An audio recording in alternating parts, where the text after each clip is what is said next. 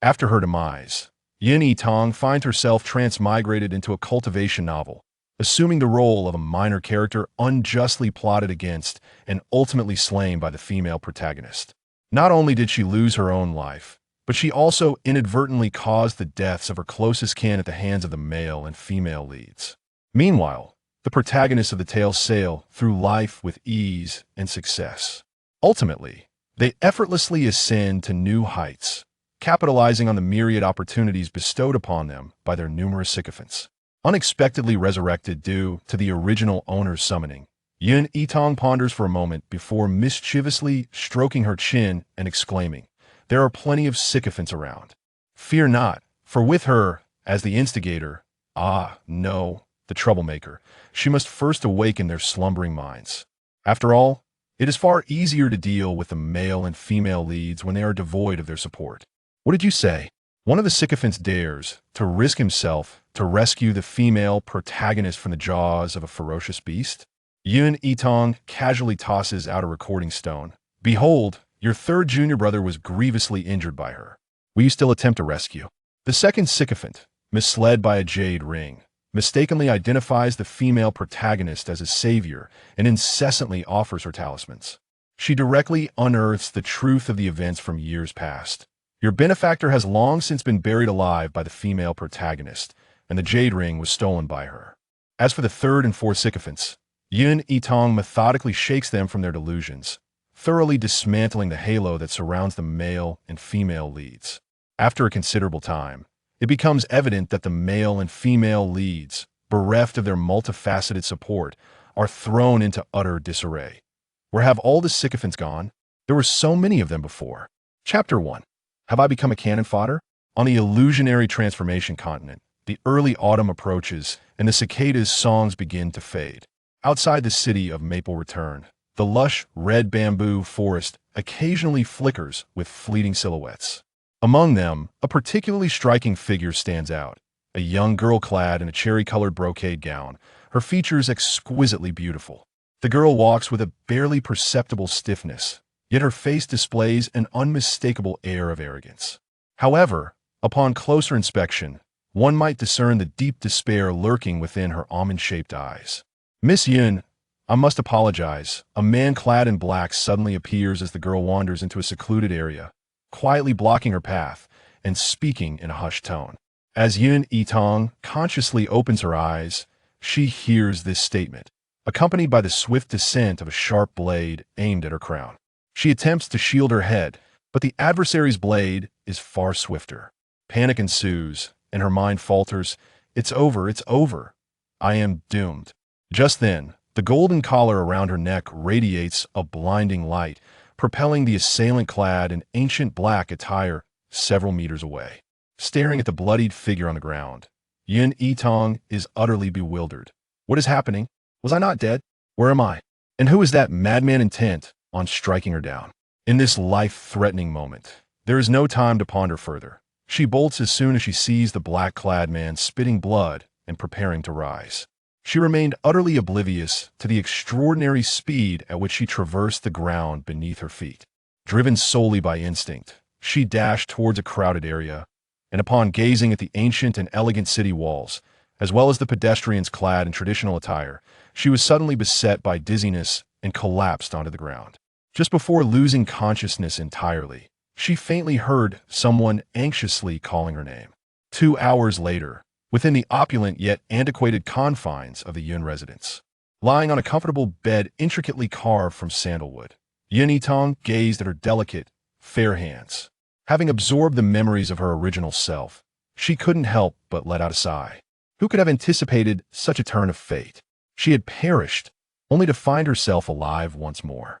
Moreover, she had been transported into a cultivation narrative she had once perused, titled The Beloved Little Darling, embraced and kissed by her husband, becoming a minor character who shared her name and was designed to meet a tragic end at the hands of the protagonist. The original body was that of a 9-year-old girl from the esteemed Yun family, one of the 8 premier cultivation clans in the lower realm of the illusory domain. She was the cherished youngest daughter of the clan leader, with 2 elder siblings over 100 years her senior. Due to her elevated status and exceptional innate talent, she was the recipient of immense affection within the Yun family, particularly since she was the offspring of Yun father and Yun mother after their ascension to the transformation stage, a rare occurrence for cultivators to bear children.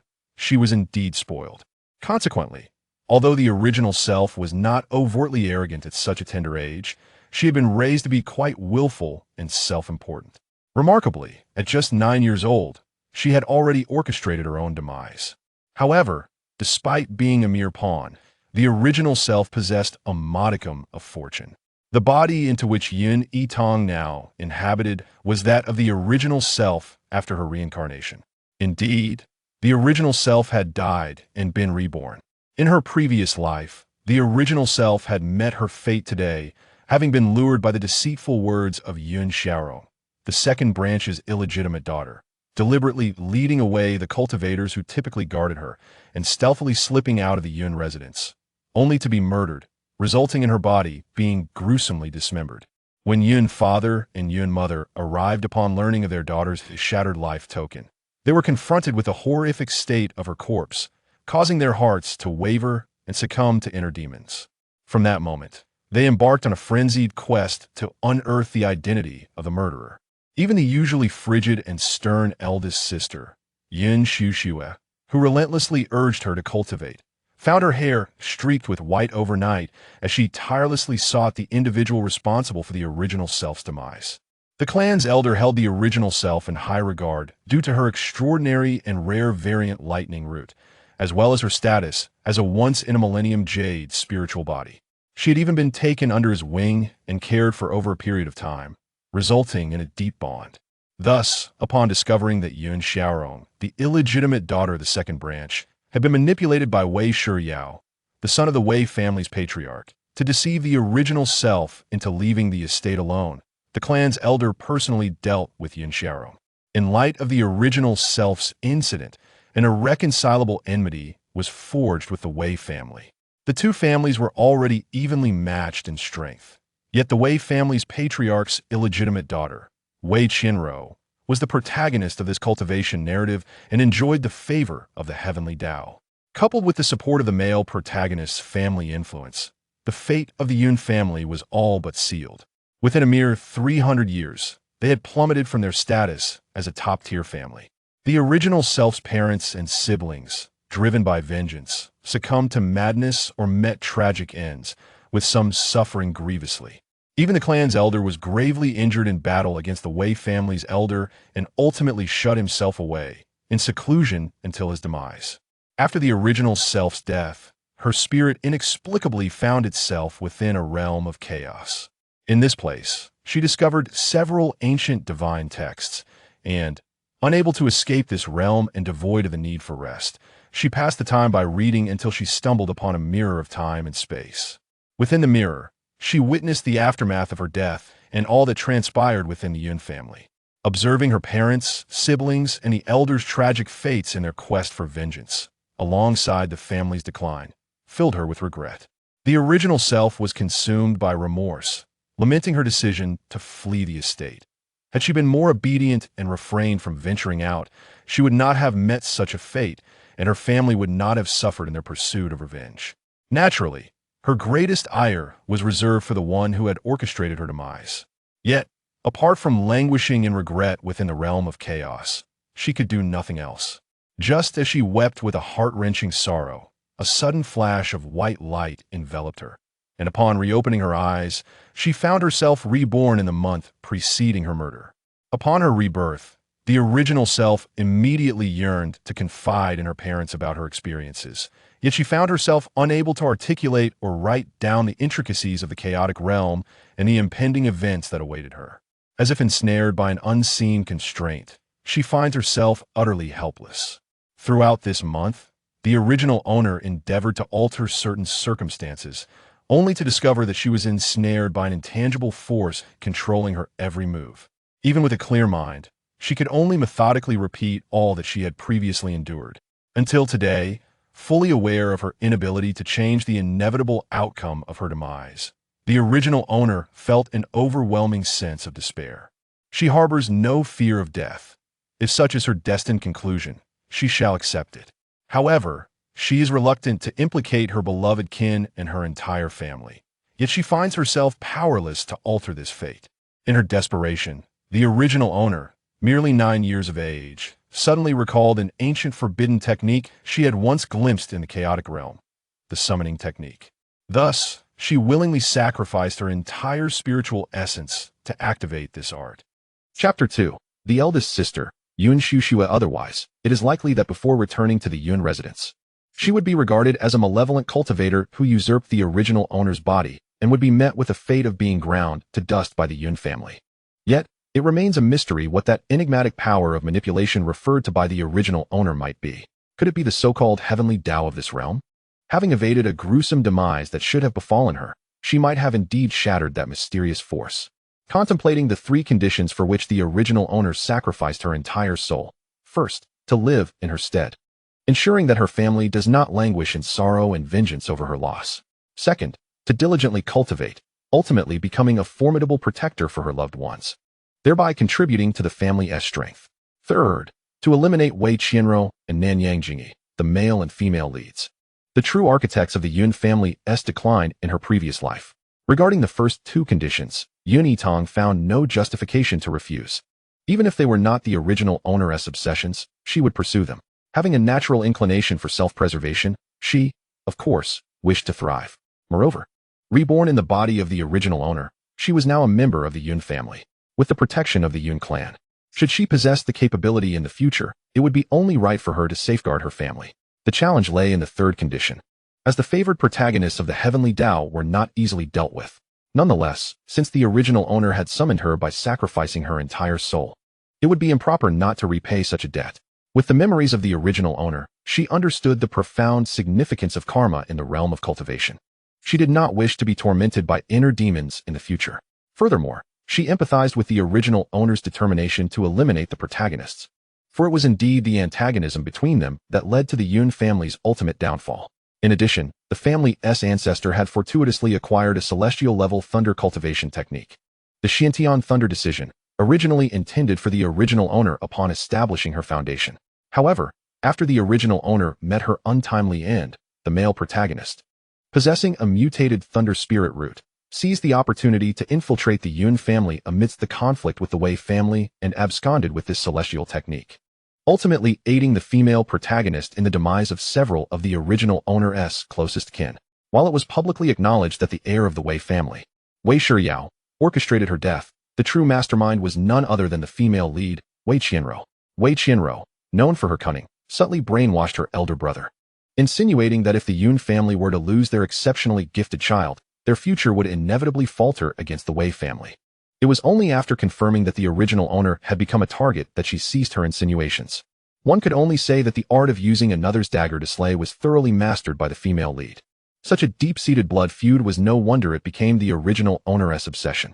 Given this context, how could she possibly eliminate the protagonists, who were under the protection of the heavenly Tao? After a moment of contemplation, Yitang smirked mischievously, realizing that while direct confrontation was unwise, employing subterfuge could yield favorable results. In truth, the protagonists were not particularly powerful at the outset. Their strength lay in the multitude of allies surrounding them, which made them formidable. With her as the disruptor, she could awaken those allies to their senses, rather than allowing them to stand opposed to her and inadvertently bestow opportunities upon the protagonists.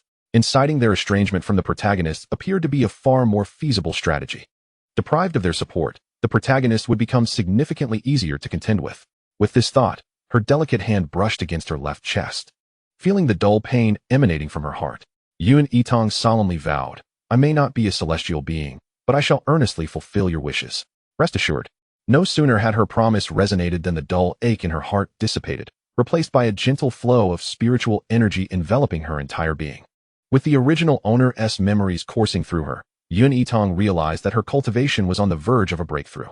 Indeed, as she contemplated this, she sensed the bottleneck at the 5th layer of qi refinement beginning to loosen, as copious amounts of thunderous spiritual energy began to autonomously enter her body, swirling through her meridians and transforming into spiritual power, ultimately coalescing in her dantian. Before long, she naturally surpassed the bottleneck, achieving the 6th layer of qi refinement. Remarkably, she had remained completely still throughout this process. The Jade Spirit's sacred body was indeed formidable. Without the need for meditation, she could autonomously absorb spiritual energy and break through. Had the original owner not been so young and capricious, neglecting her cultivation, she likely would have established her foundation long ago. Such exceptional talent surely made her a target for jealousy and schemes. Before she could fully digest this revelation, the door was abruptly pushed open. Following her gaze, she beheld a strikingly beautiful figure clad in a lake blue sheer dress, tall and graceful, her countenance as serene as an ethereal being, approaching her with swift strides. This enchanting figure was none other than Xianxiaaudiobooks, the eldest daughter of the Yun family and the original owner's elder sister. Yitang, do you wish to be punished again? How dare you dismiss your personal guard and venture outside the residence alone? Were it not for the second elder coincidentally encountering you outside the city and intervening, do you have any idea what the consequences would have been? Gazing upon the frail figure lying on the bed, Xianxiaaudiobooks' voice was cold with reprimand, though her eyes betrayed an undeniable concern. Her sister possessed the most exceptional talent in the family, which had drawn the attention of various hostile forces. This was precisely why she forbade her sister from leaving the residence alone. She feared that a moment of inattention could lead to disaster. Yet, she never anticipated that this young girl would dare to deliberately dismiss her guards and run outside the city. While her heart ached for her sister's perilous fright, discipline was still necessary. Only through firm punishment would she learn her lesson, even if it meant creating distance between them. Noticing the sudden sharpness in her elder sister's gaze and the delicate hand raised in admonition, Yitang instinctively shivered. Memories of the original owner's previous misadventures and subsequent spankings at the hands of her elder sister flooded her mind.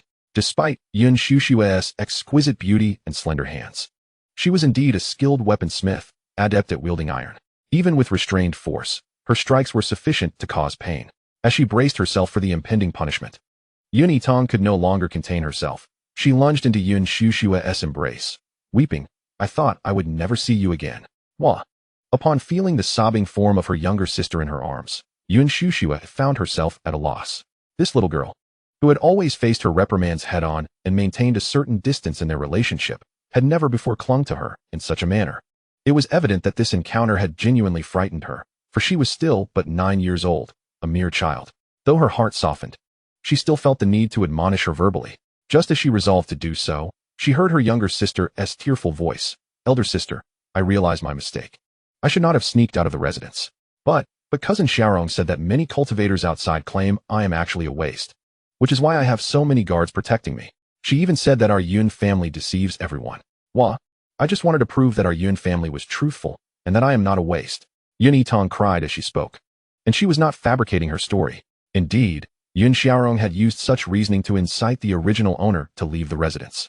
However, in her previous life, it was the original owner's arrogance that led her to be easily deceived and leave the residence voluntarily.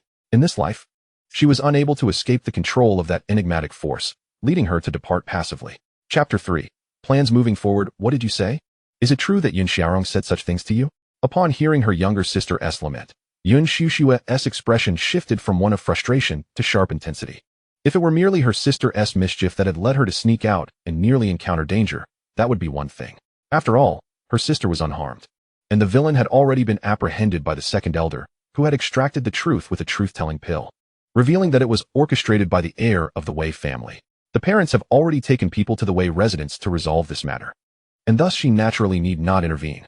However, if it is not an accident, and someone from the clan has deliberately incited her younger sister to leave the residence alone, she will not let the perpetrator go unpunished, regardless of who it may be.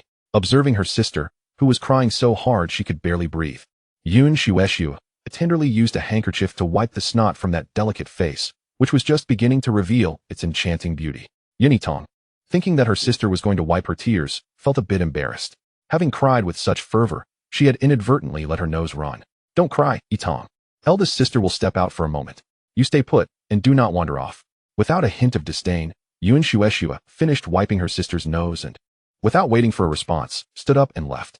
Although eldest sister did not disclose her destination, Yitang surmised that she was going to find Yun Xiaorong.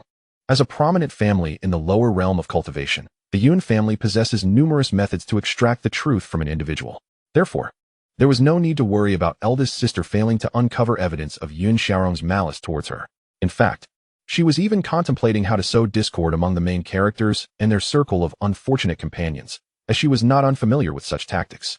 In her previous life, She was abandoned by her parents at birth due to a congenital heart defect and was raised with great care by a kind-hearted elderly scavenger, Granny Lu. However, Granny Lu had her own undesirable relatives, who were eager for the demise of the grandmother and granddaughter duo to seize Granny's house. Consequently, they often harassed the two. To navigate these troublesome relatives, Yitang learned from a young age how to play along with each of the troublesome families, making them believe that the house would eventually belong to her. Additionally, she occasionally instigated the already strained relationships among them, allowing her and Granny Lu to enjoy some peaceful days amidst the chaos. As she grew older, she developed a resilient character when confronted with troublemakers. She would not hesitate to call the police or take to the internet to portray herself as a victim, making as much noise as possible. When matters escalated, the social pressure and scrutiny from neighbors deterred those troublesome relatives from openly harassing them. On her 18th birthday, she whimsically purchased a lottery ticket and, to her astonishment, won a second prize amounting to over 2 million. She initially intended to use this money to buy a house in the city for herself and Granny Lu to enjoy a comfortable life. However, shortly after purchasing the house, she tragically succumbed to her uncontrollable heart condition. Fortunately, having been aware of her health issues, she had preemptively consulted a lawyer and drafted a will upon winning the lottery. Should she perish, her house and savings would be transferred to Granny Lu, thus repaying her for her nurturing care. Granny Lu, having no children of her own, could live a peaceful life in the city as long as she refrained from contacting those troublesome distant relatives. Reflecting on Granny Lu's weathered yet loving and serene face, Yitang blinked back tears, unwilling to dwell on the memories. She calmed herself and began to ponder the few unfortunate souls surrounding the main characters.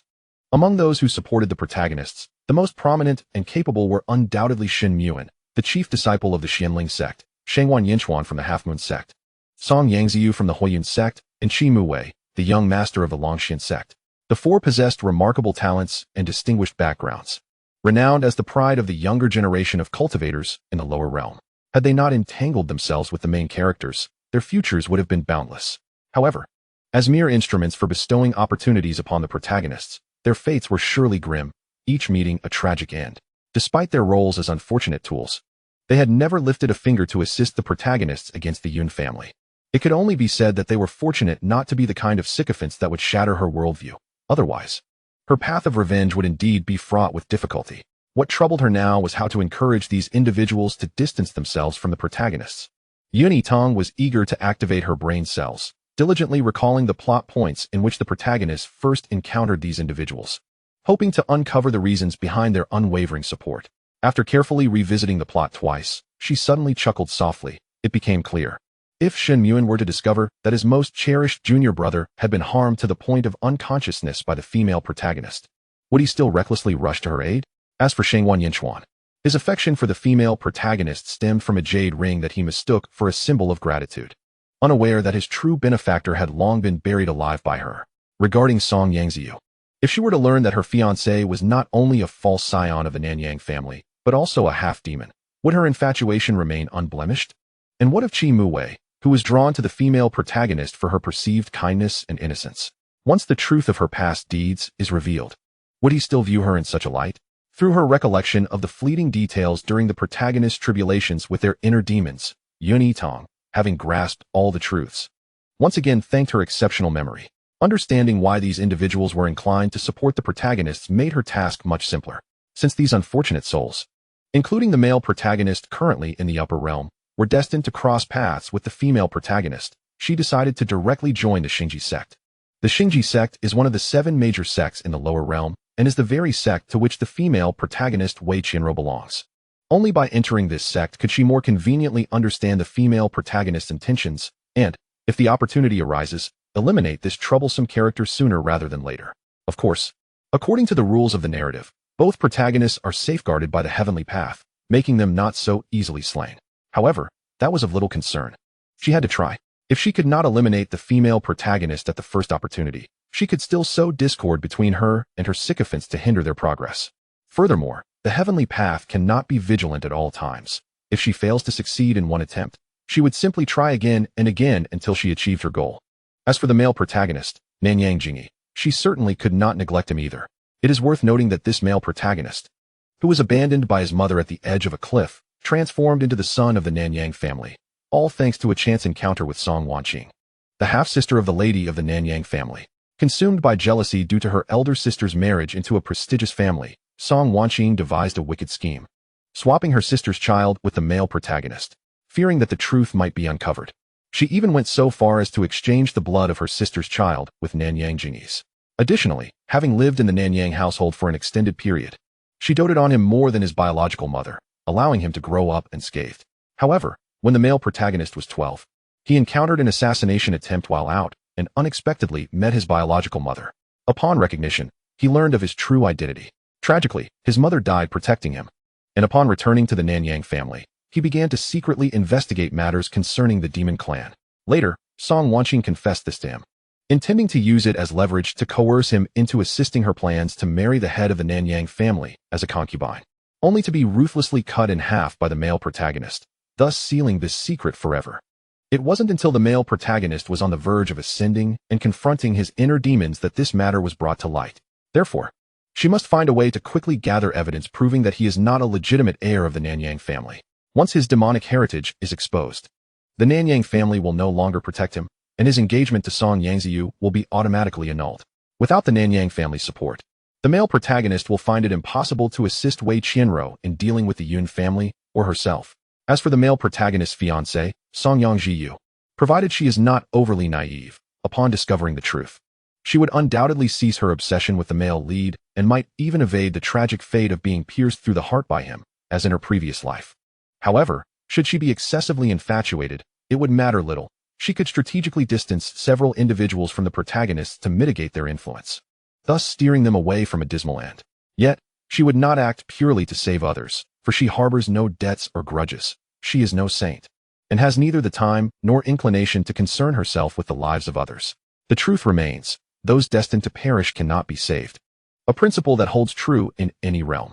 At the moment when Yun Yitang was contemplating her future, in another opulent courtyard of the Grand Yun residence, Yun Su Shui casually activated a recording stone, intending to capture the ensuing scene, while casting a cold glare at the tearful girl in green garb kneeling before her. You are 36, not 6. I have afforded you the time for explanation, so why are you crying? Do you think you are my little sister? Still a child? Her mercilessly forthright remarks momentarily halted the weeping of the girl across from her, revealing a hint of embarrassment on her face. The girl in green was none other than Yun Xiaorong, who had incited the original host to leave the estate alone. Eldest cousin, I assure you, I did not mislead fifth cousin into leaving the estate.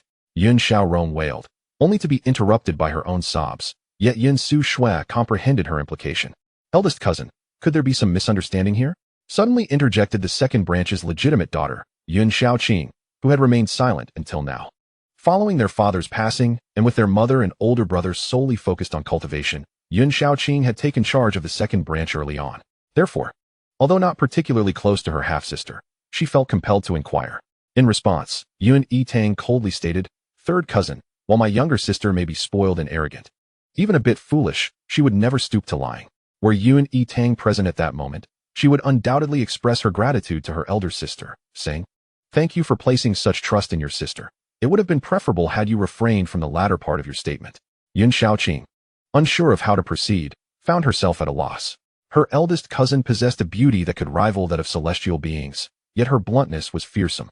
She scolded her own sister while simultaneously praising her. Fortunately, Yun Su Shui did not require a response and instead retrieved a truth pill from her storage ring. Turning to the still sobbing Yun Xiaorong with a stern voice, Xiaorong, should it prove that Yitang has wronged you, I shall undoubtedly penalize her and personally apologize to you, along with compensating you with a mid-grade spiritual artifact. Therefore, you may consume this truth pill now. Upon hearing this, Yun Xiaorong's heart sank. She had never anticipated that Yun Su Shui would carry a truth pill with her, a pill she absolutely could not ingest. Just as she contemplated feigning humiliation to refuse, Yun Su Shui defied expectations, swiftly tossing the pill into her mouth the moment she opened it to speak. The pill dissolved instantly, leaving no time for her to vomit. Aware of the dire consequences of being discovered in collusion with outsiders to harm her kin, Yun Xiaorong's complexion turned ashen. Attempting to flee, she was swiftly ensnared by a spirit-binding cage hurled by Yun Su Shui. Observing Yun Xiaorong's attempt to escape, the outcome was all too clear. Not only did Yun Su Shui's expression darken, but even Yun Xiaoqing's face turned icy. Yet, her concern was not for her half-sister, as their relationship was far from amicable. However, Yun Xiaorong belonged to the second branch, and she feared that their uncle might take out his ire on the entire second branch. Yun Xiaorong's audacity was astonishing, daring to conspire with outsiders to harm the apple of the first branch's eye. Speak.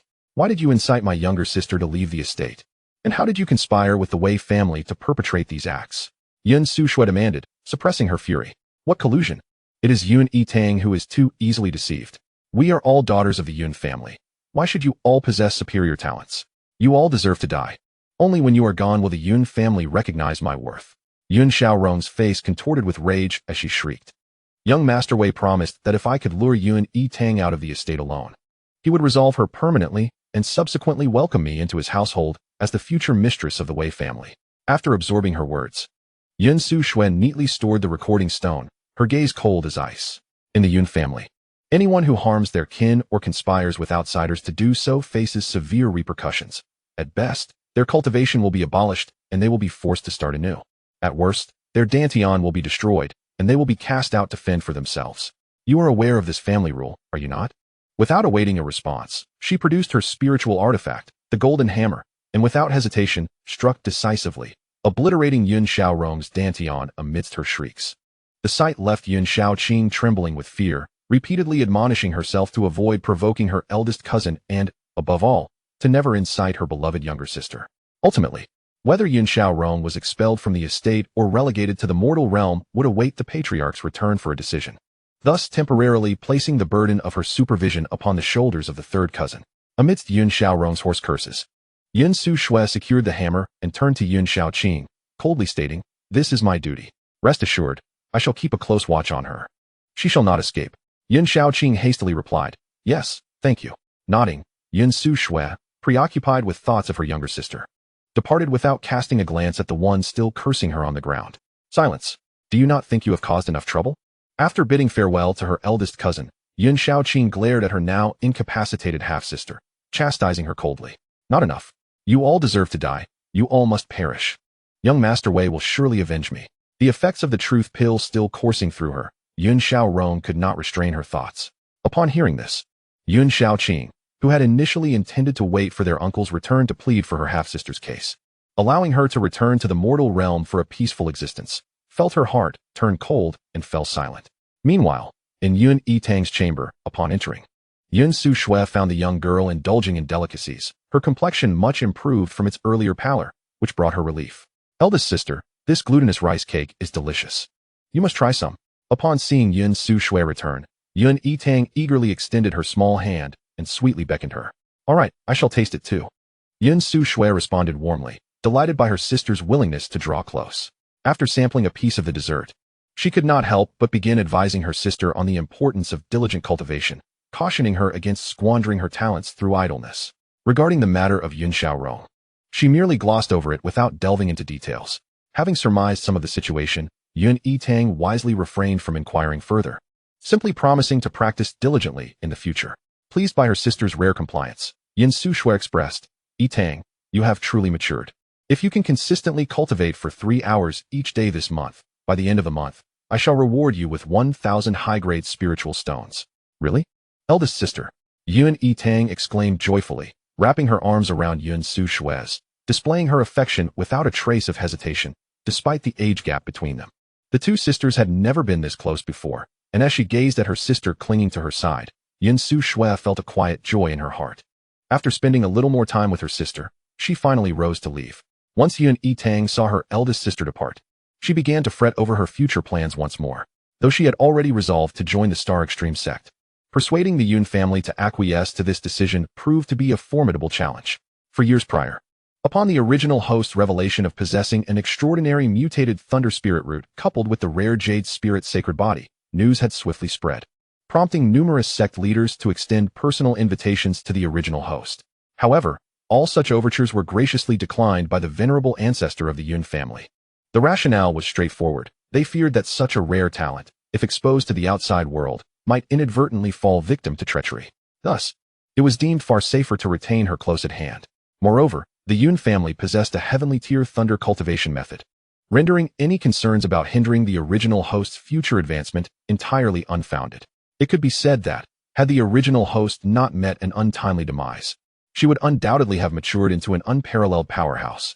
Yet, Yitang found herself pondering for an extended period, unable to conjure a suitable justification to persuade the Yun family to permit her entry into the Star Extreme sect.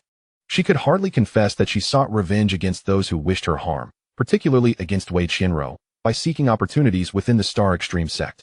Given the nature of the Yun family, they would undoubtedly interfere, and it was likely they would soon confront the Wei family, which was wholly unacceptable. The protagonists of this tale were imbued with an aura of invincibility, akin to immortal cockroaches, and benefited from the protection of two prestigious families. Therefore, any measures taken against them must be executed discreetly, without involving the Yun family. Having contemplated this, she ultimately resolved to employ the original host's tried-and-true strategy, pouting, throwing a tantrum, and weeping.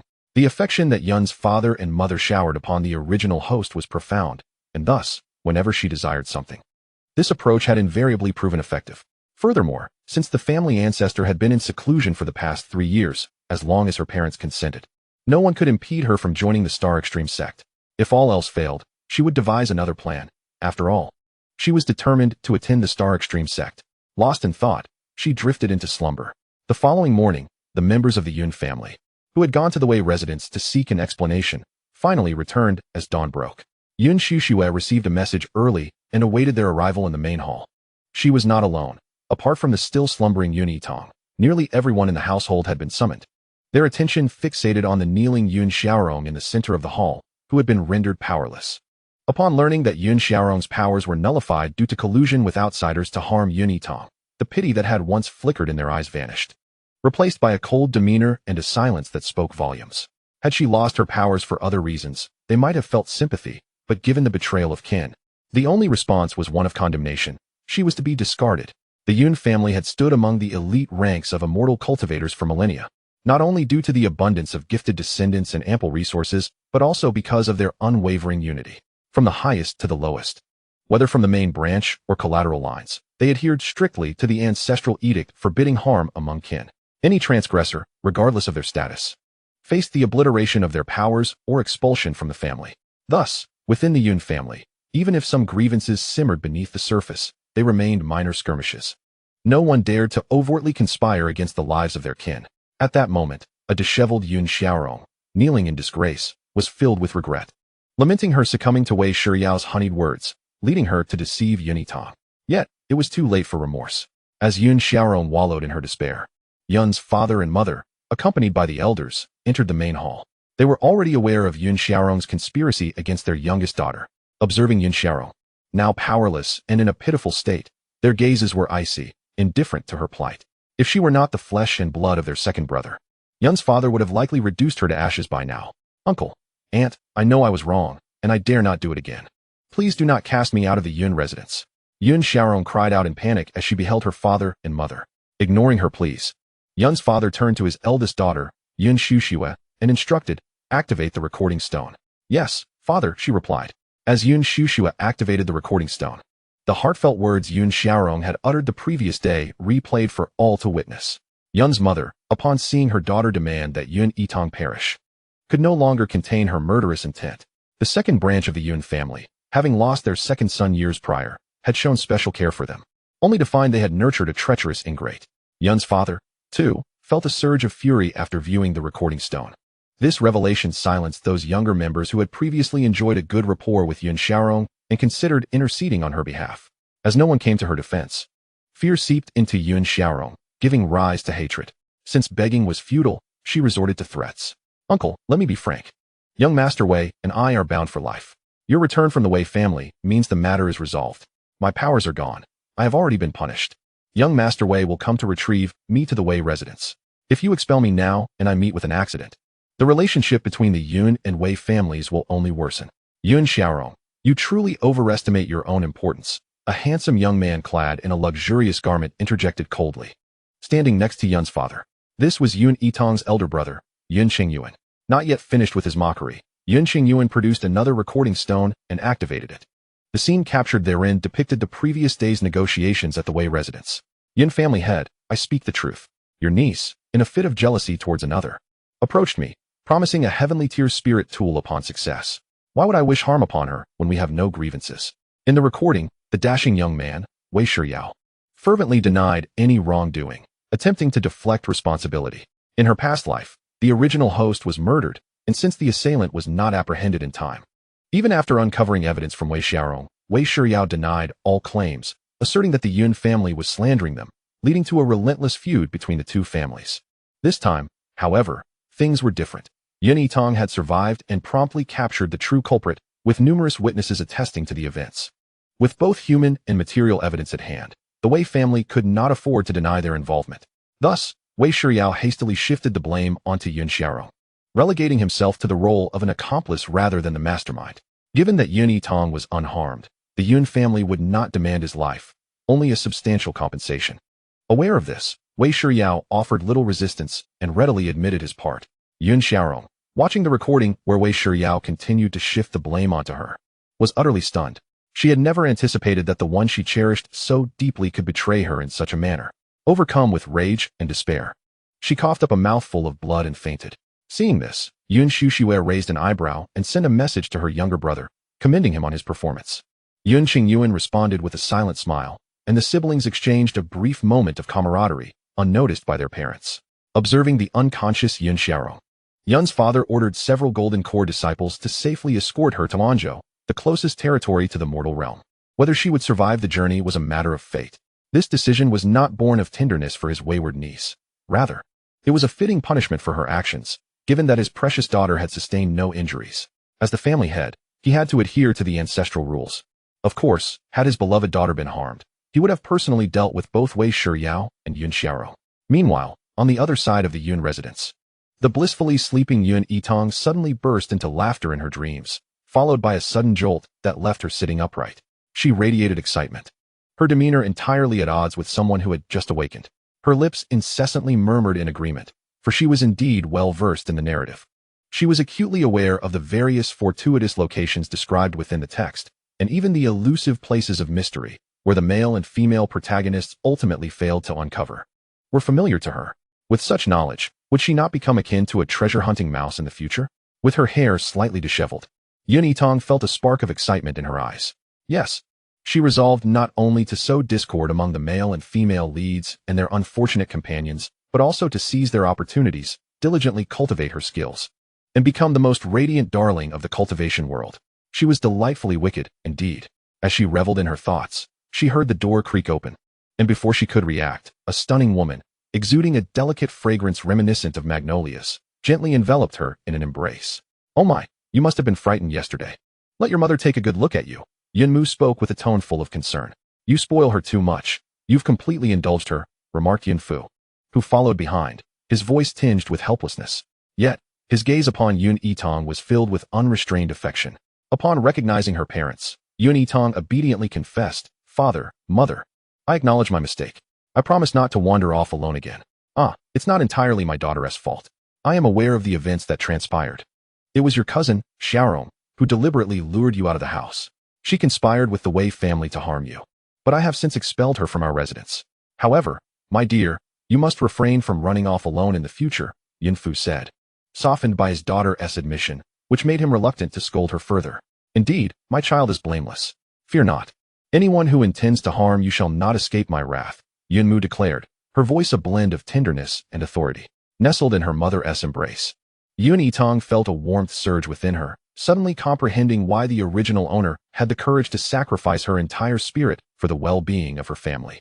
With such unconditional love surrounding her, she too would yearn to protect them fiercely. Before she could continue her reflections, her mother added, "Rest assured. The assailant dispatched by the Wei family has already hanged himself, and Wei Shiyao has received 30 lashes of the soul-devouring whip and is now confined. Moreover, this is compensation from the Wei patriarch for the fright you endured. Do accept it graciously." As she spoke, Yunmu retrieved a white jade storage ring and handed it over. Upon receiving the ring and probing its contents with her spiritual sense, Yun Yitang discovered a veritable mountain of spirit stones, along with various high-grade spirit fruits and elixirs. She silently expressed her gratitude to the original owner for summoning her to experience the luxurious life of a wealthy young lady in the realm of cultivation. One must admit, the sensation of sudden wealth was quite intoxicating. Just as she basked in her newfound fortune, two more figures entered the room, her elder sister, Yun Xiuxiue, and her second brother, Yun Qingyuan. Gazing at her second brother, who was resplendent in a long robe of deep indigo, Yitang couldn't help but recall his fate, how he had succumbed to darkness in his quest for vengeance against the Wei family, ultimately meeting a tragic end at the hands of the male and female protagonists. "Why do you stare at me so, little sister? Have you truly been frightened?" Yun Qingyuan asked gently, noticing her dazed expression. "Not at all. I was quite brave, and I ran swiftly," Yun Yitang replied, snapping back to reality and feigning pride. Indeed, she had run with remarkable speed. Had she not, even with the protective charm of the golden collar, survival would have been unlikely. In her past life, when she was harmed, the golden collar had been employed as well. Yet, the children of the cultivation world were far too courageous. Upon witnessing their foe vanquished, they chose to press on rather than retreat, only to exhaust the protective charm's defenses before the original owner was ultimately defeated. Of course, one could not entirely fault the original owner. She had been raised with the belief that one should face challenges head-on and not retreat, compounded by an overestimation of her own abilities, rendering the concept of fleeing foreign to her. "Then who was it that cried to me yesterday?"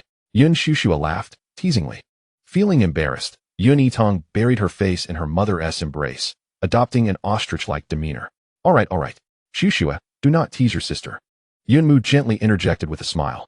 After their light-hearted banter, the family engaged in casual conversation for a while. Seeing that their precious daughter had not been adversely affected by the fright of the previous day, the four of them finally rose to depart. Once they left, Yun Yitang seized the opportunity to resume her cultivation. In just 7 days, the grand ceremony for the recruitment of disciples by the various sects would commence, so it was imperative for her to elevate her abilities as swiftly as possible. After all, a rapid enhancement of her cultivation might persuade her parents to relent and allow her to join the Star Extreme sect.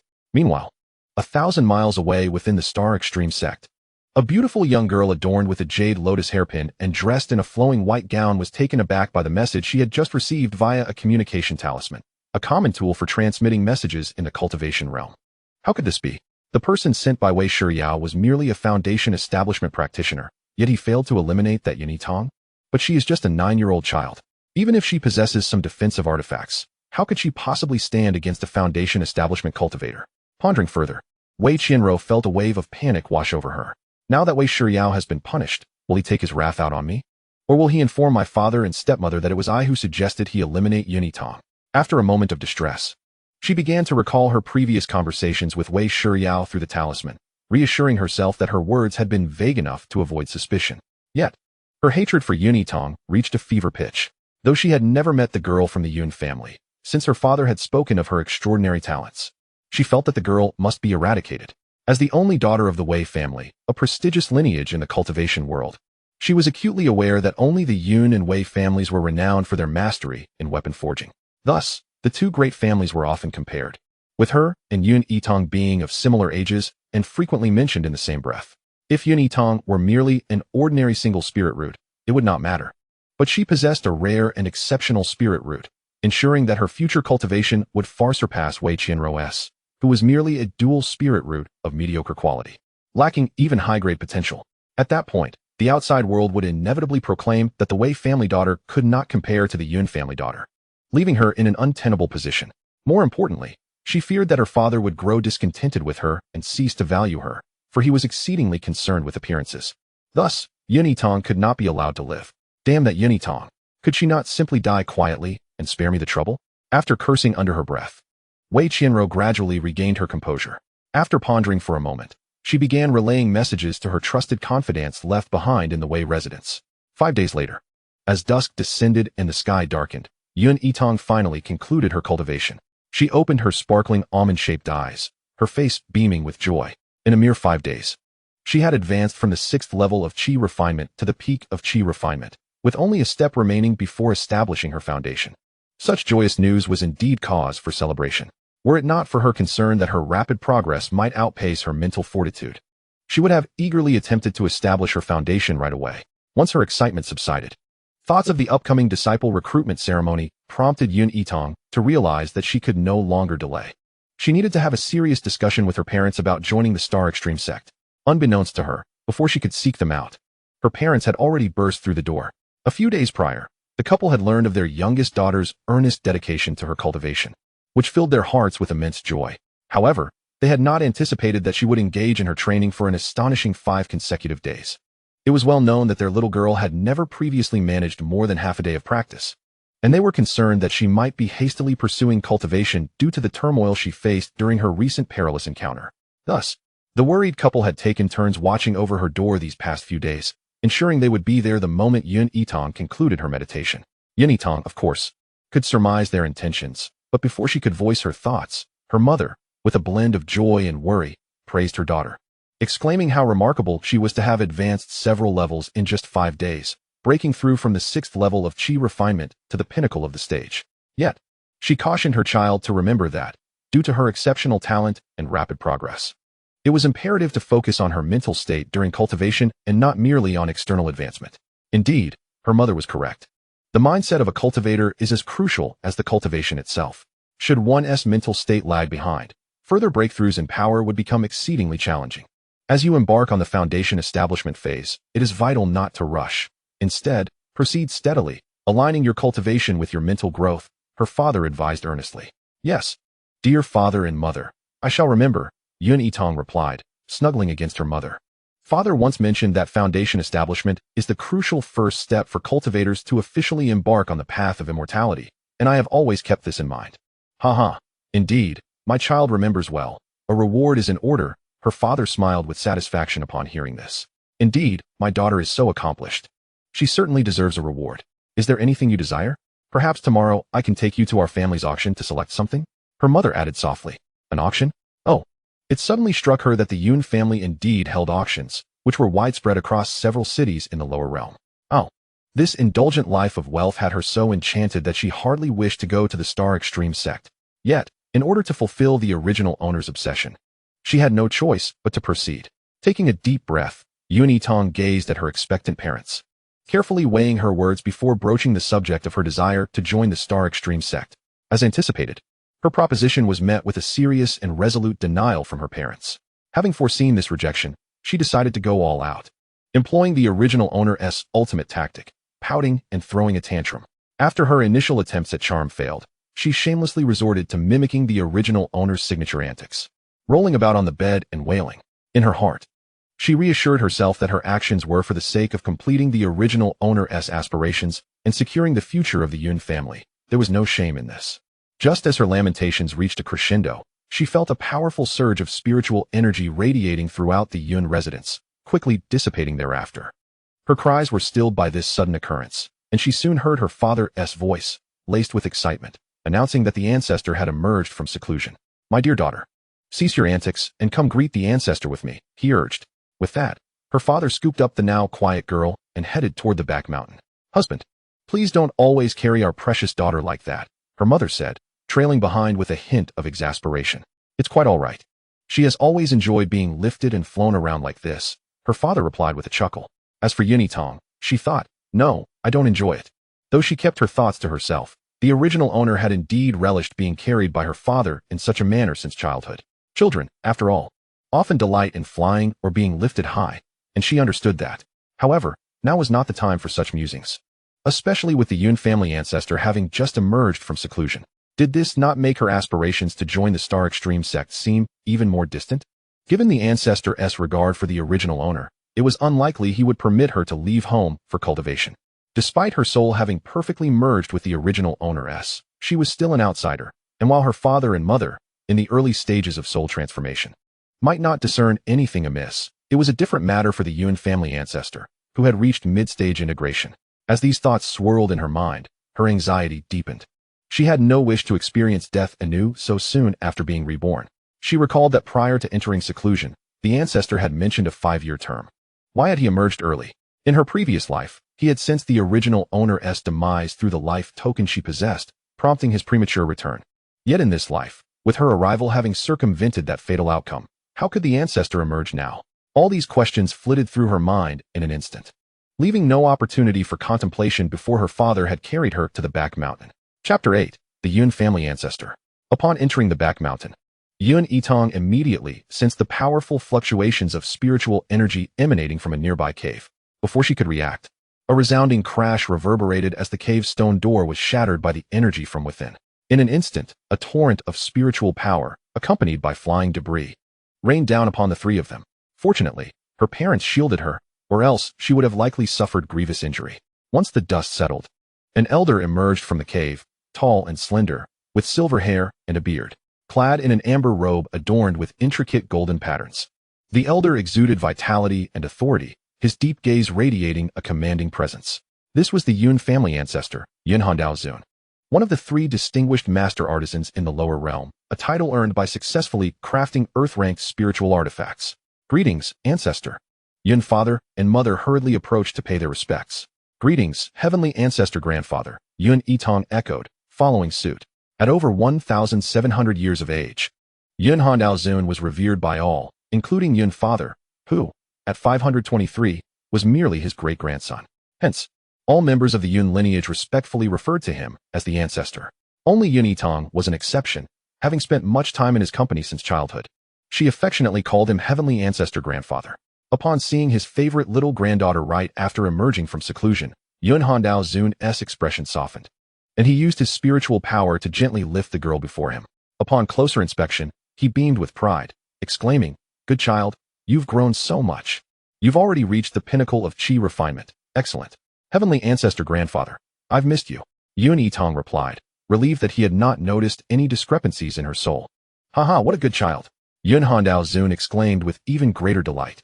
However, upon noticing the redness around her eyes, he frowned, asking, "Have you been crying? Who dares to bully you? Heavenly ancestor grandfather will take care of it." "No one has bullied me," Yun Yitang shook her head, still hesitating to mention her desire to join the Star Extreme sect. Yet, her father, upon sensing the ancestor's gaze upon him, felt compelled to share his daughter's intentions. Surprisingly, after hearing the proposal, Yunhan did not immediately oppose it. Instead, he stroked his beard thoughtfully before addressing Yun Yitang. "Why do you wish to join the Star Extreme sect?" "It is a sword sect, and its disciples do not possess abundant cultivation resources. Are you aware that even their direct disciples do not enjoy as many resources as you do at home?" How could she confess that her true motivation was to eliminate Wei Qianro? Clearly, that was impossible. Thus, with her eyes shining with sincerity, Yun Yitang spoke in a sweet, yet resolute tone. "Heavenly ancestor grandfather, I possess a lightning spirit root, making me exceptionally suited for sword cultivation. The Star Extreme sect is the largest sword sect in the lower realm. I wish to go there to train diligently and one day become the greatest swordsman on the illusory transformation continent.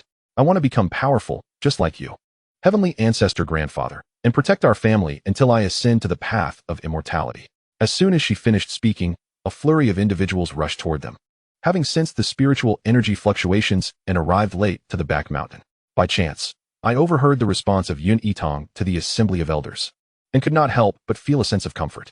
This 5th young lady, often perceived as capricious and playful, surprisingly harbors such lofty ideals within her heart. Indeed, the future holds great promise for her. As for Yun's parents, they too appeared taken aback by the profound aspirations of their typically idle and mischievous daughter, nearly moved to tears. "Very well, then, let us proceed," declared Yunhan, gently dismissing the approaching crowd who came to pay their respects. His gaze fixed warmly on Yun Yitang. "Grandfather Tianzu, what do you mean? Do you truly permit me to join Xinjiazong?" Yun Yitang, initially contemplating alternative excuses, was taken aback by his words. Perceiving the confusion in his young granddaughter's eyes, Yunhan spoke tenderly.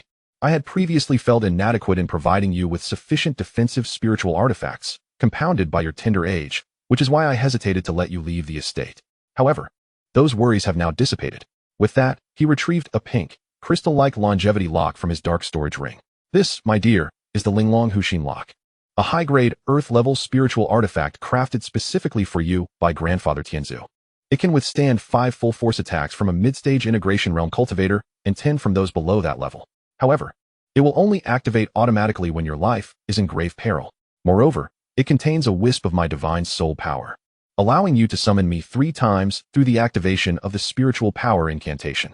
At this revelation, the gathered crowd gasped in astonishment. Such a high-grade, earth-level spiritual artifact? In the entirety of the Huanyan continent, both lower realms combined, there are scarcely 7 special-grade artifact masters, and even they cannot easily forge an earth-level high-grade artifact, often requiring years of devoted effort. After all, this represents the closest existence to a celestial-level artifact. As for super-grade artifact masters capable of crafting celestial-level artifacts, the last to ascend did so 2 millennia ago, and none have since managed to breach that threshold. Without a super-grade artifact master, celestial-level artifacts become exceedingly rare. The few known to exist in the cultivation world were forged over 2,000 years ago, predominantly as offensive artifacts, with defenses being exceptionally scarce. Indeed, it was no wonder that the ancestor secluded himself for 3 years solely to forge this high-grade, Earth-level artifact for the fifth young lady. Though it was well understood that the ancestor cherished her, none could have anticipated he would go to such lengths. After all, even a cultivator in the integration realm would suffer considerable damage to their vitality when separating their divine soul to forge an artifact, prompting a collective sigh of admiration among the onlookers.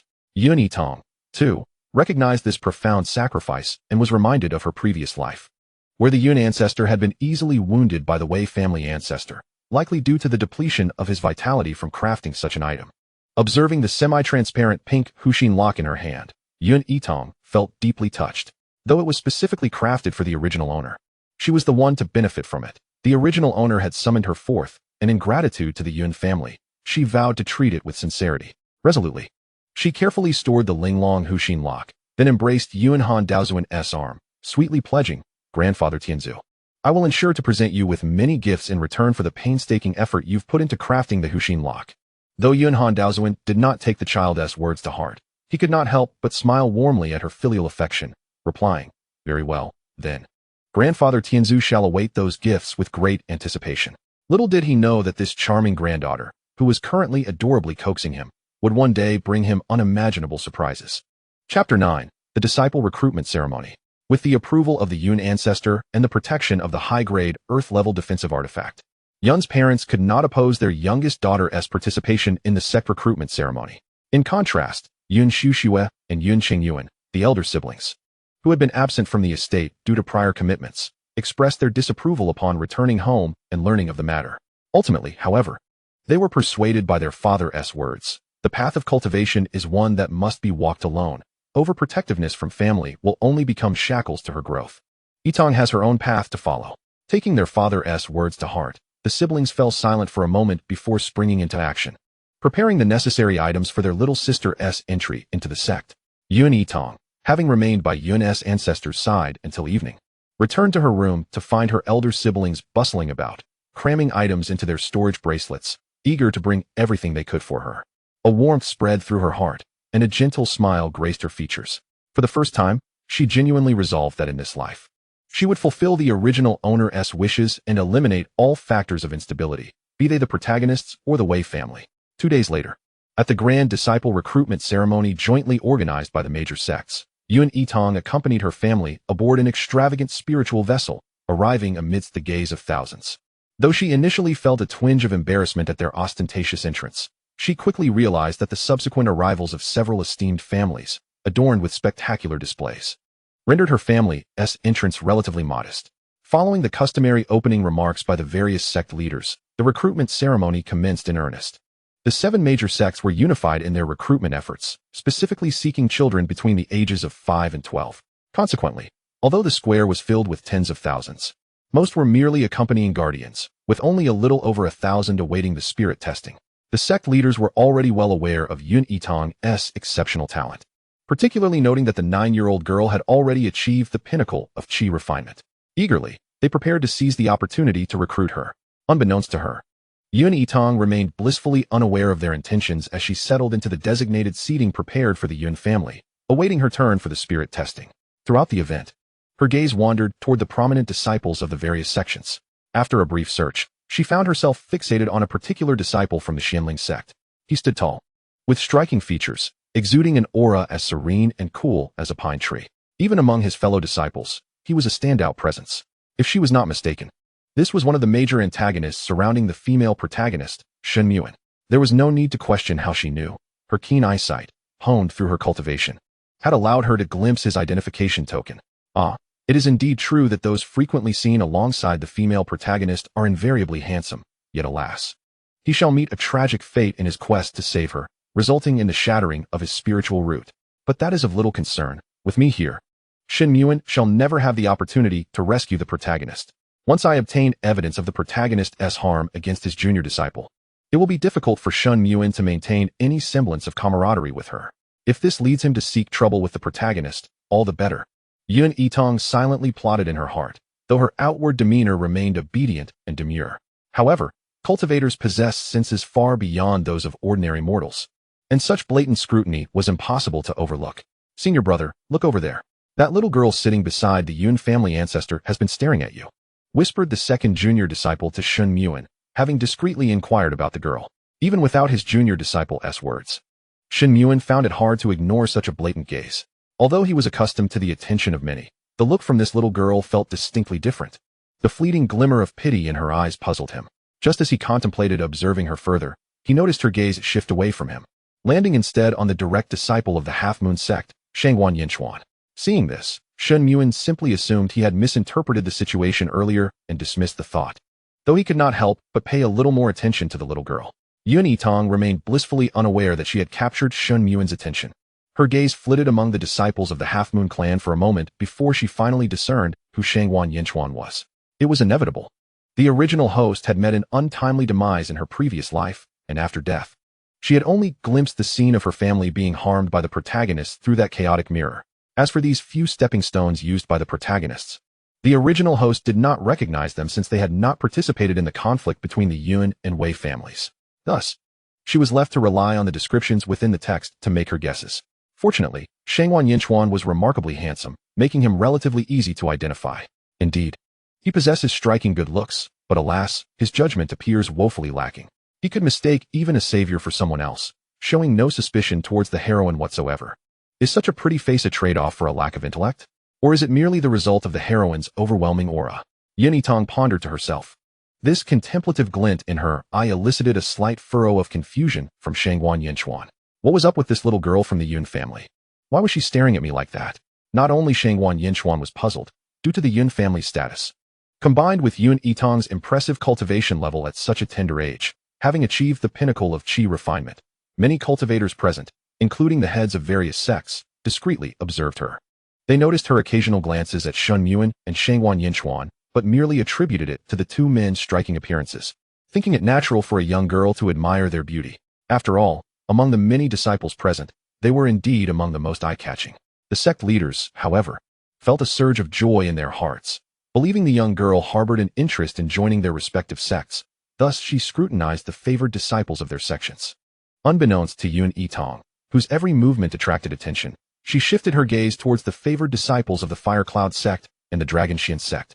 After diligently scanning the crowd for several rounds without spotting anyone resembling Song Yangjiu or Qi Mu Wei, she reluctantly withdrew her gaze. A pang of disappointment washing over her.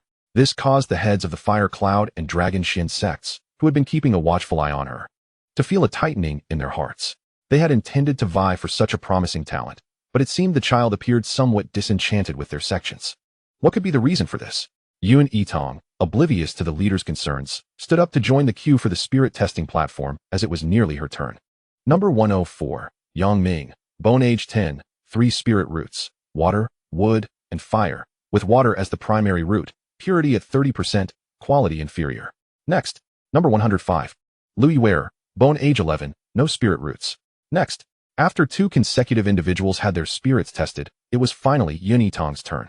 She placed her hand upon the spirit testing plate, clearing her mind to sense the energies. The young cultivator in charge of the testing, upon seeing Yun Yitang, gently reminded her, his eyes betraying a hint of excitement. Rumors had circulated regarding the 5th young lady of the Yun family possessing an extraordinary mutated lightning spirit root. And while many cultivators had heard of this, the Yun family had protected her too well. The family had never officially confirmed these claims, leading most to dismiss them as mere speculation. After all, other noble families had previously claimed to have descendants with exceptional spirit roots, only for the news to be proven false. However, upon witnessing her today, they could hardly deny the veracity of the rumors surrounding her. After all, Yun Yitang had not taken pains to conceal her cultivation level. Any cultivator at the foundation establishment stage or above could easily discern that she had reached the pinnacle of qi refinement at the tender age of 9. Who would dare claim her spirit roots were lacking? Yun Yitang remained unfazed by the envious, inquisitive, or jealous gazes of those around her. Since she had resolved to join the Star Extreme sect, she had no intention of concealing her innate talents or entering the sect modestly. Such actions were typically reserved for those lacking family protection and burdened with numerous troubles. In the world of cultivation, strength reigned supreme, and within the sects, disciples were distinctly categorized by their talents. The greater the talent, the better the treatment one received across the board. Thus, while her purpose was to seek vengeance against the heroine, there was no need to play the game of hiding her gifts. Why should she endure hardship? Revenge could be executed discreetly, but life could not be lived quietly. She relished being the most radiant presence. Moreover, since the heroine had failed to kill, thanks to Wei Shiryao, once she entered the sect, she would undoubtedly attract trouble. Only by showcasing her brilliance and garnering the sect's attention could she deter the heroine's sycophants from daring to provoke her, allowing her to avoid unnecessary complications until she had the opportunity to deal with the heroine.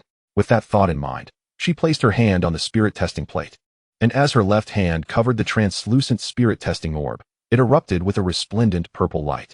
Simultaneously, all 10 beams of light, representing spirit root purity, illuminated, confirming the crowd's earlier suspicions. Number 106, Yitang, Bone Age 9, Mutated Lightning Spirit Root, Purity at 100%, Quality Exceptional, declared the testing cultivator, his voice trembling with excitement. How could he not be excited? An exceptional spirit root was a rare find, occurring but once in a millennium. If the cultivator could identify such a genius with an exceptional spirit root, the sect would reward him handsomely. If he maintained a good rapport, he might even cultivate a favorable relationship with such a prodigy. Not only was the testing cultivator ecstatic, but the crowd also fell silent for a moment before erupting into a cacophony of astonishment. Truly, an exceptional mutated lightning spirit root. Such talent was extraordinary. No wonder she had achieved the pinnacle of refinement at such a young age.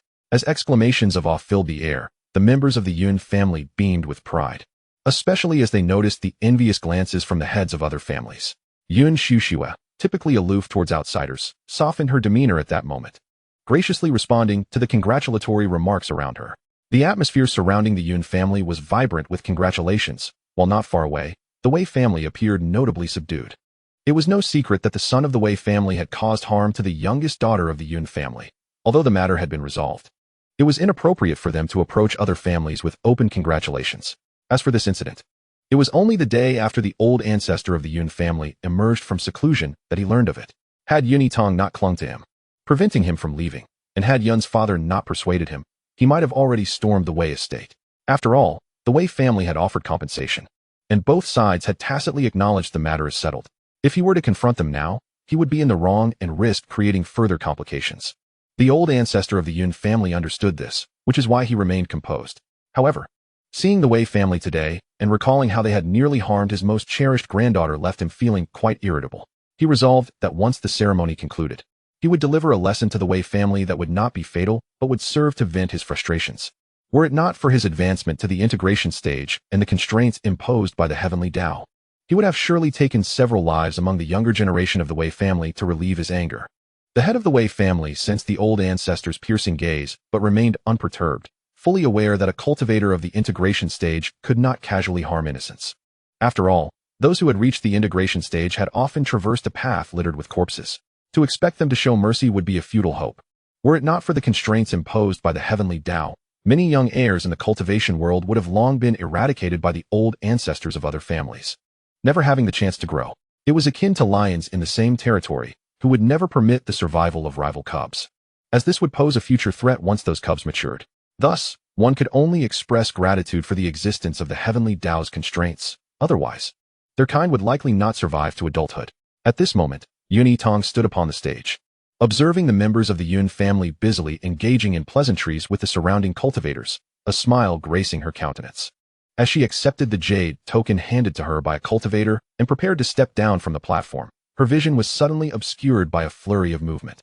7 middle-aged cultivators, exuding an ethereal aura, swiftly surrounded her. They were none other than the 7 sect leaders who had previously occupied the high platform. Little one from the Yun family, why not join our half-moon sect? The benefits are absolutely generous. The leader of the half-moon sect spoke first, his tone amiable. Dear child, our sect specializes in talisman crafting, which is infinitely more fascinating. Come join us at the Fire Cloud sect. After all, our sect bears the same Yun character in its name. What a coincidence, chimed in the leader of the Fire Cloud sect, his voice echoing with enthusiasm. Before his words had fully settled, the leader of the Xianling sect interjected. Our sect encompasses a comprehensive array of teachings among the 7 great sections. You can learn whatever you desire here. And we are the closest to the Yun residence, making it convenient for you to visit home. A child as young as 9 is bound to miss home the most. This reason is truly the most compelling. Indeed, as the words of the Xianling sect leader faded, the other sect leaders observed with bated breath as the little girl began to ponder seriously. This caused a wave of anxiety to wash over the other sect leaders. The audience below had not anticipated that the spirit testing had not yet concluded, yet the sect leaders had already commenced their fervent recruitment. However, in light of such a promising talent and cultivation, the onlookers could understand the fervor of the sect leaders. They even began to speculate which sect the charming young girl from the Yun family would ultimately be claimed by. Meanwhile, the Yun family remained remarkably composed, for they were well aware that their child aspired to join the Star Extreme sect. Yitang feigned deep contemplation for a few moments before raising her head and addressing the leader of the Longxian sect with deference. Since childhood, I have often heard my father speak of the Longxian sect's unparalleled mastery in beast taming, and the presence of a sacred beast within your ranks is indeed formidable. Upon hearing this, the leader of the Longxian sect could not help but smile, nodding in agreement. It was true that their sect excelled in beast taming. Did this imply she was inclined to choose them? Before the Longxian sect leader could respond, the little girl turned her gaze towards the leader of the Fire Cloud sect, her voice sweetly obedient as she remarked, "My father has also mentioned that the refining techniques of the Fire Cloud sect are exceptionally refined, renowned throughout the lower realms." The Fire Cloud sect leader beamed with delight at her words, for the Yun family was also famed for their prowess in refining. And gaining the approval of the head of the Yun family was far more gratifying than praise from an outsider. "My mother said that the talismans from the Half Moon sect are sought after in our auction house, which speaks volumes about your sect's strength." She proceeded to extol the virtues of the Half Moon sect, as well as the Star Extreme sect, the Xianling sect, and the Divine Intent sect, endearing herself to the leaders of all 7 sections. Even the direct disciples present from the 7 sects were charmed by her, wishing they could take her back to their sect as their little junior sister.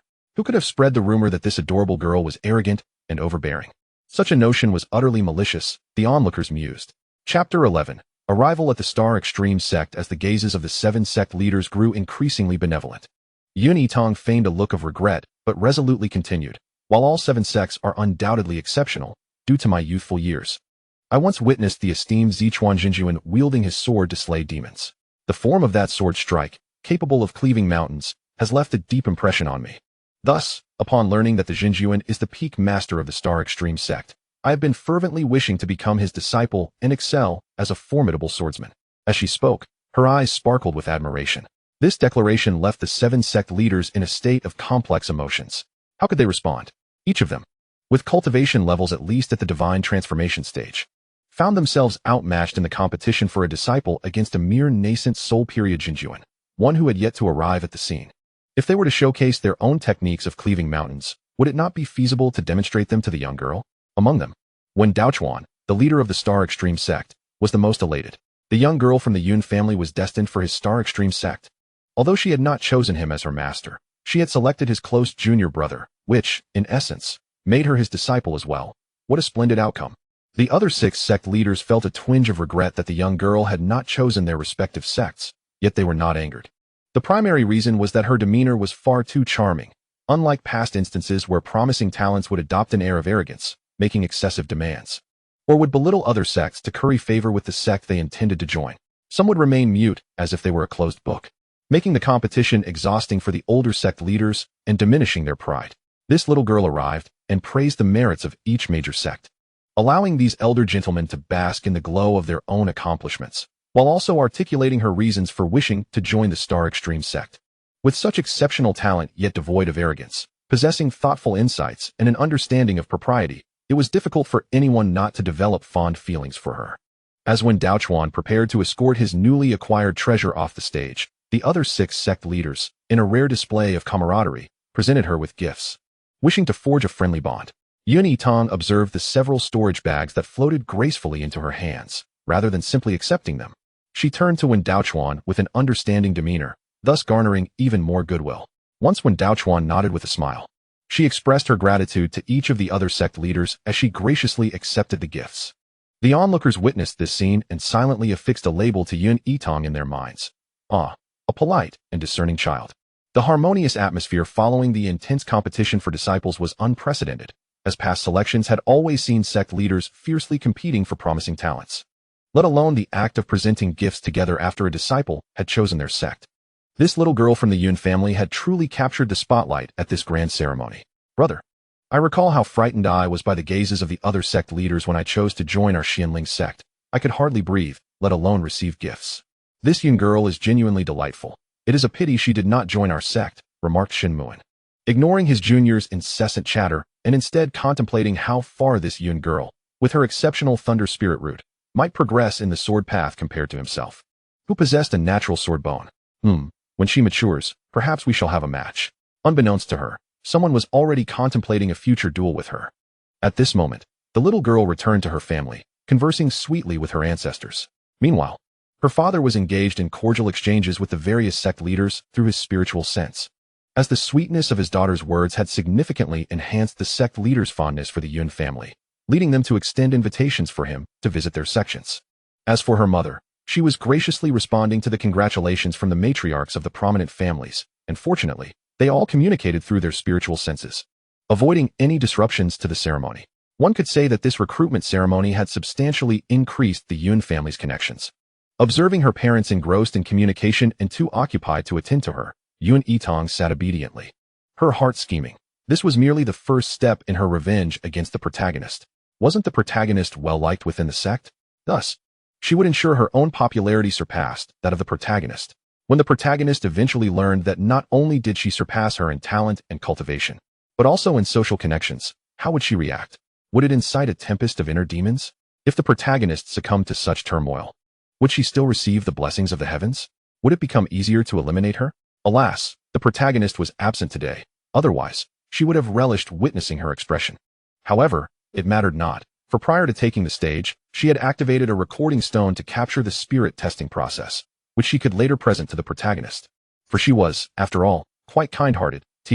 As the recruitment ceremony concluded with the last individual completing their spirit testing, apart from the rare exceptional spirit root of Yitang, 2 superior single spirit roots and 1 superior dual spirit root emerged, alongside over 200 children possessing mid to low-grade spirit roots. All stood ready to join their chosen sects and prepare for their return journey aboard the spirit vessel. Elder Yun gazed at the obedient little girl, Lai Sun, before him, uttering no more than a gentle caress upon her head, followed by the offering of a storage bracelet. As Yitang's consciousness delved inside, she was taken aback to discover dozens of teleportation scrolls nestled within. Generally, disciples of the sect were permitted to descend the mountain to hone their skills upon reaching the foundation establishment stage, so take good care of these. Should you miss your grandfather, the heavenly ancestor, feel free to use one of these to return home at any time. Do not fear wasting them. Elder Yin said with affection, "My dear child, there is more here for you. Take them all. If you ever wish to return home, do so without hesitation. Little sister, should you need anything, do not hesitate to tell me. I shall send someone to deliver it to you. Do not endure any hardships unnecessarily." Listening to the heartfelt admonitions from her family, Yitang felt a warm glow in her heart. The feeling of being cherished by one's family was truly delightful. She cherished the Yun family and was profoundly grateful for the original owner's summons. Grandfather, heavenly ancestor, parents, elder sister, and second brother, rest assured, I will take good care of myself and will return home frequently. With a reluctant embrace of her family, she turned towards the spiritual vessel of the Star Extreme sect. Although she had been bestowed with an ample supply of teleportation scrolls for her convenience, various sentiments of reluctance and concern still lingered. It was not until the spiritual vessel of the Star Extreme sect ascended and vanished from sight that the Yun family members boarded their own vessel, preparing for their return journey. "Bo Chuan, I shall meet an old friend. You take the others back to the estate." The elder casually instructed Yun Fu as the vessel sailed midway, vanishing before a reply could be uttered. The Yun family members pondered, merely meeting an old friend. Why did the elder depart in such haste? Meanwhile, after enduring a journey of over 6 hours aboard the spiritual vessel, Yitang finally arrived at her destination, the Star Extreme sect. Surrounding her was a lush forest, imbued with ethereal energy, presenting a picturesque landscape. A cluster of mountains rose in an orderly fashion nearby, and at the very pinnacle of the central peak, through the wispy clouds, one could faintly discern an imposing palace, likely the main hall of the sect. Chapter 12. Pretending to comprehend. Before she could further admire the scenery, a seemingly endless white jade staircase materialized before her on the open ground. "This is our sect's ascending staircase. Those who reach the summit within 12 hours shall be formally inducted into the Star Extreme sect. Those who fail to reach the top within the allotted time will be sent back." With that, an inner sect disciple, designated for instruction, took flight on his sword, leaving behind a group of bewildered young disciples. Yitang was the first to take action. Upon seeing others begin to climb, the other children soon followed suit.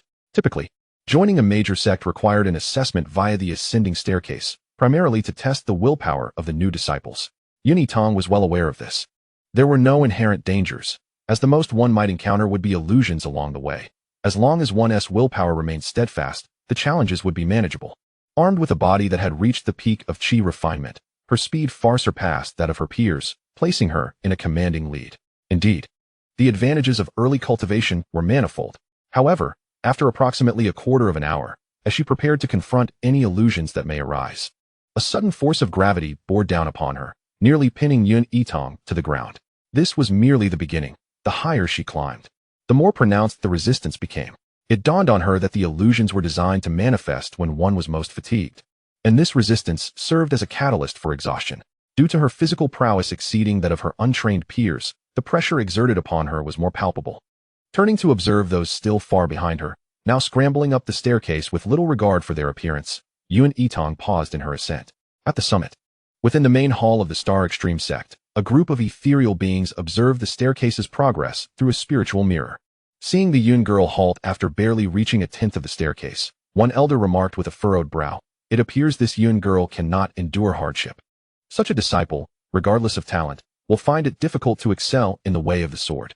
Shunjingyan, the master of the Star Moon Peak, had received news earlier that morning of the arrival of a disciple with extraordinary spiritual roots, the daughter of the Yun family head. While this was indeed a fortuitous event, he noted with dismay that his most cherished young apprentice had shed tears in private upon hearing the news. After some prodding, the apprentice revealed her concern. "Master, my dear sister's elder brother once nearly harmed that Yun girl due to a misunderstanding. Though the misunderstanding has since been resolved, in the way family made amends. The Yun girl, despite her youth, is notoriously vengeful. I fear she may hold a grudge against my brother and direct her ire towards me. Do not worry, my apprentice. Regardless of her past temperament, once she enters the Star Extreme sect, she must adhere to the sect's rules. Should she dare to act arrogantly or make things difficult for you, I will not allow you to be wronged." Shun Jingyan reassured her gently, completely oblivious to the calculating glint in her eyes as she wiped away her tears. Shun Jingyan's impression of the Yun girl, whom he had yet to meet, had already begun to take shape, an unfavorable one, to be precise. Hence, he could not help but provoke her from the grand hall. "Master Shun, one cannot say such things. There is no rule against pausing to rest during the ascent of the staircase. A measured approach is far more beneficial. I believe this child is commendable," countered Mo Chang'an, donned in a gray robe. He had just received word from the sect leader that this girl was eager to join the Star Extreme sect out of admiration for him. Such discernment must be protected. After all, she was to be his personally selected disciple, and no one could challenge that. Upon hearing this, Shun Jingyan huffed, but ultimately refrained from further mockery. Behind him, Wei Qianruo's eyes flickered. This was not the first instance. Over 3 years since joining the sect, she had observed that despite being the least powerful among the 8 peak masters, Mo Chang'an wielded significant influence. Was it solely due to his close relationship with the sect leader that he enjoyed such favor? Yet, his master was evidently of comparable strength to the sect leader. The thoughts of Wei Qianruo remained unbeknownst to all, as the assembly's attention remained fixated on the scene within the spiritual mirror. On the staircase, Yitang, after a brief pause, was contemplating. Should she appear utterly exhausted and disheveled upon reaching the summit? Surely, the female protagonist would be watching from above. It was unacceptable to allow her to witness her in such a pitiful state before they even truly met. If revenge was to be sought, she must overpower her adversary at all times. Whether she could achieve this was another matter, but that was her intention. Thus, she resolved to feign enlightenment and establish a foundation here. When the thunderous tribulation arrived, she would naturally ascend to the summit. The Star Extreme sect would not permit her to face the tribulation on the staircase, lest the staircase be damaged by the heavenly wrath, for which she would bear no responsibility. Yitang, inherently unrestrained and audacious, would not shy away from attracting attention. Upon spotting the first young boy to overtake her from behind, who flashed her a provoking smile, she responded with a radiant grin of her own. As he stood momentarily taken aback, she suddenly knelt before him, clasping her hands in reverence, and earnestly bowed 3 times towards the distance, exclaiming with fervor, "I thank the ancestor for his guidance." Without regard for the bewildered disciples passing by or the astonished onlookers at the peak, she swiftly assumed a meditative posture, exuding the demeanor of someone who had just emerged from an epiphany within an illusion. In the absence of encountering illusions or moments of enlightenment, she found herself aware that while venturing into the world, her identity and persona were crafted solely by her own volition. She was adept at putting on an act. As long as she could establish her foundation, proclaiming her enlightenment would indeed make it so. This confidence stemmed from her meticulous preparation and unwavering belief that she could transcend to the foundational stage at any moment. After all, had it not been for her apprehension about her mental state lagging behind, she could have ascended to the foundational stage long ago, even while at home. Casting aside any distracting thoughts, Yitang began to concentrate on her cultivation. Soon enough, the challengers on the celestial ladder and the sect leader atop the mountain observed Yitang enveloped by layers of ethereal lilac mist, a manifestation of the vortex of spiritual energy generated by a practitioner with a thunderous spiritual root absorbing an abundance of spiritual qi. This child had just stepped into the gravity array and encountered an illusion, achieving enlightenment? Remarkable indeed. Truly, this child possessed extraordinary talent. Sect leader, I have yet to take a female disciple under my wing. Let this child join my sect. The leader of Xinghua Peak, Jiang Lingyuan, interjected eagerly. I believe our peak would be a more suitable fit for her. Your peak is composed entirely of male disciples. How could you adequately guide a young girl? Sect leader, I have 2 direct disciples who are female. It would be best to entrust her to me. In truth, I have quite a number of female disciples under my tutelage. She should rightfully join my peak. Observing the various peak leaders clamoring for Yitang's attention, Wei Qianro bit her lip and lowered her head, not wishing to reveal the jealousy that twisted her features. Why should this girl from the Yun family receive such attention in a scene she had never experienced? As the competition among the peak leaders reached a fever pitch over such a promising candidate, they were suddenly interrupted by the sect leader's exasperated voice. How could I forget that she has already reached the peak of qi refining? She is on the verge of establishing her foundation. Indeed, as soon as these words were uttered, the heavenly tribulation manifested itself in the sky. The onlookers were taken aback, suddenly recalling that Yitang had already reached half a step into the foundational stage, and they hurriedly cast spells to transport her from the celestial ladder to the open ground atop the peak. Thus, she became the fastest disciple in history to pass the trial, completing it in under an hour. They had no choice. The celestial ladder was one of their sect's most precious treasures, and it must not be damaged by the heavenly tribulation. Otherwise, with 6 of the 8 peaks being sword cultivators, their resources were limited, and they could scarcely afford to repair the celestial ladder. With a thunderous roar, a bolt of purple lightning split the sky and struck directly at Yitang. Prepared for this moment, she immediately retrieved her defensive spiritual artifacts. She was not lacking in such items, even when faced with the tribulation of the foundational stage.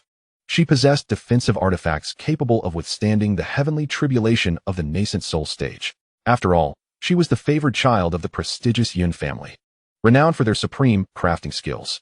The peak leaders, initially hesitant to part with their own defensive artifacts to shield her from the heavenly tribulation, watched in astonishment as the young girl calmly summoned several low-grade defensive spiritual artifacts. She easily withstood 17 bolts of lightning, leaving only the final strike. Silently retracting their own high-grade defensive artifacts, the peak leaders breathed a sigh of relief. It was fortunate to have saved them. Unaware of the thoughts swirling among the onlookers, Yitang remained focused on preparing for the last heavenly lightning strike.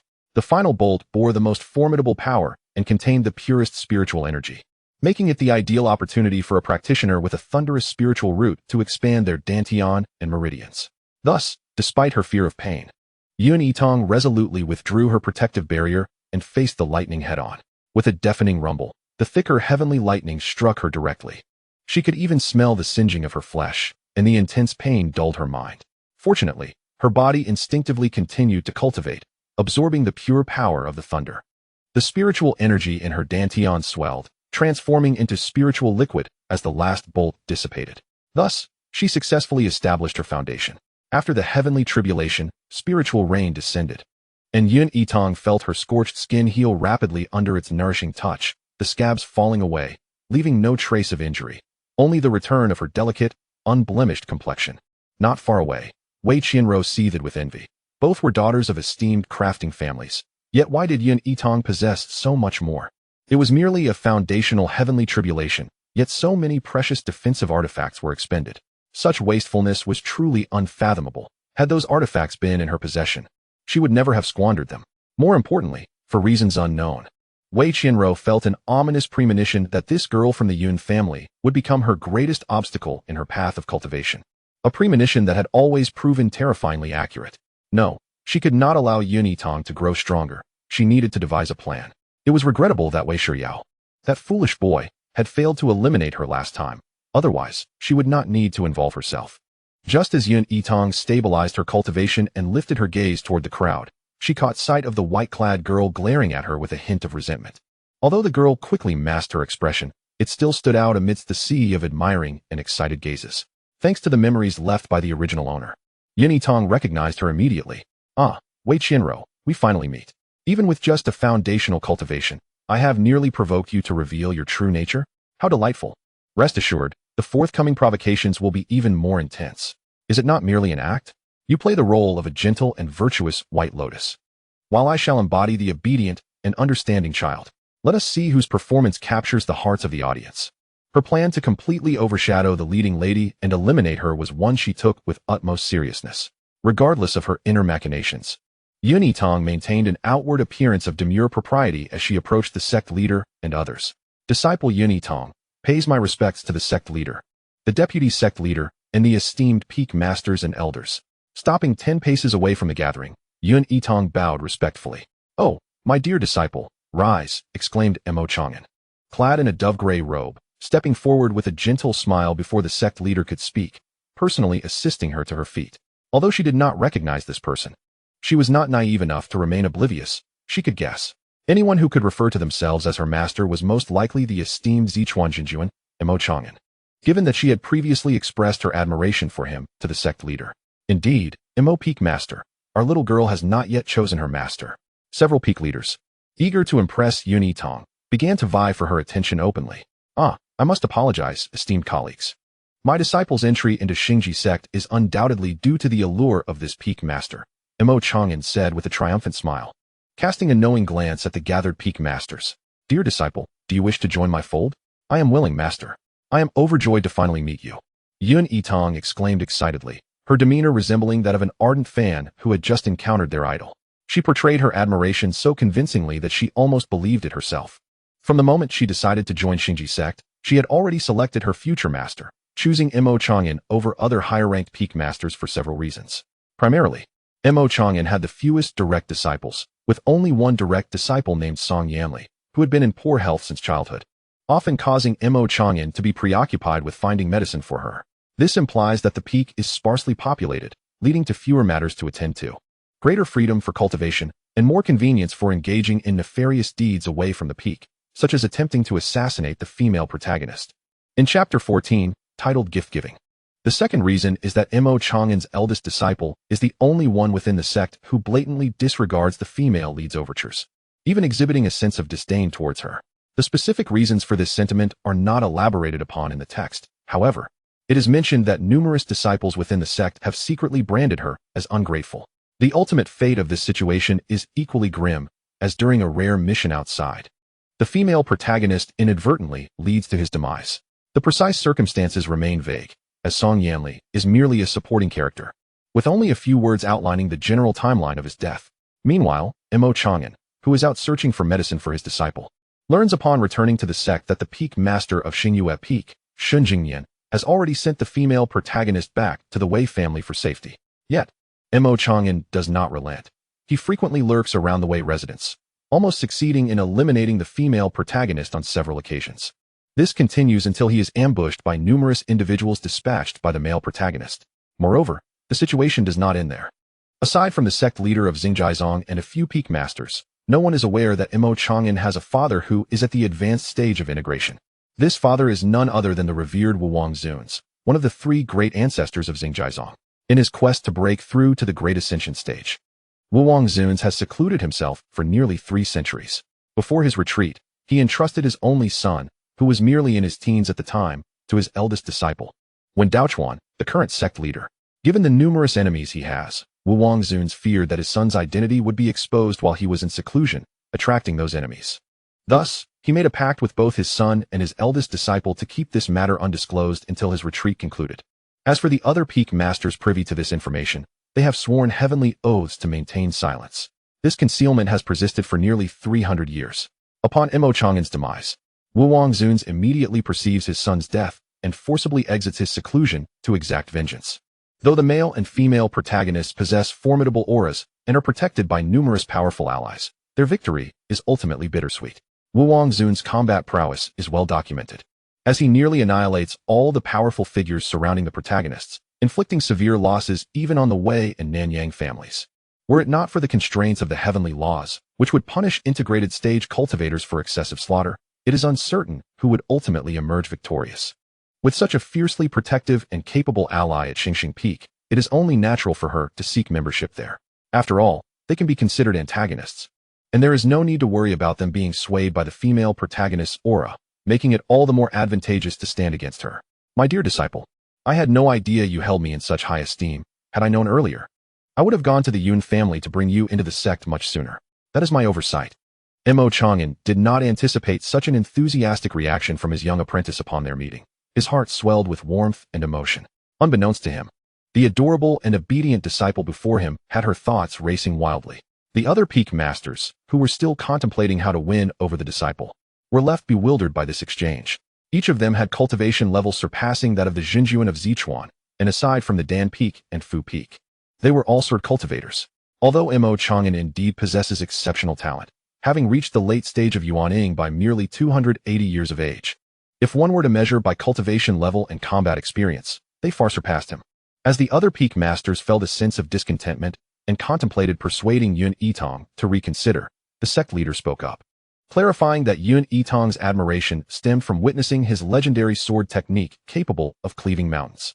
After hearing the reasoning and observing Mo Chang'an's smug expression, the other sword peak masters could not help but feel frustrated. What was this talk of cleaving mountains? It was merely a trick of the Yuaning stage. They could sever rivers with sword energy. Yet, gazing at the exuberant duo, the master and disciple, and reflecting upon Mo Chang'an's fearsome father, they ultimately refrained from further comment. Just as the peak masters were about to withdraw from witnessing the touching reunion, they noticed the young girl suddenly turning her gaze towards them. She then produced over a dozen identical golden crystal boxes from her storage bracelet, looking somewhat bashful as she addressed the sect leader and the others. I was so elated to see my master that I almost forgot to present the gifts my father prepared for all the esteemed seniors. Within these 8 boxes are spiritual crystal tokens designated for the sect leader, the deputy leader, and the 6 peak masters of the sword peaks. With these tokens, they may enjoy lifetime free maintenance for their spiritual swords at any Yun family establishment. 2 additional boxes contain materials for talisman crafting and alchemy, intended for the peak masters of the Dan and Fu peaks.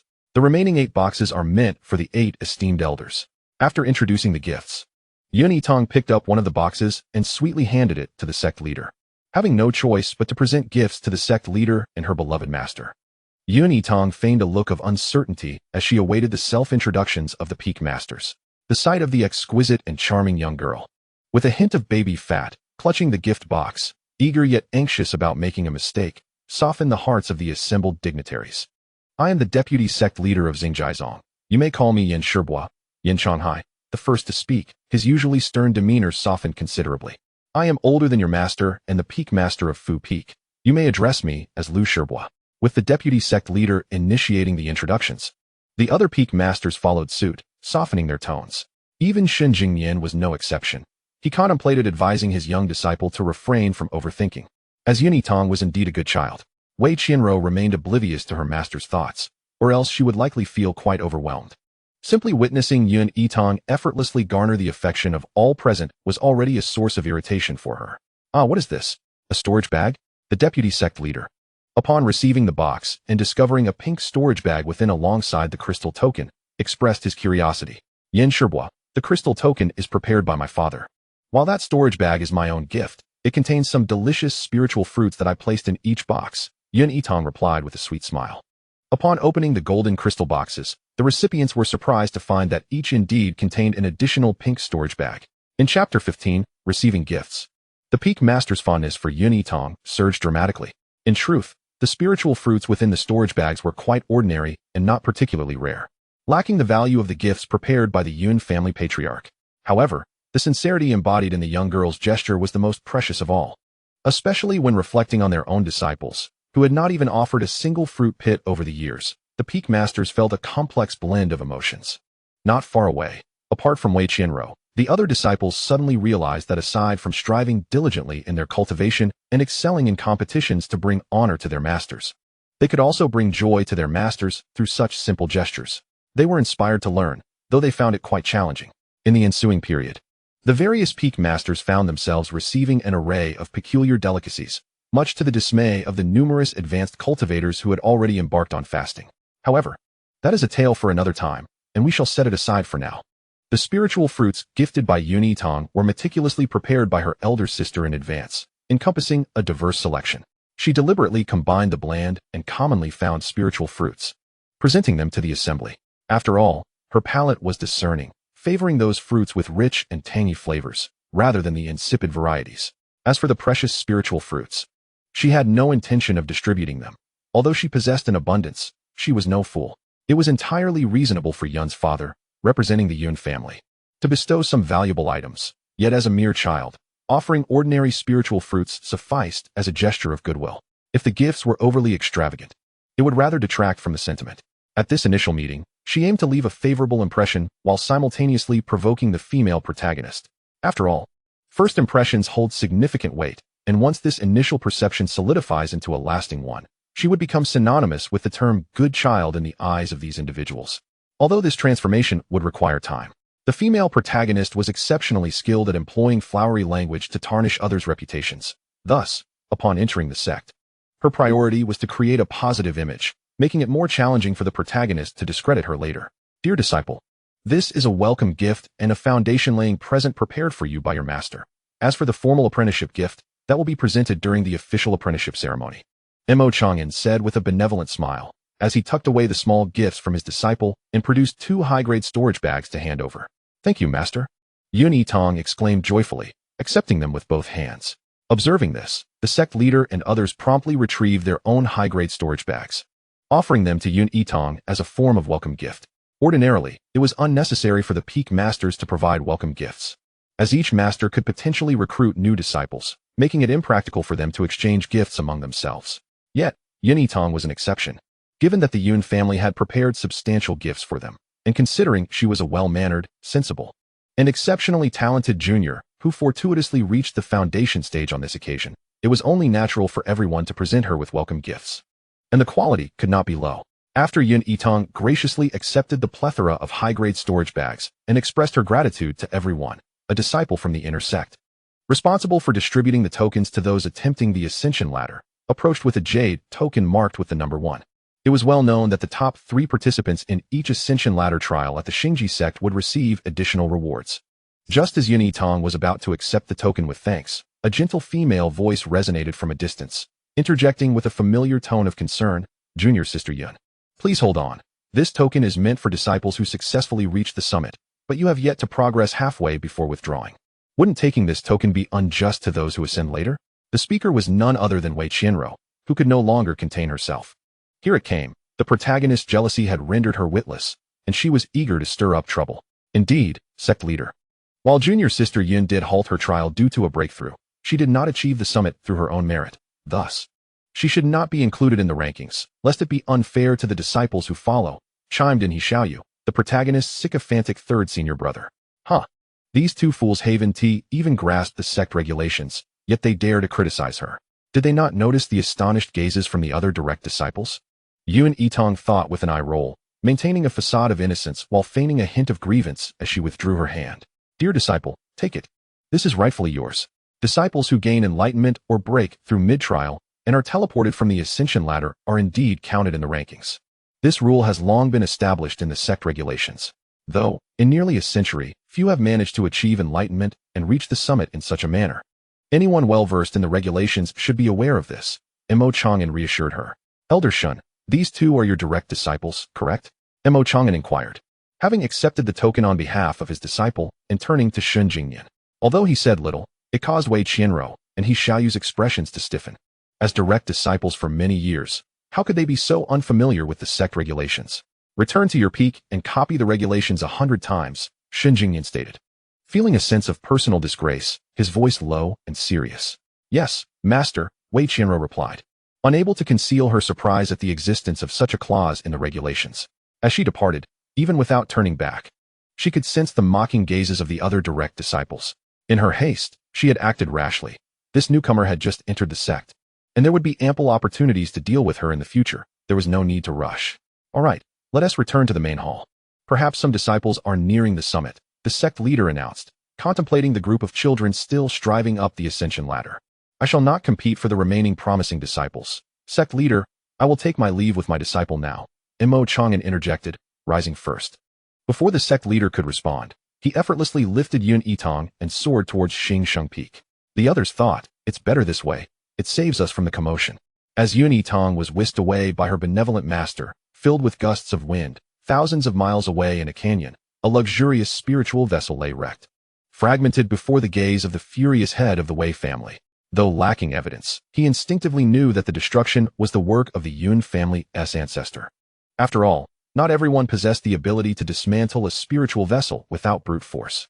The vessel had disintegrated midair, and while those with higher cultivation levels fared better, many lower-tier disciples suffered injuries, compounded by an encounter with a pack of wolf-toothed foxes. These low-tier beasts, though numerous and agile, proved to be quite troublesome, leaving several weaker disciples in worse condition. Fortunately, there were no fatalities, but they barely managed to salvage their lives. The head of the Wei family recognized this as a warning from the Yun ancestor, yet without evidence or even a shadow of the perpetrator. Confronting them directly would yield no results. This indignation was a bitter pill to swallow, and he found it utterly infuriating. Chapter 16. A prime opportunity to assassinate the protagonist. Within the Xingsheng Peak of the Xingji sect, Yun Yitang, her hair tousled by the frigid winds, finally touched down with her master. "Master, you have returned," she exclaimed, barely steadying herself when a gentle voice resonated from behind. Turning to look, she beheld a tall and slender young man clad in a bamboo green long robe. His striking eyes bright, yet his complexion somewhat pale, approaching her. Without needing to guess, she recognized him as her elder brother, Song Yanli, whose frail health had ultimately led to his demise due to the protagonist's machinations. "Yanli, this is your junior sister, Yun Yitang. As the eldest brother, you must take good care of her," Imo Chang'an said cheerfully upon seeing his eldest disciple approach. "Indeed, master," Song Yanli replied, then turned his attention to the disheveled girl before him, finding her oddly endearing. Yet, as he scrutinized her further, his eyes widened in shock upon realizing her cultivation level had already reached the foundation stage, matching his own. "Haha, your junior sister possesses an exceptional mutated lightning spiritual root. Before joining the sect, she had already achieved the peak of chi refinement, and just now, she comprehended enlightenment while climbing the ascension ladder, directly establishing her foundation." Imo Chang'an explained with a smile, noticing his eldest disciple's astonishment. Upon hearing this, Song Yanli recalled the lightning tribulation that had occurred on the main peak and felt a surge of joy. How wonderful it was to have a junior sister, especially one with such remarkable talent. With that thought in mind, Song Yanli smiled and handed her a storage bag. "This is a welcome gift for you, junior sister. And congratulations on your successful foundation establishment." "Thank you, elder brother," Yun Yitang exclaimed, her eyes sparkling with delight as she examined the generous amount of spiritual stones he had gifted her. "There's no need for thanks, junior sister. You have just arrived at the peak and have yet to select your residence, correct? There are still a few vacant cave dwellings available on the mountain. I shall accompany you shortly to choose one," Song Yanli spoke gently. "Indeed, I will have your senior brother guide you in selecting a place to rest well. Tomorrow, we shall commence your training in the foundational sword techniques of our sect. All disciples in the foundation establishment stage are allowed to select a suitable cultivation method from the library. You may do so at your convenience. However, prior to that, it is imperative that you master the foundational sword techniques," Imo Chang'an added earnestly. "Yes, master, I shall study diligently," Yun Yitang replied, her demeanor obedient and respectful. Imo Chang'an felt a swell of pride at her compliance and offered a few more words of guidance before allowing the two to depart. He then busied himself with sending messages, eager to boast to his old friends about having taken in such a remarkable disciple. With only a few vacant cave dwellings remaining, Yun Yitang opted for the more spacious option. One commendable aspect of the cultivation world is that with a simple cleaning spell, one can eliminate all traces of dust. Satisfied with her pristine abode, Yun Yitang engaged in light conversation with her senior brother while unpacking her belongings from her storage bracelet. Behind her, the senior brother, who had been conversing with her normally, felt his once ordinary pupils gradually shift to a silvery hue. "Ah, mother even brought my favorite blanket. How wonderful. The food here smells delightful. I shall save some for you to taste later.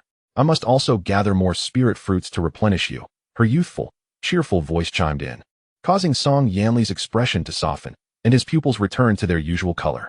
Song Yanli harbored a secret. Since the age of 10, he had possessed the ability to hear the thoughts of others. This was a truth unknown even to his most trusted master, for he feared that revealing it would lead to estrangement. However, this ability was not something he could utilize at will. Each activation brought him excruciating pain in his eyes for an entire day. The last time he had used it was 6 months prior, concerning Wei Qianro, a disciple of the Xingyue Peak, who had shown him repeated favor. He was perplexed as to why she sought him out so persistently, but upon utilizing his ability, he discovered that she believed his master to be extraordinary and sought to probe further, all the while deriding him internally as a worthless individual. While this junior sister appeared amiable, her prodigious talent made her choice of the most ineffectual sword peak in their sect difficult to comprehend, leading him to ponder her true intentions. It seemed, however, that his concerns were unwarranted.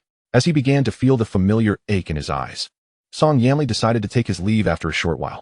Observing his paler visage, Yitang refrained from insisting he stay, quickly packing some spirit fruits for him before escorting him to the door. Watching his retreating figure, she mused to herself about the frailness that seemed to corroborate the rumors. Yet he had managed to break through to Foundation establishment at the age of 26. Truly a genius, though she remained curious about the nature of his spiritual roots.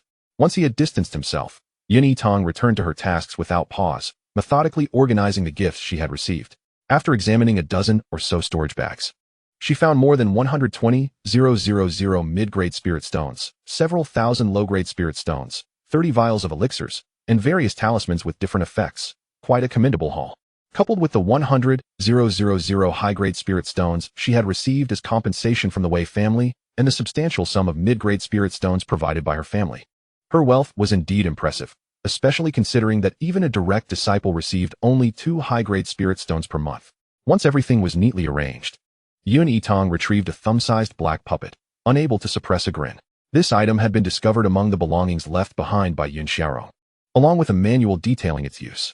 It was said that this puppet could silently track a target and eliminate them when they were least prepared, leaving no trace behind, making it an excellent tool for a one-time assassination, particularly since it was crafted and sold exclusively by the Wei family, making it rare and difficult to acquire. She couldn't help but wonder how the protagonist would react upon discovering the puppet intended to assassinate her, crafted by her own family. Would she suspect her maternal relatives? The anticipation was thrilling. After all, if the Wei family's tools were used against their own daughter, even failure would not implicate her. Even if the protagonist did suspect her, it mattered little. As long as there was no evidence, she could simply deny any involvement. The trial for ascending the heavenly ladder was set to conclude at dawn the following day, during which time the peak masters remained at the main peak alongside the sect leader, likely to stay until the trial's end. This presented her with the perfect opportunity to eliminate the protagonist. Who would have thought that she would stumble upon such a chance to kill the protagonist so soon after entering the sect? The thought brought her great joy.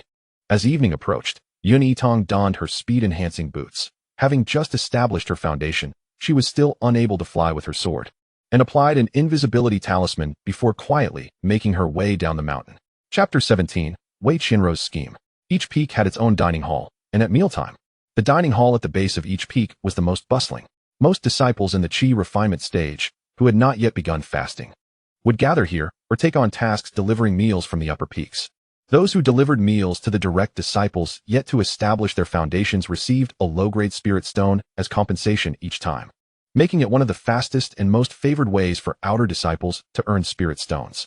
Currently, the protagonist was merely at the 4th layer of Qi refinement and wished to avoid fasting pills, often seeking outer disciples to bring her meals.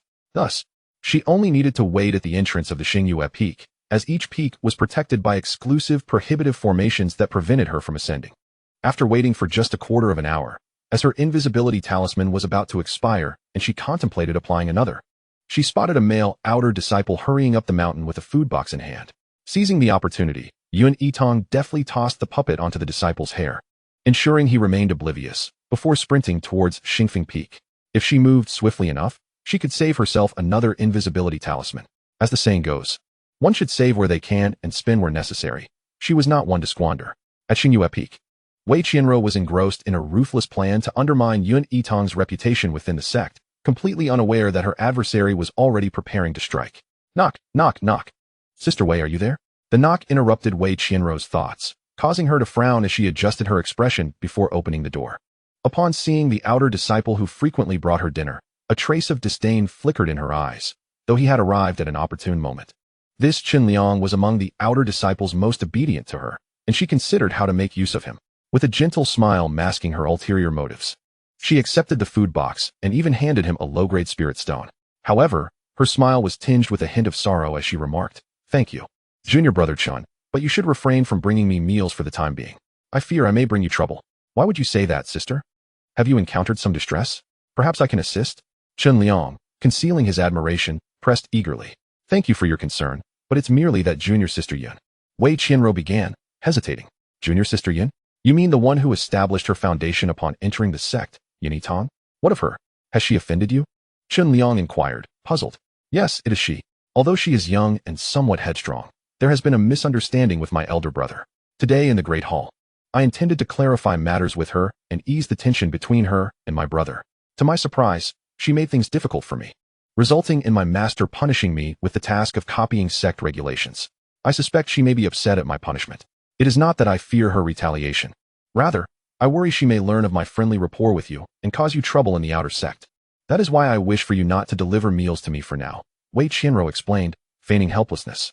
Chun Liang, being merely a servant disciple, was aware only that the peak master of Xingfeng Peak had taken in a highly talented direct disciple, but was otherwise uninformed. With unwavering trust in Wei Qianro, there was not a hint of doubt as one expressed indignation at this young girl's audacity and ruthlessness in her actions. Truly malicious. Sister, do not worry. I shall descend the mountain and inform the other disciples, urging them to spread word of her malevolent deeds. Let us see how she dares to continue troubling you. Yet, reconsidering, there was a fear that if junior sister Yun were to learn of Wei Qianro's concealed smugness, it would only reveal her hesitation and sorrow. Rest assured, I know precisely what to do, the junior brother assured. In the midst of their conversation, they failed to notice a tiny puppet, merely the length of a thumb, sliding silently down Chun Liang's dark hair and into the overlapping shadows of the two, stealthily entering Wei Qianro's room. Unbeknownst to them, their dialogue was overheard by Yi Lanqi, who was returning from sword practice on the back mountain. Hidden in the shadows, a chill crossed her gaze. Her junior sister was indeed an expert at distorting the truth and causing harm. Today, she had visited the main peak and witnessed Yitang in person. She was undeniably a well-behaved and sensible child. Did Wei Qianro truly intend to target such a young girl? Reflecting on the numerous times she had been falsely accused over the past 3 years, despite her explanations falling on deaf ears, the perception that she was a malicious and unyielding second sister had led to her gradual neglect by their master and disdain from her brothers. This thought caused a pang in Yi Lanqi's heart. After a moment of hesitation, observing the darkening sky, she ultimately took to her sword and headed towards Xingfeng Peak. Inside the room, Yitang nibbled on a red crystal fruit while admiring a spirit sword named Shocking World. This spirit sword, bestowed upon her by the revered elder of the Yun family, was a low-grade earth-tier sword suitable for use up to the void refinement stage. As for why she was not directly given a heavenly tier spirit artifact, while the Yun family was indeed a lineage of artifact refinement, they possessed only one heavenly tier sword, used solely for the family head of each generation. The renowned heavenly tier spirit swords in the cultivation world were either buried with their previous owners in hidden caves, becoming opportunities for future generations, or held by powerful sword cultivators, or preserved in the sword tombs of major sections. Moreover, heavenly tier artifacts possessed spirit, and even encountering one did not guarantee successful subjugation. Obtaining a heavenly tier sword relied entirely on luck. The earth tier sword in her hand was already the aspiration of most sword cultivators. To her knowledge, within the entire Xingji zone, only the sect leader wielded a low-grade heavenly tier sword, while all the peak masters, including her own master, relied on earth tier swords. For this, she felt exceedingly content. For heavenly tier artifacts were better sought through one's own endeavors. She recalled that in the text, the female protagonist entered the top 3 during the sect competition 6 months later, earning the right to enter the sword tomb, where she recognized her destined sword, Frostflower. A high-grade heavenly tier sword of no attribute. That moment of recognition was indeed a sensational event. A high-grade heavenly tier sword of no attribute, perfectly suited for her use. Thus, she resolved to strive for the qualification to enter the sword tomb during the sect competition in 6 months, aiming to seize the protagonist's opportunity. Whether she would succeed remained to be seen. Nonetheless, once she set her sights on something, she would do her utmost to claim it. If she truly could not acquire it, she would not allow it to fall into the protagonist's hands. In her eyes, the protagonists were merely obstacles to be eliminated, and opportunities were to be seized. She had no patience for moralistic discussions, as she was a person of action, devoid of such frivolities. To those who treated her sincerely, she was willing to return their kindness. After admiring the Shocking World sword, which shimmered with a gentle purple light, she returned it to her storage bracelet and retrieved the spirit sword gifted by her master. Although this sword was of yellow grade, it was the most suitable for her current needs. Just as she was about to scrutinize it further, a paper crane, the size of a palm, fluttered through the door. I am Yi Lanqi from Xingyue Peak. May I request a moment of your time, junior sister Yin? I have a few words to share. A cool, feminine voice emanated from the paper crane before it promptly turned to ashes. Chapter 18. Meeting Xianxia. Xianxia, the second sister of the protagonist. Notorious as one of the malevolent antagonists in the narrative, known for frequently troubling the protagonist, ultimately meeting her demise due to a cultivation mishap? What could she possibly want with me? Surely, it could not be to express gratitude for her role in punishing the protagonist today? Though puzzled, Yitang rose to descend the peak. As the saying goes, the enemy of my enemy is my friend. If she held disdain for the protagonist, then perhaps she would find favor in Xianxia. Moreover, her sect attire had yet to be claimed. After meeting her, she could conveniently retrieve it. However, it would be prudent to remain cautious, as she had no prior acquaintance with Xianxia and was unaware of her intentions for this private meeting. Thus, she resolved to activate her shadow stone. At the foot of Xingsheng Peak, Xianxia stood quietly in an unoccupied corner, acutely aware of her tarnished reputation and reluctant for anyone to witness her visit to junior sister Yun. Yet, an unease lingered in her heart, given her current notoriety. Would junior sister Yun believe her? If not, would she suspect malicious intent? Lost in thought, a gentle voice beckoned from behind. Sister Yi, I am here. Xianxia turned to see the young girl standing behind her, beaming with a smile that radiated warmth, devoid of any trace of disdain. It was understandable. Junior sister Yun had just entered the sect, and likely had not yet heard of her ill repute, thus holding no prejudice against her. However, this warmth would likely dissipate in a few days, as her reputation among the disciples was exceedingly poor. Reflecting on this, Xianxia let out a self-deprecating laugh. Noticing they were alone, she spoke with a cool demeanor. Junior sister, among the outer disciples of Peak, there is a boy named Chen Liang. He has been befriending you, and will soon spread rumors that could tarnish your reputation. You should clarify this matter promptly. After speaking, she observed the girl, who continued to gaze at her in silence. Feeling a twinge of regret for meddling, knowing full well that the girl would not believe her, Xianxia turned to leave. Yet, before she could turn away, she was unexpectedly enveloped in a tight embrace by the petite girl. Sister Yi, you are so kind. Thank you for telling me this. Otherwise, I would have been unaware of someone plotting against me. Yitang clung to Xianxia, displaying an expression of profound gratitude. A sudden realization struck Xianxia. Had she considered befriending Xianxia sooner, it would have been much easier to gather intelligence on the protagonist's movements. As a fellow descendant of an artifact refinement lineage, the protagonist surely possessed protective spirit artifacts. The tiny puppet from earlier, if all went well, would only inflict severe injury, and the likelihood of death was slim. If the protagonist survived, future opportunities to act would likely arise only during her outings for training, which were scarce. However, if she could obtain timely updates on the happenings at Xingyue Peak, the chances would multiply. Observing the girl who had embraced her with a face full of emotion, Xianxia was taken aback. She had not anticipated that the girl would trust her so readily. No need for thanks, just be careful. Perhaps unaccustomed to such closeness, Xianxia felt tension in her body and yearned to distance herself from the girl. Sister Yi, could you tell me who my junior sister is? I just joined the sect today, and although I met many senior brothers and sisters at the main peak, I still cannot match names to faces. As if oblivious to Xianxia's discomfort, Yitang eagerly inquired. My junior sister is Wei Qianro, the fifth direct disciple of Xingyue Peak, Xianxia responded. Somewhat surprised, but still obliged to reply. Yet, gazing at the innocent girl, who was unaware of the identity of her would-be adversary, only deepened Xianxia's disdain for Wei Qianro. It was not enough that she had plotted against her. Now, even this innocent and sensible child was her target, truly inhumane.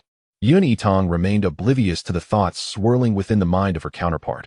Otherwise, she would have fervently agreed, affirming her innocence with a resounding yes. Wei Qianro, surely. She was the daughter of the Wei family, the head of Shuangyuan City? That much I knew. Her brother had recently dispatched someone to eliminate me. To think that upon entering the sect, this Wei Qianro would also seek my demise. It is bewildering, having no grievances nor ever having crossed paths. Why does she persist in her attempts to harm me? Alas, it seems my exceptional talent incites their jealousy. Yitang wore an expression of both helplessness and self-admiration, which elicited a glimmer of amusement in Xianxia's eyes. Coming from a humble background, Xianxia was ignorant of the dynamics between noble families. Yet she understood that Yitang's remarkable gifts would likely provoke envy from rival clans. However, she was not particularly eloquent and often found herself at a disadvantage in the presence of Wei Qianro, leaving her unable to offer any persuasive counsel. Instead, she could only advise her to diligently cultivate her strength, for with greater power comes the absence of fear. Regarding the rumors, if they proved insurmountable, it would be prudent to confide in your master sooner rather than later. After imparting this advice, Xianxia prepared to take her leave. Sister Yi, wait. Please accept these. Yitang interjected, I've heard whispers about you within the sect, but I know you are not the person they portray. These xianxia pills are for you to keep on hand. Do not let the rumors disturb your peace of mind. Should anyone attempt to slander you in the future, use these recording stones to gather evidence and vindicate yourself. With that, Yitang produced a vial of low-grade xianxia pills and a handful of recording stones, presenting them to Yilanchi. These items were abundant to her, concerned that her rapid advancement might destabilize her mental state. Her elder brother had prepared numerous vials of xianxia pills for her. The recording stones numbered in the thousands, intended to facilitate her in gathering proof when needed. Gazing at the small jade-green vial and the several recording stones before her, Yilanchi was momentarily taken aback. She practiced the natural way, adhering to the principle of following one's heart, and had come here primarily to thwart Wei Qianruo's schemes, never expecting any form of recompense. Especially after her reputation within the sect had tarnished, no one had cared about her feelings, yet this newly admitted junior sister expressed such gratitude. A whirlwind of emotions surged within her heart.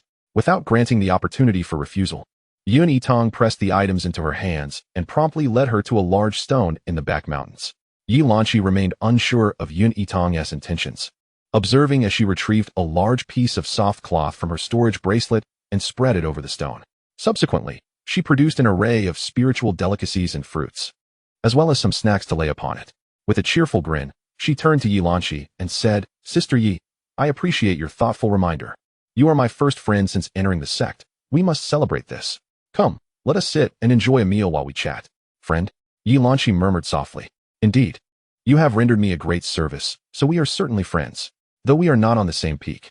You will forever hold a place in my heart as my dear elder sister, Yitang declared with sincerity, her small face beaming with joy. Upon hearing this, Yilanchi felt little stirrings within her. After all, she was not a child to be so easily swayed into friendship. This junior sister was merely 9 years old, childish in nature. Once she fully comprehended the extent of Yilanchi's tarnished reputation, she would likely refrain from pursuing such companionship. Yet, despite these thoughts, she did not rebuff the girl's goodwill and complied by settling down beside her, listening to the lively chatter of the young girl. Yilanchi found a rare sense of tranquility. Yitang was well aware that Yilanchi would not take her words lightly. They were merely pleasantries. As long as one did not offend her, they were considered friends in her eyes. As for true companions who could reach her heart, she had none in her previous life, nor did she seek them in this one. Mutual benefit sufficed. Chapter 19. The Puppet's Assault on Wei Qianruo. She lingered for conversation, motivated by her prior instructions to the puppet. As darkness descended, the moment the surroundings became vacant, it would immediately launch an assault on Wei Qianruo. Nightfall was imminent, and should Yilanchi return now, she might inadvertently encounter the protagonist entangled with the puppet, which would be disastrous. If she assisted the protagonist against the puppet, her efforts would be in vain. Yet if she chose not to intervene, the protagonist would likely seek her out for trouble unless she perished. Yilanchi's visit was well-intentioned, thus she could not betray her trust. It would be best to keep her there a while longer. While Yitang appeared joyful as she conversed with Yilanchi, she was secretly awaiting the developments from Xingyue Peak. The two shared a meal and exchanged dialogue, though most of the time it was Yitang who posed questions while Yilanchi provided answers. Given that Yitang had just joined the sect, she was unfamiliar with its affairs, leading to a natural flow of conversation. Wow, I see. Besides the main peak, the names of the other 8 peaks are derived from the phrase, the sun and moon shine together. That's quite memorable. Here, sister, have a roasted cloud chicken leg. It's delicious. Junior sister Yin, if someone who once had a good relationship with you ultimately grows to disdain you due to misunderstandings, what would you do? Yilanchi found herself asking impulsively as she gazed at the chicken leg, instantly regretting her question. She should not have posed such inquiries to her junior sister. Unexpectedly, Yitang casually replied, those who once held a close bond? If it were truly a strong connection, even if one were too naive to see it as a misunderstanding, they would certainly choose to offer an explanation, wouldn't they? If they do not, then the relationship must not have been that significant. I believe one can dismiss those who harbor animosity, resolve those who inflict harm, and confront those who mock. Yilanchi mused softly. Yitang's words resonated with her. Indeed, one cannot expect to be liked by everyone in this world. Why should she grieve for those who do not appreciate her? Wei Qianruo sought to tarnish her reputation simply out of jealousy for her superior talents. All she needed to do was seize the opportunity to unmask the hypocritical facade of her adversary. If all else failed, she could retaliate. What had she been doing for the past 3 years? Finding herself in stagnation, her cultivation stagnant, while nearly succumbing to inner demons. She practiced the natural way. She must break free from all constraints and live true to her heart. What were those rumors but mere illusions? Easily dispelled with a single sword strike? Lost in thought, Xianxia suddenly found herself entering a profound state of clarity. A long-standing bottleneck that had resisted her breakthrough began to loosen. She immediately settled into a meditative posture. Meanwhile, Yitang, munching on her chicken leg, was momentarily taken aback, wondering how their pleasant conversation had shifted so abruptly into enlightenment. Could it be that Xianxia possessed some rare spiritual root? While Yitang feigned enlightenment, this time, it seemed Xianxia was genuinely experiencing a breakthrough. As she chewed on her chicken leg, retreating to the side, Yitang had no time to ponder further when a bolt of lightning surged down toward Xianxia. Simultaneously, at Xingyue Peak, Wei Qianro, reveling in her own prowess at controlling others, suddenly felt a chill creep up her spine. Whirling around, she beheld a puppet, cloaked in darkness, wielding a blade formed from its own hands, hurtling toward her with alarming speed. Caught off guard, Wei Qianro had no chance to evade, despite her defensive artifacts. She was flung several meters away, sustaining minimal injury. Regaining her composure, she bolted down the peak, desperately signaling for help. Unfortunately, her previously radiant distress signal was rendered inconspicuous when compared to the thunderous calamity faced by Xianxia.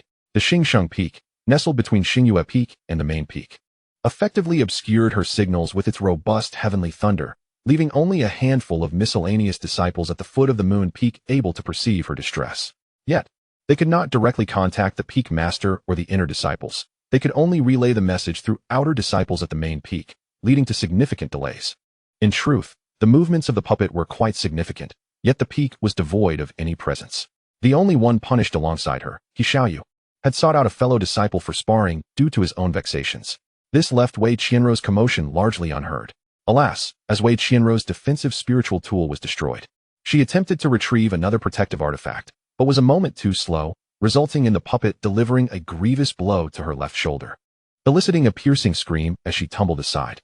With eyes filled with hatred and panic, she recognized the puppet from the Wei family, a rarity for outsiders to acquire.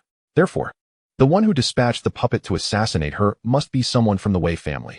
Could it be her biological mother? With no time for contemplation, her mind was consumed by the imperative to flee. This puppet was formidable, comparable to a golden core cultivator, far beyond the capabilities of her mere fourth layer of qi refinement. It was only when Wei Qianro lay bleeding on the ground, having sustained further wounds to her back and legs, that she was discovered by Cheng Xiangming, who had returned to the peak midway through his journey. The little junior sister, Cheng Xiangming, cried out in alarm and fury, swiftly drawing her spiritual sword to strike at the puppet. On Xingsheng Peak, during Xianxia's second lightning tribulation, a sudden storm cloud appeared in the night sky, striking fiercely in the direction of Yitang. Had she not been in the habit of wearing a defensive spiritual artifact, she might have been severely harmed by this bolt. Observing her unscathed, the storm cloud seemed to roll in discontent before dissipating. Had one not looked closely, they might have mistakenly believed she had narrowly escaped Xianxia's tribulation. Yet, only she understood that this tribulation had been aimed directly at her. The moment she sensed the puppet's attack, the heavenly lightning had descended. This was no mere coincidence. It was the will of the heavens protecting the protagonist, seemingly intent on her demise. What the hell? She hasn't openly attacked the protagonist. Is even a sneak attack not permitted? She pondered the fate of the protagonist, wondering if she had perished. If so, then enduring this strike would not have been in vain. Before she could continue her mental tirade, she noticed a crowd had gathered around her. The sect leader, various peak masters, and the majority of the direct disciples had arrived, with inner and outer disciples lingering in the distance. In contrast to foundational cultivation, the Golden Core tribulation was of utmost significance. The sect bestowed upon each disciple who successfully reached the Golden Core stage a reward of 100 top-quality spirit stones and several bottles of elixirs. After all, entering the Golden Core stage marked the disciple as a paramount force within the sect, deserving of diligent recognition. The sect leader and others were momentarily astonished to witness Xianxia undergoing her Golden Core tribulation, as they were all aware of her prolonged stagnation in the late foundation establishment stage, having repeatedly failed to break through. Who would have imagined she would suddenly overcome her bottleneck today? Observing Xianxia, bloodied yet triumphant after surviving the lightning tribulation, the sect leader and others felt joy. The sect had gained yet another Golden Core disciple, a cause for celebration. Although Shen Jingyan was irked by his second disciple's repeated antagonism towards his little apprentice, the success of a disciple reaching the Golden Core stage brought him more relief than resentment. Chapter 20, The Vine Orchid. Just as he intended to offer some words of encouragement to his second disciple, he noticed the jade talisman at his waist flicker. Upon discerning its contents, Shun Jingnian's expression darkened, and he vanished from the spot. Yilanxi, witnessing her master's sudden departure, surmised it was likely due to her little junior sister's antics. After all, every time her master treated her favorably, Wei Qianro would invariably stir up trouble. It was a recurring pattern. Given the magnitude of her golden core breakthrough, it was no surprise that the other party had caught wind of it. Though she felt a tinge of disappointment, she quickly reassured herself. She had been raised within the sect by her master, who had shown her kindness. She would continue to honor her master, but would no longer foolishly yield what rightfully belonged to her.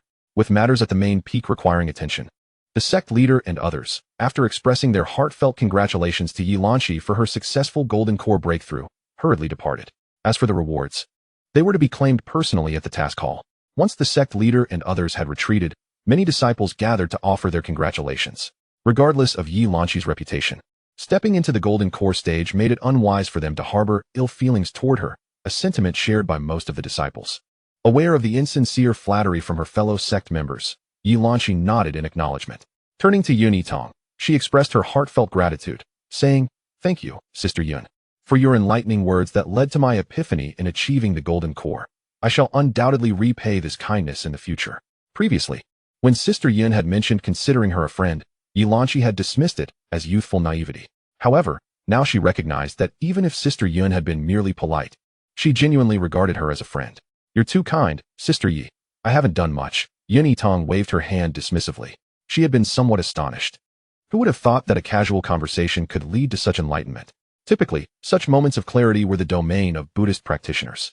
The remaining disciples, who had yet to leave, were left pondering. What was the situation? Was Yilanxi's breakthrough to the golden core somehow connected to the newly initiated Sister Yin? Had the two known each other prior? Disregarding the curiosity around her, Yilanxi smiled and remarked that it was fortunate her mood had been troubled that day, prompting her to practice her sword nearby. Otherwise, she might never have met her junior sister. Of course, she intended for the others to overhear this. She could not reveal that she had intentionally sought out Yun Yitang, lest the disciples speculate wildly. She would not want to tarnish her junior sister's reputation due to her own actions. Yun Yitang understood Yilanxi's intent and responded with a smile. "It was merely coincidence. As I had come down the peak to retrieve my disciple's attire, and unexpectedly encountered you, sister. Your sudden enlightenment and breakthrough to the golden core are a testament to your diligent efforts, completely unrelated to me. Nevertheless, congratulations, Sister Yi." As the two conversed, the others grasped that the two had not known each other prior. Their meeting was purely coincidental. Yet, it was indeed true that Yun Yitang's few words had facilitated Yilanxi's long-awaited breakthrough. Consequently, the disciples present discreetly began to share this gossip, which spread rapidly. Many outer disciples had heard of Yun Yitang's foundational cultivation, and while personal strength might evoke envy, assisting another in achieving enlightenment and breakthrough garnered deep respect and admiration. Such feats were not easily accomplished. Unbeknownst to her, many outer disciples, even those who had never met Yun Yitang, began to harbor fondness for her. The following day, when Shunliang sought to spread rumors about Yun Yitang being malicious and overbearing, eager to cause trouble, he found his efforts thwarted before they could gain traction, met with a united front from numerous outer disciples. However, that is a tale for another time. At present, after the other disciples had departed, Yilanxi retrieved a wooden box from her storage pouch and softly addressed Yun Yitang, "Junior Sister Yun. Within this box lies a vine orchid. Consuming this flower allows for painless expansion of one's meridians, although it is only effective for those below the golden core stage. I acquired it during my recent expedition and hope you will accept it." Yun Yitang was aware of the vine orchid's rarity. It had been mentioned that Yilanxi, due to a quarrel, had injured the protagonist and later compensated her with this very flower. The protagonist had utilized it to painlessly expand her meridians, which would be necessary for her subsequent use of higher-tier cleansing herbs. Otherwise, she would risk catastrophic failure. Thus, the wooden box contained the very vine orchid that had ultimately benefited the protagonist. Now that Yilanxi had achieved the golden core, she had no further use for it, and would likely return it to the protagonist. Considering this, Yun Yitang decided not to decline the gift, accepting the box with a joyful expression. "Thank you, Sister Yi. I shall not be polite." Just as Yilanxi was about to respond, an angry voice interrupted. "Yilanxi, how could you give away the vine orchid? Did we not agree it was meant for the little junior sister?" The speaker was none other than Xiaoyu, who had come looking for her. Xiaoyu was previously engaged in a swordsmanship spar with a close disciple on another peak. At first, he paid no heed to the ominous thunderclouds gathering over Sheng Peak, But upon hearing that it was his second senior sister undergoing tribulation, he hastened over. He had once shared a close bond with her. But after learning from the junior sister that the second senior sister often made things difficult for the junior sister due to her feelings for him, he began to harbor resentment towards her. To his dismay, despite having expressed his intention to keep the Tianlan flower for the junior sister, she had carelessly given it away, which he found utterly intolerable. When he Xiaoyu suddenly appeared, Yilanshi might have offered a gentle explanation in the past, as she had always cherished him as a younger brother. However, she was taken aback to find him so easily swayed by Wei Qianrou's misguided notions of affection, insisting that she abandon her feelings. Despite her repeated attempts to clarify, their relationship only grew colder. Now, she had come to realize that there was no point in explaining to someone with such a pig-headed mentality. As Xianxia advised, it was better to subdue those who sought trouble. After all, she was a sword cultivator, and combat was the simplest solution. Yet, she preferred not to frighten Xianxia with such displays of aggression. With these thoughts in mind, she chose to ignore He Xiaoyu and turned her gentle gaze towards Yitang, softly saying, "Junior sister, I shall return to the peak now. Should you require my assistance in the future, feel free to reach out through Xianyu." "Certainly, senior sister, farewell." As Yitang spoke, Yilanshi made no further delay, swiftly boarding her sword and leaving He Xiaoyu, who was still in a state of fury and disbelief, watching the two figures vanish into the distance. Yitang felt an urgent need to practice her sword flight, realizing its incredible convenience. Gazing down at the broken black thread on her wrist, a signal of the puppet's destruction, she pondered whether the protagonist had perished. Given the hurried expression of Master Shin earlier, she surmised that the situation was grave. Yet it filled her with delight. There was no rush. If the protagonist were seriously injured, news would soon spread from Moon Peak, and she simply needed to wait. Tucking away the severed black thread, she turned and began to ascend the peak, completely forgetting about collecting her sect robes. Chapter 21. Yilanshi confronts her junior brother. In midair, He Xiaoyu struggled vigorously. "Yilanshi, let me go. Release me." Yet he soon realized that, as a golden core cultivator, he was entirely unable to break free from her grip, being only a mid-foundation disciple. The commotion in the air drew the attention of many disciples, with He Xiaoyu's face growing increasingly flushed with anger. Finding himself unable to escape, he could only angrily demand, "Aren't you afraid of making a fool of yourself in front of the other disciples? How could you be so malicious? Junior sister needs the Tianlan flower, and now that you are a golden core, you have no use for it. Why not keep it for her?" Regardless of his protests, Yilanshi paid him no mind. Once they reached a secluded spot, she forcefully hurled him to the ground with a resounding thud. "Yilanshi, have you gone mad?" He Xiaoyu exclaimed, rising from the dust, his voice filled with fury. For a mid-foundation cultivator, the fall was not injurious, but it was still painful. Before he could utter another word, Yilanshi closed the distance swiftly, delivering a powerful punch that sent him flying 5 meters away, then pursued him relentlessly. With a significant disparity in their strengths, Yilanshi fought earnestly. Even without her sword, He Xiaoyu had no opportunity to retaliate. In his bewilderment, he failed to comprehend why she was attacking him. By the time he considered striking back, it was far too late, and he found himself overwhelmed. After reducing him to a bruised and battered state, Yilanshi finally ceased her assault. "You dare to assault me without cause. I will never forgive you." He Xiaoyu seethed, struggling to rise while glaring at her. "Who claims I attacked you without reason? First, as your second senior sister, you have repeatedly disrespected me by calling me by name. In the past, I might have overlooked it, but now that I am a golden core cultivator, even if you refuse to call me second senior sister, you ought to at least refer to me as master. By all accounts, whether by rank or cultivation level, you are beneath me, yet you treat me with such contempt. Shouldn't you be punished for that? Secondly, regarding the Tianlan flower, I fought hard to obtain it. Why should I give it to your junior sister? Does she deserve it simply because of her audacity? Or is it because you have no shame? The opportunity once secured is mine to bestow as I wish. It is none of your concern. You wish to overstep your bounds and dictate the fate of the Tianlan flower? Shouldn't you be punished for that as well? Thirdly, I am unaware of when you began to believe I harbored feelings for you. I am considerably older than you and have always treated you with care. Regarding you merely as a junior, my intentions were purely protective, yet you have misinterpreted my kindness. I have attempted to explain this to you on numerous occasions, but you refuse to believe me. Henceforth, I shall not waste my breath trying to clarify. However, should you and Wei Qianrou continue to use this as a means to irritate me, I will not hesitate to act. Rest assured, I will exercise restraint and not truly damage your foundation. At most, you will suffer some superficial injuries.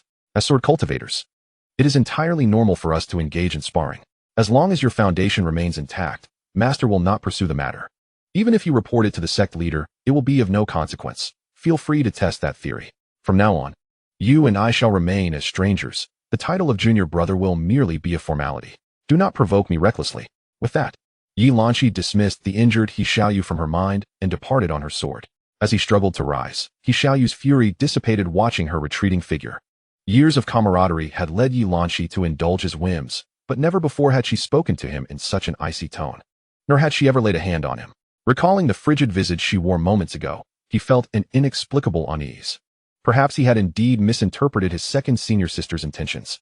Reflecting on her past kindness towards him and the reliance he had on her when he first joined the sect, he began to question why their relationship had soured to this extent.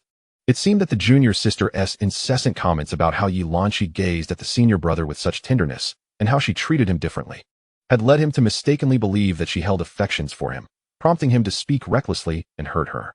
With a tumult of emotions swirling within him, he was interrupted by a sudden flash from Xianyu, signaling that his senior brother wished for him to return urgently. At Xingyue Peak, Shen Jingnian had just attended to his young disciple's injuries.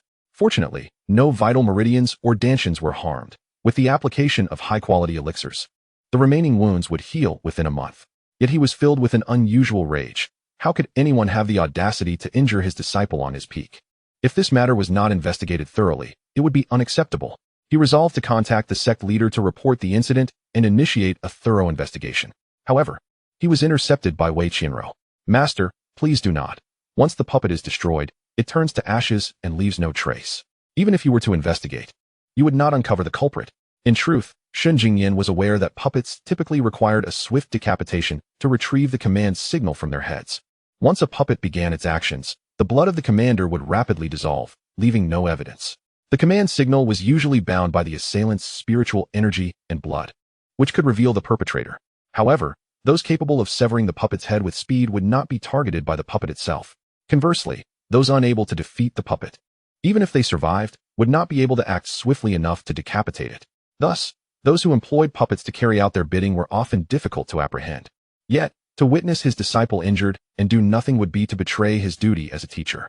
Wei Qianro, in pain herself, recognized that her master was determined to conduct an investigation and endured her discomfort, weakly stating, "Master, the one who harmed the disciple must have long harbored jealousy towards him. The disciple already has his suspicions. There is no need for you to expend effort in the investigation." Her intent in making this statement was to subtly shift suspicion towards Yilanchi. She certainly knew that the one who intended to harm her could not possibly be Yilanchi. The puppets crafted by the Wei family were exceedingly rare and exorbitantly priced. She could hardly believe that Yilanchi could acquire one. However, it was advantageous to instigate her master's complete disdain for Yilanchi. As for the true culprit behind her plight, she suspected her biological mother was the more likely candidate. It seemed that the latter had discerned the matter concerning Wei Shiyao and was manipulating events from behind the scenes, deliberately sending a puppet to issue her a warning. Contemplating this, Wei Qianro's eyes glinted with animosity. Her position within the Wei family was precarious, even with her suspicions, without concrete evidence. She could not confront her biological mother directly. Moreover, her father would likely not support her. Patience was key. One day, she would exact her revenge. At that moment, Wei Qianro harbored no doubts about Yitang. After all, in her mind, the latter had just entered the sect that very day and could not possibly take the reckless step of harming her. Nor could she procure the puppets created by the Wei family. Could it be her second junior sister? After all, she had repeatedly spoken harshly to the little junior sister. It was Cheng Xiangming who spoke this time. Indeed, it was not the first instance of the second junior sister targeting the little junior sister. Chapter 22. The beginning of sword practice. Lying on her bed, Wei Qianro felt a surge of delight. Yes, this was the direction she should pursue. As long as a few individuals on the peak suspected Yilanchi, even in the absence of evidence, she could render Yilanchi speechless. However, she anticipated that her master would be furious and summon Yilanchi for questioning, only to be taken aback when he rebuked, "Do not spout nonsense. Your second junior sister is currently undergoing the Golden Core tribulation. How could she have the capacity to manipulate puppets to harm others? As the eldest senior brother, how can you speak without evidence?" Upon hearing this, both Cheng Xiangming and Wei Qianro were left dumbfounded. They had been preoccupied with dealing with the puppet. And even upon witnessing the thunder tribulation descending upon Xingfeng, they had never considered that Yilanchi was undergoing her tribulation. Wei Qianro clenched her teeth in frustration. Everyone knew that undergoing a tribulation required complete concentration, and it was entirely impossible to divert one's attention to control a puppet to inflict harm. Thus, Her attempts to slander Yilanchi were rendered futile. Who could have anticipated that Yilanchi would break through to the golden core at such a moment? Especially while she was being pursued by puppets. It was infuriating. Yet, she maintained a facade of understanding, softly asserting, "Although my second junior sister may have grievances against me, I believe she would not resort to such actions. The eldest senior brother is merely concerned and confused. I implore the master not to blame him for his words." After saying this, she coughed up a mouthful of blood. Seeing this, Shun Jingyan hurriedly produced a high-grade nurturing pill and administered it to his young disciple. "I understand that your second junior sister often targets you, so it is no wonder that Xiaoming would think this way. Focus on your recovery. I will not punish him," Shun Jingyan said gently. Beside him, Cheng Xiaoming gazed at his little junior sister with tender admiration, even as she lay severely injured, yet still spoke up for him. Outside, Yilanchi, having overheard the conversation within, felt no stirrings in her heart and turned to leave. From now on, she would no longer concern herself with anyone's opinions of her, nor would she allow anyone to slander her without consequence. Thinking of the more than 10 recording stones gifted by her junior sister Yun, Yilanchi devised a plan. Meanwhile, Yitang had waited until the hour of the pig. Noticing that no commotion had arisen from the direction of Star Moon Peak regarding the attack on the female protagonist, it seemed that her injuries were not severe, though disappointed. She understood that the female protagonist was inherently difficult to kill and would have to await another opportunity. With this in mind, she bundled herself in her blanket and buried her head to sleep. It had been a day filled with the tribulation of Foundation establishment and plans of murder. Coupled with her climbing the peak twice, she was utterly exhausted, lacking even the energy to cultivate. The following day, fully restored, Yitang awoke early. For it was her first day practicing swordsmanship, and her master would personally instruct her. It would not do to be late. The basic sword technique of the Xingji sect was not particularly difficult. Yitang's memory was exceptional, and since the original host had received foundational training in the Yun family, coupled with her established foundation, she learned with remarkable speed. After a single demonstration from Mo Chang'an, Yitang was already able to replicate the movements with considerable proficiency. This pleasantly surprised Mo Chang'an, for it took his eldest disciple 3 attempts to memorize the movements of the basic sword technique. Even so, that disciple was considered a rare talent, though unfortunately hindered by his physical condition. To witness his little disciple mastering the sword movements in just one go was nothing short of astonishing. She truly was a born sword cultivator. He thus became even more earnest in his teaching, until Yitang's swordplay became flawlessly smooth, at which point he ceased his instruction, yet remained watchful over her practice. Under the moonlight, as Yitang swung her sword to the point of nearly losing sensation in her arm, she could not help but sigh inwardly. She was aware of the hardships faced by sword cultivators, but she had not anticipated such intensity on merely the first day of training. Her master was exceptionally strict. How would she endure the future? She truly regretted choosing the path of sword cultivation. If she had the opportunity to confront the female protagonist, she could just as easily go to Xingyong Peak to study alchemy. Why bother with swords? Unbeknownst to Yitang, she had been assigned extra lessons by her master. New disciples from other peaks did not endure such rigorous training. Of course, the results were gratifying. While new disciples from other peaks were still struggling to memorize the sword movements, she had already begun to explore how to maximize the power of her strikes. Seeing his little disciple so exhausted that she hardly wished to speak, Mo Chang'an finally spoke gently. "You performed well today. From now on, ensure you practice swordsmanship for 3 hours daily and swing your sword 2,000 times. The timing is flexible." Upon hearing that she would not have to endure an 8-hour session as she had today, Yitang breathed a sigh of relief and nodded obediently. "Master, I will diligently study the sword techniques and will not slack off." Mo Chang'an smiled heartily at her response. "Good. Practice well. And when the illusory void secret realm opens next month, I can rest assured that you are ready to undergo trials." The illusory void secret realm? She suddenly recalled that Shin Muin had been gravely injured while attempting to save Wei Qianro here, resulting in the destruction of his spiritual roots. Yet, Wei Qianro emerged unscathed and, before exiting the secret realm, fortuitously obtained a high-grade spirit cleansing herb, successfully washing away a wood's spiritual root and elevating her remaining medium-grade water spiritual root to a superior grade, leading to her rapid progress in cultivation, ultimately qualifying her for entry into the Sword Tomb during the subsequent sect competition. This could be considered Wei Qianro's first significant opportunity. Thus, she absolutely had to go. She would thwart Shin Muin's rescue efforts and obtain the spirit cleansing herb. Even if she could not utilize it herself, she could at least store it away, ensuring it would not fall into Wei Qianro's hands. Her thoughts raced momentarily before she feigned confusion and inquired of her master. "Master, where is the illusory void secret realm? I have never heard of it before." "Haha, You are still quite young. It is normal not to know. The illusory void secret realm is merely a small secret realm located near Xianxia City. It opens once every 20 years and remains accessible for only 20 days. Only cultivators below the golden core stage may enter. Compared to other grand secret realms, it poses a lower degree of danger. As far as we know, the strongest beasts within are only of the 4th tier, comparable to those in the mid to late stages of the golden core. However, there are no treasures of great fortune to be found. Nevertheless, common spiritual plants and fruits of considerable value are present, making it a favored place for cultivators below the golden core to hone their skills. As long as you prepare adequate defensive talismans and pills, even a chi refining stage disciple should not face any mortal peril. Though you have just entered the sect, you have successfully established your foundation. As long as you refine your sword techniques further, it would not be impossible for you to venture into the secret realm, Mo Chang'an explained with a smile. Master, I will certainly strive to improve my sword techniques, and when the time comes, I will venture into the secret realm with the eldest senior brother, Yitang replied earnestly. Alas, my dear disciple, your eldest senior brother is unwell and cannot enter the secret realm. You will be the only one from our peak to go, Mo Chang'an sighed, looking at his obedient little disciple. Upon hearing this, Yitang was taken aback. She knew that Song Yanli was not in great health, but he had already established his foundation. Even disciples in the chi refining stage could enter, so why could he not? Contemplating this, she posed the question to her master. Eldest senior brother is also at the foundation establishment stage. Why can he not enter the secret realm? Ah, my disciple, have you ever heard of the soul-eating insect? Sighed Mo Chang'an. Master, what is the soul-eating insect?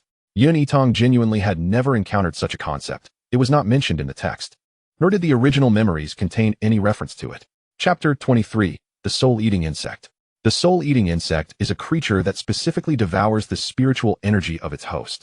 Once it grows to a certain size, it will consume the host's spiritual root, ultimately bursting forth from the body as a monstrous insect. Anyone afflicted by this insect is rendered incapable of utilizing their spiritual power. However, this insect has no effect on cultivators of the foundation establishment stage and above, as the fluctuations of spiritual energy within them are too intense for the insect's eggs to withstand, leading to their immediate destruction. Thus, it primarily seeks out ordinary individuals who have yet to embark on the path of cultivation, or disciples at the chi refinement stage as hosts.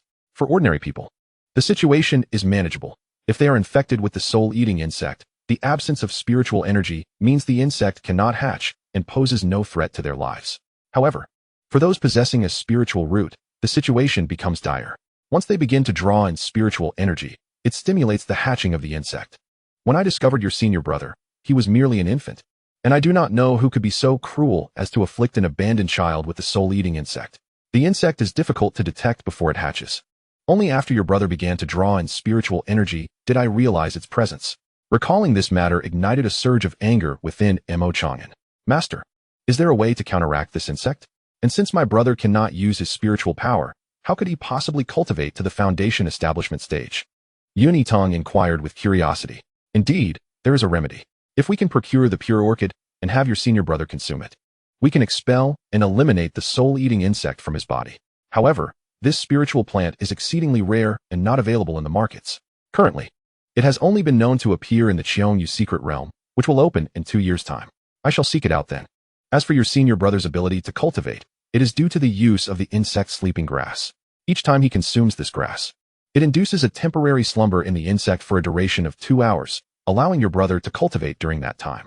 Given his innate superior wind spiritual root and exceptional talent, he has managed to reach the foundation establishment stage. However, excessive consumption of the insect sleeping grass can be harmful to the body, which is why I have prohibited him from using it frequently after his foundation establishment. This is also why, although he can still cultivate, he is unable to venture out for practical experiences. The insect sleeping grass can only be taken once a day, and during the remaining time, if he encounters danger, he would be unable to flee. Mo Chang'an sighed, elaborating. The Xianxiaaudiobooks secret realm? It was mentioned in the text. It is a realm accessible only to those below the nascent soul stage, opening once every 50 years and closing automatically after 2 months. Within it lie many heavenly materials and earthly treasures, yet it is also exceedingly perilous. Your master's talent is remarkable, possessing a superior mutated ice spiritual root. It is said that 10 years ago, he had already reached the late stage of the nascent soul. Could it be that he is suppressing his cultivation to seek medicine for your senior brother, delaying his breakthrough to the nascent soul stage? Ah, I recall now. The text mentioned that your senior brother perished alongside the female protagonist during an outing, which occurred 2 years later, while your master was outside seeking medicine. It is likely that he ventured into the xianxia's secret realm then. Reflecting on this, Yitang couldn't help but admire. Chang'an truly is a wonderful master. Considering her family's auction house, Yitang contemplated inquiring, what if they were able to find it? Of course, even if the Yun family happened upon the pure orchid, it would not be given away for free. Since it was not personally acquired, she had no right to offer it without compensation. But she could provide her master with a familial discount. Master, do not worry. I shall contact my family shortly to inquire about the whereabouts of the pure orchid. Perhaps we shall find it soon, she declared. Upon hearing this, Chang'an regarded Yitang with an even more tender gaze, his countenance radiating affection. My dear disciple, you need not concern yourself with this matter. Several years ago, I began searching for this item and have already reached out to various noble families and auction houses, including your Yun family. Should they locate the pure orchid, they will inform me. Now, you must be weary, return and rest.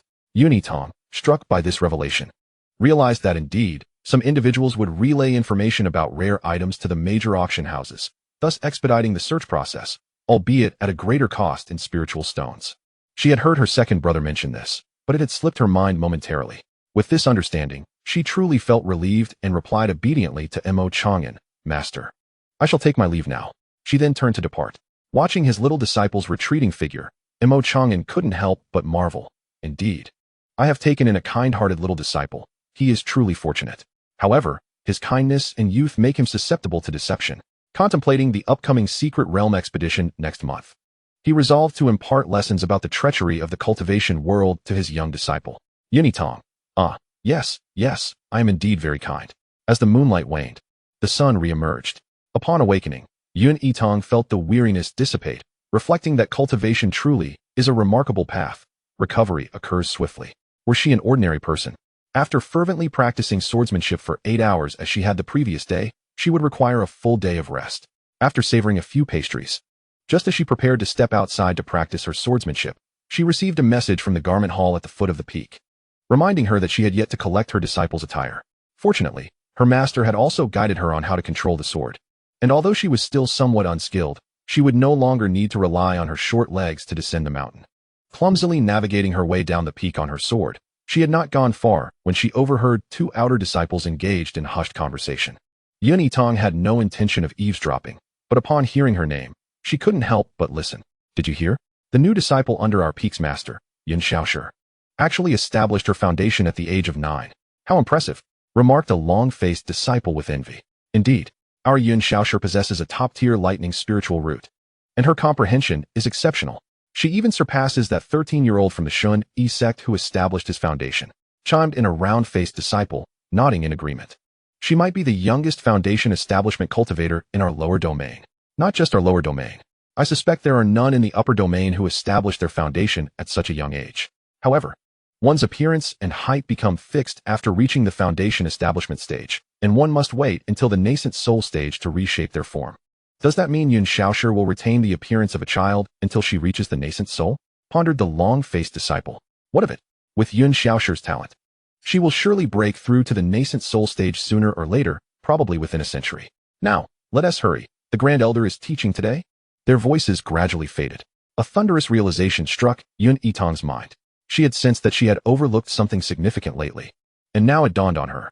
The matter of one's appearance becoming fixed after establishing the foundation. In the mere 3 days since entering the sect, she had been preoccupied with too many thoughts. To have forgotten such a crucial detail was astonishing.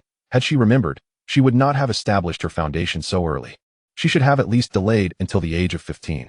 Though she wished to play the role of a well-behaved child, she never intended to remain one indefinitely. Regardless of her talent, the path to reshaping her body after reaching the nascent soul stage would take at least a century. Wouldn't that be a disaster? Chapter 24. The Importance of Public Sentiment. To remain in a diminutive form for 100 years would hinder her from engaging in any malevolent deeds, as disguising herself would become exceedingly difficult. She was aware of illusionary artifacts that could alter one's appearance, but she was uncertain whether there existed any that could change height. Moreover, while she did not possess an excessive love for beauty, she aspired to be a tall and elegant sword cultivator. Yitang hung motionless from the tree for a quarter of an hour, shaking off the leaves atop her head, and sighed helplessly. Alas, I have already established my foundation. What can be done? At worst, I shall roll up my sleeves and strive to break through to the nascent soul stage as soon as possible to reshape my body. Yes, I will endeavor to reach the nascent soul stage swiftly. It is not insurmountable. Having come to this conclusion, Yitang felt somewhat uplifted and continued on her way to the garment hall. The garment hall was located at the foot of the main peak, bustling with disciples coming and going. Many outer disciples greeted Yitang as she passed, saying, "Greetings, junior sister Yun. Are you here to collect your disciples' attire?" Most of the direct disciples merely responded with a lukewarm nod to such remarks. However, Yitang was an exception. She greeted each individual with a beaming smile and cheerful replies. "Ah, I came to fetch my robes. Senior sister, your sword tassel is truly exquisite. Senior brother, are you off to practice your swordsmanship?" Her amiable demeanor, in stark contrast to the aloofness of other direct disciples, endeared her to the outer sect disciples. This was precisely the effect Yitang sought. Despite the outer sect disciples being at the lower rungs, they constituted the largest group within the sect, and various rumors and tidings often originated from them. There was no need to maintain a lofty demeanor and unnecessarily offend others. It is well known that even a mouse can suffocate an elephant. One must remain vigilant against the cunning of the small. As the saying goes, a rumor is easily spread by the tongue, but dispelling it requires one to run. Life's experiences taught her never to underestimate anyone. On her way back after retrieving her disciple robes, Yitang recalled what Xianxia had said about Wei Qianro seeking to tarnish her reputation. Thus, she affixed a concealment talisman to herself and made her way to Moon Peak. She was eager to ascertain how widely the rumor had spread and to see if she could use a recording stone to capture evidence of Chun Liang disseminating the slander. If the rumor had gained sufficient traction, she would apprehend him and present him before the main hall. In the cultivation world, there were countless methods to compel individuals to speak the truth. Unlike Xianxia, who had to endure silent suffering when falsely accused by the female protagonist, Yitang was not bound by such constraints. After all, Xianxia and Wei Qianro were both disciples of the same master. As long as their master protected Wei Qianro, Xianxia could not pursue the matter too deeply, as she had no one to advocate for her. Moreover, she often lacked the evidence to clear her name, burdened by too many concerns. However, Yitang's situation was different. Being affiliated with Two Peaks meant that once she had evidence proving that someone was spreading unfounded rumors about her, she could disregard any reservations and escalate the matter directly to the sect leader. By prying the gossip out of Chun Liang regarding Wei Qianro's malicious words, even if the female protagonist was not heavily punished in the end, tarnishing her image in the eyes of others would still be a significant victory. With these thoughts, Yitang swiftly made her way to Moon Peak, while concealed. To her surprise, she witnessed Chun Liang, who had delivered meals to Wei Qianro the other day, embroiled in a physical altercation with two fellow disciples. It was not a sparring match, but a full-blown fight, complete with insults. "I am right. Junior sister Yun is wonderful. She is not the tyrannical and malicious person you describe," shouted a plump-faced disciple. "I am not fabricating anything." The moment she entered the sect, she deliberately made things difficult for senior sister Wei, causing her to be punished. "How is that not malicious?" Chun Liang retorted forcefully. "That was senior sister Wei's mistake in the first place, which is why the peak master punished her. What does that have to do with junior sister Yun?" countered a square-faced disciple vehemently. The three of them were caught in a chaotic brawl, while Yitang observed intently from a short distance. She soon recognized the two outer disciples who were defending her. She had met them 2 nights prior when Xianxia was undergoing her tribulation and had casually given them each a couple of inexpensive spirit fruits. It was unexpected that they would stand up against Chun Liang to quell the rumors. This exemplified the importance of winning the hearts of the people in times of trouble. She need not intervene personally. Although she could not target the female protagonist due to the rumors being unfounded, she felt a wave of joy nonetheless. She resolved that when she next encountered these 2 outer disciples, she would generously gift them several more spirit fruits. They were truly reliable companions. Hiding nearby, she watched as other disciples arrived to mediate, most of whom sided with her, leaving Chun Liang speechless. Yitang felt thoroughly satisfied, and just before her concealment talisman was on the verge of losing its effect, she discreetly slipped away. On Moon Peak, Xianxiaaudiobooks gazed at his injured junior sister lying in bed. For reasons he could not fathom, he felt no pang of heartache as he had anticipated, and his mind involuntarily wandered back to the frosty gaze of the second sister when she looked at him. "Third senior brother, what troubles you?" Noticing his distracted demeanor, Wei Qianro felt a twinge of dissatisfaction, but spoke softly nonetheless. "Nothing, junior sister," Xianxiaaudiobooks replied, shaking his head as he returned to the present. "Junior sister, I have been injured to my meridians. If only I could have some xianxiafan's, I would recover more swiftly. That spirit plant is only possessed by the second sister, who is now at the golden core stage and no longer has need of it." I wonder if she would be willing to part with it. Since Xiaoyu had forgotten to mention it earlier, Wei Qianro was still unaware that the Tinglantula was no longer in Yilanqi's possession. In the past, upon hearing such a request, Xiaoyu would have instantly agreed. However, having been reprimanded by the senior sister once, he no longer took things for granted. He had realized that the second sister did not harbor romantic feelings for him. Furthermore, the Tinglantula was no longer in her possession, making his inquiries futile. Unfortunately, the Tinglantula is no longer in the second sister's hands. She has given it to a junior sister from Shengfeng. What? She gave it to Yitang? On what grounds? I mean, how could the senior sister so carelessly gift it away when she knows I am in dire need? Wei Qianro's voice quivered with barely contained fury, and she quickly composed herself.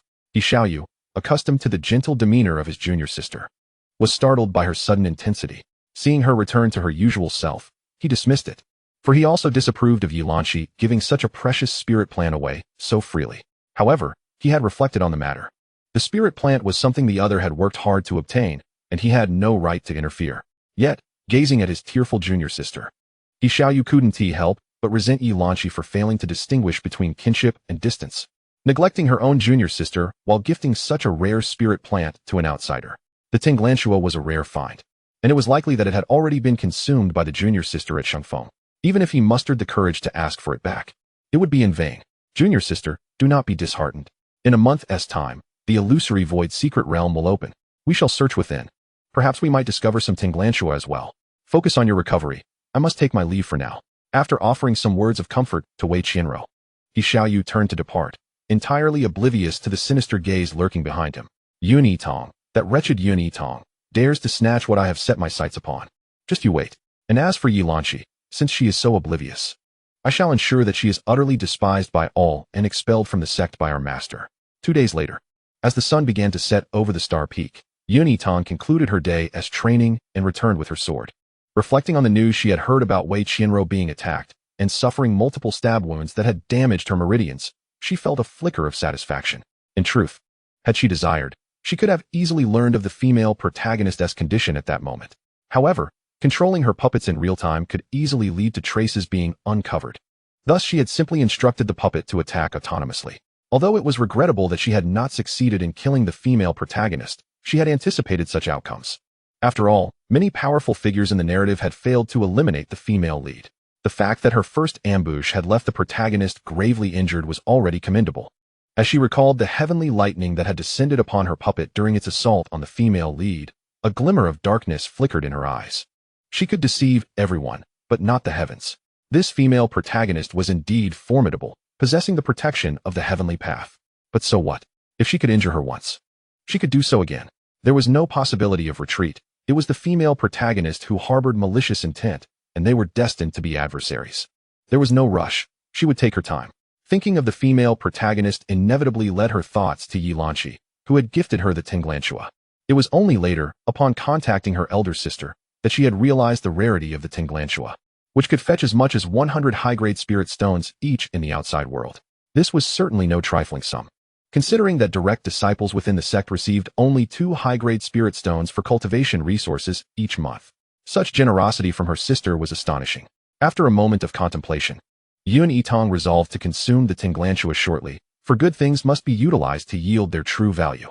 Turning back to her chambers, she activated the access array in one fluid motion before retrieving the Tinglantula, preparing to ingest it.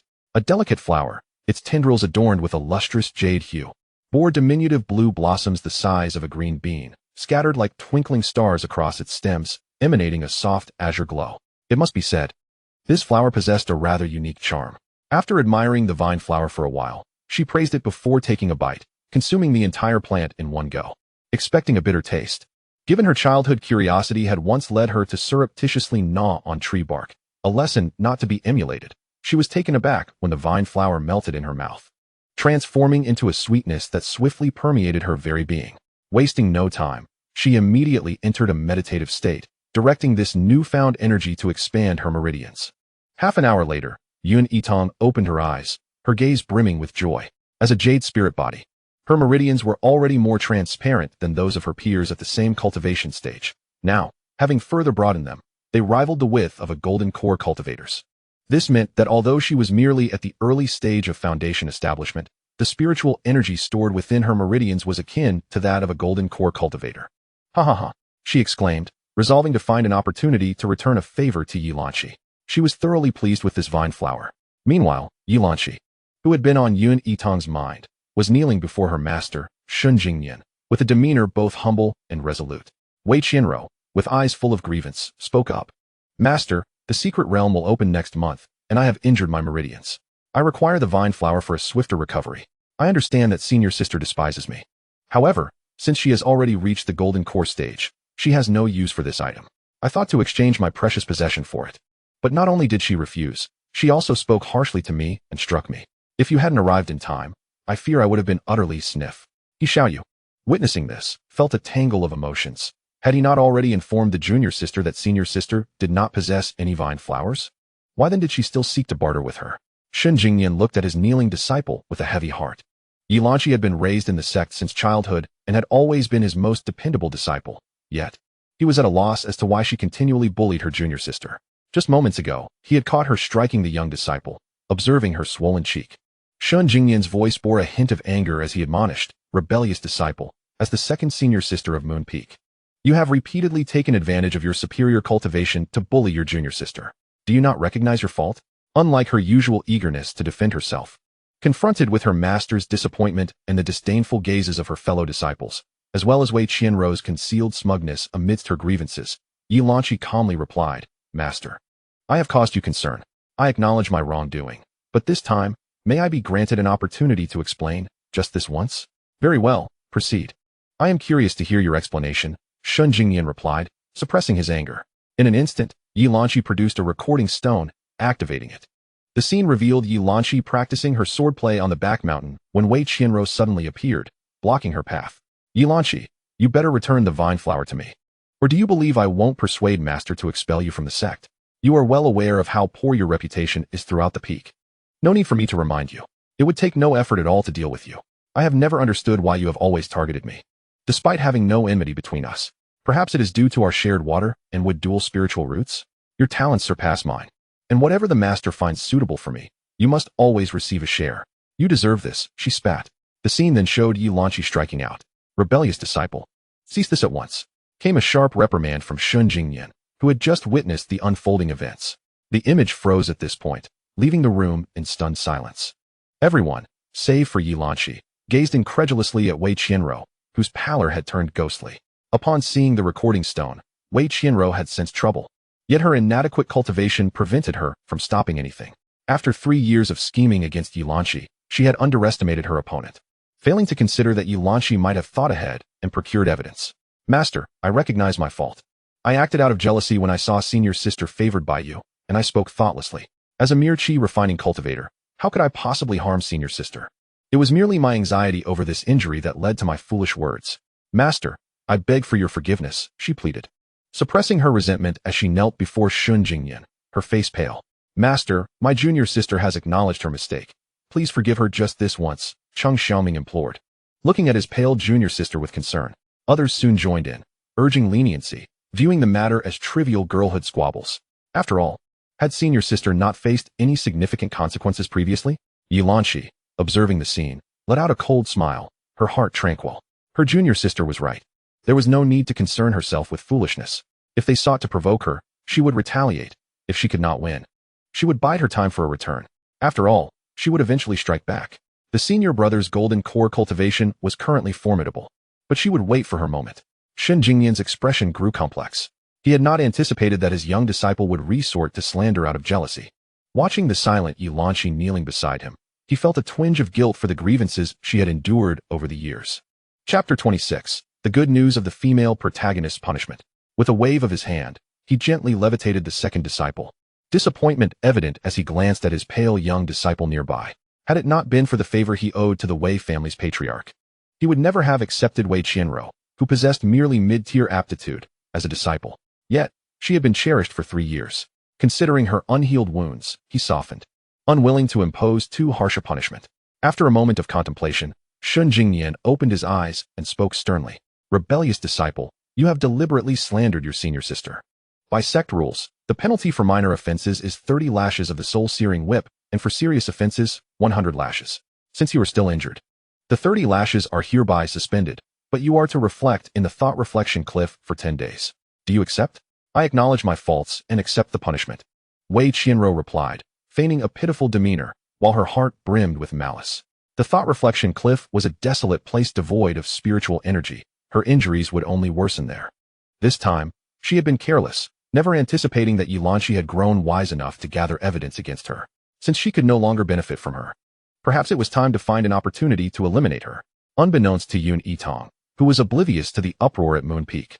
She would undoubtedly have praised Xianxia profusely and sent her a plethora of recording stones. At this moment, Yitang was selecting techniques on the second floor of the library. The library was divided into 4 levels, categorized by the tiers of heaven, earth, profound, and yellow, arranged from highest to lowest. Disciples at the foundation establishment stage could freely choose a profound level technique from the second floor. Of course, those with abundant sect points could spend them to access the higher floors or select multiple profound level techniques.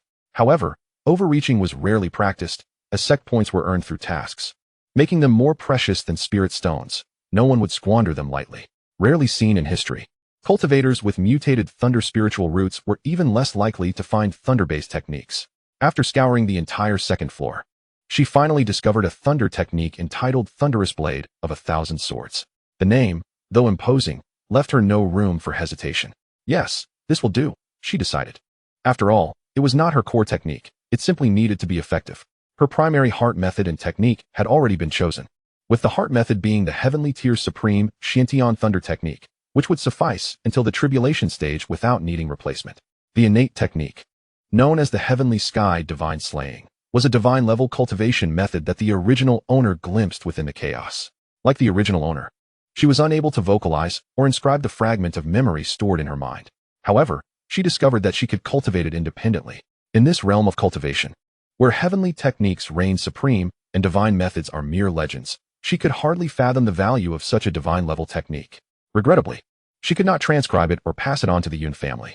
Moreover, this technique belonged to the thunder element, and aside from herself, there was indeed no one in the Yun family capable of wielding it. The reason she sought other techniques was that the power of this divine technique was immense. Great power equates to greater consumption of spiritual energy. As she was merely at the foundation-building stage, it was prudent to reserve the divine technique for times of crisis rather than rely on it for daily use.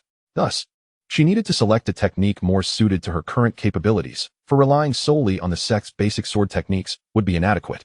As for whether using her innate technique in a critical moment would raise suspicions, she was certain it would not. As long as it was not a malevolent or stolen technique from another clan, no one would question her. The essence of cultivation lies in the principle of following the Tao as circumstances permit. A mere statement of going out to train and encountering fortuitous opportunities could silence any potential gossip. After inscribing the technique, Yitang was preparing to return to Xingfeng while riding her sword, when she encountered Xianxia in midair. Greetings, senior sister Yi. Where are you headed? Little junior sister Yun. I've just returned from the Cliff of Reflection and am on my way to practice swordsmanship. Xianxia replied with a warm smile upon seeing Yitang. Curiously, Yitang inquired, to the Cliff of Reflection? Indeed. My little junior sister has repeatedly tried to frame me, and this time I have caught her red-handed. The master has punished her to reflect at the Cliff of Reflection. Xianxia explained. Upon hearing this, Yitang could not help but feel delighted. There was no denying her happiness at the thought of the female protagonist facing punishment. And she chuckled. Fortunately, they were both in midair. Otherwise, if other disciples were to witness their gleeful demeanor, who knows how they would interpret it. After chatting with Xianxia for a while, and learning the full story of the protagonist's punishment, Yitang left, satisfied, riding her sword back to Xingsheng Peak, while humming a cheerful tune. Little junior sister, you've returned, greeted Song Yanli, who had not left his room for several days, with a gentle smile upon seeing Yitang. Master brother Yitang approached Song Yanli with a charming smile, and they exchanged a few pleasantries. Song Yanli then produced a thin booklet, speaking softly. Little junior sister, I have gathered some information regarding the illusory void secret realm, documenting the types of beasts within and how to cope with them. I hope this may be of some use to you. Yitang was taken aback, but accepted it with delight, saying, Thank you, master brother. I was just thinking of looking for some records about the illusory void secret realm. Oh, it's nothing. There's no need for formalities between us, Song Yanli replied, pleased to see her happy and feeling that his efforts over the past few days were not in vain. He merely hoped that this information would aid her in some way. After all, he could not accompany his little junior sister on excursions like the other senior brothers. nor could he protect her. He felt he was not a worthy master brother. As these thoughts crossed his mind, Song Yanli's gaze dimmed. After a casual exchange, he found an excuse to leave. Yitang, not truly a 9-year-old child, sensed the melancholy in Song Yanli's expression and conjectured the reason, yet she could say nothing. Not every matter could be easily resolved with mere words of comfort. With a sigh, she flipped through the pages of the booklet, discovering a wealth of information on various types of beasts along with detailed descriptions of their habits and how to handle them. Reflecting the diligence of the one who compiled it, Yitang's heart warmed slightly, and she could not help but muse. Song Yanli is truly a wonderful master brother. It is a pity that I cannot assist him in dispelling the soul-devouring worm, as only the Xianxia's secret realm holds information on the pure orchid. What I can do is change the outcome that leads to his demise 2 years hence due to Wei Qianrou's machinations. Of course, it would be perfect if I could eliminate Wei Qianrou swiftly, but recalling the unexpected lightning strike directed at me previously, I doubt things will proceed so smoothly. Additionally, the male protagonist should soon arrive in the lower realms, as it appears that he and the female protagonist first encounter each other within the illusory void secret realm. Shortly after, they develop mutual feelings, and the male protagonist later aids the female protagonist in eliminating many from the Yun family, including dismembering her second brother. Chapter 27. Wei Qianrou's secret departure from the Cliff of Reflection. Contemplating this, Yitang's eyes turned cold. The opponent's cultivation was undoubtedly superior, making her difficult to kill. However, if she prepared some assassination tools, might she not attempt a surprise attack? Even if she could merely injure her adversary without revealing her identity, it would be worthwhile. Otherwise, if they truly confronted one another, she would be powerless, and that thought vexed her. Before heading to the secret realm, I should gather more explosive talismans and various poisons. And I must also wear several pieces of defensive garments. If I am to kill the male and female protagonists, I will likely be struck by lightning as well. As she tucked the booklet away, Yitang pondered while walking, entirely unaware that the male protagonist, whom she believed would only appear in the illusory void secret realm, was currently within the Xingji sect and had already encountered the female protagonist. Otherwise, she would surely exclaim, "What a coincidence! It's as if fate has opened the door to my arrival. What a peculiar life." Xingji sect, Cliff of Reflection. As Wei Qianrou endured the excruciating pain caused by the raging winds, her heart filled with resentment as she contemplated her future plans for revenge. Suddenly, a flash of white light appeared before her, and out stepped a young man. The man's countenance was serene, his features strikingly handsome, adorned in luxurious robes of pale cloud color that accentuated his tall and slender figure, making him quite captivating. Her gaze flickered when she noticed the jade pendant at his waist, inscribed with the characters Nanyang. "Who are you? What brings you here?" Wei Qianrou asked, suppressing her malice and feigning innocence while inquiring with a gentle demeanor. Nanyang Jingyi observed the delicate and seemingly fragile girl before him and felt a flicker of affection. "I mean no offense. I was randomly transported by a teleportation array. Might you enlighten me as to where this place is? I shall take my leave at once." He chose not to mention that he had used the random teleportation to escape from a beast. "Ah, I see. This is the Cliff of Reflection of the Xingji sect. A rather undesirable place. You should leave quickly before you, like me, suffer from the raging winds," Wei Qianrou said, feigning vulnerability and urging him to depart. "Why are you here?" Nanyang Jingyi, who was about to leave, could not help but inquire further upon seeing her distress. Wei Qianrou's heart leapt with joy, though her expression remained a pained smile. "I was betrayed by my most trusted senior sister, and since I could not prove my innocence, the master has punished me to reflect here for 10 days. However, I am already severely injured, and my meridians are not yet healed. I fear for my future." She did not finish her sentence, merely shaking her head. She then took out several high-grade spirit stones from her storage bag, offering them with a kind expression.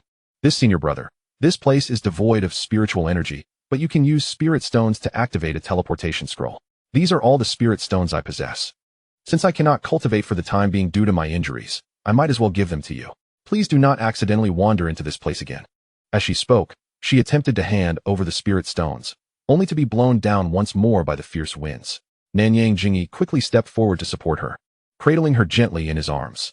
He had never encountered such a pure and kind-hearted girl before, in his aristocratic upbringing. Even the young women were adept at scheming and manipulating. Coupled with his secret lineage, he believed that the world was filled with hypocrites. Those who flattered him were merely attracted to his talent and background. Yet, this girl before him, who seemed oblivious to his identity, was willing to give everything she had upon their first meeting, expecting nothing in return. Her goodness was evident. Moreover, the young lady did not speak falsely. Her meridians are indeed damaged. Who could be so malicious as to confine such a kind and gentle girl here? At this moment, Nanyang Jingyi completely overlooked the jade pendant at his waist and his luxurious attire, which clearly indicated his noble lineage to anyone with their eyes open. One could only say that the plot was powerful enough to blind the male protagonist. Gazing at the fragile beauty in his arms, Nanyang Jingyi softened his gaze and said, "Junior sister, your constitution is far too weak. If the damage to your meridians remains untreated, it may hinder your future cultivation. If you trust me, I shall take you away. I trust you, senior brother, but I have been sent here as punishment by our master. If I leave and anyone finds out, I fear I will face further reprimand. Though I have committed no wrongdoing, I must obey my master's orders and cannot disappoint them." Wei Qianrou's eyes first brightened, then dimmed, shaking her head weakly. Upon hearing this, Nanyang Jingyi's gaze softened with a hint of compassion. This girl is truly too innocent and kind-hearted. No wonder she could be so easily slandered. Rest assured, no one will discover it, and you are blameless in this matter. Why endure punishment here? If you are concerned about your master finding out, we can temporarily leave and seek treatment for your injuries. I know a skilled healer who can swiftly mend your meridians. At worst, once you have recovered, I shall return you. Nanyang Jingyi gently coaxed. Is that truly possible? Then I must trouble you, senior brother. But I will pay for the treatment myself. Wei Qianrou replied softly, her trust evident in her voice. Nanyang Jingyi, upon hearing this, couldn't help but reveal a hint of indulgence in his eyes, smiling as he said, "Very well, as you wish. By the way, my name is Nanyang Jingyi. You may call me Jingyi, senior brother." "Hello, Jingyi, senior brother. My name is Wei Qianrou. You may call me Rower," she responded with a hint of shyness. "All right, Rower. Let us depart." As he spoke, he retrieved a puppet artifact from his storage ring, casually manipulated it, and the puppet instantly enlarged to resemble Wei Qianrou, albeit immobile.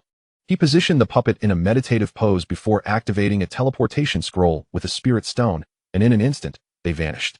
Meanwhile, Yitang was engrossed in the record book sent by her senior brother, attempting to memorize its contents.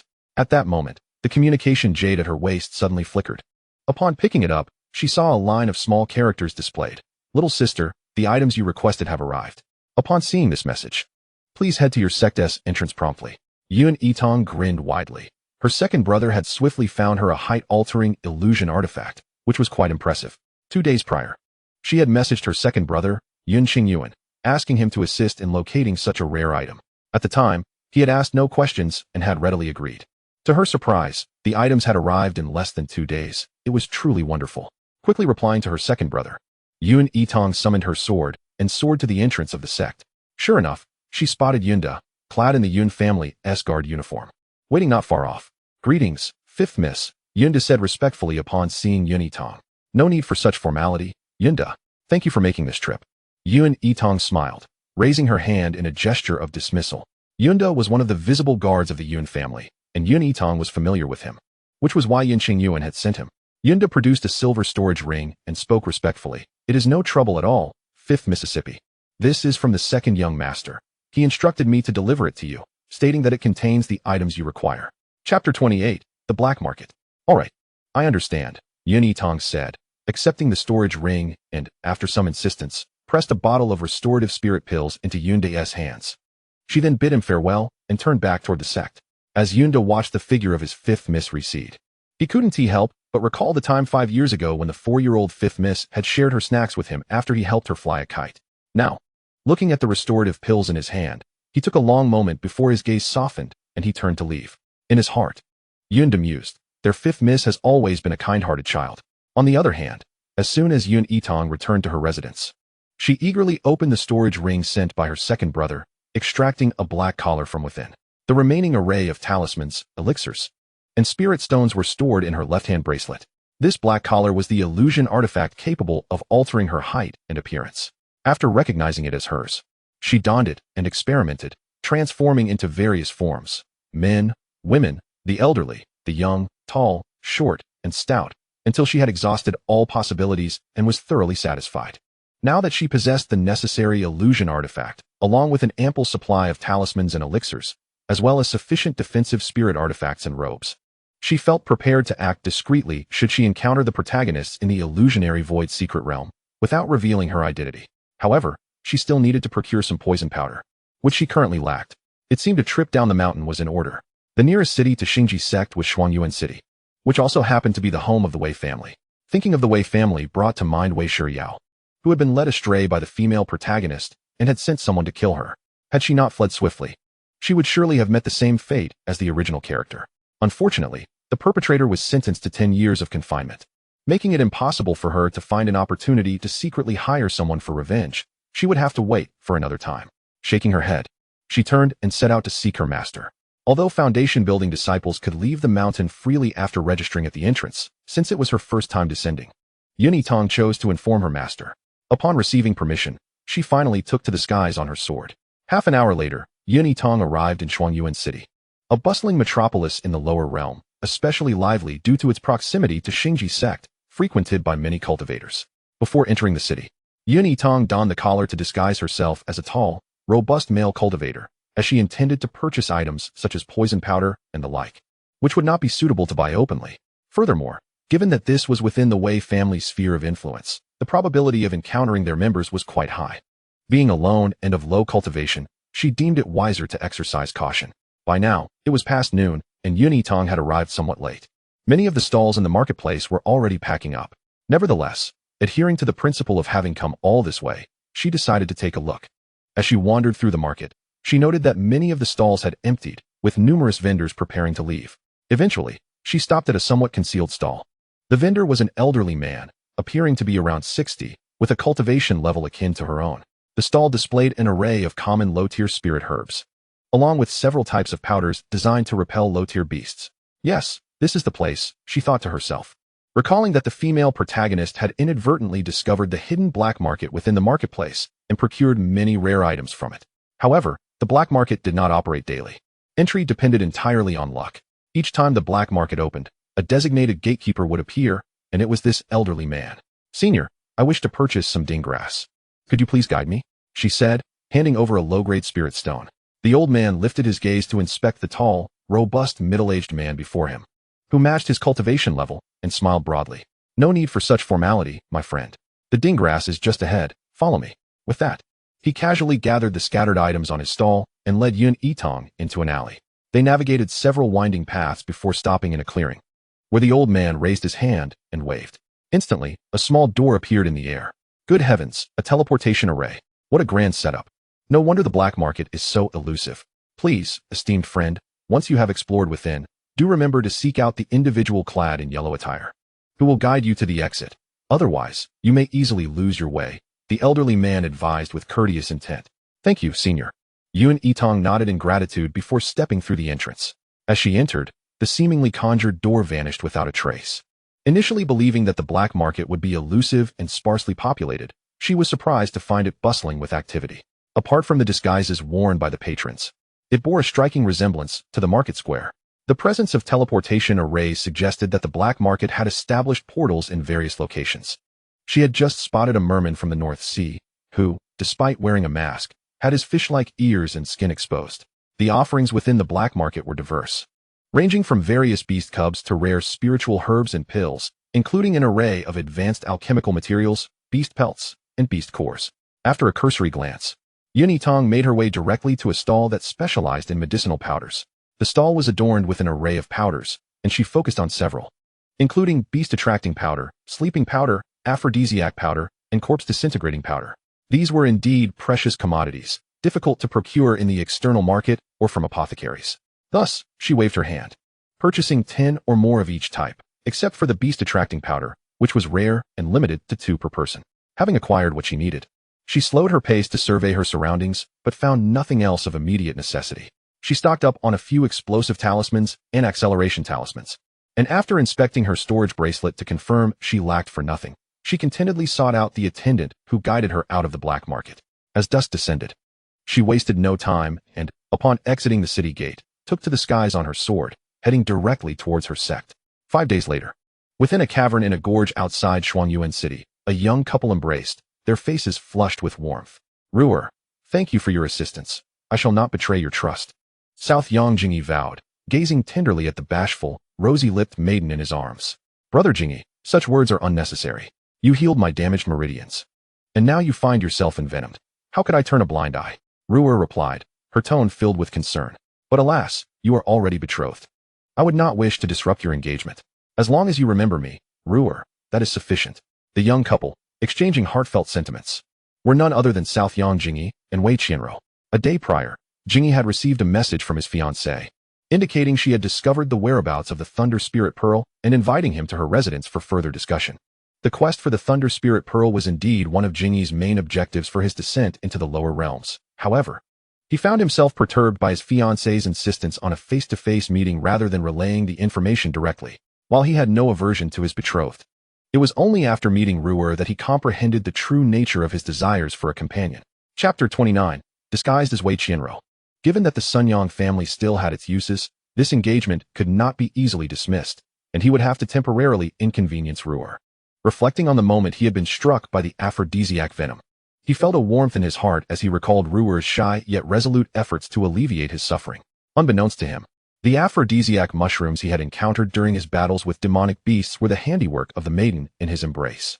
Wei Qianro nestled within Jingyi's arms, a triumphant smile gracing her lips. Over the past 5 days, they had become well acquainted with each other's backgrounds and identities. Upon confirming that he was the legitimate heir of the Sunyang family, she had resolved to pursue him as her future partner. Regrettably, since he was already engaged, she resorted to this underhanded strategy of fostering intimacy, believing that as long as his heart remained with her, he could not escape. Unbeknownst to Yitang, who was oblivious to the budding romance between the main characters, she had little interest in their emotional developments. Her sole desire was to eliminate them. With merely half a month remaining until entering the secret realm, she fully committed herself to her cultivation. Witnessing this scene, Mo Chang'an could not help but feel a sense of reflection. He turned and made his way to the main peak, eager to boast before the sect leader.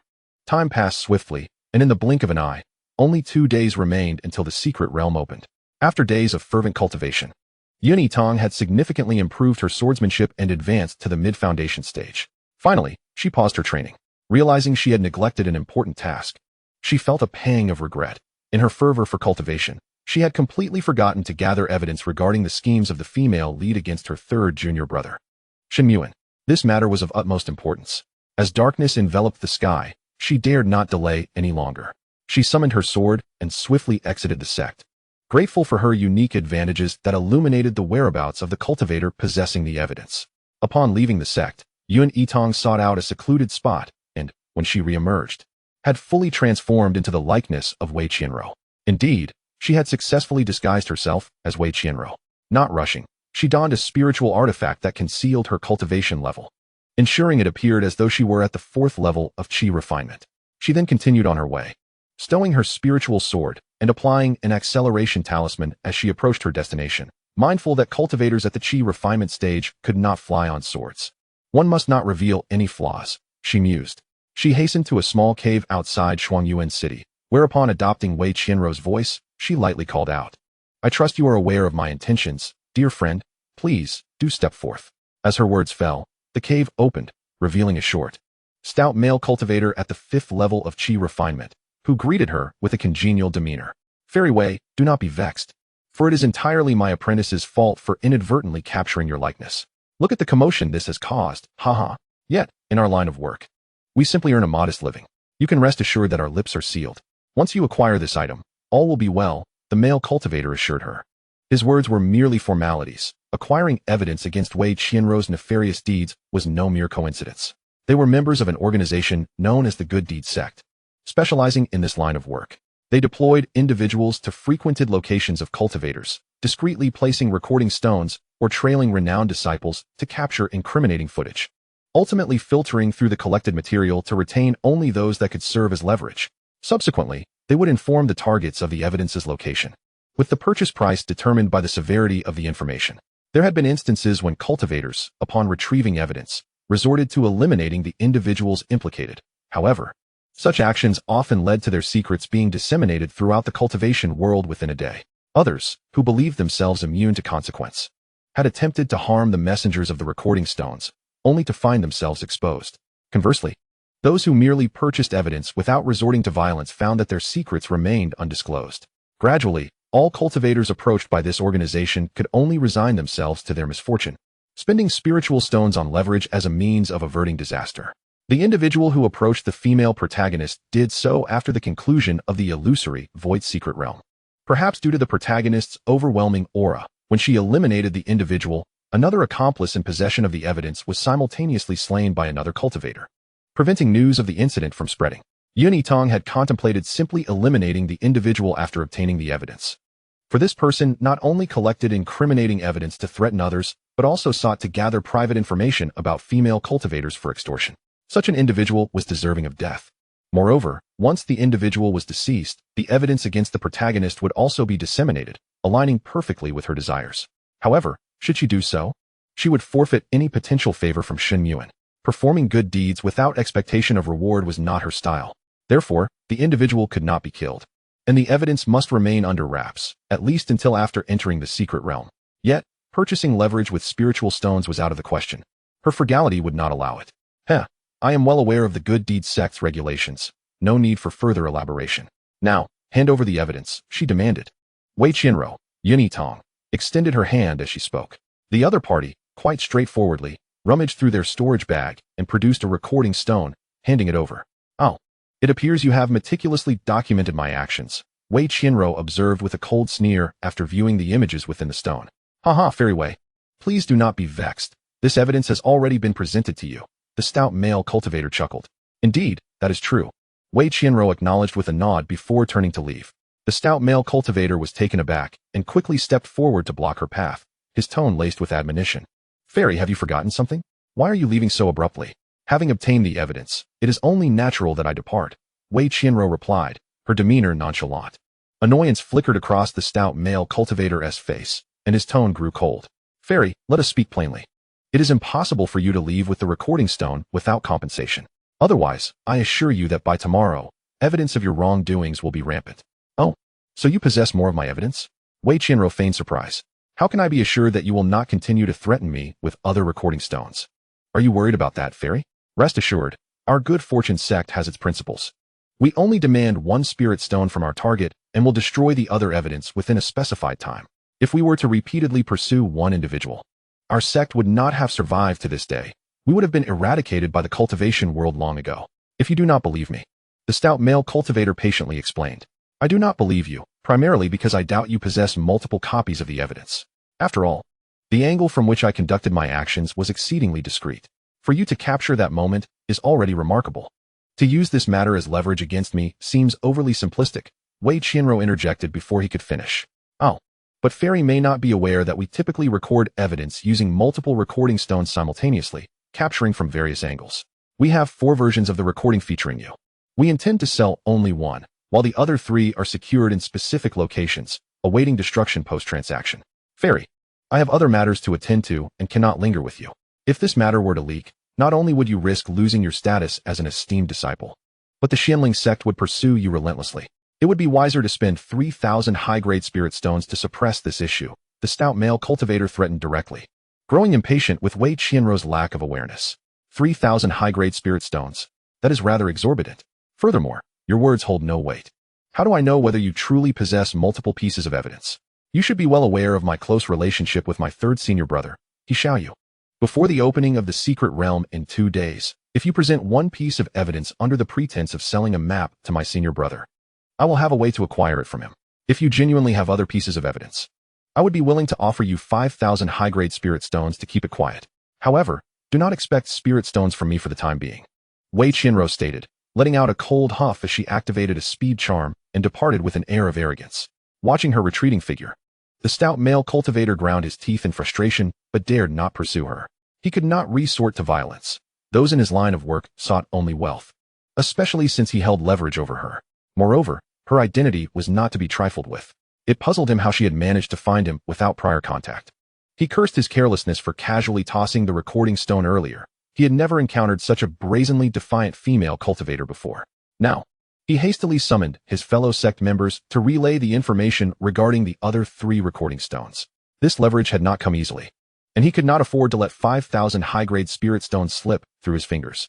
Once Wei Qianro was certain that she was not being followed, she turned and entered a long-abandoned small cave that she had previously scouted, setting up a barrier formation. She replicated the contents of the newly acquired recording stone onto more than 10 other stones before leaving with a satisfied smile. The following day, at noon, approximately 100 disciples of the Xianxia sect, led by 2 nascent soul elders, prepared to embark for the illusory void secret realm. The Xianxia sect was a major sect, boasting over 6,000 disciples in total. However, There were only slightly more than 500 disciples at the Golden Core stage, and the remaining disciples were all qualified to enter the illusory Void Secret Realm. The reason for the limited number of participants was that over 90% were outer sect disciples. Although the illusory Void Secret Realm posed less danger compared to other realms, preparations for defensive artifacts were still necessary prior to entry. Outer sect disciples, already struggling for cultivation resources, naturally lacked the surplus spirit stones to purchase protective items. Without such items, entering the realm was akin to courting death. Consequently, many outer sect disciples, especially those who had yet to build their foundation, found it impossible to participate. Some, hailing from affluent backgrounds and lacking in resources, also deemed the treasures within the minor secret realm beneath their notice, thus refusing to enter. In the crowd, Yitang noted the absence of Wei Qianro but spotted her third senior brother, He Xiaoyu, and Feng Linyuan from the Moon Peak, which piqued her curiosity. Just days prior, she had heard that Wei Qianro had emerged from the Cliff of Reflection, not only healed of her external injuries, but also having restored her damaged meridians. She couldn't help but scoff, thinking, this is the legendary girl who can never be harmed, no matter the severity of her injuries. She recovers swiftly and is back to her lively self. Logically, if she had healed, she should have participated in the secret realm training. However, it mattered little. Without the female protagonist, there remained the male protagonist, and her poison powder would not go to waste. Several thousand kilometers away, near the Huoyun sect, Nanyang Jingyi confronted. Who is she? Why were you holding her just now? In her exquisite coral red robe, the strikingly beautiful Song Yangxiao glared at the pair before her. Having meticulously prepared herself to meet her fiancé after a year apart, she had been eagerly anticipating their reunion. The thought of their future together after forming their golden core was a source of joy for her. Yet, to find her beloved in an embrace with another enchanting young woman, how could she contain her fury? I have already explained. She is a junior sister who has aided me. She simply stumbled, and I was merely assisting her. Why must you be so confrontational? Nanyang Jingyi replied coldly, frowning. Indeed, please do not misunderstand, senior sister. I lost my balance just now, and Jingyi brother kindly helped me. Our relationship is entirely innocent, Wei Qian responded, her tone laced with a hint of grievance. Having spent several days in intimate company with Nanyang Jingyi, Wei Qianro had only returned to her peak before being sent back the evening prior to the end of her punishment at the Cliff of Reflection. Upon returning to her peak, Wei Qianro feigned seclusion to avoid her senior brothers, then secretly used the teleportation scroll gifted by Nanyang Jingyi to descend the mountain for a clandestine meeting, planning to venture into the secret realm together afterward. Initially, Nanyang Jingyi had intended to meet Song Yangxiao days earlier, needing to ascertain the whereabouts of the Thunder Spirit Pearl. However, the joy of being with Wei Qianro, coupled with concern for his beloved's feelings, had delayed him until today.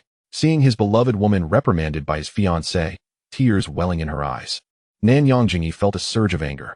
Song Yangxiao, can you not act so unreasonably? I have told you that Wei Qianro is a junior sister who has rendered me assistance. Do not act like this. Enough, I have arrived. So please deliver the news to me. He spoke with an air of entitlement. The anger within Song Yangxiao was ignited. Yet she was acutely aware of the necessity to temper her impulsiveness. Perhaps she had misjudged the situation. It would be prudent to wait until she could ascertain the truth before taking further action. Should it be revealed that this woman had any connection to her betrothed, she would not let it go unpunished. With that thought, her fury was quelled, and she turned to discuss pertinent matters with Nanyang Jingyi. However, observing her fiancé, who had barely spent a quarter of an hour with her before making an excuse to leave, caused a pang of heartache in Song Yangxiao. I demand an investigation into the identity of the woman by Nanyang Jingyi's side, she commanded coldly into the air. As you wish, miss, a hoarse voice echoed, though no figure materialized. As dusk approached, the Xingji sect arrived near the vicinity of the illusory Void Secret Realm. Although the realm would not officially open until the next day, the influx of various sects and rogue cultivators ensured a substantial turnout, prompting many to arrive early to secure their place.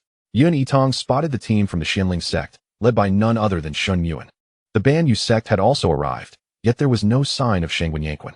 The Huoyun sect and Longxian sect, being quite distant, were unlikely to make a special trip to this minor secret realm. Retrieving her gaze, she contemplated that the realm would officially open around the hour of the snake. And thus, there was no rush to act. Instead, she engaged in casual conversation with her fellow sect members regarding the secret realm. After a time, feeling fatigued from conversation, she joined her companions in dispersing nearby to find a place to rest. Unbeknownst to her, she had become the center of attention. For few children at the tender age of 9 had reached the foundation building stage, and Yitang was quite renowned. The following day, as the first rays of sunlight broke through, cries of maps for sale, Detailed maps of the secret realm for just 10 medium-grade spirit stones. Don't miss out. Rang out. Each time a secret realm opened, rogue cultivators would appear to sell maps. Though the maps were not particularly intricate, they held some utility. And thus many cultivators gathered around to purchase a copy. The atmosphere grew increasingly lively, and the elders from various sects, accustomed to such occurrences, continued to meditate in anticipation. Seizing upon a moment when she was unobserved, Yitang discreetly slipped away to a distance, transforming into the guise of a rogue cultivator before returning. Fellow cultivators, come. Would you like a comprehensive map of the secret realm, complete with explanations? This one is recorded using a reflection stone, making it far more convenient. Only 10 medium-grade spirit stones. Purchase a reflection stone and receive a complimentary, simplified map booklet. The portly middle-aged man, now in the guise of Yitang, beckoned furtively to all the core disciples of the Xianxia sect, presenting his map as though it were the finest available. I'll take one, it's quite affordable. Lin Feng, a core disciple from the Fufu Peak, spoke up after a moment's hesitation. Then I shall have one as well, quipped Chu Tongwan from Dan Peak. Witnessing this, the other core disciples eagerly joined in the purchase, for none suspected that the maps might be counterfeit. After all, a reflection stone alone cost 8 medium-grade spirit stones, and anyone attempting to deceive would not invest such a high cost. Furthermore, as everyone was purchasing, even Feng Yuanlin from the U Peak joined in. Xiaoyu, however, chose not to buy, having just acquired a reflection stone map from a short, stout rogue cultivator for only 5 medium-grade spirit stones. Feeling rather fortunate to have snagged a bargain, given that the maps were in reflection stone format, none considered opening them beforehand, lest they allow outsiders to benefit without expense. Thus, several core disciples tacitly tucked away their reflection stones, planning to open them once they entered the secret realm. Yitang sold over a dozen maps before seizing an opportunity when no one was looking, swiftly disappearing from sight. Upon her return, she had shed her disguise and quietly rejoined her sect's group. At the hour of the snake, the illusory void secret realm finally opened, and the previously boisterous crowd fell into silence. Yitang surveyed her surroundings, curious as to why the female lead had not arrived. Nor had the male lead made an appearance. She recalled that the male lead was also supposed to be present in the illusory void secret realm, appearing in his true form. Could he be disguised at this moment? No matter, those meant to arrive would surely come. Moreover, she was aware that the male lead would eventually appear somewhere within the realm, thus locating him should not pose too much difficulty. As she observed the disciples ahead entering the secret realm, Yitang gathered her thoughts and stepped in as well. The moment she crossed the threshold, a wave of dizziness washed over her, and when her vision cleared, she found herself near the Silver Frost Forest. With a map of the secret realm in hand, she recognized that this was indeed the outer edge of the interior. Upon entering the secret realm, all participants landed randomly, though most would find themselves on the outskirts where danger was minimal, allowing for companionship. Those who landed deeper within had no choice but to proceed alone. From the outset, Yitang had no intention of traveling with sect members, as her agenda was far too extensive, making constant companionship impractical. Thus, landing in this location suited her perfectly. After scanning the vicinity with her spiritual sense and confirming she was alone, she utilized a transformation artifact to disguise herself as a tall, slender male cultivator before heading toward the Silver Frost Forest. Meanwhile, outside the secret realm, just as the entrance was about to close, a young couple hurriedly arrived. If Yitang were present, she would recognize them as Wei Qianro and Nan Yangjing. Within the Silver Frost Forest, a handsome male cultivator was currently perched unceremoniously atop a tree with frosty white bark, plucking fruits. I must say, these silver frost fruits are truly delectable. I ought to gather more, the disguised Yitang remarked. The silver frost fruits, resembling cherries and entirely frosted white, offered a refreshing taste. Though they contained only faint spiritual energy and held little practical value, their exquisite flavor, coupled with their rarity, being exclusive to the illusory void secret realm and appearing only once every 20 years, made them highly sought after by female cultivators, fetching a considerable price. There have been instances of cultivators attempting to uproot the fruit trees to transport them out of the realm, reasoning that plucking the fruits was far too time-consuming. However, upon uprooting, the trees withered immediately. After numerous attempts, cultivators were compelled to abandon the notion of uprooting the trees directly. Thus, each time the secret realm opened, many cultivators sought this location solely for the purpose of harvesting silver frost fruits. Collecting a substantial quantity could yield a significant profit in spirit stones, far surpassing the endeavors of those who sought higher-tier spiritual plants, only to return empty-handed. After gathering several dozens of fruits, Yitang grew weary of the hassle and laid out a few cloaks from her storage ring around the base of the trees, then shook the trees vigorously. Indeed, The fruits fell with a delightful plop, and her harvesting sped up remarkably. After swiftly gathering from 10 trees, Yitang surveyed her storage ring, now brimming with a small mountain of silver frost fruits, and finally ceased her efforts. Just as she prepared to depart, she was suddenly confronted by two appearing cultivators. One, with a sharp face, and the other, with a square jaw. Both concealed their cultivation levels, though they seemed to be in the late foundation building stage. As golden core cultivators could not enter this secret realm. Little brother, hand over all your treasures, and we'll let you leave unharmed. How does that sound? The sharp-faced cultivator smirked, malice evident in his gaze, clearly intending to toy with her before taking her life. Upon hearing this, Yitang rolled her eyes inwardly. If she were unprepared, perhaps she would feel a weight in her heart, but she was well equipped for self-defense. Unabashedly, she thought to herself that she didn't even need to activate the protective heart lock bestowed by her ancestor. She could easily escape from late golden core cultivators. What were two mere late foundation building cultivators to fear? A battle would suffice. After all, her defenses were robust, and she would not be easily harmed. Only through practical experience could she grow stronger. Very well, come and take it, Yitang replied, her sword already slicing through the air as she spoke. Precision and decisiveness were essential. Hesitation was not an option. This was the fundamental principle of a sword cultivator. This wisdom echoed from her previous practice with the sword. Perhaps it was unexpected for the opponent, a mid-stage foundation establishment cultivator, to confront two adversaries of superior cultivation without any reservations, momentarily causing them to falter. Yet they quickly regained their composure. Both were sword cultivators, seasoned in combat experience, and with their cultivation levels surpassing that of Yitang. The odds were decidedly against her in a 2-on-1 scenario, rendering victory a foregone conclusion. Several times, Yitang narrowly escaped having her throat slashed. Had it not been for her formidable defenses, she would have likely met her demise. Nevertheless, she gleaned considerable experience from the encounter, swiftly adapting to rectify her combat shortcomings. Initially, the two male cultivators intended to toy with the delicate-looking Yitang before delivering a fatal blow. However, as the battle progressed, they soon realized that this target was far from easy to eliminate. Despite her robust defenses, she remained unscathed while they sustained injuries. Chapter 32, The Secret Realm of Illusions. Part 2. Observing the situation, the square-faced swordsman exchanged a knowing glance with his companion, and as they both lunged at Yitang, the sharp-faced man abruptly threw a handful of powder into the air. Upon witnessing this, Yitang smirked. Although her swordsmanship was lacking, her cunning was not.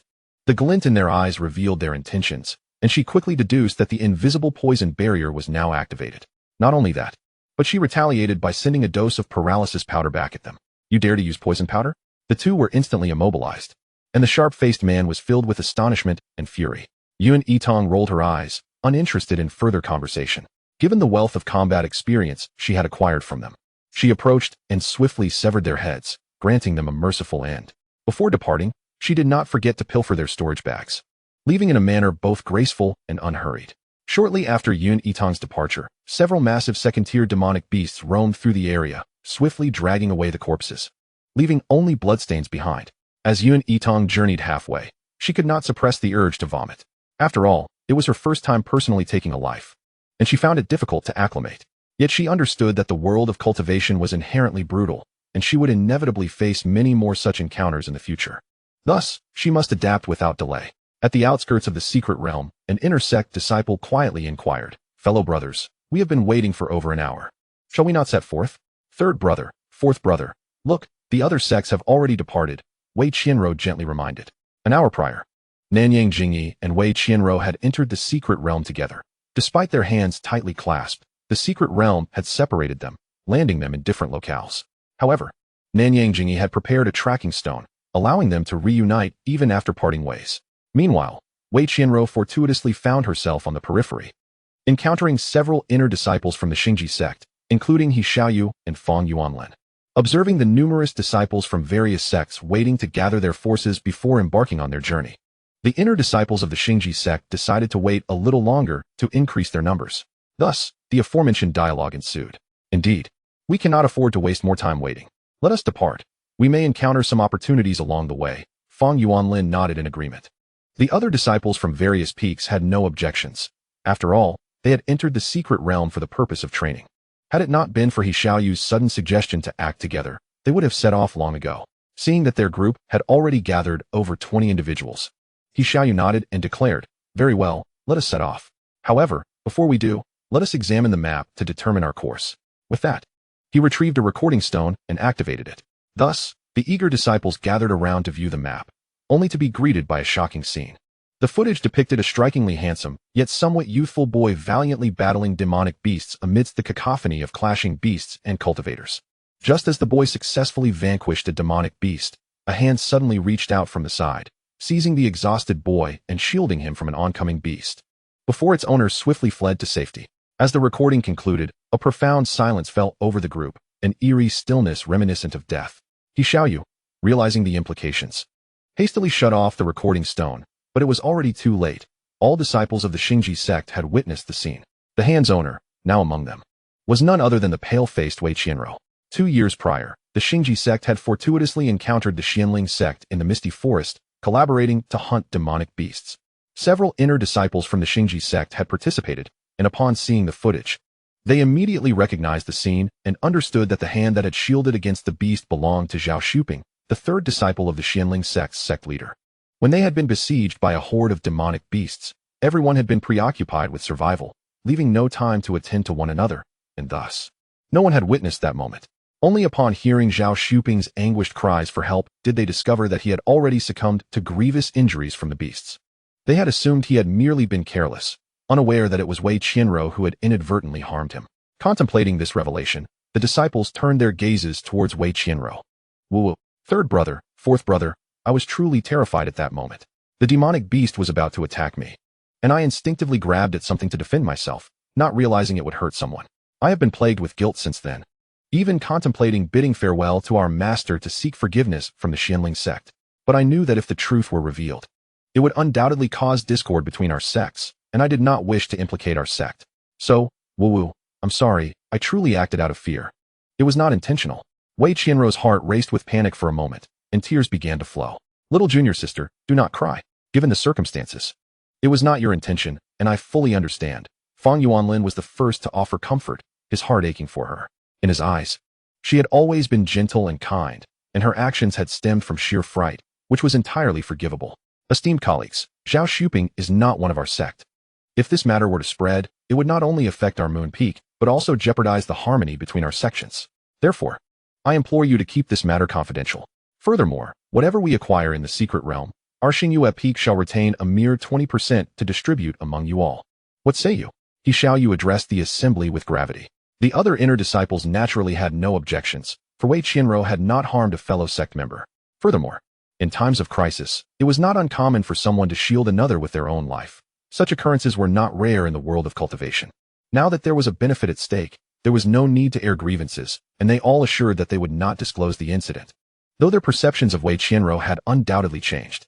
Except for Xianxiaaudiobooks and Fang Yuanlin, the others felt that Wei Qianro was duplicitous, not embodying the kindness she portrayed. And they resolved to keep their distance in the future, especially during battles, ensuring they would not stand close to her. Wei Qianro, without needing to guess, was acutely aware of their thoughts. She felt a surge of resentment towards Xianxiaaudiobooks, for had he not suggested revealing the map, her predicament would not have been exposed. However, at that moment, she could say nothing. Fortunately, the witnesses were all disciples of the Xianxia sect.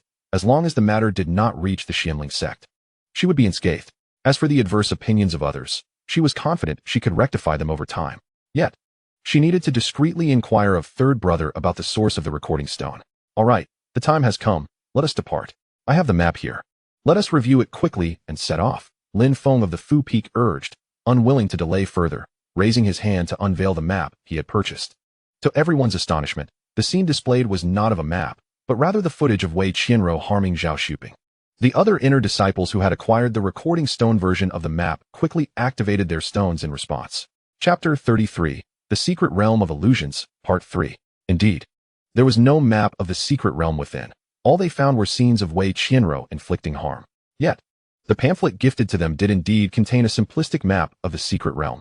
The disciples of the Xianxia sect, after watching their own incriminating evidence repeatedly, Wei Qianro's face twisted in fury. There is no need for contemplation. It is evident that the vendor of the maps is deliberately orchestrating this situation. However, discussing it now would serve no purpose. We shall address this matter once we emerge from the secret realm. It is a stroke of fortune that these recording stones were only sold to the inner disciples of the Star Extreme sect. Otherwise, should they fall into the hands of disciples from other sects, the ramifications could be dire. Little do they know that this was all a scheme devised by Yitang. Meanwhile, not far from the entrance of the secret realm, the stout man who sold the recording stones to Xianxiaaudiobooks was intercepted by a middle-aged cultivator. Had Yitang been present, she would recognize that the stout man was none other than the qi condensation stage cultivator she had encountered while disguised as Wei Qianro. To dare follow me so recklessly is akin to courting death, the middle-aged cultivator glared. Senior, I realize my mistake. I meant no harm, the stout man stammered. But before he could finish his plea, his head rolled lifelessly to the ground. 1,000 miles away, his companions, holding several other recording stones, sensed the demise of their comrade. Assuming it was the doing of Wei Qianro, they furiously decided to release all the recording stones to the public. Within a day, the news spread like wildfire. The Xianling sect, Star Extreme sect, and the Wei family were among the first to learn of it. In the Wei manor, Madame Wei fumed. Look at the offspring you and that wretched servant have produced. Of all the people, why target the direct disciples of the Xianling sect's master? You cannot tolerate her actions any longer. Enough. What do you mean by the offspring of a wretched servant? Wei Qianro is my daughter. Have I not told you that she possesses great fortune and is destined to lead the Wei family to glory? Do not utter such words again. Wei Yichuan, the head of the Wei family, admonished sternly. This was no empty claim. For years prior, Wei Yichuan had a prophetic dream in which he discovered he had a daughter named Wei Qianro, lost to the world. She was endowed with extraordinary fortune and was destined to become a Dao partner to the scion of the Nanyang family in the upper domain, ultimately achieving ascension. The Wei family would benefit immensely from her. Though the dream revealed only fleeting glimpses, cultivators of a certain level often experience prophetic dreams, which he interpreted as divine guidance. Thus, he dispatched individuals to search for Wei Qianro. Otherwise, the daughter born of a fleeting night with a maid, whom his wife had cast out, would hardly warrant his protection, especially given her mediocre dual spirit roots. Madame Wei, seething with resentment, knew better than to contest her husband's words, for he would not speak lightly. She decided to observe how far Wei Qianro would lead the Wei family, letting out a cold huff before departing. Wei Yichuan hurriedly left the manor, making his way to the Star Extreme sect. Simultaneously, the Xianling sect's master, upon receiving the news, was consumed with rage and set off to the Star Extreme sect to demand an explanation. Far away, at the Longshan sect, a youthful and somewhat naive boy named Qi Muwei found it hard to believe the unfolding events. A year ago, during the Spirit Beast exhibition hosted by the Longshan sect, he had met Wei Qianro, a gentle and kind girl. He had witnessed her tenderly feeding spirit beasts and had secretly developed feelings for her. Having personally hosted her, they exchanged communication jade slips and kept in touch, even promising to gift her a spirit beast egg. Now, the good-hearted girl he thought he knew was embroiled in perilous affairs. Or was there a misunderstanding? He decided to postpone the gift of the spirit beast egg and reassess the situation later. 5 days later, within the confines of the illusory void secret realm, Yitang finally felt a sense of resolution as she gazed at the fallen wolf-headed poison bats. She adeptly extracted their demon cores, her skills honed through rigorous practice over the last 5 days. For creatures she could not defeat, she resorted to poison powder, and for those she could engage, she accumulated invaluable combat experience. Despite sustaining minor injuries that caused her to wince, the effort was worthwhile. While she hadn't found many spirit plants or fruits, she had collected a significant number of demon cores, which could be exchanged for spirit stones. I remember this area well. It must be around here. Let me search thoroughly, she murmured to herself, diligently exploring her surroundings. After a quarter of an hour, she finally discovered a luminous spirit herb nestled in a secluded corner. Haha, at last, I have found it. This high-grade cleansing spirit herb is indeed rare. Had I not recalled the position provided in the narrative, it would have been nearly impossible to locate. She stowed the herb away and, without lingering, turned to leave.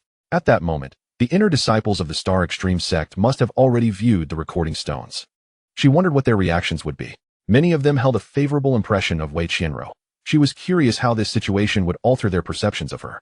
Unbeknownst to Yitang, Wei Qianro had entered the secret realm and, alongside her companions, had watched the recordings. Moreover, outside the secret realm, the matter had already garnered considerable attention, which would have undoubtedly delighted her further. Elsewhere, Wei Qianro, who was also participating in the training with her group, suddenly felt dizzy and anxious, sensing that she had lost something crucial, though she could not pinpoint what it was.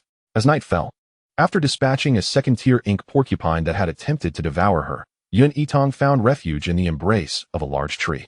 After 5 consecutive days of battle, she was exhausted. Tonight, she required rest. She applied an invisibility talisman and a breath-concealing talisman, along with a generous amount of insect repellent powder, to to deter any venomous creatures, before leaning against the sturdy trunk and closing her eyes. However, scarcely had a quarter of an hour passed when she heard the faint sound of footsteps approaching. With stealth, she opened her eyes and observed 5 male cultivators drawing near. Among them, only one shared her cultivation level, while the remaining 4, whose levels were indiscernible, appeared to be at the late foundation establishment stage. They were oblivious to her presence. She decided to wait until they passed before resuming her rest.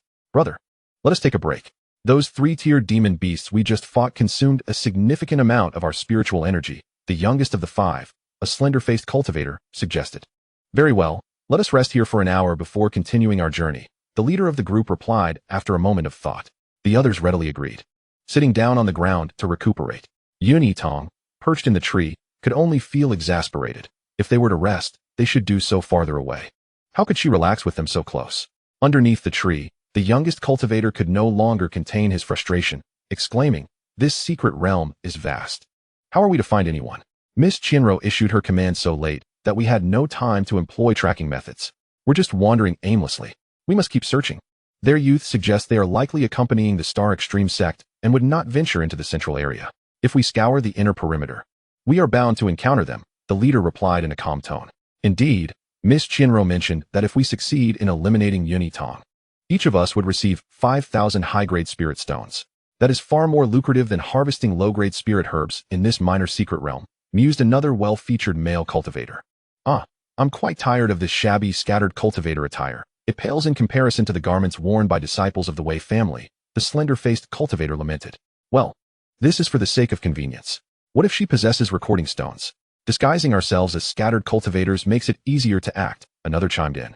Listening to their whispered conversation, Yitang couldn't help but nod inwardly. It seemed that while she sought to eliminate the female lead, the female lead was concurrently devising ways to do away with her. What a coincidence, indeed. These 5 were clearly intent on her demise, leaving her no choice but to strike first. Half an hour later, as they became engrossed in conversation and relaxed, Yitang quietly retrieved a pouch of corpse powder, and at the opportune moment, she doused it over them. The leader, ever vigilant, shouted too late as the remaining 4 fell victim to the poisonous powder, collapsing to the ground. Only he remained, casting a fierce glare towards the source of the ambush, demanding the assailant reveal themselves. No sooner had he spoken than he swung his sword towards a nearby tree, felling several with a resounding crash. Unbeknownst to him, Yitang had already leapt to a distance, cloaked in invisibility, rendering her unseen. Observing the remaining male cultivators scanning their surroundings with heightened caution, Yitang wasted no time and advanced directly towards them. Her movement, however, did not go unnoticed. One of the adversaries swiftly swung his sword in her direction. With a sly smile, she activated her defensive artifact and charged forward, releasing another handful of paralysis powder. This time, the leader could not evade in time and was struck directly. His expression shifted to one of alarm and fury as he demanded to know the identity of his assailant. "We are not ordinary rogue cultivators. If you seek wealth, simply take our storage bags." But before he could utter another word, his tongue stiffened, rendering him mute. Seeing her adversaries completely immobilized, Yitang hesitated not a moment longer. She drew a seldom-used long knife and swiftly dispatched their heads. These individuals had come with the intent to kill her. She had to retaliate. With her invisibility intact, she had no fear of being recorded by any surveillance stones. After collecting their storage bags, she made her hasty retreat. The stench of blood was overwhelming, and she feared attracting demonic beasts. She wished to avoid conflict and find a safer place to rest. Thus, Yitang slipped away with great speed. Not long after her departure, a group of disciples from the Xingji sect happened to pass by, among them Wei Chinro. Upon seeing the corpses, her pupils constricted in shock. Her people had perished so easily? In this secret realm, those in the late Foundation establishment stage were the strongest. Who could have killed them? Could it be Yitang? Impossible. She lacked the capability, and if they had encountered her, it would have been their demise. But who could it have been? How infuriating. "Let us leave quickly. The stench of blood is too strong and may attract demonic beasts," Danfeng Chu Tongwan warned, glancing at the dismembered bodies on the ground. Heeding his words, the group hurried past the scene, with Wei Chinro seething with anger yet unable to express it, following suit. A gentle breeze wafted through the air, fragrant grasses swaying lightly. Yitang, having found refuge in a burrow beneath a massive rock, slept until dawn, finally feeling sufficiently rested to continue her journey. According to her map, there lay a place at the edge of the secret realm known as the Yun Marsh Thunder Forest. Legend had it that the area was frequently struck by lightning, resulting in the growth of thunderwood. a material used to craft superior defensive artifacts and to make talismans when ground into powder, thus possessing significant value. She aimed to collect some. Even if she failed to find thunderwood, the area's frequent lightning strikes would undoubtedly provide her with ample spiritual energy, beneficial for her cultivation. After visiting the Yun Marsh Thunder Forest, she planned to seek out Shun Muin to accompany her. It had been mentioned that Shun Muin had been with his second disciple since entering the secret realm, so prior to their entry, she had discreetly affixed a tracking talisman to his second disciple. Locating him would be a simple task. As for why she didn't directly affix it to Shun Muin himself, it was due to his superior cultivation level and heightened vigilance, making it difficult for her to find an opportunity. 2 hours later, Yitang finally reached the perimeter of the central area. Just as she was about to proceed further, a thunderous roar from a nearby beast echoed through the air. Instinctively, she applied an invisibility talisman and swiftly advanced. Within a mere 2 kilometers, she stumbled upon a fierce battle between a man and a beast. Her eyes sparkled with recognition. Was that not the male protagonist, Ninyang Jingyi? She had thought she had procured too much poison powder, but now it seemed the opportunity had presented itself. Observing him engaged in a fierce confrontation with the beast, she stealthily approached and scattered the powder towards him. Originally expecting him to succumb as the previous adversaries had, she was taken aback to see an invisible barrier enveloping him, effectively shielding him from her poison while simultaneously alerting him to her presence. Who goes there? Ninyang Jingyi demanded fiercely, battling the beast while scanning for the intruder. Yitang discreetly retreated a few meters, her initial excitement dissipating. Indeed, the male protagonist was as formidable to kill as the female protagonist. However, it was understandable. The Nan family was even more powerful than the Yun family, and as the scion of the Nan clan, he undoubtedly possessed numerous life-saving artifacts. With the poison powder rendered useless, she would have to bide her time for another opportunity. Who are you? Show yourself. Do not think I cannot find you just because you are invisible, Ninyang Jingyi declared coldly, having vanquished the beast and now surveying his surroundings with an icy gaze. Yitang rolled her eyes. She wasn't foolish enough to reveal herself. What could he do if she chose to remain hidden? After a moment of tense silence, Ninyang Jingyi, sensing no immediate threat, began to move forward. Yitang trailed behind at a distance, searching for a potential opening to strike. His defensive artifacts would surely be numerous, making him challenging to contend with. Yet given their comparable cultivation levels, she held the advantage in a stealthy confrontation. With this thought, she continued to shadow him until they arrived at the Thunder Forest, where she noted he was indeed alone, without backup. Seizing the moment, she brandished her long knife and advanced. This knife was a low-grade mystical artifact she had specifically purchased from the black market for covert operations. Using her lightning-attributed sword for an assassination would be far too conspicuous. Ninyang Jingyi remained acutely aware of his surroundings, sensing a disturbance in the air and instinctively raising his sword to defend himself. The clash of their sword energies stirred the air violently. Though her long knife was also imbued with an invisibility talisman, Ninyang Jingyi had been trained by a prominent family from the upper domain and reacted swiftly. Their prolonged skirmish resulted in neither sustaining significant harm. However, the duration of their battle caused Yitang's invisibility talisman to expire. Fortunately, she was disguised, so she had no fear of being revealed. Who are you? Why do you persist in lurking and attacking me? Ninyang Jingyi inquired, eyeing the young male cultivator before him, holding a long knife with a fierce expression. Yitang, uninterested in idle chatter, lunged forward for another attack, and they became entwined in combat once more, exchanging blows while also hurling talismans at each other. Explosive talismans and fire talismans flew without cease. In one regard, Ninyang Jingyi miscalculated. He wore only a single high-grade defensive robe, while Yitang donned 3 layers. After the outermost layer was compromised, she finally saw the damage to his robe. Seizing the opportunity, she unleashed a barrage of over 100 explosive talismans, her desire to eliminate the male protagonist evident. She could hardly believe that he would remain unscathed amidst such a storm of talismans. As it turned out, she was correct. In the final moments, Ninyang Jingyi was unable to activate a new defensive artifact and was severely injured by the explosion, losing consciousness. Observing his weakened state, Yitang felt a surge of satisfaction. She truly had a knack for playing the villain, executing her plan beautifully.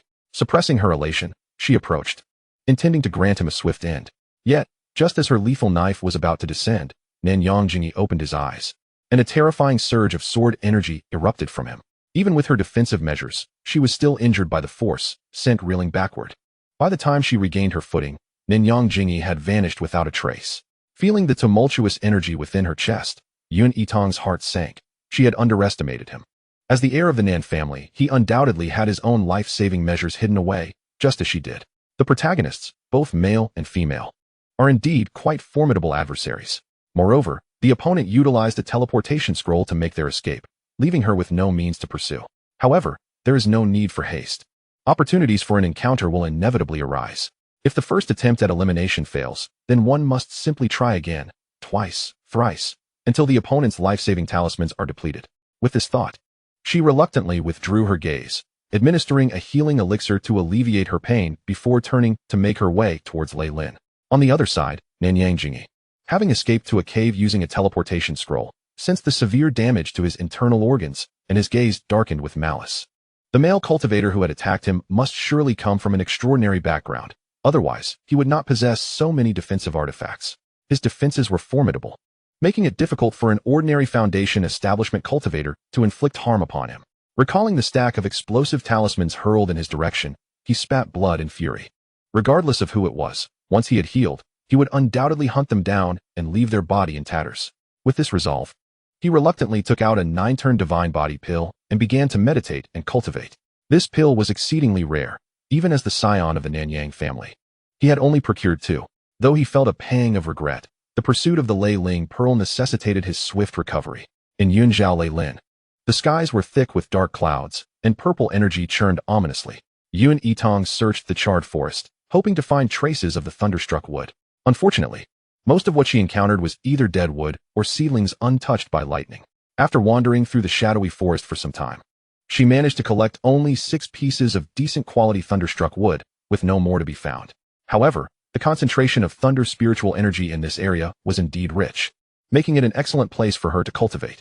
Just as she was about to begin her training, a bolt of lightning struck a nearby sapling. Miraculously, unlike the other trees that turned black upon being struck, this sapling remained unscathed and emitted a faint purple glow, although the radiance flickered and soon faded, rendering it unremarkable among the other disheveled saplings. Had she not witnessed it with her own eyes, its presence would have been easily overlooked. Unafraid of thunder? This could truly be a treasure. Although her eyes sparkled with excitement, Yun Yitang remembered to first don a pair of defensive gloves before daring to touch the sapling. To her surprise, the sapling was easily uprooted, and there were no sudden appearances of guardian beasts. However, the moment the sapling was pulled from the ground, a brilliant purple light burst forth, illuminating half of the thunder forest. Yun Yitang, squinting against the blinding radiance, gazed at the dark purple orb tightly encased in the roots of the sapling and felt a surge of joy. Could it be the fabled Lei Ling pearl? She exclaimed, her voice brimming with excitement. Yet, this was not the time for celebration. The commotion caused by the emergence of the Lei Ling pearl was too great. She needed to leave swiftly, hastily stuffing the sapling containing the spiritual pearl into her storage ring before pulling out a teleportation scroll and vanishing from her location. Just as she departed, several groups of cultivators arrived at the Thunder Forest, only to find nothing. Teleporting to the central area, Yun Yitang cautiously sought refuge in a cave abandoned by a beast, sealing the entrance before retrieving the sapling and extracting the dazzling Lei Ling pearl from its roots. The Lei Ling pearl was a natural thunder element that took millennia, if not longer, to form, making it the finest treasure for assisting thunder-based cultivators in their training. The brilliance of the pearl was overwhelming, and it would only subside once it recognized its master. With this in mind, Yun Yitang pricked her finger with her spiritual energy, allowing a drop of blood to fall onto the pearl.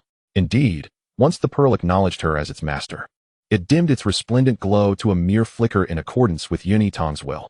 After admiring the palm-sized Lei Ling pearl for a time, she finally stowed it away with satisfaction. In a moment of clarity, she suddenly recalled why the male protagonist had ventured into this hidden realm. The text had only mentioned their encounter within the secret realm, but it had not elaborated on his personal experiences there. Perhaps he had traveled from the upper domain to the lower domain upon hearing news of the Lei Ling pearl's presence. It was fortunate that she had driven him away. Otherwise, the pearl would have fallen into his hands. Indeed, while she had not vanquished him, she had seized a significant opportunity, which delighted her. With such thoughts, Yun Yitang felt her spirits lift, unaware that the male protagonist had never obtained the Lei Ling pearl in his previous life. For not everyone could fortuitously notice a sapling struck by lightning or happen to be nearby. One could only say that this opportunity was meant for Yun Yitang alone. Chapter 36. The Illusory Void Secret Realm 6. Meanwhile, in another part of the secret realm, 2 groups of cultivators were engaged in fierce combat. Comprising only 2 individuals on one side, Shun Yuan and Louis Yuan. Second junior brother, be careful. Shun Yuan admonished sharply as he dashed in front of Lui Yuan, deflecting an attack from an enemy cultivator. Just 15 minutes prior, the two had stumbled upon a cluster of starry leaf lotuses, and not just one, but 5 in total. These were 5th-grade spiritual plants, the primary ingredient for crafting high-grade vitality pills. Many advanced secret realms lacked the starry leaf lotus, making their discovery in this modest secret realm an incredible stroke of luck. Their master had said that if they could procure a high-grade vitality pill, their 3rd junior brother would undoubtedly awaken. The thought of his 3rd junior brother, who had been comatose for 2 years due to a severe injury to his brain, leaving him emaciated to the point of being barely skin and bones, filled Shun Yuan with heartache. Thankfully, with the starry leaf lotus, there was hope for his brother's recovery. However, before they could approach the lotuses, they were intercepted by a group of 5 individuals rushing from the distance. The newcomers were all clad in high-grade defensive garments, their backgrounds evident in their attire. Among them were 2 cultivators at the late Foundation establishment stage, 1 at the early Foundation establishment stage, and 2 at the peak of Qi refinement. Shun Yuan and Lui Yuan were outnumbered with only the 2 of them. Although Shun Yuan was at the late Foundation establishment stage, Lui Yuan was merely at the early stage, and engaging in a tussle would certainly put them at a disadvantage. With this in mind, Shun Yuan sought to negotiate, proposing that they take just 2 of the lotuses and leave the rest for the other party. However, it was evident that the opposing group intended to take all of them, and before he could approach, they initiated an attack. Shun Yuan swiftly countered with his sword, secretly conveying to Lui Yuan, 2nd junior brother, "It's impossible for us to take all the lotuses. I will do my best to hold them back. You find an opportunity to pick just 1 lotus from the pond that is sufficient for crafting the vitality pill, then leave quickly. Do not hesitate."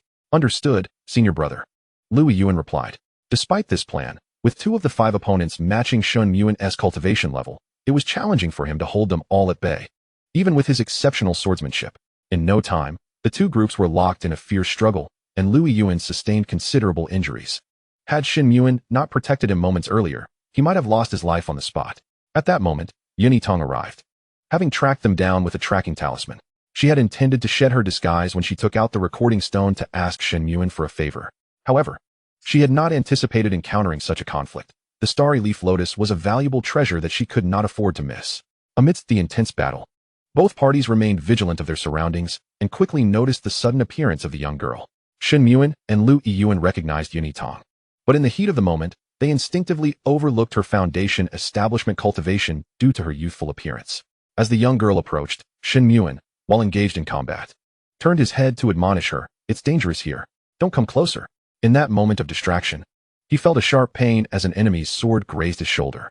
"Take care of that little girl. Don't let her escape and attract others."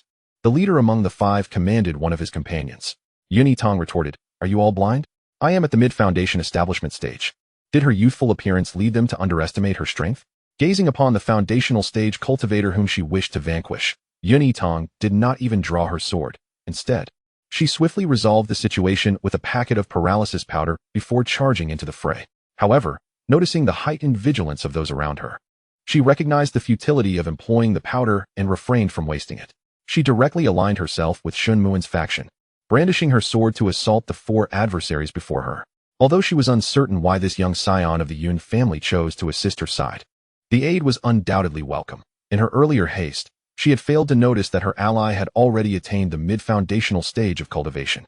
With Yitang's assistance, bolstered by her array of carefully prepared tools that rendered their opponents defenseless, the battle concluded with the opposing group severely injured, compelling them to utilize teleportation talismans to escape. Naturally, they did not forget to take along their comrade who had been affected by the paralysis powder. As only 3 adversaries remained, the atmosphere abruptly fell silent. Shun Yuan and his companion stepped forward to express their heartfelt gratitude to Yitang for her assistance. "There is no need for such formality, esteemed Taoist Yun. During the disciple recruitment ceremony, I received a token from the esteemed leader of the Xianling sect. Thus, in today's affairs, it is only fitting that I extend my help." Yitang responded with a demeanor reminiscent of a grateful child. Upon hearing this, Shun Yuan's gaze softened further. It was no wonder his master lamented not being able to take Yitang into their sect, for her talents and character were undeniably exceptional. However, before he could utter another word to the young girl, he noticed his 2nd disciple collapsing to the ground. Shun Yuan hastily turned to support him, only to discover Lui Yuan's complexion had taken on a faint hue of blue. Bending down to examine the various wounds on his companion's body, Shun Yuan's brow furrowed when he saw the darkened wound on Lui Yuan's left arm. Without further ado, He set aside his conversation with Yitang and began rummaging through his storage ring. After a considerable search, he was reminded that their supply of detoxification pills was rather scarce, having been depleted in the past few days. After all, not all direct disciples were affluent, particularly the sword cultivators who, during their excursions, preferred allocating their limited spirit stones to procure recovery and healing pills. Master brother, it is of no concern. I can expel the poison using my spiritual energy, though it will require a few days, Lu Yuan stammered. He had discerned that the poison was not lethal. Even in the absence of detoxification pills, he would not perish, as he could force the toxins out with his spiritual energy. However, the process would be time-consuming, rendering him unable to continue his training. Watching this scene unfold, Yitang suddenly recalled the narrative detailing Shen Muan's encounter with the female protagonist in the secret realm. Shen Muan, accompanied by the injured and poisoned Lu Yuan, encountered Wei Qianro, who, through the gift of a low-grade detoxification pill, alleviated Lu Yuan's affliction.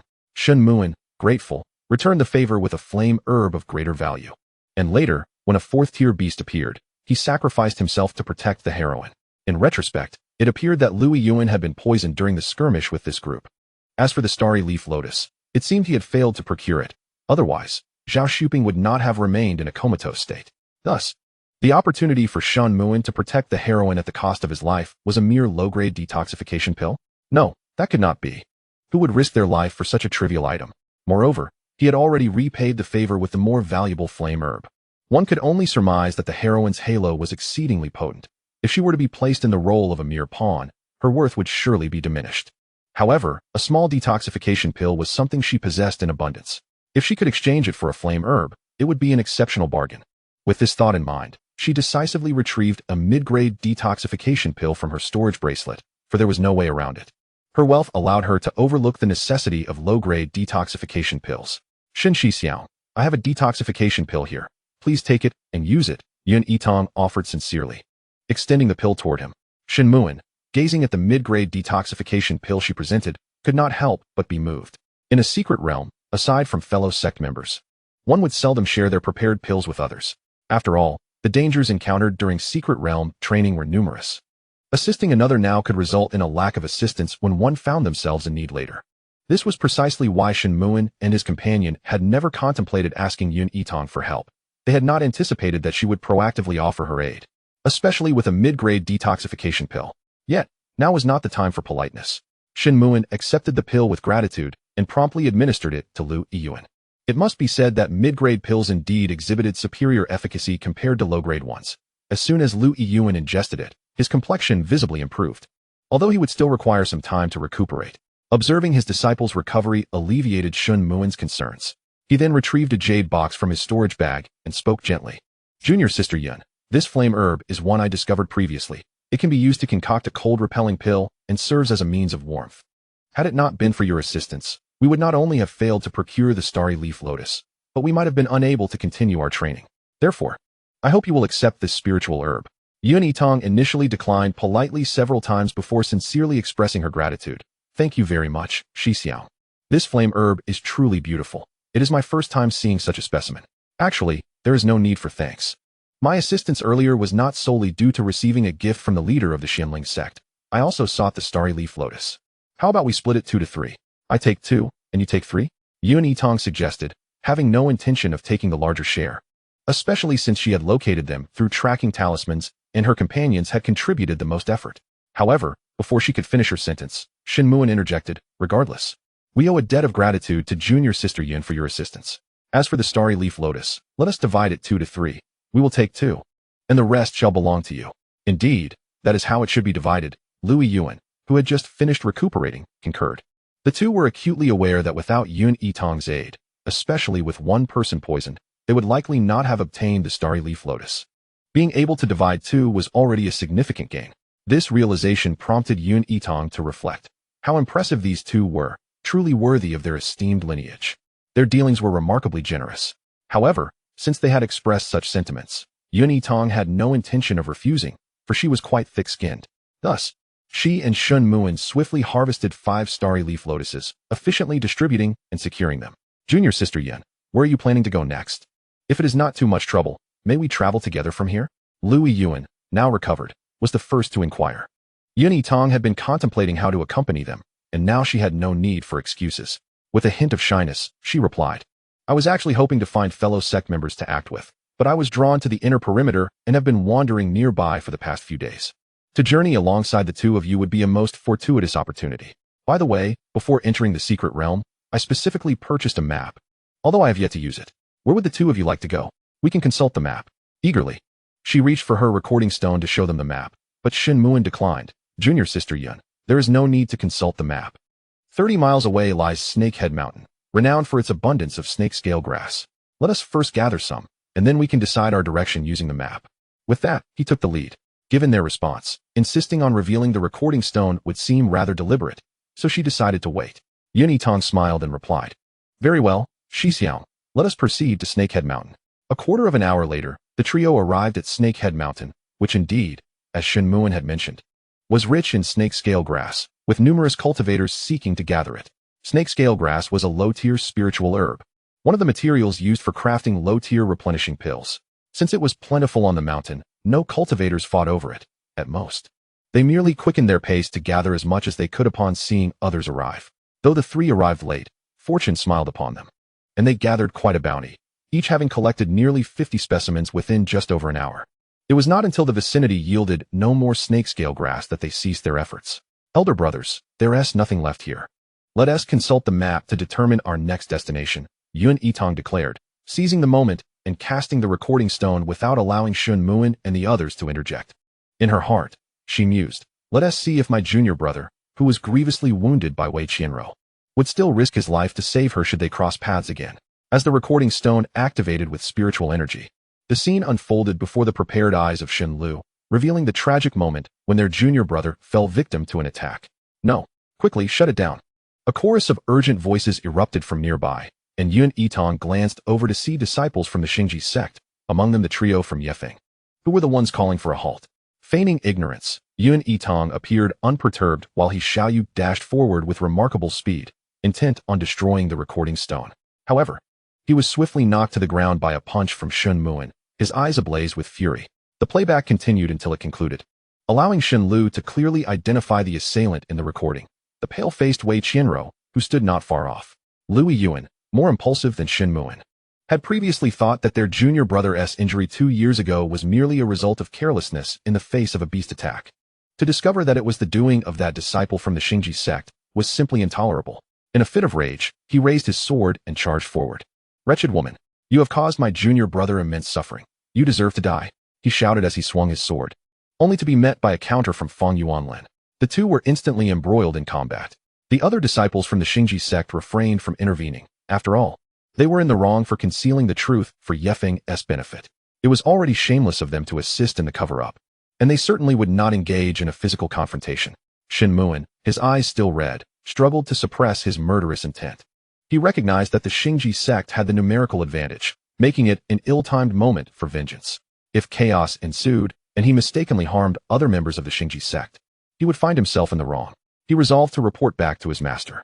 However, he vowed that if the opportunity arose, he would ensure Wei Qianro paid dearly for her actions. "What is happening? I purchased a map. How could this?" Yitang exclaimed, her expression one of sudden realization, though she inwardly reveled in the unfolding drama. "It's all your fault. Were you deliberately trying to harm our Xingji sect?" "I never intended to injure anyone. I have been seeking ways to atone for my actions," Wei Qianro responded, her eyes glistening with tears. Yet her words fell on deaf ears, as the two who typically fawned over her were preoccupied, one injured and glaring at Shen Muin, while the other engaged in battle with Liu Yuan. Moreover, not all disciples of the Xingji sect were foolish. Upon hearing Wei Qianro's claims, Chu Tongwan frowned and retorted, "Sister Wei, your words are misguided. Many disciples from our sect, including myself, have purchased that recording stone and viewed its contents. It merely reveals your misdeeds. Heaven has chosen not to shield you from exposure." "What does this have to do with Sister Yin?" After enduring days of shared trials, Chu Tongwan had grown weary of Wei Qianro's theatrics. She could hardly fathom why the two direct disciples of Yifeng would so blindly indulge the whims of someone so pretentious, who seemed to relish stealing the fruits of others' labor. Once Chu Tongwan spoke, all but the trio from Yifeng nodded in agreement. They had all purchased the recording stone, and it was hardly surprising that Sister Yun possessed one. It merely happened to be seen by a disciple of the Xianling sect. However, should this incident become widely known, it would undoubtedly tarnish the reputation of the Xingji sect, necessitating substantial reparations to the Xianling sect. They feared that their cultivation resources might be curtailed to facilitate such compensation.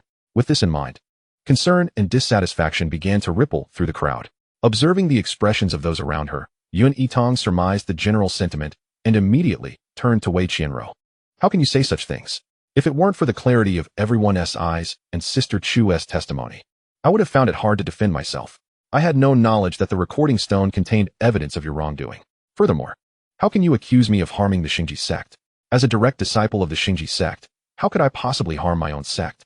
You should be focusing on how to make amends for your own mistakes rather than deflecting blame onto me, an innocent party. Once we exit the secret realm, I shall demand answers from the Wei family. Do you think I am easy to bully? If you attacked first and now wish to atone, you should offer something of value, not drag the sect into your mess.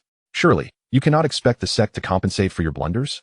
With that, she pouted in a manner that was both endearing and sincere, reminiscent of a 9-year-old child.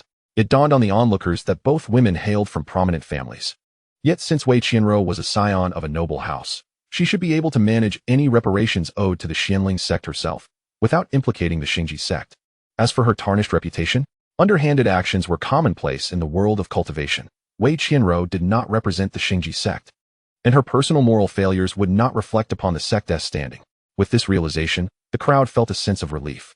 Wei Qianru, feeling humiliated at being addressed as sister, was acutely aware of her seniority over Yitang, yet her cultivation level was significantly lower. Hearing the demand for her to make reparations was nearly too much for her to bear.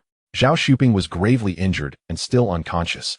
If he were an ordinary disciple, it might be manageable, but as a direct disciple of the Xianling sect, how could she possibly make amends? What could she offer? No, Shen Muin and the others, along with Yitang, must not exit the secret realm. They must die. Only then can this matter be buried. The thought of the beast attracting powder hidden within her storage ring flickered in her eyes with a ruthless glint. It is my fault. I panicked and made a mistake. But the harm caused is a fact. Once we exit the secret realm, I will personally journey to the Xianling sect, even if it costs me my life. I am willing to make amends. As she spoke, many disciples from the Xingji sect began to show signs of compassion. Yitang couldn't help but think. This is why she is the protagonist. Her words are compelling. My junior brother is still alive. The Xianling sect would not demand your life as payment. So there is no need for such futile declarations, Shen Muin stated coldly, suppressing his rage.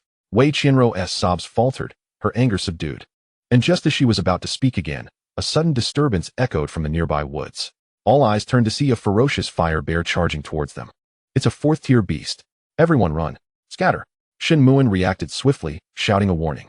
However, the fire bear, akin to a human in the late stages of the Golden Core realm, moved with incredible speed and was upon them in the blink of an eye. Most of the disciples who had yet to establish their foundations were knocked down by the fierce winds it generated. The remaining disciples who managed to evade could only band together to confront the threat. Yitang recalled that in the narrative, Shen Muin had been injured while saving Wei Qianru from a violent fire bear.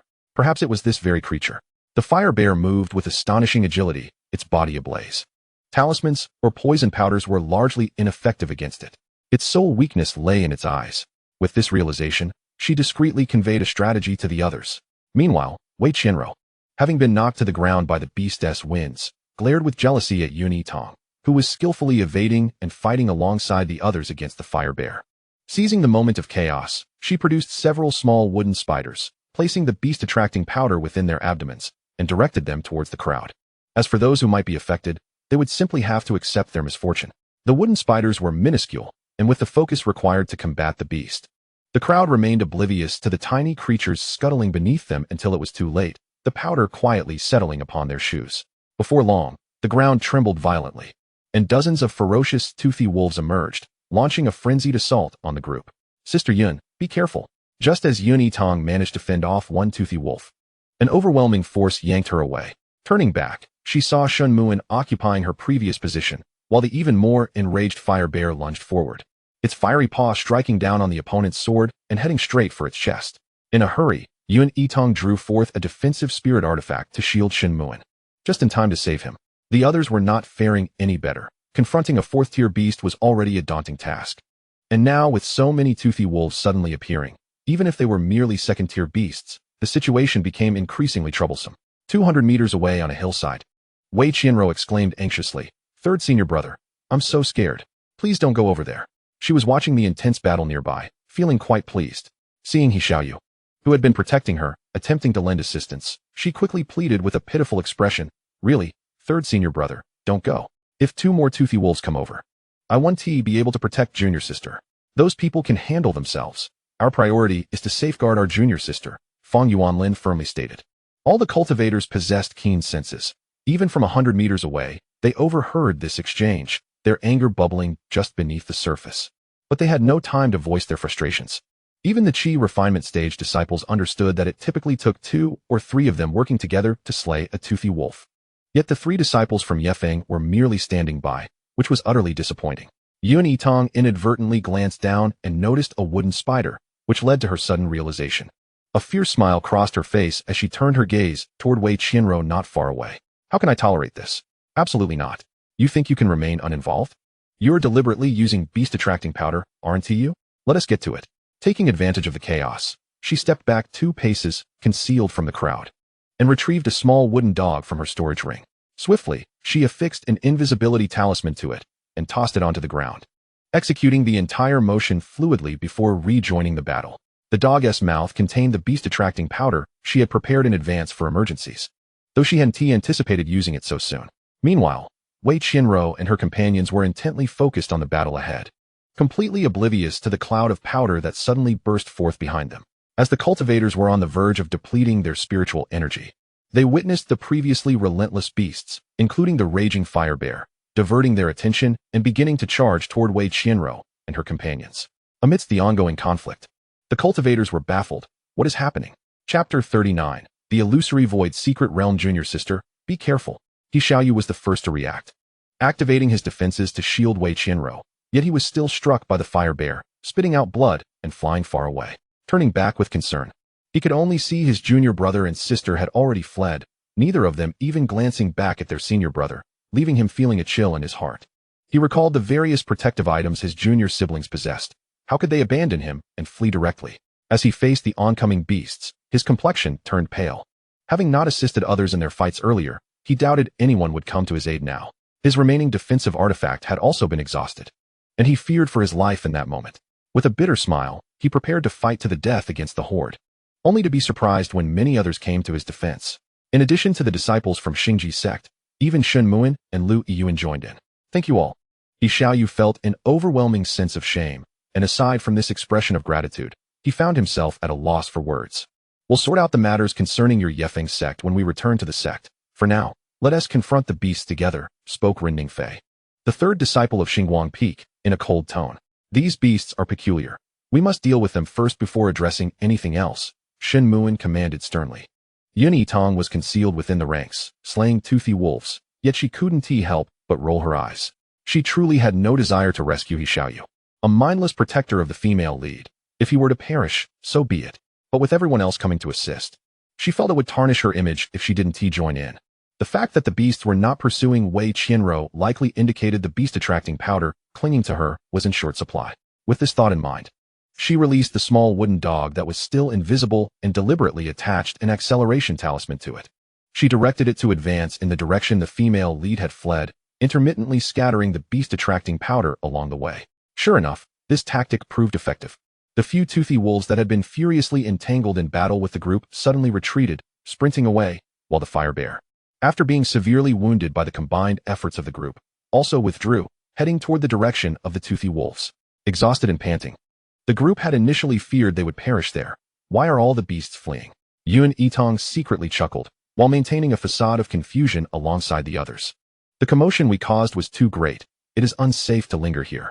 We must leave quickly, Shen Muin urged as the beasts retreated. Indeed, Shen, you are correct.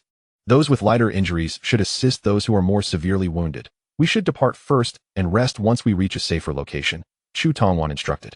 The group unanimously agreed, with the less injured disciples helping those who were gravely hurt as they prepared to evacuate. However, just at that moment, a group of cultivators clad in black garments and masked with black scarves suddenly appeared, blocking their path. Truly worthy of being disciples from a major sect. Your skills are commendable. You are qualified to join our Blood Shadow sect. Here's the deal. Those willing to join us will be spared. The leader of the black-clad cultivators sneered. Lu Yiyuan was the first to respond with indignation. Your blood shadow sect is notorious for its heinous deeds. How dare you act so brazenly? I would rather perish in battle than betray my sect and join you." The other disciples, though silent, gripped their swords tightly, eyes burning with fury as they glared at the group of black-clad figures. Yitang recalled the notorious reputation of this sect. The Blood Shadow sect was akin to evil cultivators within the cultivation world. Lacking a fixed base, they thrived on ambushing solitary cultivators, robbing them of their possessions and brutally torturing them thereafter. It could be said that anyone who fell into their clutches would find it nearly impossible to escape death. Moreover, the sect's leader, Lin Zhua, would eventually become one of Wei Qianrou's sycophants. Despite his limited appearances, he would aid the female lead in many nefarious deeds. Truly deserving of scorn. Since you are so ungrateful, then perish. The leading black-clad male cultivator scoffed, and the two sides clashed violently. Taking advantage of the chaos, Yitang produced several bags of poison powder and hurled them toward the black-clad adversaries, only to find them shielded by a thin membrane, a barrier talisman. Damn it. It seems those who make a living through villainy are exceedingly cautious. Unfortunately, beast-attracting powder is hard to come by. I've already used my 2 bags on the female lead, or else they might have proven useful. In the current situation, they had no choice but to engage in a hard-fought battle, but fortunately, everyone was a swordsman, capable of enduring. Initially, it was manageable. The group still had some defensive artifacts left, allowing them to cope briefly. But as the Blood Shadow sect pressed their coordinated attacks and the prior battles against the beasts had already drained their spiritual energy, they gradually found themselves at a disadvantage. Observing Shen Muin and several other core disciples from the sect instinctively shielding her due to her youth, Yitang gritted her teeth. Damn it. I'll give it my all. She stuffed a handful of spirit-replenishing pills into her mouth, feeling her spiritual energy surge within her. After dispatching the black-clad adversary in front of her, she leapt into the air, swallowing the metallic taste of blood that surged in her throat due to the sudden influx of spiritual energy.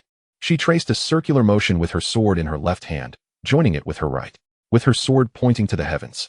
Her youthful face bore a solemn expression as she silently chanted in her heart, "Celestial punishment of the divine slaying blade, the first form of divine punishment.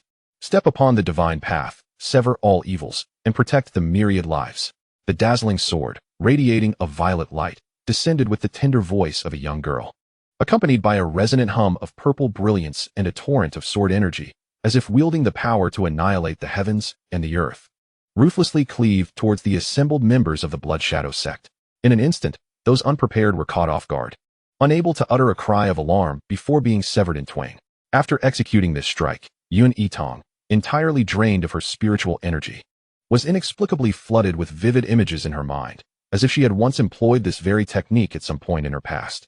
The onlookers below gazed up at Yitang, their pupils contracting in astonishment, standing frozen in place, allowing the blood of their enemies to splatter upon their faces, momentarily forgetting to react.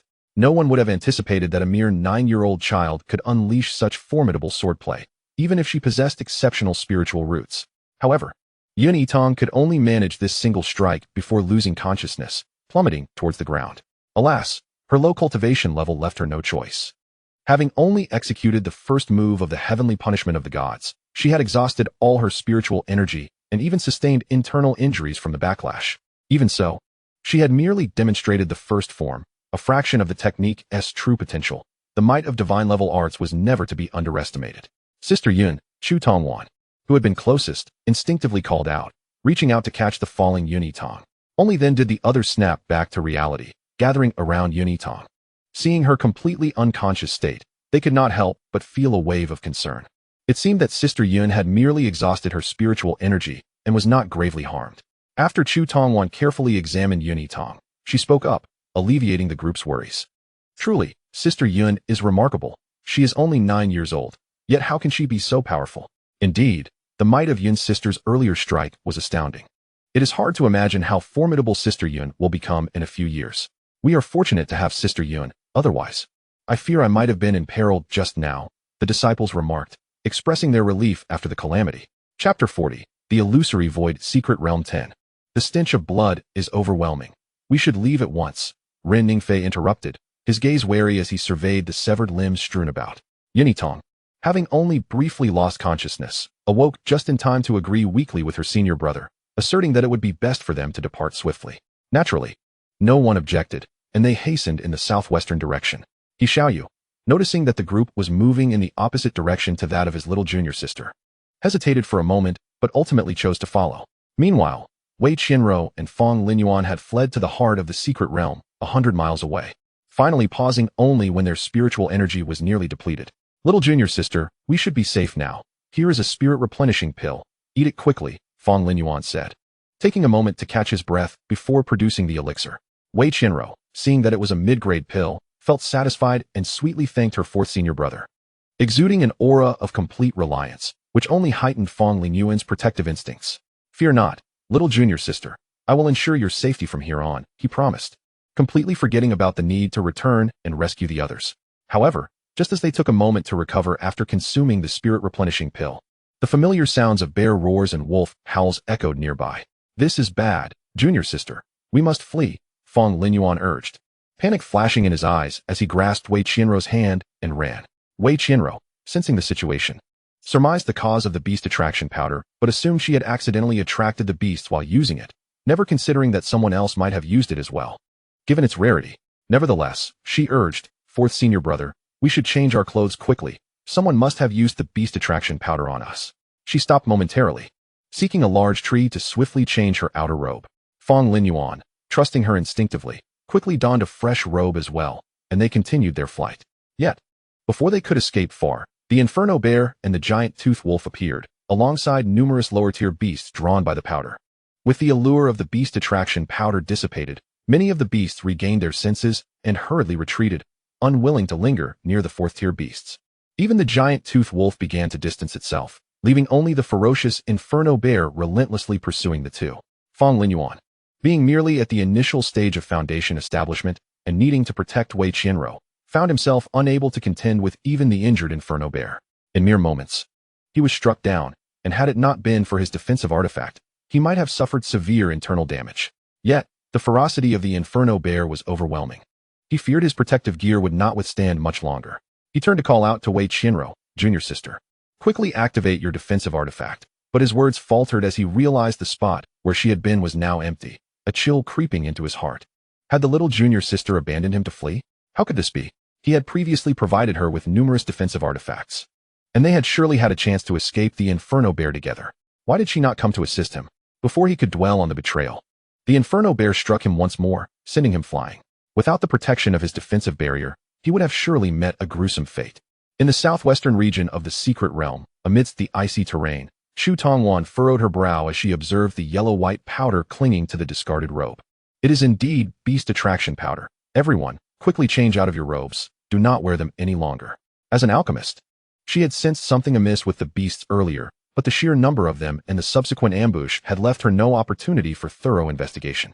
Who could it be? Could it be Shun Muin and his companion seeking revenge by deploying the beast attraction powder? That seems unlikely. If it were them, they would not have remained to engage in battle. Yitang, of course, knew the culprit but refrained from speaking up in haste. During her encounter with Wei Qianro, she had observed Shun Muin discreetly activating a recording stone. If all went as expected, the scene of Wei Qianro's mischief would be captured. As for her own use of the small wooden dog, she had been completely turned away from Shun Muin, facing solely the tree. It could not possibly be recorded. Thus, all that remained was to wait for Shun Muin to release the recording stone. Indeed, before anyone from the Xingji sect could voice their suspicions, Shun Muin spoke first. His tone grave. When I encountered your esteemed sect earlier, I activated a recording stone with the intent to document the identity of those who harmed my junior brother, hoping to provide an account upon my return to the sect. It was only after the beasts had departed that I put away the recording stone. We shall soon determine who used the beast attraction powder, he stated, producing the recording stone and activating it with his spiritual energy. As the crowd witnessed this, their doubts toward Shun Muin dissipated, and all eyes were riveted to the images unfolding in the air. Cultivators possess exceptional vision, and as one corner of the scene revealed Wei Qianro producing a small spider puppet, they widened their eyes in shock, especially as they saw her stuffing that yellow-white powder into its abdomen, inciting outrage among them. Xiaoyu found it hard to believe. Even though the little junior sister had abandoned him in flight, he had always perceived her as gentle and kind. How could she commit such an act? Why would Wei Qianro use beast attraction powder against us? We are her fellow disciples. How could she be so malevolent? Several severely injured disciples voiced their indignation. The evidence within this recording stone can be replicated for those who require it, Shun Muin offered, causing the few who had harbored doubts about him to feel a flush of embarrassment. Shu Tongwan and a few direct disciples took no offense. stepping forward to replicate the recording. Once this matter was settled, the group continued their journey, seeking out an open snow cave. This snow cave is quite safe. Let us take turns resting here and devise our next plan, Chu Tongwan suggested, glancing at Yitang with a gentle inquiry. In the realm of ascension, where the mightiest are revered, Yitang's previous display of her extraordinary swordsmanship had profoundly astonished the onlookers. Despite her tender years, she commanded a presence that naturally inspired reverence among the crowd. Listening to her senior brothers and sisters, she nodded obediently, exuding an air of gentility. Her humble demeanor, devoid of arrogance, only endeared her further to the assembly. Even Xiaoyu found herself compelled to acknowledge Yitang's admirable qualities, deeming her more responsible than her junior sister. The thought of her fourth junior brother and little sister, who had abandoned her in the face of danger, pierced her heart with anguish. Among the 5 direct disciples of Xinyu Peak, only her second senior sister had treated her with genuine kindness, yet that very sister now bore the wounds of betrayal, leaving them strangers. Reflecting on this, Xiaoyu, seated in a corner, could only bitterly smile at her own fate. After a brief period of recuperation, she chose to depart the snow cave alone, unable to face her companions. Meanwhile, 100 kilometers away, Brother Jingyi, I am so glad you have arrived. I thought I would never see you again, Wei Qianro exclaimed, her delicate and helpless demeanor prompting her to rush into his embrace. I am late, and I apologize for your distress. The demon beasts have been vanquished. Do not fear, Nanyang Jingyi reassured her gently, cradling the young maiden. Do not blame Brother Jingyi. It is my lack of cultivation that rendered me helpless during our previous peril. As everyone faced danger, I had no choice but to seek help with 4th senior brother, only to encounter a 4th-tier demon beast. It was then that I realized we had been ensnared by a beast-attracting powder. 4th senior brother defended me, but alas. Wei Qianro recounted, her face etched with fear and sorrow. Fear not, for I shall assist you in rescuing them, Nanyang Jingyi replied, his eyes filled with compassion as he observed her disheveled state. No, I am worried about you, Brother Jingyi. I fear for your safety, she stammered, her pale visage tinged with a blush that did not escape his notice. Rower, you are truly beautiful, Nanyang Jingyi exclaimed, unable to restrain himself from kissing her. Brother Jingyi, please, not like this, Wei Qianro responded, feigning resistance yet yielding to his advances. After their prolonged kiss, the two, lost in a haze of affection, made their way toward the Yunjiao Thunder Forest, seemingly oblivious to the earlier mention of the peril faced by the disciples of Xingji sect. Days later, in the land of ice, Yitang and her companions gazed upon the hundreds of crystal fish they had just harvested from the icy pool, their faces alight with joy. While others considered the lucrative trade these fish could bring, Yitang contemplated various culinary delights, steaming, frying, grilling, each preparation sounding delightful. We have truly been fortunate these past few days. Capturing such an abundance of crystal fish, Louis Yuan exclaimed, his disheveled appearance betraying his excitement. The crystal fish are entirely transparent and swim with remarkable speed. Had it not been for the golden silk net provided by junior sister Yun, we would have struggled to catch them. She deserves a greater share, Shun Yuan stated candidly.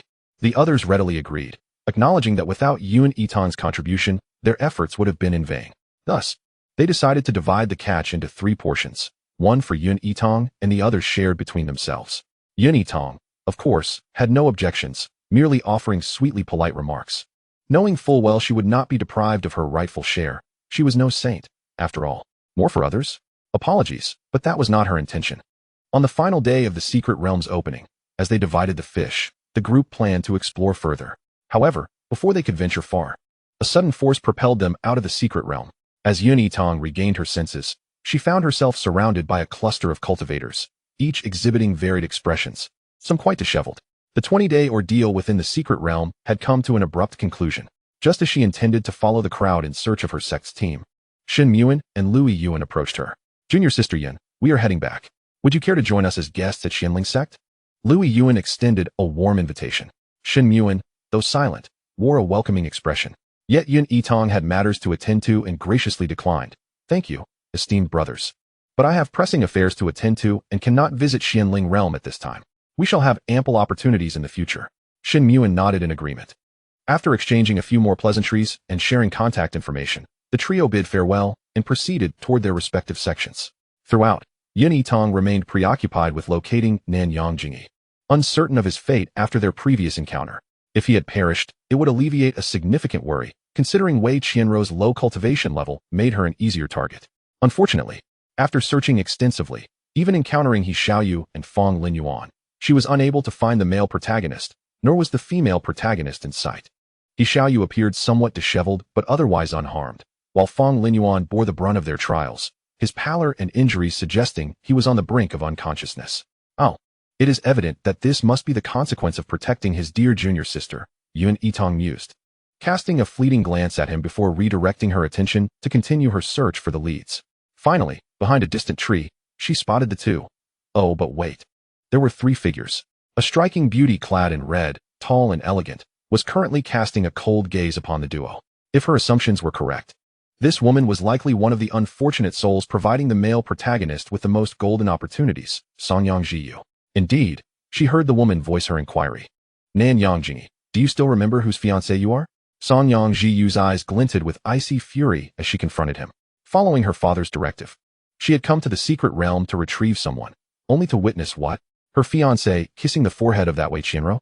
The volume of her voice was not low, drawing the attention of numerous cultivators, causing Yitang to become somewhat intrigued. Rower is merely my acknowledged sister. We have done nothing inappropriate. Please refrain from making unfounded accusations. We shall discuss this matter later, Nanyang Jingyi retorted, visibly displeased. Indeed, brother Jingyi and I are innocent. We are merely friends, Wei Qianro chimed in, her eyes betraying a secret satisfaction. Songyang Jiyu, seething with anger, seemed to contemplate her next words, but fell into silence, simply instructing Nanyang Jingyi to follow her back. Assuming that Songyang Jiyu was infatuated with him and too timid to create further fuss, he felt a sense of pride swell within him. However, mindful of the many onlookers and concerned for Wei Qianro's reputation, he eventually acquiesced and followed her. Wei Qianro feigned a demeanor of mere friendship with Nanyang Jingyi, portraying herself as a victim of circumstance as she bid farewell to the two and turned toward the Xingji sect's group. This led the observing cultivators to unwittingly conclude that Songyang Jiyu's ire was a result of her unrequited love for Nanyang Jingyi, which she misdirected toward Wei Qianro. Yet Yitang was not so easily convinced. The calmness in Songyang Jiyu's eyes did not suggest the behavior of a woman scorned. Have you never seen a pig run if you have never eaten one? She quipped silently to herself, recognizing that no heartbroken woman could maintain such a poised expression. However, the portrayal of a persistent female antagonist clinging to the male lead was indeed inconsistent with her character. Observing Wei Qianro, she couldn't help but think, when it comes to theatrics, the female protagonist certainly knows how to perform. Yet, the protagonist had celebrated her victory far too soon. For upon spotting the awakened Fong Linyuan and the icy gaze of Xiaoyu, Yitang nearly burst into laughter. Wei Qianro initially felt a sense of pride upon witnessing the envious gazes of those around her. However, as she approached the Star Extreme sect's group, her demeanor immediately stiffened. She thought to herself, Xiaoyu's survival does not surprise me. At that moment, there were many disciples from the Star Extreme sect present, and it was inconceivable that they would truly abandon him. The casualties may have been severe, but none would have perished entirely. I had planned to concoct an excuse to explain my departure alongside the surviving disciples after exiting the secret realm, claiming that the fourth senior brother and I had sought assistance and left prematurely. I never anticipated that Fong Linyuan would still be alive. Chapter 42, Wei Qianro's Punishment. Upon meeting Fong Linyuan's glowering gaze, she felt a pang of fear, yet her eyes quickly brimmed with tears. Fourth senior brother, you're unharmed. This is such a relief. Back then, the situation was dire. I intended to rush out to seek help, but lost my way. I have been searching for you ever since. Yet I could find no trace of you. Thank heavens you are still alive. Hearing her words softened Fong Linyuan's expression somewhat. Perhaps he had indeed misjudged his junior sister. She had not meant to abandon him. Yet, recalling his shattered dantian and the moment she had refused to utilize her defensive spirit artifact to assist him, his gaze turned frigid once more as he averted his eyes from her. Wei Qianro felt a heavy weight settle in her heart. Realizing that Fong Linyuan was gravely injured and difficult to placate, she then turned her attention to the others, and upon seeing Yitang standing unharmed a short distance away, her heart brimmed with resentment. However, she choked back her emotions and implored, please, everyone, believe in me and the fourth senior brother. We did not intend to flee. We wanted to call for help. It was only later that the fourth-tier flame bear pursued us, injuring him, and I became lost. That is why, seeing that the crowd remained indifferent, Wei Qianro turned to Xiaoyu, her eyes glistening with tears. You believe me, don't you, senior brother? Xiaoyu's expression turned complex. Had he not witnessed the recording stone belonging to Shen Muan, he might have believed her. Unfortunately, he had seen it. Before he could respond, the elder responsible for their transportation spoke in a stern voice. Everyone is here. Please board the spirit vessel promptly. We will discuss matters upon our return to the sect. After waiting for a quarter of an hour and noticing that 3 disciples were still absent, the elder surmised that they had encountered danger within the secret realm and prepared to return. He had little interest in the disciples' lamentations. Yitang was the first to board the vessel, followed closely by the other disciples, who chatted and laughed, subtly positioning her as their leader. Observing this, Wei Qianru clenched her teeth in silence, begrudgingly boarding the spirit vessel herself. The decision to refrain from exposing Wei Qianru's use of beast-attracting powder was a prearranged agreement among them. They would report to the sect leader and their respective masters before taking any further action. Yitang was quite pleased. The dark schemes against the direct disciples of the Xianling sect and the use of beast-attracting powder were grave accusations. Even if Wei Qianru possessed a protagonist's halo, she would likely face severe penalties. This was not her doing. She eagerly anticipated how the heavens would punish her.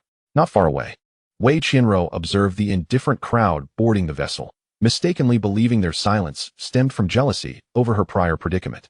Inwardly, she cursed their small-mindedness, completely unaware of the repercussions awaiting her upon returning to the sect. Half a day later, the spirit vessel arrived back at the Star Extreme sect. Upon entering the sect, they were summoned by the outer sect elder to proceed to the main hall.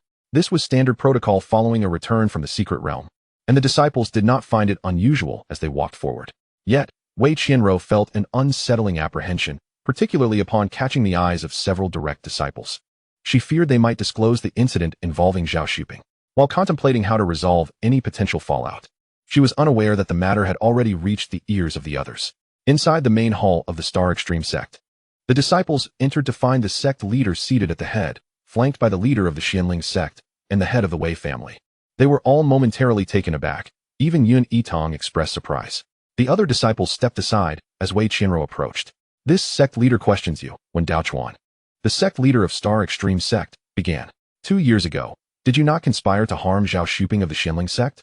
Do you acknowledge this? Upon hearing this, Wei Qianru's pupils constricted, and she momentarily panicked, ready to defend herself, when she heard a voice declare, "Wretched girl, having committed evil without remorse, the matter is resolved. Claiming it was an unintentional mistake is your only recourse." Hearing her father's words, Wei Qianru felt a wave of relief wash over her. In a soft, tearful voice, she replied, to the sect leader, "At that time, I was merely a novice in my first experience of trials. When faced with unexpected circumstances, it was a moment of thoughtless error. I have spent these 2 years contemplating how to atone, yet I have hesitated due to my ignorance of how to make amends. Though it was unintentional, I acknowledge my wrongdoing. Whatever punishment awaits me, I shall accept." Yitang, upon hearing this, was filled with confusion, wondering which benevolent individual had leaked the information. Was it possible that Shen Muin had communicated this to the leader of the Xianling sect immediately upon exiting the secret realm? Regardless, Wei Qianru was about to face misfortune, and she felt a sense of joy in that realization. Upon noticing her own master seated nearby, she obediently stood behind him. In truth, the 3 major forces, Star Extreme sect, Xianling sect, and Wei family, had been awaiting this moment for some time. A few days prior, they had debated the matter concerning Wei Qianru's covert attack on Zhao Xuping, ultimately reaching a consensus regarding compensation and punishment. The compensation would be provided by her father, and due to the substantial nature of the recompense, which included a life-restoring pill capable of awakening the 3rd disciple, the leader of the Xianling sect chose not to investigate further. However, punishment was still assured. Wei Qianru had been unable to receive her punishment while in the secret realm, which led to the delay until today. Since an agreement had been reached, her admission of guilt significantly expedited matters. "Since you acknowledge your wrongdoing, you shall receive 50 soul-biting whips. Proceed to the law enforcement hall to accept your punishment," when Dao Chuan stated, stroking his silver beard. Upon hearing the number 50, Wei Qianru's face turned pale for a moment. 50 lashes would surely require a month of recovery. However, she understood that this punishment fell within an acceptable range. This was the best outcome she could hope for. With the compensation already settled, her father showed no desire to linger. Rising to take his leave, had it not been for that prophetic dream, he would never have intervened in the fate of this wretched girl. Meanwhile, the leader of the Xianling sect, eager to return and administer the life-restoring pill to his 3rd disciple, also hurriedly took his leave. Though Wei Qianru's heart brimmed with resentment, she could only accept her fate. Yet, before she could depart, she noticed Yitang and several other disciples returning from the secret realm step forward, claiming they wished to report Wei Qianru's covert attack on a fellow disciple. At this declaration, Wei Qianru's heart filled with fury, especially after reviewing the recording stones presented by the others. Her resentment deepened. She loathed herself for inadvertently exposing her actions and despised these individuals for their underhanded tactics in employing recording stones to capture her misdeeds. The sect leader of the Star Extreme sect and the various peak masters were taken aback by the extent of Wei Qianruo's malice. While they could overlook harm done to outsiders with mild irritation, the covert attack on a fellow disciple ignited their wrath. However, when Daochuan remained silent, after all, Wei Qianruo was the direct disciple of Shun Jingyan. In matters concerning external disputes, as sect leader, he could speak on behalf of the sect. However, for internal matters, it would fall to Shun Jingyan to mete out punishment. Shun Jingyan was equally astonished. The gentle and obedient disciple he knew had been capable of such treachery against a fellow disciple. He closed his eyes, steeling his resolve. Even though he owed a debt to the head of the Wei family, this disciple could no longer remain. After some contemplation, he spoke sternly. Wei Qianruo's covert attack on a fellow disciple warrants an additional punishment of 100 soul-biting whips. Furthermore, from this day forth, Wei Qianruo is hereby expelled from my peak and demoted to an inner sect disciple. Master, I was the victim, she wailed. I was unaware that it was beast-attracting powder. Someone told me it was beast-repelling powder. That is why I purchased it. Even the fourth senior brother and I were contaminated by it. He can attest to it. We were continuously pursued by the beasts. If I intended to harm others, I would not have endangered myself. At her words, all eyes shifted toward Feng Linyuan. Though he harbored resentment toward Wei Qianruo for abandoning him in a moment of crisis, he chose not to lie. Instead, he produced the outer robe stained with beast-attracting powder. Chapter 43, Wei Qianruo's Prophetic Dream. Upon witnessing this, many of the disciples found themselves swayed, believing Wei Qianruo to be partially truthful. Nevertheless, Shun Jingyan did not retract his previous statement. Using beast-repellent powder as an excuse for the punishment might deceive the younger disciples. But how could the venerable sect leader, who has lived for centuries, possibly be fooled? Wei Qianruo's words would only lead to greater disappointment. Alas. Standing behind Mo Chang'an, Yitang suppressed the urge to smile, silently humming the Fei Song song in her heart. Including the previous 50 lashes, Wei Qianruo was to endure a total of 150. Such a severe punishment could severely injure her spirit and even ruin her foundation, leading to her demise. Most importantly, she had lost her status as a direct disciple and had been demoted to an inner disciple, which was likely more painful than the punishment itself. Truly, it was hard to suppress her joy, as Wei Qianruo was taken away by the disciples of the law enforcement hall. The sect leader and several peak masters proceeded with their customary duties, offering a few words of guidance to the returning disciples from the secret realm, before dismissing all but the first disciples of each peak. The moment Yitang left the main hall, she hurried back to Xingxing Peak. Although cultivators do not require sleep after establishing their foundation, at that moment, all she desired was a good night's rest. In the depths of the night, within the law enforcement hall of Xingji sect, a male disciple responsible for administering the lashes softly assured, Sister Wei, I believe you are completely innocent. I was careful not to harm your foundation. Wei Qianruo, covered in blood and cradled in Cheng Xiangming's arms, could only force a smile through her pain. Her heart filled with bitterness. 150 lashes, even with mercy, would leave her severely injured and damaging her meridians. She felt she did not deserve this fate, and those wretches who accused her would not escape her wrath. In her fury, she heard Cheng Xiangming say, Junior sister, I have arranged a place for you in the inner sect to recuperate. After some time, when the master has calmed down, you may return to Moon Peak. After all, you will always be my little junior sister. Upon hearing this, Wei Qianruo, who was on the verge of fainting from pain, suddenly recalled that not only had she been punished with lashes, but she had also been stripped of her identity as a direct disciple and demoted to an inner disciple. Unable to bear it, she slipped into unconsciousness. Junior sister, Sister Wei. From the dusk fading into the bright sun, Yitang finally opened her eyes, stretched, and sat up in bed. She organized the treasures obtained from the secret realm, taking out the most abundant silver frost fruits and crystal fish, setting aside 2 portions to present to her master and senior brother.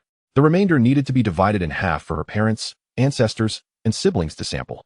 The rare star leaf lotus should also be entrusted to a reliable alchemist to refine into vitality pills.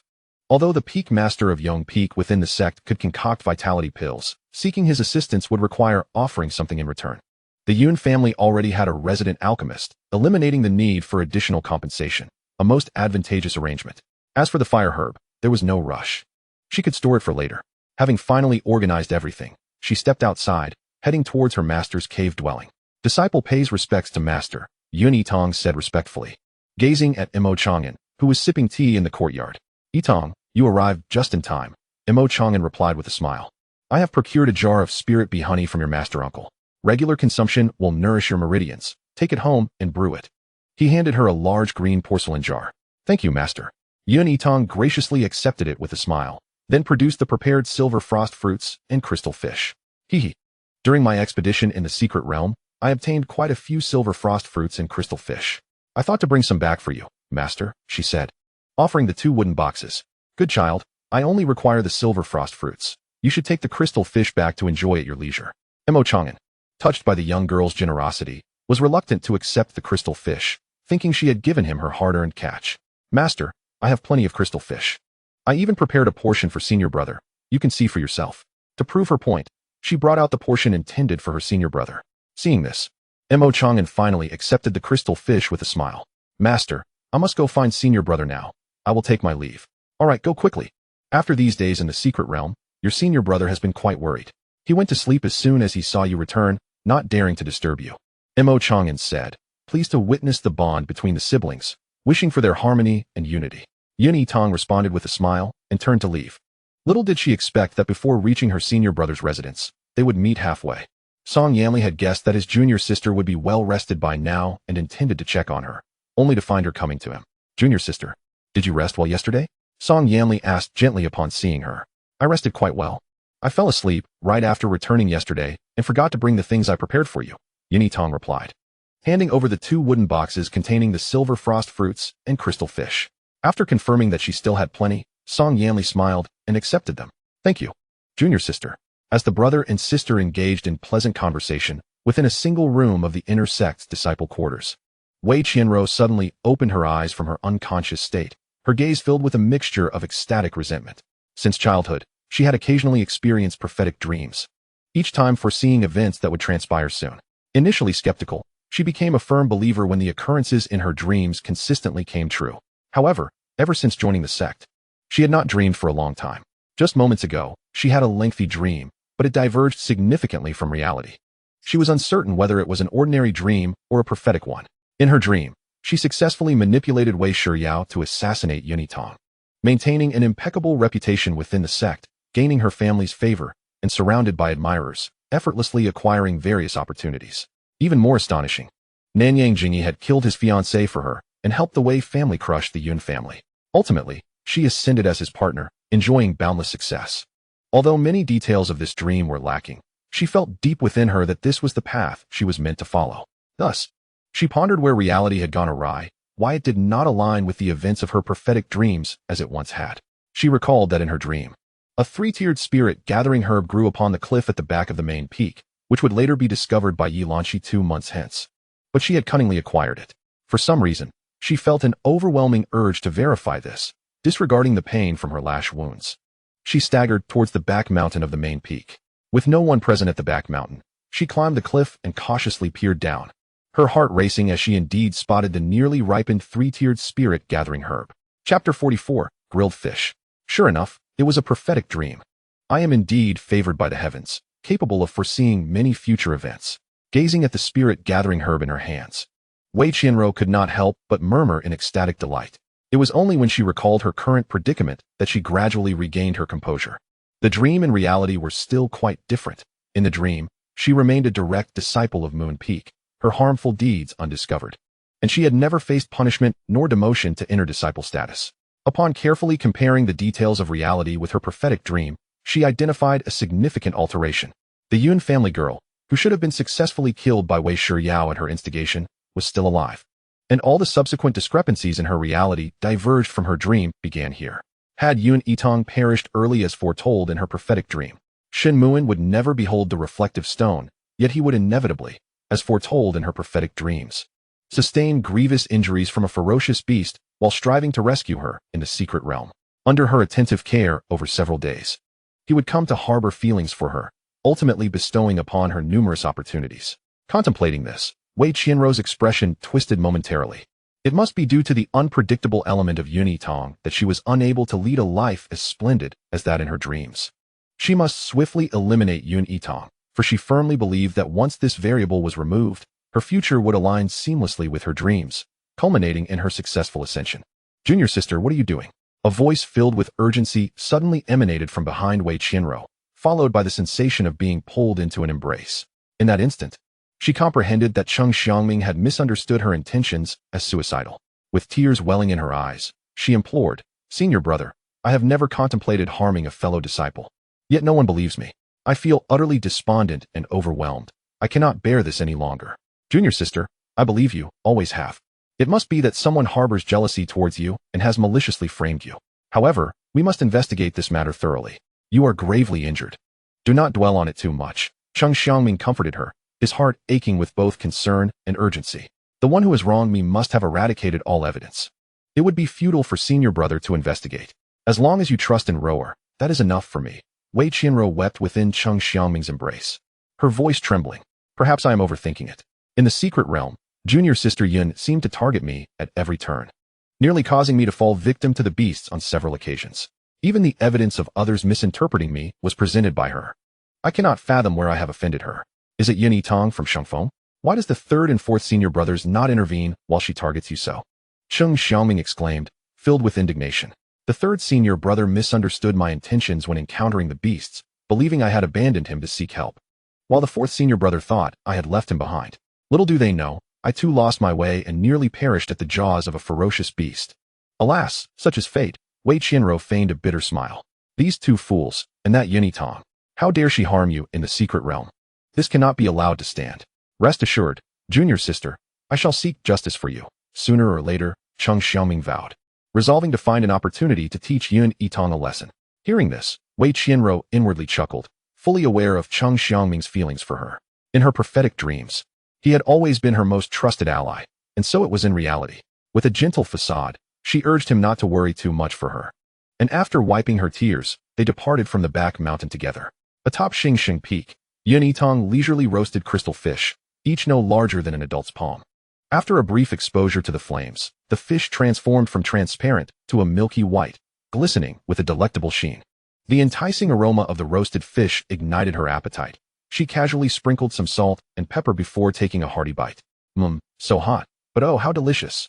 Truly fresh," she exclaimed, finishing one fish in mere moments before reaching for another.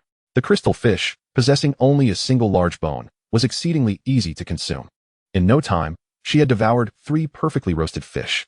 Savoring the abundant spiritual energy coursing through her, she reluctantly paused. Unlike the silver frost fruit, which merely replenished a trace of spiritual energy, these fish were rich in spiritual essence. Given her current cultivation level, she could only indulge in 3. Any more would risk overconsumption and potential explosion of her body. Sister Chu mentioned these fish are worth how many spirit stones outside? Ah, yes, 10 high-grade spirit stones each. Indeed quite costly. With over 230 fish remaining in her storage bracelet, even after gifting half to her family, there would still be ample for her to enjoy numerous meals. Having amassed several 100,000 high-grade spirit stones, she had no need to conserve them like other senior sisters. As she pondered this, a thought suddenly struck her, prompting her to rise and head towards the main peak. Though she had not been in the sect long, the sect master had shown her considerable favor, even gifting her the most substantial meeting gift. Since she had acquired such a bounty of crystal fish, she ought to send a few to him.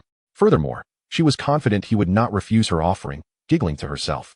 In the main hall of the sect's peak, she approached the sect master with respect. "Greetings, esteemed sect master," she said upon noticing that only the sect master was present.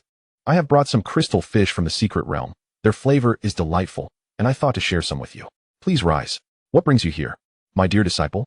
When Daochuan inquired, his gaze warm as he regarded the young girl standing before him. "Sect master, I have obtained some crystal fish in the secret realm, which are quite tasty.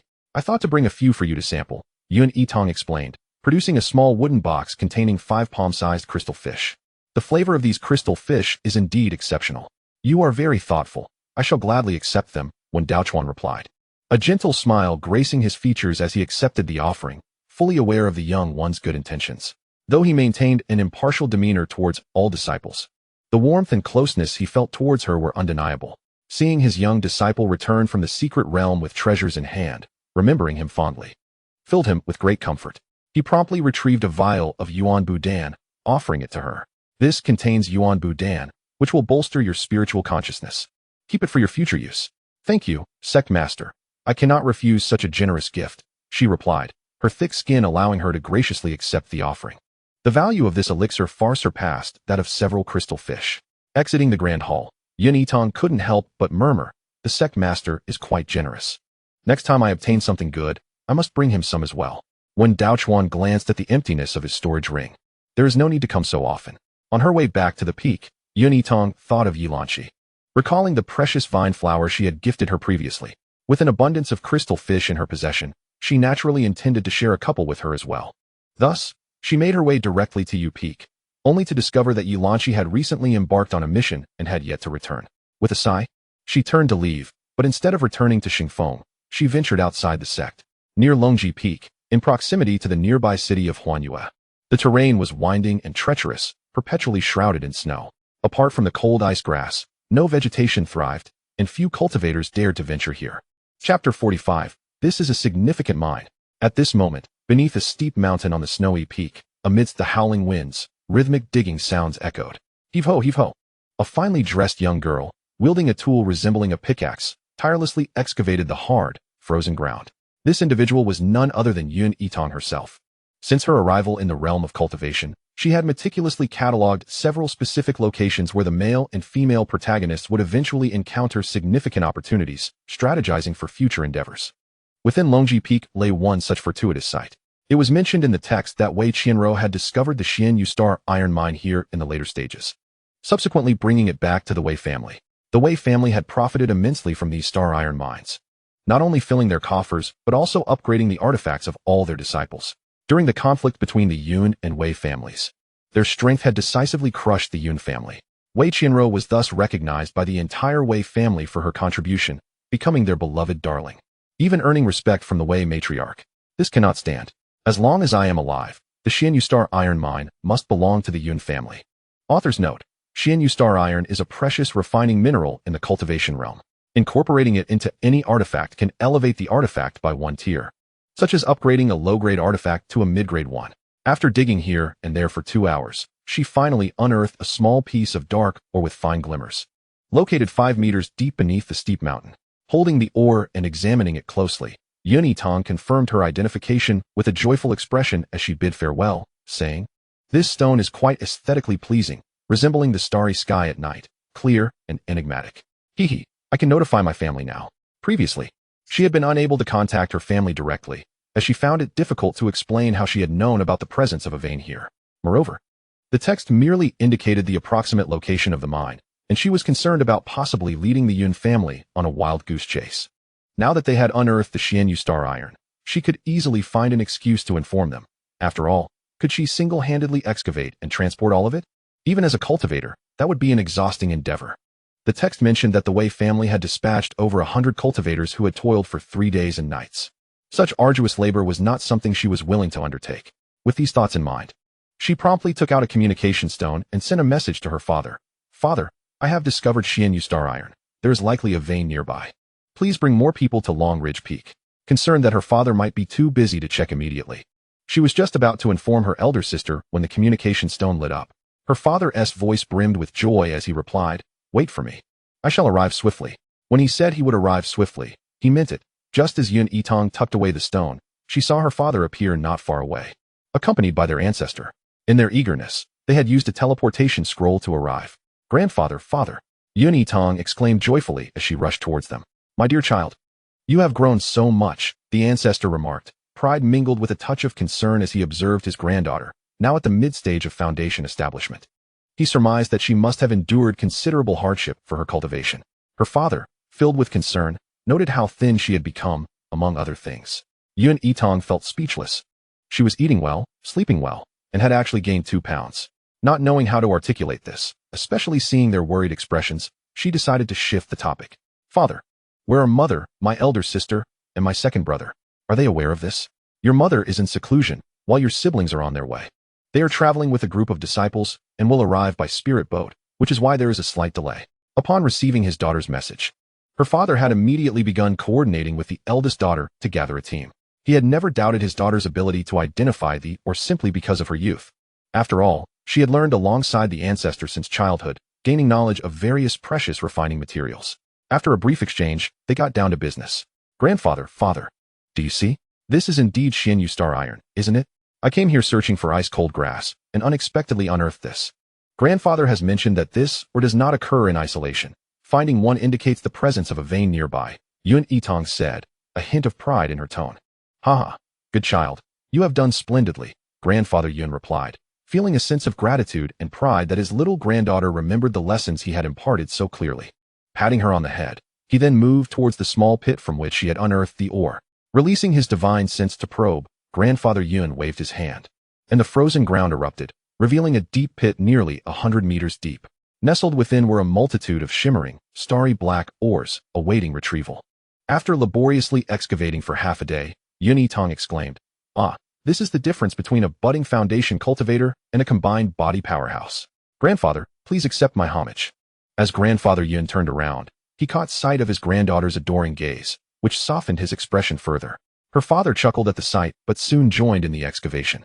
Being the first to descend into the pit, Yitang followed closely behind, and once they had descended 100 meters underground, Grandfather Yun began to investigate with his divine sense. Suddenly, with a voice filled with exhilaration, he exclaimed, "This is indeed a major vein." "What?" her father exclaimed, no longer able to maintain his composure.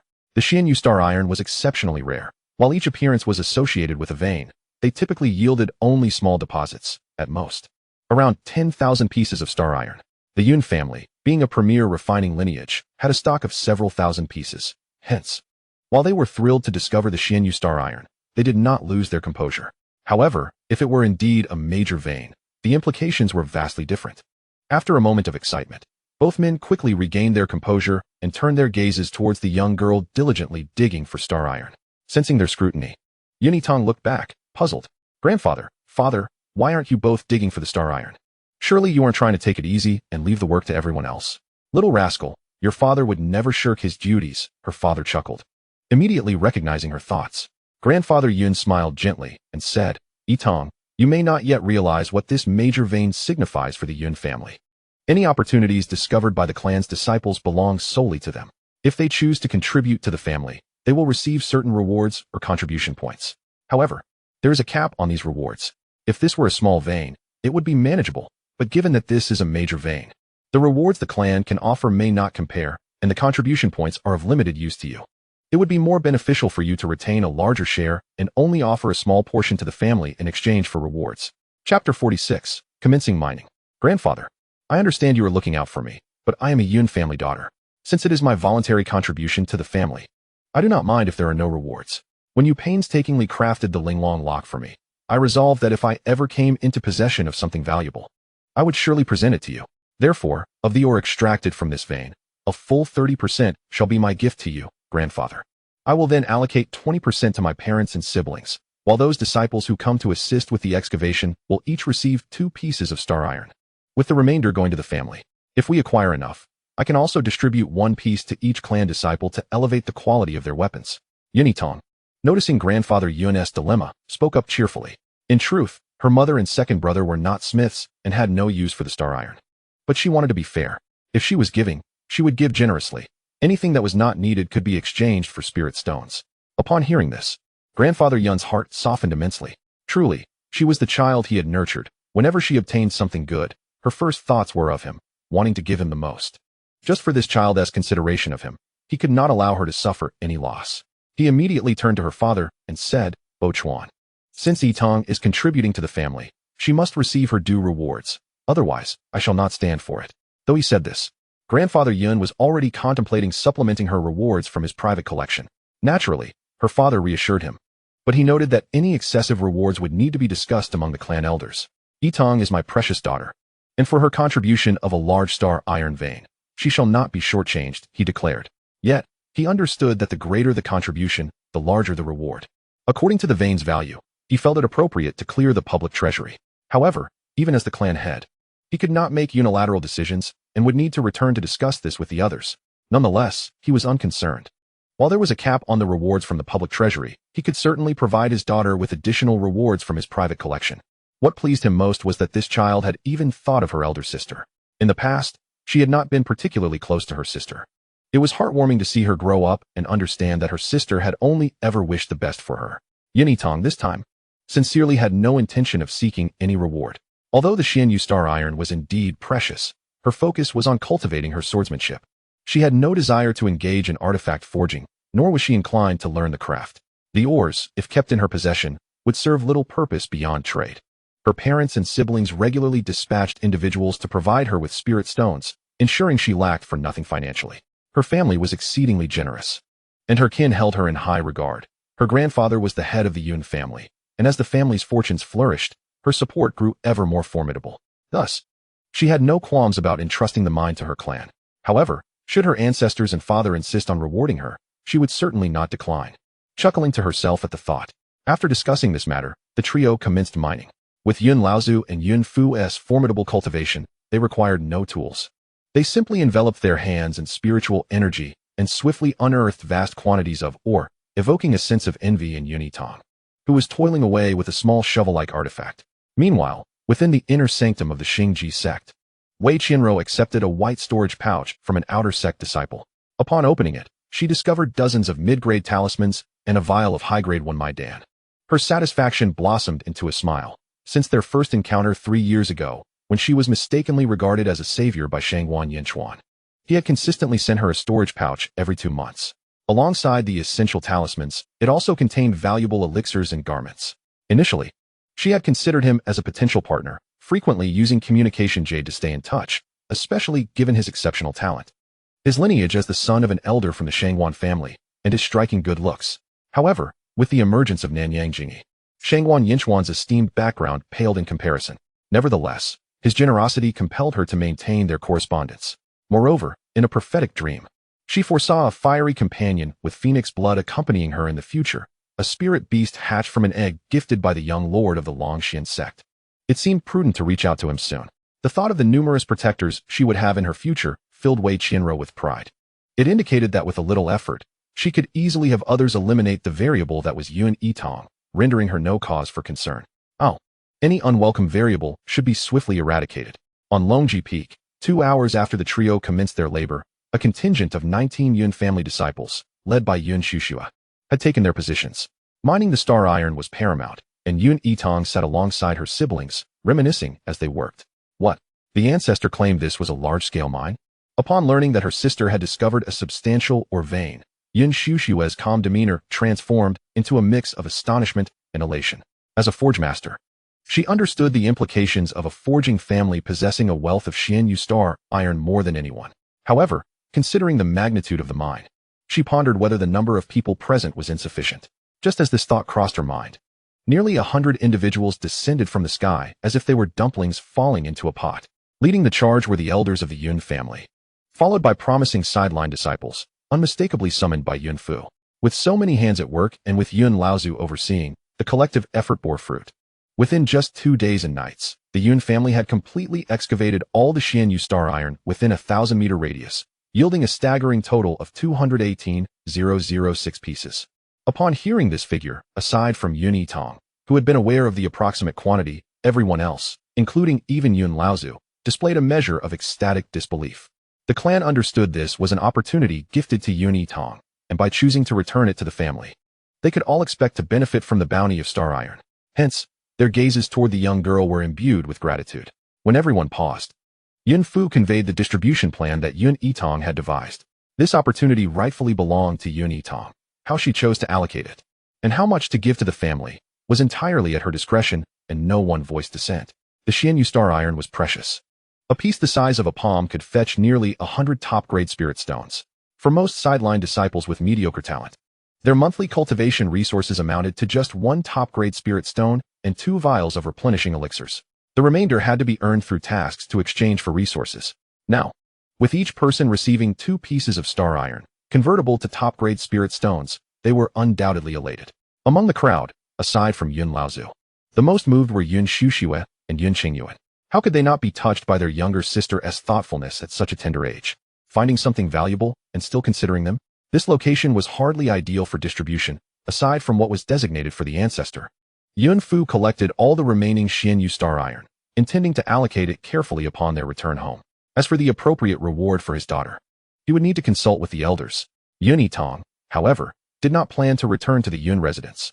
With less than 4 months remaining until the decennial sect competition, she must seize every moment to cultivate. Chapter 47. Interception. As for the assassination attempts on the male and female protagonists, they would be postponed for now. The male protagonist possessed numerous spirit treasures, making a swift kill improbable. especially since he was backed by the Nanyang family. Attempting to eliminate him at this juncture would be fraught with difficulty. The opportune moment would arise when she could procure evidence of his identity as a false young master, at which point the Nanyang family would discard him. Meanwhile, the female protagonist had recently endured a flogging, likely retreating within the sect for an extended period, making it improbable for her to have any opportunity for a covert strike.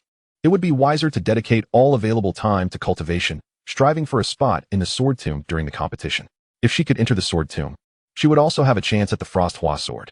If that proved unattainable, she would at least ensure it did not fall into the female protagonist's hands. With all these plans swirling in her mind, Yitang entrusted the 3 starry leaf lotuses obtained from the secret realm to her father, asking him to seek out a clan alchemist to concoct a life-nourishing pill for her. The prepared crystal fish and silver frost fruit were given to her eldest sister, for her to share with their family back home. Only then did she watch as the others boarded the spirit vessel, with a good number of teleportation scrolls in hand. She felt a longing for home, yet there was no sense of regret, knowing she could return at any moment if necessary. As she waved farewell to the spirit vessel, she prepared to depart on her sword. At that moment, 2 cold plum rabbits hurried by, instantly igniting excitement in Yitang's eyes. Cold plum rabbits were delectable.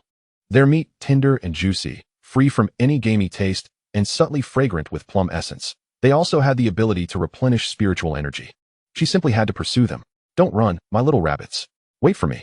The cold plum rabbits were non-aggressive but swift, making them difficult to catch. However, Yitang felt no urgency, for she was on the sparsely populated Dragon Ridge Peak, where the ground was covered in frost and snow. The rabbits could not fly, and no matter how fast they were, they would leave tracks in the snow. After a quarter of an hour, Yitang arrived at the mountainside. Observing several burrows buried beneath the snow and rabbit tracks that had yet to be concealed by frost, she chuckled to herself. They say a cunning rabbit has 3 burrows. Yitang was not in a hurry to catch the rabbits. Instead, she intended to use her spiritual sense to probe inside, seeking out nearby passages to block any remaining exits. To her surprise, the rabbit burrows were quite deep, nearly vertical toward the ground.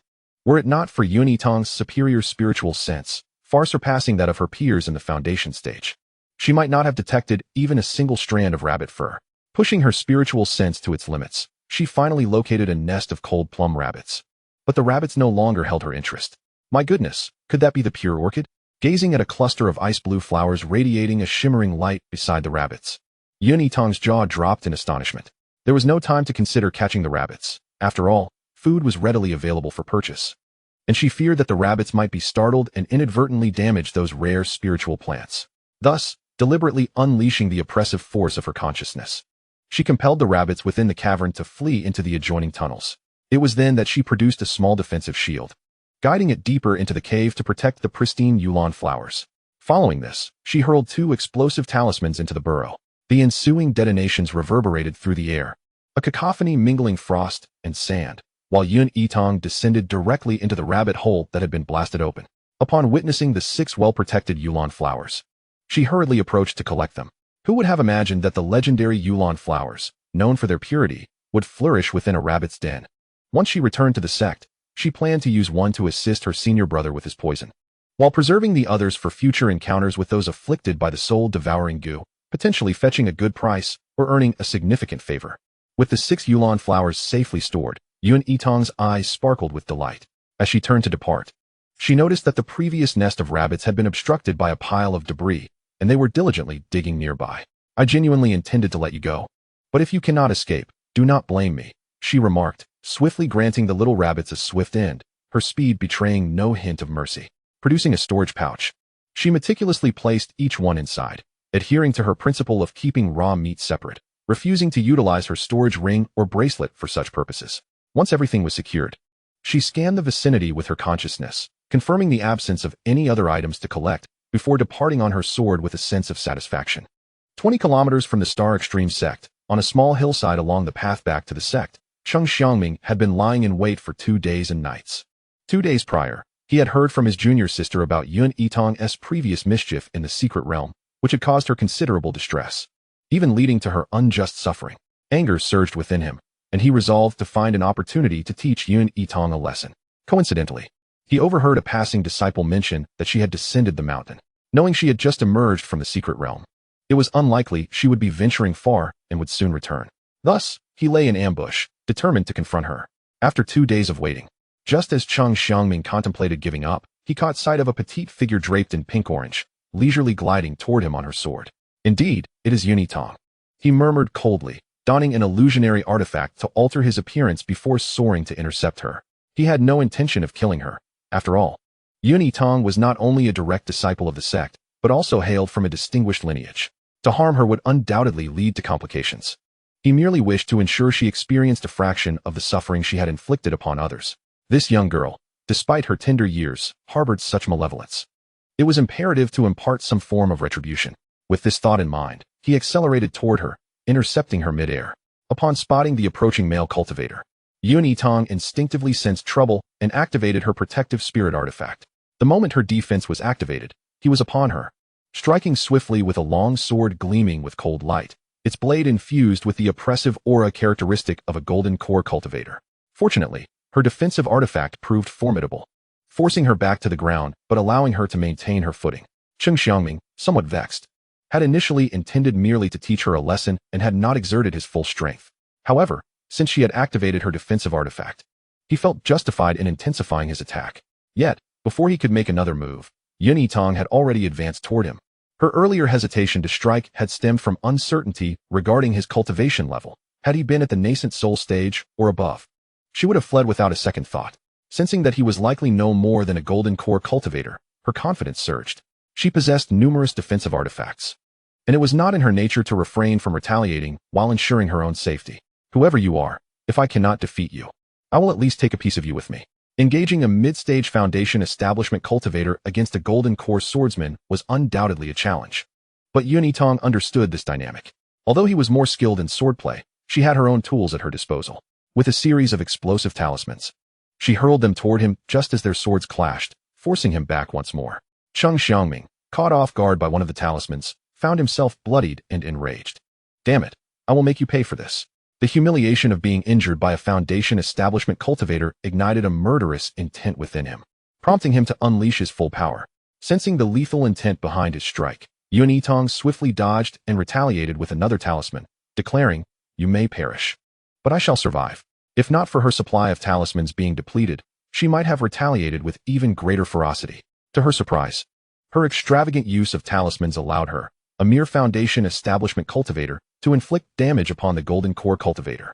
Just as he prepared to counterattack, a thunderous voice echoed from afar. "Who dares to harm my sect's disciples within the Star Extreme sect's domain?"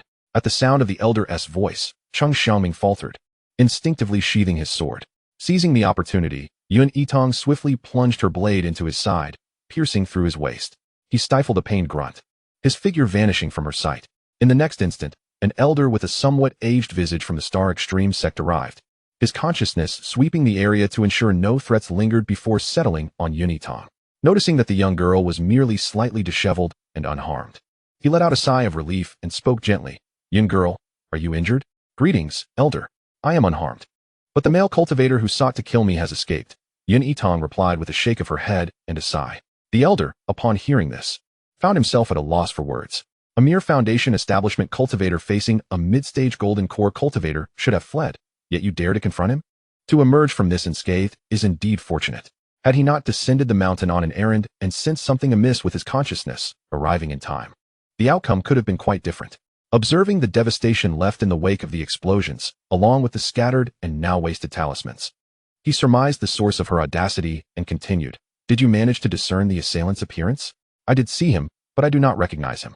He was likely a rogue cultivator lying in wait to rob," Yitang contemplated before responding. Such occurrences were commonplace in the cultivation world, where murder and robbery transpired daily, which was precisely why the sect forbade Foundation disciples from descending the mountain alone. Sighing, the elder stated, "Let us go. I shall escort you back to the sect, and then I will investigate further." It was imperative that he ensure the girl returned safely, as one could never be too cautious of potential threats along the way. "Thank you, elder," Yitang acknowledged, fully aware of his good intentions and unwilling to refuse his assistance. In truth, she had not spoken entirely candidly. She was quite certain that the golden core cultivator was not a mere robber. Typically, those who resorted to murder and theft would either attack with lethal intent from the outset or threaten for their storage artifacts. However, the cultivator had approached her as if intent on inflicting serious harm without the desire to take her life, demonstrating a certain restraint. This indicated that he was aware of her identity and had specifically come to intercept her. The speed at which he learned of her whereabouts and lay in wait suggested he was likely affiliated with someone within the sect. Without a doubt, he was one of Wei Qianrou's sycophants. Hearing the elder mention that the assailant was a mid-stage golden core cultivator caused her to ponder whether it could be her senior brother, who was also at that level. Regardless of his identity, she had inflicted a grievous wound upon him, one that would take time to heal, and she intended to investigate further upon her return. Once she clarified his identity, she would ensure he faced the consequences. It was precisely because she surmised that her opponent was likely a disciple of the sect that she refrained from openly expressing her thoughts to Elder San. Some grievances need not be aired in public. Rather, it is far more gratifying to seek vengeance in private. As her thoughts whirled, Yitang soared through the air on her sword, accompanied by Elder San, until they reached the entrance of the sect. Before parting ways, she expressed her heartfelt gratitude, thanking Elder San for escorting her back. No trouble at all. You may return, Elder San replied, turning to leave. Elder San, wait a moment. During my descent from the mountain, I captured a cold plum rabbit. Please take one back to taste, Yitang said, retrieving a medium-sized rabbit from her storage bag and handing it over. Elder San was well aware of the cold plum rabbit. Its exquisite flavor was renowned, and it also had the benefit of nourishing the meridians. In the bustling taverns of the town below, one could purchase a braised rabbit for 50 medium-grade spirit stones. Though he was an elder of the sect, he hesitated to accept such a gift from a junior. After a brief exchange of polite refusals, they confirmed that the offering was sincere, and Elder San smiled as he accepted it, saying, "Thank you, young girl. I shall enjoy a feast today." "Not at all. It is I who should be thanking Elder San," Yitang replied sweetly. "As an elder, it is your duty to protect the disciples of the sect," Elder San said, stroking his long beard with a smile. After exchanging a few more pleasantries, they finally parted ways. Upon returning to Xingsheng Peak, Yitang had barely landed on her sword when she heard her master's voice calling. "Yitang, come here quickly." Without hesitation, she hurried to her master's cave. From a distance, she noticed the cave door wide open, with her master and senior brother busy sorting through a pile of items. "Little junior sister has returned." Song Yanli greeted her with a warm smile. "Yitang, you've come at the perfect time. Come help us," Mo Chang'an urged. "Master, senior brother, what are you so busy with? Why are there so many gift boxes?" Yitang inquired as she extended her hands to assist. "They're not gifts from others. They are for us to give to others. My disciple, the formal disciple ceremony is set for 7 days from now, as I discussed with your master's uncle. This is a gesture of gratitude for those who will attend from outside the sect," Mo Chang'an explained with a smile. He continued to elaborate on the various sects and families they had invited, including the Yun family. Although Yitang was not entirely familiar with the formalities of such a ceremony, she knew that it typically did not require such elaborate preparations. Previously, she had heard from other peak disciples that a simple ceremony involved selecting a good day, kneeling to pay respects, serving tea, listening to the master's teachings, and receiving a gift from the master. For more esteemed apprentices, the ceremony would take place under the witness of the sect leader and the heads of various peaks. However, she had never heard of needing to invite outside cultivators to witness the event, nor preparing so many gifts in return. "Haha, with only you two as my disciples. Of course, the ceremony should be more lively. I arranged the same for your senior brother's initiation," Mo Chang'an remarked, noting the surprise on his little disciple's face. "Don't worry, little junior sister. There will be many people, but the process is quite simple. Your senior brother will guide you through it," Song Yanli added, keenly aware of her apprehensions about the crowd and the procedures, understanding that her master and senior brother were making such efforts out of regard for her. Yitang was not one to dampen their spirits. She smiled brightly, saying, "If so many people are invited, it must be quite festive." The matter of her earlier encounter with danger was momentarily set aside. Chapter 49, Senior Brother Unraveling the Goo Curse. "Indeed, it will be quite lively," Mo Chang'an chuckled, pleased to see the anticipation on his little disciple's face. He turned to his eldest disciple, saying, "Yanli, ensure you thoroughly teach your little junior sister about the initiation process." "Yes, master, rest assured," Song Yanli replied with a smile. As the trio chatted and laughed, Yitang remembered the matter of the Wugo Yulan and took out a dark wooden box from her storage ring. With a grin, she looked at Song Yanli and said, "I brought a gift back for you, senior brother. Can you guess what's inside?" Song Yanli was delighted that his little junior sister thought of him while she was out, observing the specially crafted box designed for spirit herbs. He recalled her fondness for spirit fruits and smiled. "I guess it's some delicious spirit fruit." "Not quite," she chuckled. "Oh, is it a spirit herb?" Song Yanli was slightly taken aback. "Indeed, it's a spirit herb. Senior brother, open it and see if you like it," Yitang said, handing him the box. "Your junior sister's gift. I shall surely cherish it," Song Yanli said as he smiled and opened the box. However, upon seeing the ice orchid spirit herb resting quietly inside, his warm smile froze, and his pupils widened in disbelief. He scrutinized it closely, but his lips began to tremble slightly. Mo Chang'an, who had been watching the siblings interact with a smile, also became ecstatic upon seeing the contents of the box, but held back from speaking first. "Master, little junior sister, what is this?" Song Yanli exclaimed, for he recognized it immediately. After all, he and his master had searched for it for over 20 years. He recalled every detail from the records. Yet, at this moment, he needed someone to confirm that it was indeed real. "Indeed, it is as you suspected. This is the Wugo Yulan that can cure your soul-devouring goo," Yuan Yitang affirmed earnestly upon seeing his excitement. "Master? Yanli, your little junior sister has indeed brought out the Wugo Yulan. Your curse can be lifted," Mo Chang'an added, his joy palpable. He then turned to his little disciple, speaking gently. "Yitang, the Wugo Yulan is rare and difficult to find. Did the Yun family assist you in acquiring it?" Knowing how challenging it was to locate such a spirit herb, combined with the fact that his little disciple had mentioned reaching out to the Yun family for assistance, he immediately considered what grand gift or spirit stones he ought to offer in return. Even though she was from the Yun family, it would not be right to have them expend their efforts without compensation. "I didn't take it from home. I found it myself. I had long heard that there were cold plum rabbits on Longji Peak, which I enjoy, so I thought to search for them. Unexpectedly, I discovered the Wugo Yulan in a rabbit burrow," Yuan Yitang recounted, steering clear of discussing her quest for the mine. She proceeded to demonstrate how she caught the rabbits by showing several cold plum rabbits she had brought back. Both master and disciple were left speechless upon seeing the cold plum rabbits, marveling at the extraordinary fortune of the young girl. They had searched for over 20 years without success, yet here she was, simply seeking rabbits and stumbling upon the rare herb. What baffled them further was that the text had stated the Wugo Yulan thrived in clean and cool environments. How could a rabbit burrow possibly meet such criteria? Shaking off his wandering thoughts, Song Yanli looked at the spirit herb in his hands, his eyes filled with gratitude as he gazed at his little junior sister. "Thank you for gifting it to me. This Wugo Yulan is immensely important to me. Such a great favor. I shall never forget. In the future, should you need anything, you can count on me without hesitation. Senior brother, there is no need for such formality between us. We are like family. Besides, now that you can cultivate, you must bring me delicious treats when you venture down the mountain," Yuan Yitang replied with a smile. "You are right, little junior sister. There is no need for such distance. But as your senior brother, you must take care of your little junior sister. Always remember to think of her when you come across good things in the future," Mo Chang and added with a chuckle. "Yes, master, regardless of the circumstances.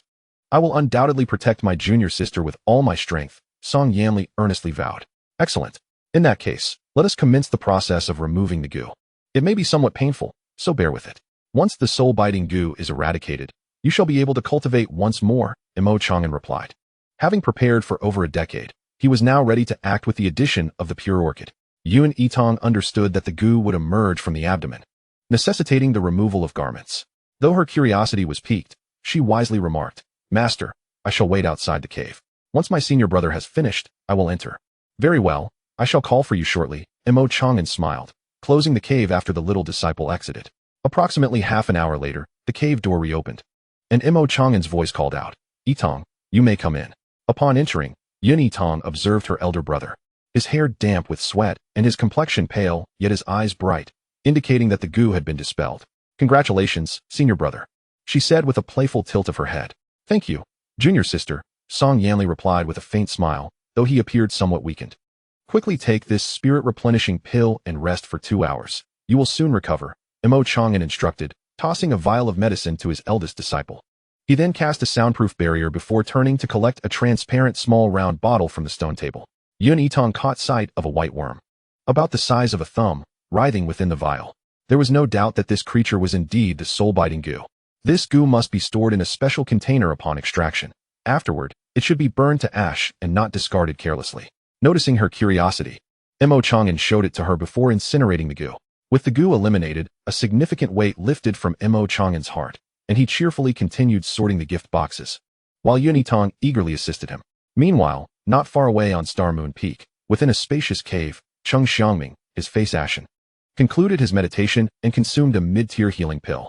While his injuries were not severe, the stab wound to his left waist required several days of recuperation before he could rise.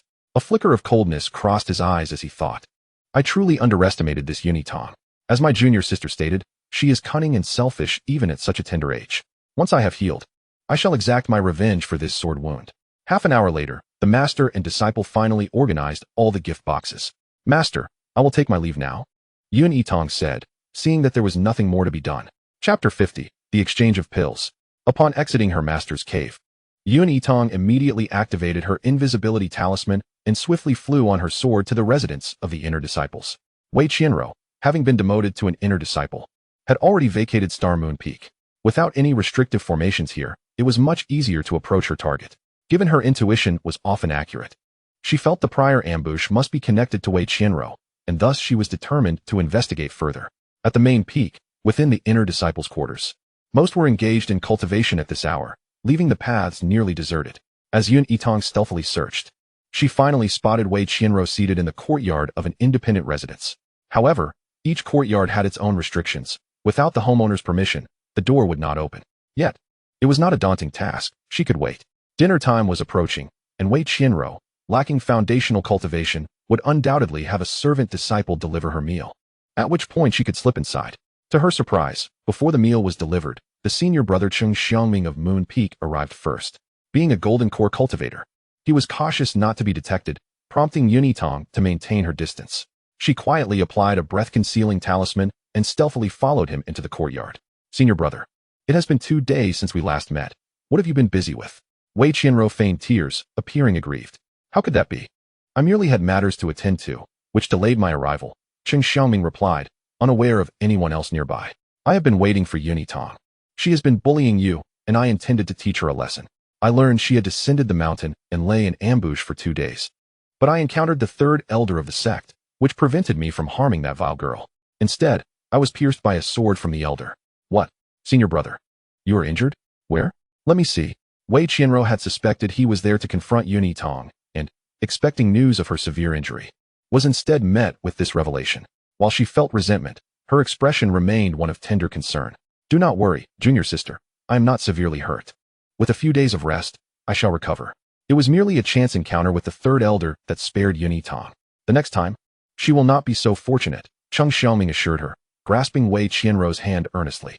Senior brother, even if she targets me, I will be fine. You need not go after her on my account. I fear for your safety, Wei Qianro feigned concern. That will not happen. If I had not been in a hurry to evade the third elder, how could I be injured by someone merely at the foundation establishment stage? Yitang's luck cannot hold out forever. Next time, I will not spare her, Cheng Xiaoming declared with a haughty expression. Indeed, senior brother is in the mid-golden core stage. She will certainly suffer if we face off alone, Wei Qianro said, gazing at him with admiration as she linked her arm through his, playfully. Cheng Xiangming felt a surge of warmth from the adoring gaze of his junior sister, his pallid complexion becoming more vibrant. As the pair engaged in affectionate conversation, they remained blissfully unaware that someone was eavesdropping from a corner of the courtyard. The courtyard was not large, and the proximity was close. Yitang dared not retrieve her recording stone, as activating it would create a slight fluctuation of spiritual energy, easily detectable by Cheng Xiangming. Instead, she listened intently, her expression cold. Her suspicions were confirmed. Cheng Xiangming was indeed the one who had laid an ambush for her, since he sought to harm her. She felt it was only fair to reciprocate. Contemplating the low-tier spirit-washing pill in her storage ring, she devised a plan. She had initially intended to wait for Cheng Xiangming to leave before transforming into Wei Qianro and pretending to deliver a healing pill. However, Wei Qianro preempted her by saying, Senior brother, here is a mid-tier nourishing pill. When taken alongside the healing pill, it will expedite your recovery. As Wei Qianro spoke, Yitang stealthily retreated to Wei Qianro's room. The latter had been injured recently and used numerous ointments. Thus, the strong medicinal scent in her room aided Yitang in stealthily retrieving her pill without detection. Seeing that the two in the courtyard remained oblivious, Yitang quickly produced her low-tier spirit-washing pill and a nourishing pill. After comparing the two, noting their distinct colors and scents, she swiftly took a small piece of the nourishing pill, warmed it in her palm, and rolled the spirit-washing pill in the thick medicinal paste, working quickly. Junior sister, this pill is precious. Keep it for yourself. Senior brother will not need it, Cheng Xiangming said, gazing fondly at the beautiful young woman. Shaking his head in refusal once more. I have plenty. Please accept it, senior brother. You need to recover quickly so that I can feel at ease. Wei Qianro urged sweetly. She was not genuinely concerned for Cheng Xiangming, but merely wished for him to recover swiftly to assist her in dealing with Yitang. Cheng Xiangming was about to say more when a sound of footsteps caught his attention. scanning the area with his spiritual sense. He noticed a servant disciple approaching and fell silent. Sure enough, a knock soon followed. "Sister Wei, I have brought your dinner." Wei Qianro furrowed her brow slightly as she placed the porcelain bottle on the stone table and walked towards the entrance, with Cheng Xiangming following closely behind. What a splendid opportunity, Yitang mused quietly to herself. Taking advantage of their momentary diversion, she stealthily approached the stone table and swiftly exchanged the contents of the porcelain bottle. By the time the two returned after closing the courtyard gate, Yitang had already retreated into the shadows. Success. One must admit, while the invisibility talisman and the breath-concealing talisman are rather costly, they are exceedingly effective. Next time I descend the mountain, I must procure several more. Senior brother, you must consume this elixir promptly. It will hasten your recovery, Wei Qianro urged, picking up the medicine bottle once more.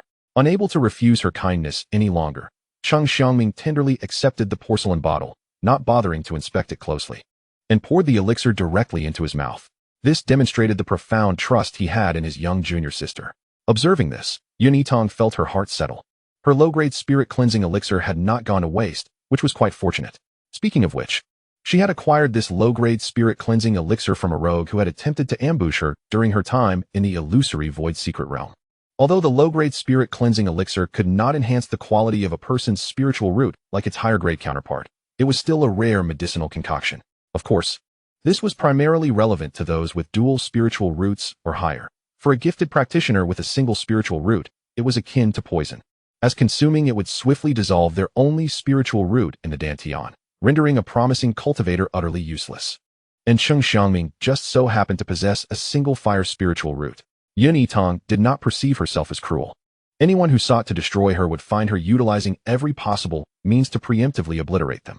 Since she had resolved to harm the protagonist, she would also ensure that they bore the consequences of her retaliation. Chapter 51. Wei Qianro suffers in silence. With this thought, she observed the two in the distance concluding their conversation. "Rower, please have your meal. Senior brother will visit you again in a few days. Take care of your health." "All right, I will see senior brother off," Wei Qianro replied softly, accompanying Cheng Xiangming as they made their way outside. Yet, before they could exit the courtyard, Cheng Xiangming suddenly collapsed to the ground, his complexion turning pale. "Ugh, my spiritual root. Junior sister, what exactly was that elixir you just gave me?" Upon inspecting within, he discovered that his spiritual root was gradually dissolving, and panic surged through him. His eyes turned bloodshot as he questioned Wei Qianro with a twisted, pained expression. But he dared not move recklessly, fearing it would hasten the dissolution of his spiritual root. "It was just a nurturing elixir, senior brother. What has happened to you?" Wei Qianro exclaimed in alarm, hastily attempting to clarify. Cheng Xiangming, however, had no time to listen to her explanations, finding her unable to provide answers. He could only endure the agony and cry out. Disciple Cheng Xiangming requests the elders for assistance. Hearing Cheng Xiangming's desperate plea, Yitang sensed something was amiss and instinctively took advantage of their moment of chaos to slip out of the courtyard. As expected, she had barely exited when the Grand Elder, clad in elder robes, appeared in the courtyard. Those capable of holding the position of Grand Elder were all cultivators at the nascent soul stage or above. Yitang was acutely aware of her own foundation establishment level. Even with the invisibility talisman, she would be easily detected by him, prompting her to retreat further. A sense of dread washed over her. She had only recently joined the sect and had failed to consider that the inner sect was also under the watchful eyes of the elders. She had initially planned to ambush the protagonist at the moment Cheng Xiangming's spiritual root was destroyed, allowing him to take the blame. After all, it would provide an impeccable rationale, a junior sister using a medicinal pill to ruin his spiritual root, leading to a vengeful attack on her, resulting in mutual destruction. What a splendid justification. Unfortunately, she had overlooked the presence of elders on guard, and it was fortunate that she had refrained from acting, for otherwise, she would not only have failed to eliminate the protagonist, but also risked being caught by the approaching Grand Elder. From a distance, she watched as the Grand Elder effortlessly lifted Cheng Xiangming and Wei Qianro, soaring towards the Pill Peak. As her invisibility talisman began to wane, Yitang hastily fled the scene. Cheng Xiangming's situation no longer required her concern. The spirit-cleansing elixir was rare, and once consumed, it was irrevocable. His spiritual root was doomed, and she had no need to worry further. At the Pill Peak, the head of the sect regarded the pale-faced Cheng Xiangming with a shake of his head and a sigh. He has consumed the spirit-cleansing elixir. His spiritual root will completely dissolve and disappear. There is no way to prevent it. The spirit-cleansing elixir, it is indeed the spirit-cleansing elixir. Junior sister, why have you severed my path to immortality? The power of this elixir was well known to everyone present, and Cheng Xiangming was no exception. He realized that he could not halt the destruction of his spiritual root and, in a fit of madness, charged at Wei Qianru. Though he had harbored feelings for his junior sister, the fact that she had ruined his path to immortality transformed his love into deep-seated hatred. Senior brother, how could I possibly harm you? It truly was not me. Wei Qianru was taken aback and vehemently shook her head in denial. Cheng Xiangming was of great importance to her. Why would she ever wish to harm him? But how had the nurturing elixir turned into a spirit-cleansing elixir? As Cheng Xiangming advanced with murderous intent, the Grand Elder swiftly intervened, for regardless of the circumstances, until the truth was revealed. Wei Qianru remained a disciple of the sect and could not be harmed under his watch. Having restrained Cheng Xiangming, Shun Jingyan soon arrived. His expression darkening upon learning that his eldest disciple had consumed the spirit-cleansing elixir and was on the verge of becoming a cripple. After understanding the sequence of events, he cast a cold glare at Wei Qianru. Until the matter is clarified, I shall not harm you. However, once the truth of today's events is unveiled, even if the head of the Wei family seeks leniency, I shall not spare you. Master, sect leader, senior brother has always treated his disciples with utmost kindness. How could I ever wish to harm him? If I had possessed the spirit-cleansing elixir, I would have consumed it myself at the first opportunity. How could I possibly use it to harm others? Wei Qianru hurriedly wiped her tears. Shun Jingyan and the Grand Elder, naturally considering these points, refrained from passing immediate judgment. Yet, Wei Qianru had previously displayed a tendency to harm her fellow disciples, so she could not be entirely ruled out as the prime suspect. Thus, they stationed someone to guard Cheng Xiangming while the group proceeded to the main hall. The incident of a direct disciple having their spiritual root destroyed within the sect was grave, prompting all the peak masters and elders to gather in the main hall to interrogate Wei Qianru. Meanwhile, Yitang was hidden in her room, engrossed in reading the sect regulations manual. Having been occupied like a whirlwind for over 2 months since joining the sect, she had not taken the time to thoroughly peruse the manual. After carefully reviewing it, Yitang felt a wave of relief that she had refrained from ambushing the protagonist. Goodness, who could have anticipated that the activities of inner and outer sect disciples would be under constant elder surveillance? Aside from the main peak, the other 8 peaks were each guarded by their respective peak masters.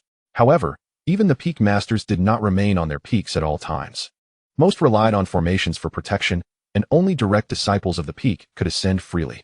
The activity areas of inner and outer sect disciples, devoid of any formation restrictions, were patrolled by 8 elders, with the first 4 overseeing the inner sect and the latter for the outer sect. These elders, aside from their primary duties, would take turns to ensure continuous vigilance over the disciples' activities. Should any disciple encounter issues during their cultivation and call for help, they would be the first to respond. This meant that if she wished to eliminate the protagonist within the sect, it would necessitate a precise strike followed by a swift escape. Yet, clearly, this was implausible. With the protagonist's high-grade defensive clothing, it would be impossible to break through without alerting the elders. Indeed, it seemed that to act with malice, one must do so beyond the confines of the sect. Just as she pondered this, a message talisman lit up, and the gentle voice of her senior brother echoed within. Junior sister, I am preparing grilled fish and drunken spirit duck. Would you care to join me? Hearing of such delicious fare, Yitang's eyes brightened, and she promptly rose and made her way outside. Meanwhile, as the pair of senior and junior siblings at the peak savored their grilled fish, the interrogation in the main hall was nearing its conclusion. Master, I assure you, I did not harm senior brother. The nourishing elixir was purchased by me from the market. It is undoubtedly a nourishing elixir, not a spirit-cleansing pill. Had I known it was a spirit-cleansing pill, I would have kept it for my own use. Wei Qianru, having consumed a truth pill, found herself uncontrollably repeating these lines. At this juncture, it was evident that Wei Qianru had not intentionally harmed Cheng Xiangming. Rather, the medicine had likely been tampered with at the time of purchase, unbeknownst to her. Given that her actions were unintentional and stemmed from goodwill, it was unlikely that the sect would impose a severe punishment upon her. Yet, even though it was accidental, it had nonetheless resulted in the destruction of Cheng Xiangming's spiritual roots. Thus, she was penalized to compensate him with 100,000 mid-grade spirit stones. While this was the official stance, the reality remained that regardless of intent, the destruction of another's path to immortality would inevitably evoke resentment. Mere compensation and spirit stones could not resolve the matter, a sentiment shared by Wei Qianru. A tide of bitterness surged within her. She had always been the one to leave others at a disadvantage, and never before had she suffered such a significant loss. She was confident that the elixir she purchased was unblemished, leading her to ponder when and by whom it had been switched. Chapter 52. The Master-Disciple Ceremony. With no one to confront, She could only silently endure this injustice, believing that the blade she had once deemed reliable was now rendered useless, perhaps even harboring intentions of vengeance against her. Recalling Cheng Xiangming's frenzied desire to strangle her, Wei Qianrou's gaze hardened. The following day, with the sun perched high in the sky, Yitang had just concluded her training and sought out senior brother to inquire about the procedure for the master-disciple ceremony. Unsurprisingly, she heard news regarding Cheng Xiangming and Wei Qianrou. Upon learning that Wei Qianrou had only been fined a certain amount of spirit stones, it did not come as a shock. It was only logical that the sect would employ truth talismans during their inquiry, thus uncovering that Wei Qianrou had not acted with malice. This circumstance, being an unintentional oversight arising from goodwill in bestowing an elixir, did not constitute a deliberate crime against a fellow disciple, and the sect would naturally refrain from harsh penalties. Nevertheless, it mattered little. Cheng Xiangming had already been rendered incapacitated by her actions, making her efforts the previous day not in vain. As for the female protagonist, while it was inconvenient to act against her within the sect, it was impossible for her to remain there indefinitely. There would always be an opportunity to strike. Resolving her thoughts, she dutifully followed senior brother to learn the rites of the ceremony. In a cave dwelling suffused with the scent of alcohol, senior brother, please refrain from drinking. The after effects of this wine are too potent, Xianxiaaudiobooks advised with a frown. Do not address me as senior brother anymore. My spiritual roots are gone, and I can no longer cultivate, rendering me unworthy of that title. Cheng Xiangming replied, his demeanor dazed as he continued to drink. Such words are unwarranted. You will always remain the senior brother of Yifeng. Although your spiritual roots are lost, the strength of your golden core remains intact. If need be, we can pursue the path of physical cultivation. Before Xianxiaaudiobooks could finish, Cheng Xiangming shattered the wine jar in his hand, madness gleaming in his eyes. Pursue physical cultivation? How does one do that? While physical cultivation does not rely on spiritual roots, it is the most arduous path. Of 1,000, perhaps fewer than 100 can achieve the golden core. I have lost my spiritual roots due to Wei Qianrou's malice, and now you suggest I turn to physical cultivation? My path to immortality is forever barred. I refuse to accept this. He ended with a furious roar. Xianxiaaudiobooks sighed at the sight, choosing not to press further. Turning away from his anguished outburst, he is in a fragile emotional state. It is better to wait before attempting to reason with him. Yet thoughts of Wei Qianrou stirred a tumult of feelings within him. Among their group, they had always doted on this little junior sister, believing her to possess an innocent heart. Yet it was this very sister, whom he had cared for deeply, who had abandoned him alongside the fourth junior brother in his moment of crisis without a hint of hesitation. The fourth junior brother, now a stranger to him, had also been injured while protecting Wei Qianrou, rendering him unable to restore his dantian completely. He could only aspire to reach the golden core at best. Now, with the senior brother's current plight, he could not help but suspect that had Wei Qianrou not hailed from the Wei family, he might have believed her to be a spy for the demon clan. Without the veil of affection clouding his judgment, he began to perceive Wei Qianrou as rather hypocritical at times. Thoughts of his taciturn second senior sister, who had once revered him and treated him as a younger brother, now seemed painfully distant. He felt a pang of sorrow at the thought that they could never return to their former closeness. Sighing bitterly, he made his way back to his residence in silence, in stark contrast to the gloomy atmosphere at Yifeng. The atmosphere atop Xingfeng was lively despite the presence of only 3 individuals. Having familiarized herself with the master-disciple ceremony, Yitang returned to her focused training. Meanwhile, Song Yanli had reached the point of being unable to rest, as if striving to recover all the training time lost due to the curse he had endured in the past years. Observing his 2 disciples engrossed in their cultivation brought immense satisfaction to Mo Chang'an, who then began visiting the various peaks to showcase his disciples. Days passed swiftly, and soon the day of the master-disciple ceremony arrived. Little junior sister, are you prepared? Came Song Yanli's gentle voice from outside the cave. I am ready, senior brother. Yitang replied as she stepped out of the cave. Seeing the exquisite girl adorned in a disciple's robe of white embroidered with golden clouds, Song Yanli smiled warmly. This attire, worn by my direct disciple, looks even more splendid on you. Thank you for the compliment, senior brother. I too find it quite beautiful. I suppose I shall wear it more often. Yitang responded with a hint of vanity, laughing lightly. Song Yanli felt a smile tugging at his lips, but suppressed it. You speak the truth. Very well, the time has come. We should head to the main peak. Indeed, senior brother, let us depart.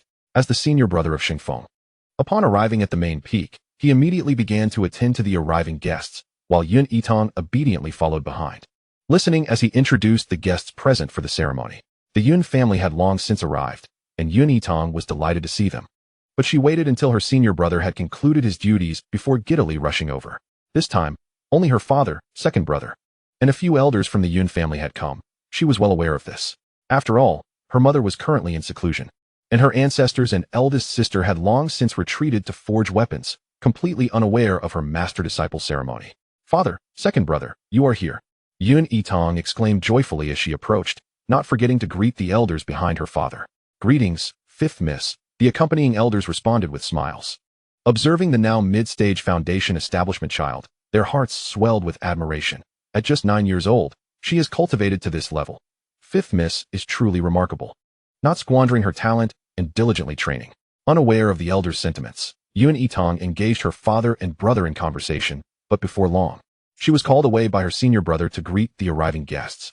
The master-disciple ceremony was set to take place in the main peaks plaza, where, aside from the sect leader and the heads of the various peaks, nearly 200 invited guests, all acquaintances of Mo Chang'an, would attend. Additionally, several thousand disciples from both the inner and outer sects were permitted to witness the event, creating a vibrant and bustling atmosphere. As the hour of the ceremony approached, the event commenced. A flock of celestial cranes circled overhead, heralding the occasion, followed by a shower of spirit flowers from ethereal vessels, a dazzling spectacle. Yun Yitang stood at the center of the plaza, awaiting her senior brother to conclude his congratulatory speech before proceeding with the ceremony. To be honest, under the gaze of so many onlookers, she felt an urge to retreat, but upon spotting Wei Qianro hidden among the crowd, her mood shifted solely to one of triumph. Crushing the female lead from body to spirit was a task she took very seriously. Let jealousy abound. May it fester within her until it births a heart demon. As the esteemed elder brother completed the ceremonial incantation, Yun Yitang first purified her hands with warm water, gently adjusting her sleeves and collar before kneeling with her hands clasped. Bowing her head to Mo Chang'an. "Respected master, please accept your disciple's 3 bows." "Good disciple, rise," Mo Chang'an smiled, using his spiritual power to assist Yun Yitang to her feet. With a serious expression, he imparted wisdom. "As sword cultivators, we cultivate unwavering courage and steadfast belief. Remember this phrase, it must never be forgotten."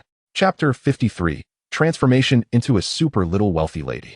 "Yes, Master S teaching shall be etched in my heart," Yun Yitang earnestly replied. Following this, she served tea, and after Mo Chang'an cheerfully consumed the offering, he presented her with a storage ring he had prepared beforehand. Thus, the apprenticeship ceremony was successfully concluded. Hidden among the crowd, Wei Qianro watched as Yun Yitang graciously expressed her gratitude to the guests. Hastily lowering her head to conceal the resentment in her eyes, she should have experienced a life of ease as foretold in her dreams. All her misfortunes began the moment Yun Yitang unexpectedly survived. Had her rival perished as scheduled, she would never have been demoted to the inner sect. Unfortunately, there was no one left in the sect for her to manipulate. The elder brother had destroyed his spiritual root, and the fourth brother had suffered a similar fate in the secret realm, still blaming her to this day. For now, she could not tarnish her innocent image in Nan Yangjing's eyes and would have to bide her time. "Yin family girl, I shall eliminate you sooner or later." With the apprenticeship ceremony smoothly concluded and the guests adequately sent off, Yun Yitang approached her father and brother. "My dear child, your father must return now. Take care of yourself in the sect. Here, accept this. It is a reward from the family for you. Look at it later," her father said, handing her a storage ring. "All right, father, rest assured, I will take care of myself." Knowing the ring contained rewards for her contributions to the Star Iron Mine, Yun Yitang graciously accepted it. After her father finished speaking, Yun Qingyuan specifically advised his younger sister to keep her distance from that girl from the Wei family. Earlier, he had noticed the fierce expression on Wei Qianro's face. Although she had disguised it well, it had not escaped his keen eyes. Yun Yitang was taken aback by her brother's perceptiveness but obediently assured him, "She has been punished to the inner sect. I have no contact with her." Hearing this, Yun Qingyuan felt somewhat relieved. No matter how reluctant they were, parting was inevitable. After imparting all necessary advice, the Yun family departed with several elders. Watching her family retreat into the distance, Yun Yitang felt a pang of longing. In her previous life, she had only her grandmother, and they were always together. Now, upon entering the world of cultivation and gaining so many relatives, she instead experienced the bitterness of separation. Fortunately, her melancholy was short-lived, as she was soon comforted by a multitude of storage bags gifted by the guests. An hour later, following her master and politely seeing off all the guests, Yun Yitang finally returned to the summit of prosperity. Upon arriving at her residence, she eagerly opened and examined her gains from the day.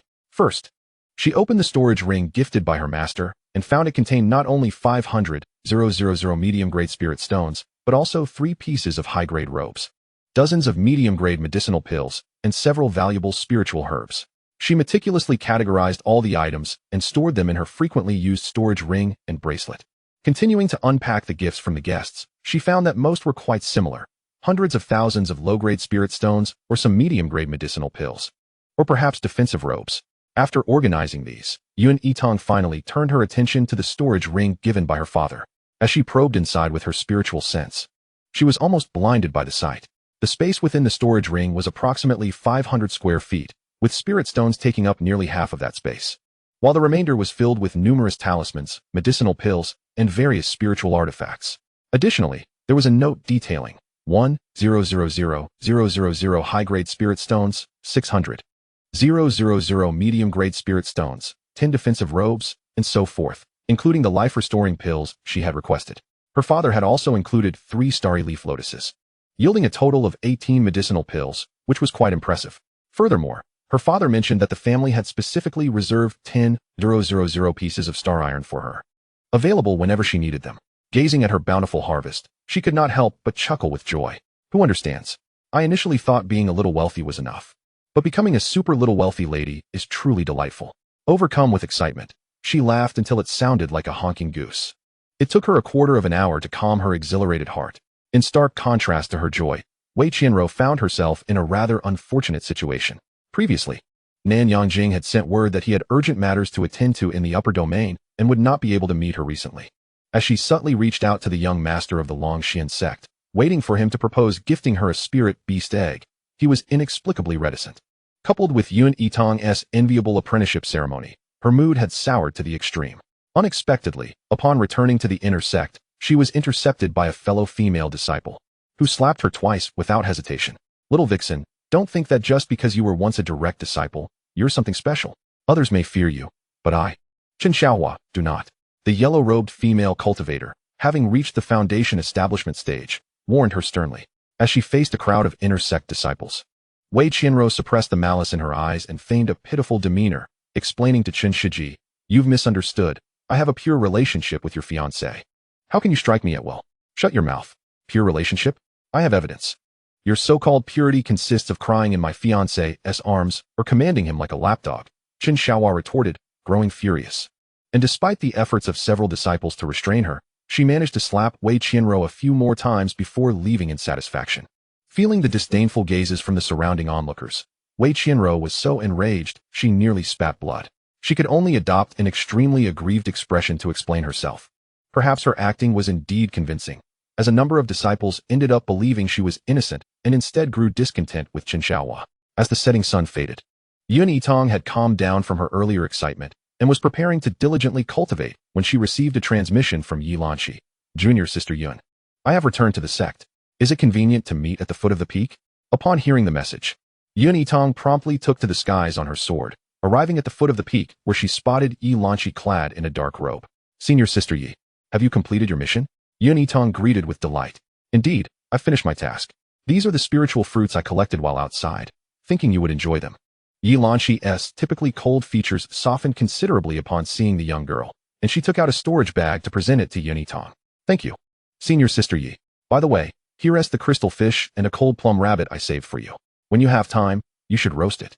It tastes quite good." Grateful for the thoughtful gift, Yitang happily accepted it, also retrieving the previously prepared crystal fish for Yilanqi.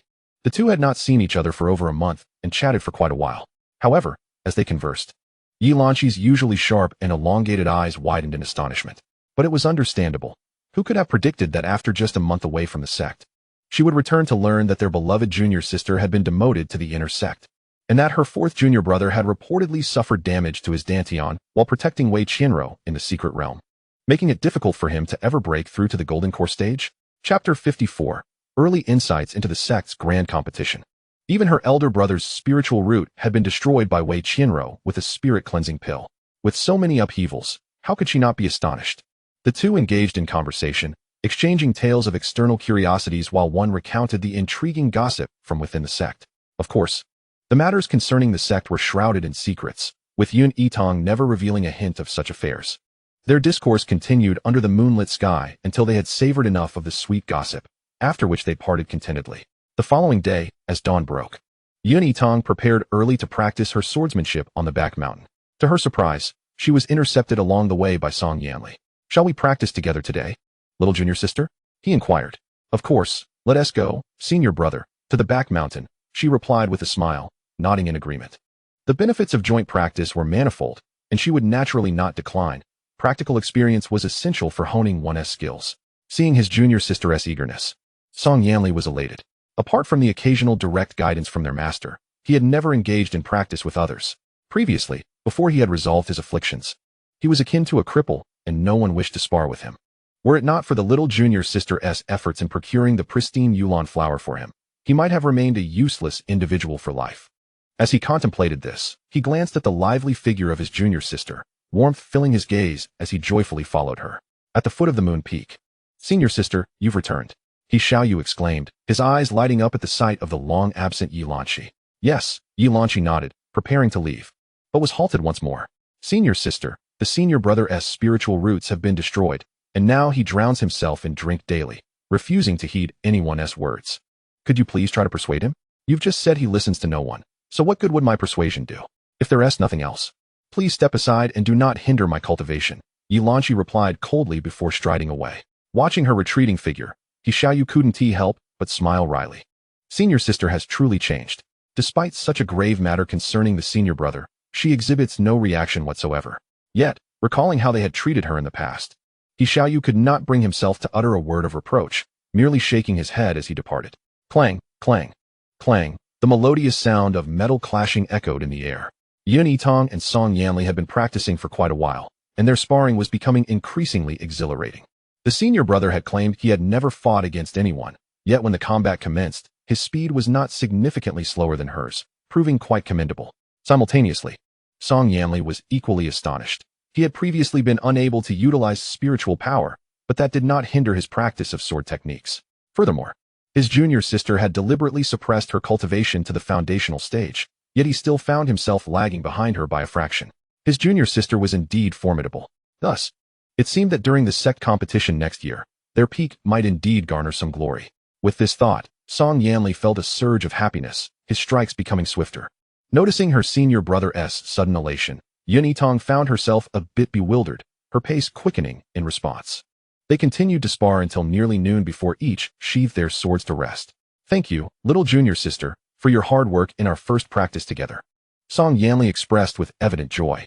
Yitang shook her head with a smile. "No, I must thank you, senior brother.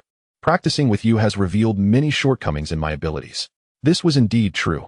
After all, her previous encounters had often involved ambushes, and she had rarely engaged in open combat. Had she not identified her deficiencies, she would likely suffer in the competition months hence. With this in mind, she recalled that her understanding of the sect competition was rather limited, given that many details were merely glossed over in the text. It was the perfect opportunity to inquire of her senior brother. "Senior brother," she began, curiosity lighting her eyes. "I've heard that the sect competition is to be held in a little over 3 months. Could you enlighten me regarding this event?" Song Yanli smiled and nodded. "Of course, regarding this matter, even had you not asked, I intended to discuss it with you. The sect competition is divided into 2 types. One is a small-scale competition held by each sect exclusively for its disciples, the frequency of which varies among sects. But ours occurs once every 3 years. The other is a large-scale competition jointly organized by several major sects, held only once every decade. And it is this latter type that will take place in 3 months. Does this mean all cultivators from the lower domain can participate?" Yitang inquired, puzzled. Song Yanli shook his head with a smile. "Naturally, not all cultivators can participate. Participation is determined by allocated quotas. For our sect, being one of the 7 major sects, we are allotted 100 spots. Any direct disciples below the nascent soul stage may enter. Medium and small sects receive 50 spots each, while the Scattered Cultivator Alliance also has 100 spots. Additionally, there are 20 spots for solitary cultivators, though this is less certain, as those 20 individuals will be recorded by the sect disciples based on who arrives to register first. While it may seem that each sect has a limited number of participants, the lower domain, aside from the 7 major sects, comprises nearly 100 medium and small sections. Additionally, there are scattered cultivators and solitary practitioners. Therefore, each competition attracts close to 7,000 participants, with tens of thousands attending to spectate, making it a grand affair indeed. Noticing the earnest attention of his junior sister, Song Yanli continued, "The large sect competitions are typically divided into 6 categories: sword combat, alchemy, talisman crafting, formation arrangement, artifact refinement, and beast taming. Except for beast taming, each category is further divided into the stages of chi refining, foundation establishment, and golden core, with cultivators above the golden core stage not participating. Finally, the top 5 from each stage are awarded different prizes. For us, sword cultivators, those who place in the top 3 of each stage will also receive the privilege of entering the sword tomb. Senior brother, I am aware of this. The top 3 from the sword combat categories of chi refining, foundation establishment, and golden core, totaling 9 individuals, are eligible to enter our sect's sword tomb to select spiritual swords, Yitang affirmed. Speaking of this, Yitang felt a surge of delight. Wei Qianro was currently only at the 5th layer of chi refining, even as the female lead. It would be improbable for her to secure a top 3 position among the artifact refining disciples. Thus, she likely wouldn't gain access to the sword tomb, which would save her quite a bit of trouble. However, her joy was abruptly dampened in the next moment. Song Yanli gently remarked, "Little junior sister is correct. However, there is one detail you may not be aware of. While the qualification to enter the sword tomb is indeed awarded to the top 3 of each stage, those who ultimately gain entry to the sword tomb are not necessarily the same individuals who earn the spots." He continued, "In our Xingji sect's sword tomb, whether within or outside the sect, each person is permitted entry only once. For instance, if someone gained entry in the previous competition and actually entered, even if they qualify again this time, they will not be allowed to enter once more." After saying this, he added, "However, while re-entry to the sword tomb is not permitted, the qualifiers may transfer or sell their entry rights to others, or exchange them for a certain amount of spiritual stones from the sect. This has been a long-established rule. Nevertheless, such occurrences are rare, as the competition is held only once every decade, and the winners of each stage typically advance to the next stage, making it unlikely for anyone to repeatedly qualify for entry into the sword tomb. Does this mean that even if one does not place in the top 3, as long as a qualifier is willing to relinquish their spot, one can enter the sword tomb?" Yitang frowned upon hearing this. If that is the case, then the female lead may very well have a chance to enter the sword tomb, as she has many connections. It would not be surprising if someone offered her an opportunity. Indeed, however, the qualifier must have previously entered the sword tomb themselves. If they have never entered, they cannot relinquish that spot. Thus, it remains quite uncommon for anyone to gain entry without having placed. Song Yanli elucidated gently. Yitang acknowledged the wisdom in her senior brother's words. After all, considering the chi refinement stage, those who ultimately secure a place among the top 3 are invariably the creme de la creme of this tier, specifically those who have attained the pinnacle of chi refinement. As the next decade unfolds, it is likely that these individuals will have already progressed to the foundation establishment stage. Yet they may not necessarily reach the apex of that stage, making it exceedingly difficult for them to secure a top 3 position at this level, and so forth. With this contemplation, she resolved not to dwell on it further. Regardless of whether Wei Qianro truly participated, what of it? The sword tomb was devoid of elder guardians. She could easily incapacitate her opponents when their attention was diverted. The spectacle of 2 individuals battling over a sword within the confines of the sword tomb was entirely commonplace. As long as no one's foundation was damaged or lives lost, there would be no repercussions. With this thought, she felt liberated from concern over the female protagonist's actions. There exists an abundance of solutions to any dilemma. No matter the path her opponent chooses, she would inevitably become the harbinger of their greatest opportunities. Thus, the crux of the matter lay in her own strength. With an elevated martial prowess, everything else would fall into place. As a sword cultivator, she must forge ahead with valor, severing all obstacles in her path.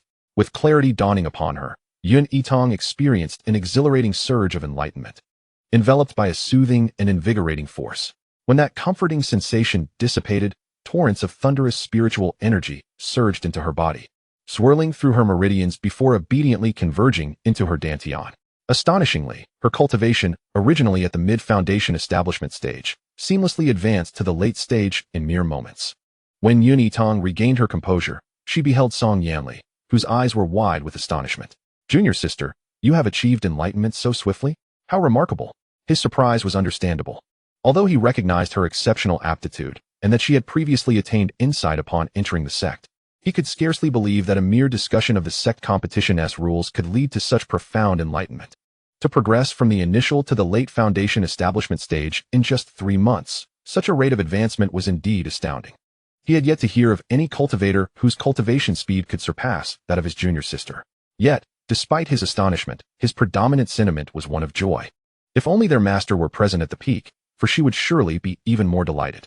"It is thanks to my conversation with you, senior brother," that I stumbled upon this enlightenment. I owe you my gratitude, Yitang replied with a smile. This statement was not entirely inaccurate. Had it not been for the discussion with her senior brother regarding the sect competition, she might not have entertained the subsequent thoughts that led to her breakthrough. It is merely your innate understanding that is remarkable, and has little to do with me, Song Yanli replied with a grin, shaking his head.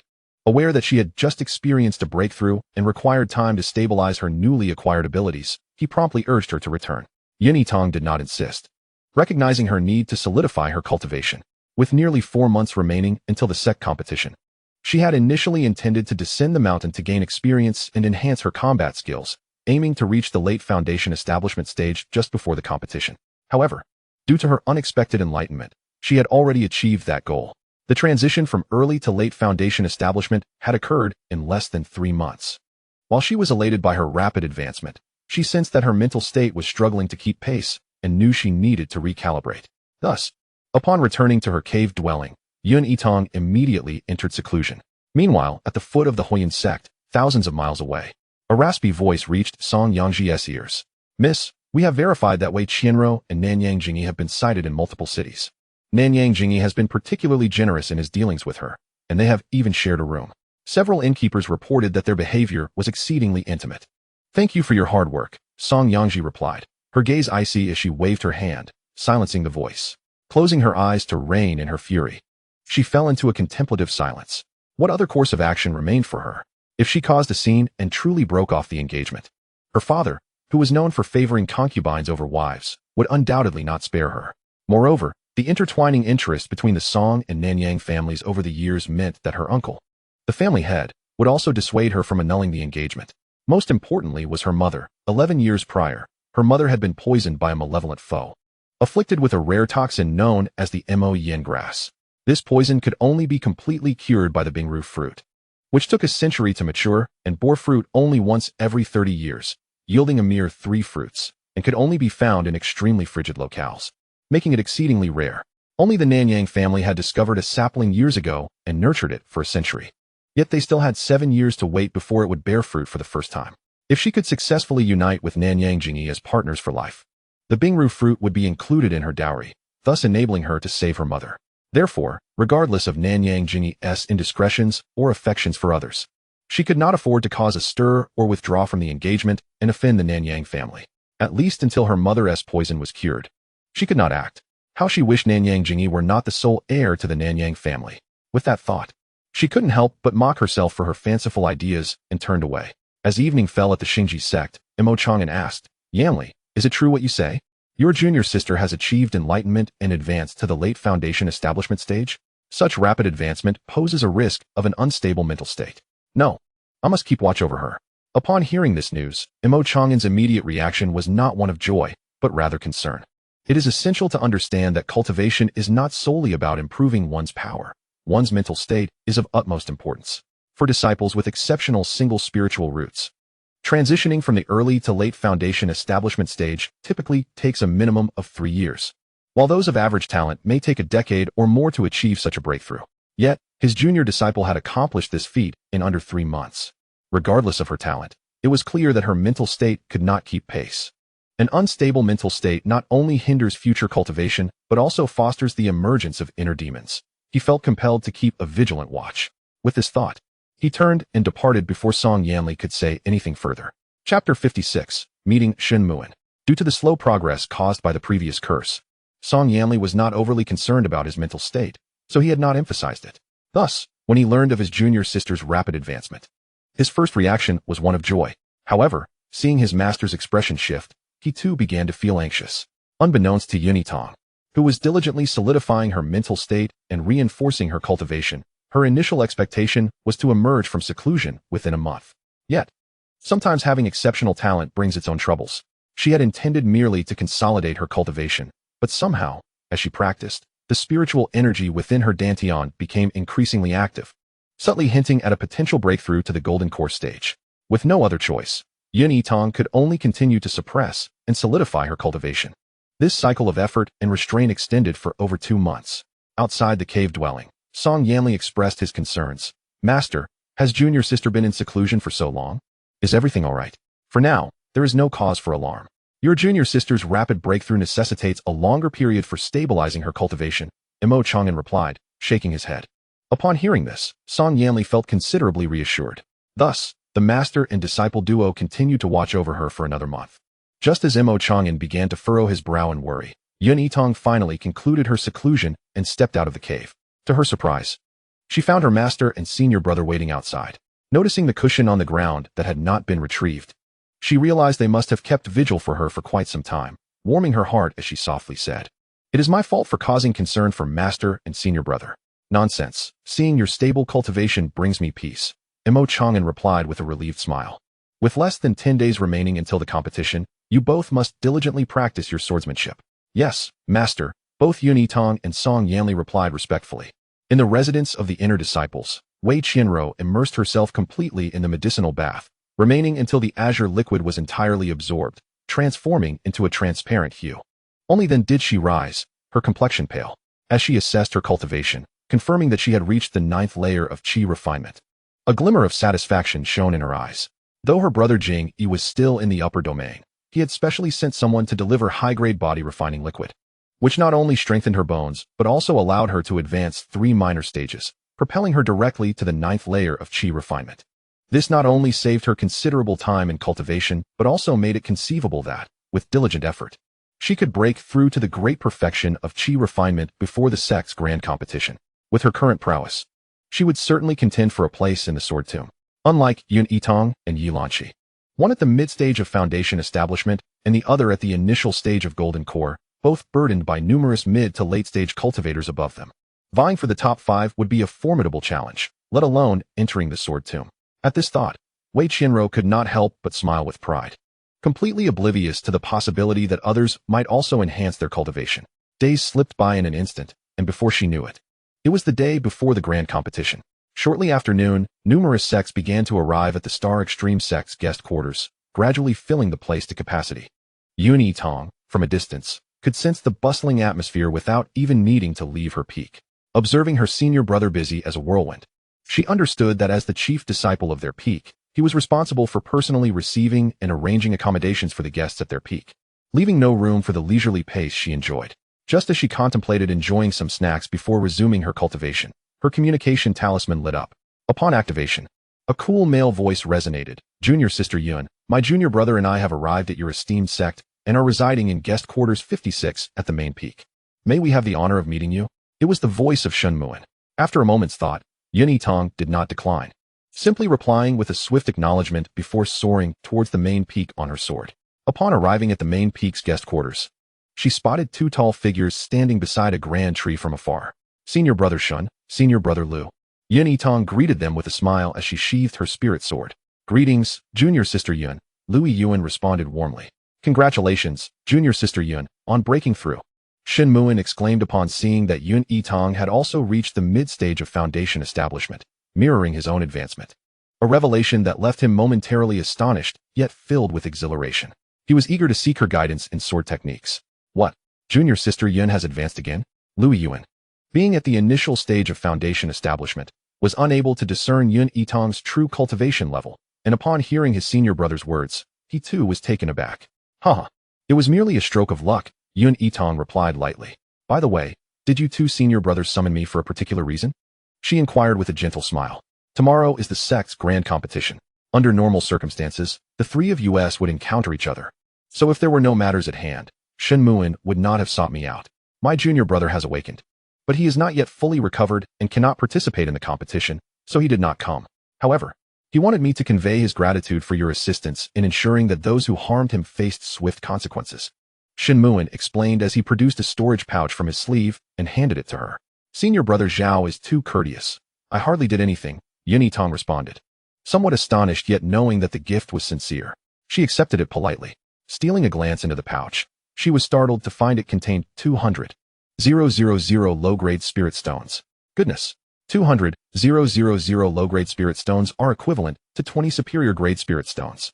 A direct disciple typically receives only 2 superior-grade spirit stones for a month's cultivation resources. Given that Zhao Xuping hails from an ordinary background and relies solely on sect resources for cultivation, accumulating spirit stones is no small feat. To be able to offer me this is indeed quite generous. She couldn't help but admire Zhao Shuping's sincerity and resolve. Should she encounter him in the future, she would also prepare a gift in return. After discussing this matter, the three of them chatted for a while longer before parting ways. Little did Yitang expect that just a short distance from the guest quarters, she would encounter Wei Qianro surrounded by numerous disciples, along with Song Yangji from the Fire Cloud sect. Senior sister Song Yang, you must believe me. I am truly innocent with brother Jingyi. We are as close as siblings, so it is inevitable that we appear somewhat intimate. Please do not blame brother Jingyi, Wei Qianro implored, suppressing the malice in her eyes and feigning innocence. I shall reiterate, I have no interest in understanding the nature of your relationship with my fiancé. But he is indeed my fiancé, destined to become my Dao partner.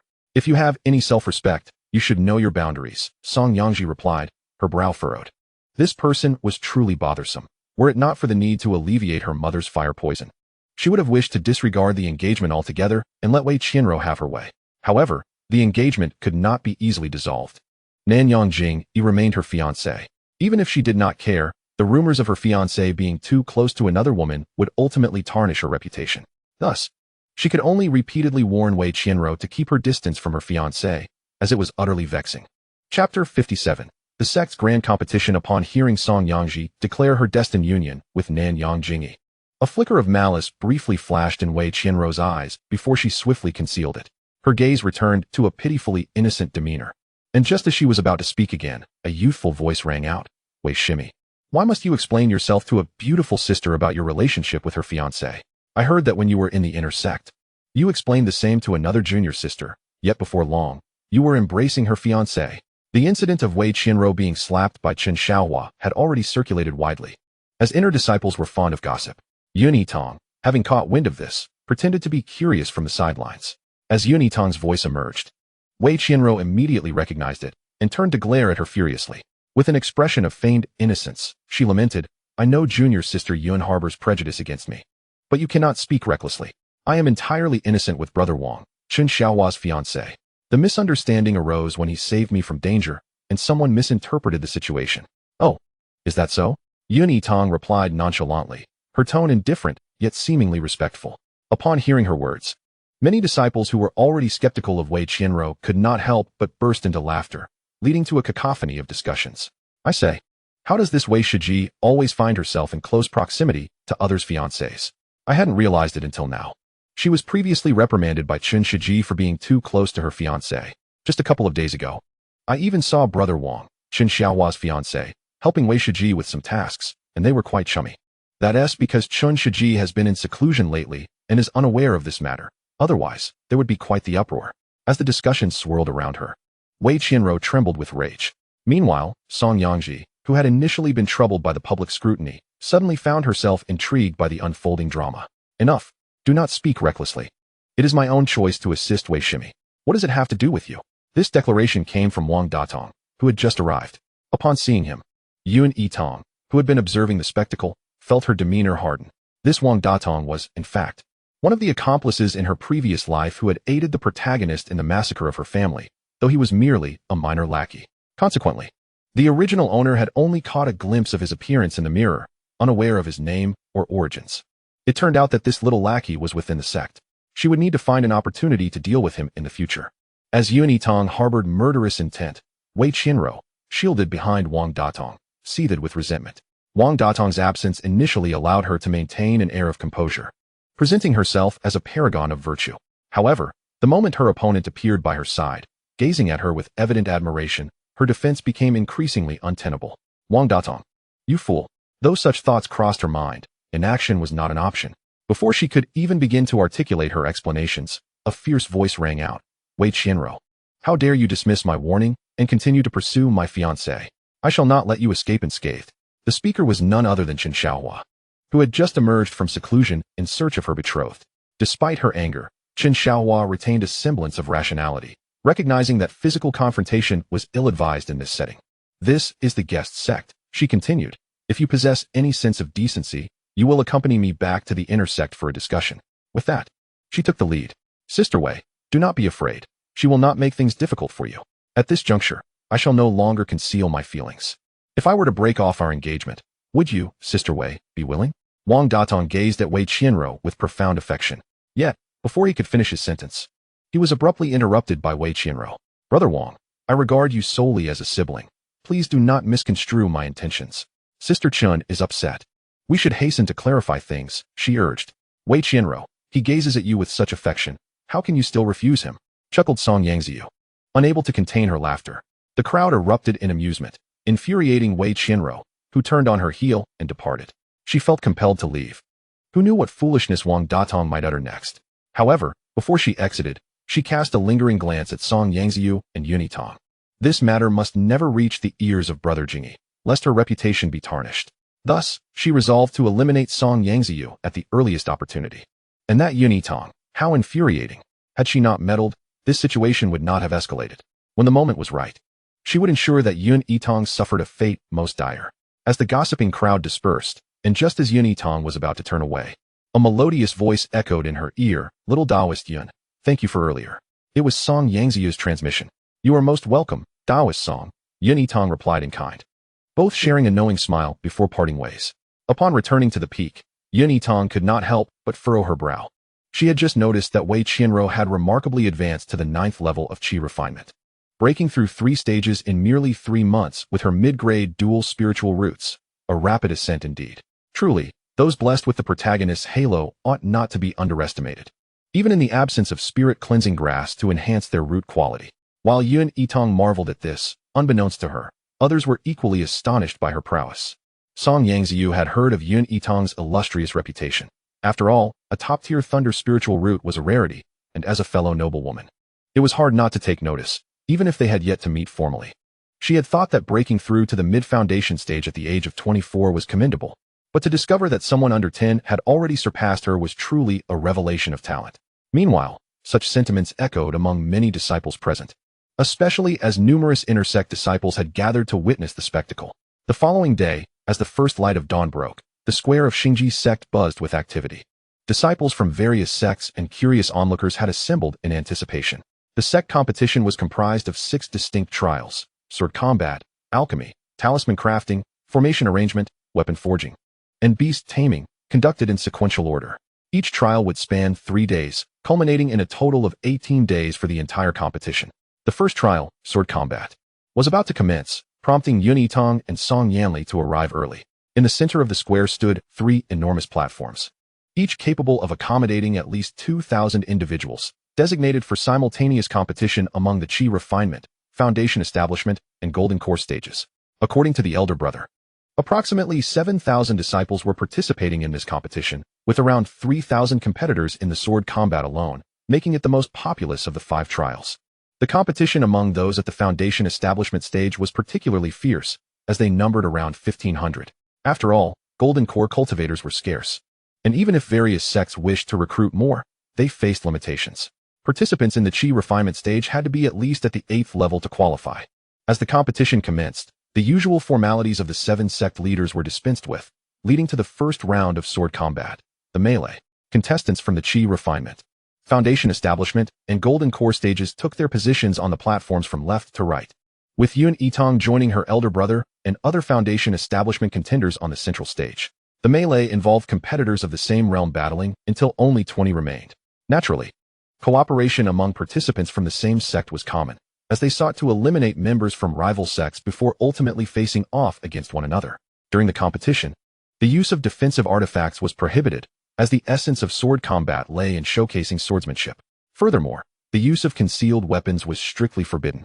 Violators would be disqualified and permanently banned from future competitions. Any participant who voluntarily or involuntarily left the platform would also be deemed eliminated. As all competitors took their positions, the match officially began. Since Xingji sect was primarily a sword sect, they had the largest representation, nearly 50 participants on the field. The disciples worked well together, maintaining their lead until only 500 contestants remained on the platform. As the numbers dwindled, it became easier for participants to showcase their skills, though many overlooked Yitang due to her smaller stature, allowing her to navigate the battles with relative ease. Elder brother, be cautious. Seeing her elder brother nearly knocked off the platform, Yitang swiftly pulled him back, deftly dodging attacks from other competitors. From the stands, her elder brother exclaimed, "Did you see that? My little disciple's speed was remarkable." The 2 opponents behind her couldn't even graze her robes before being sent flying off the stage. Now, this is just the beginning.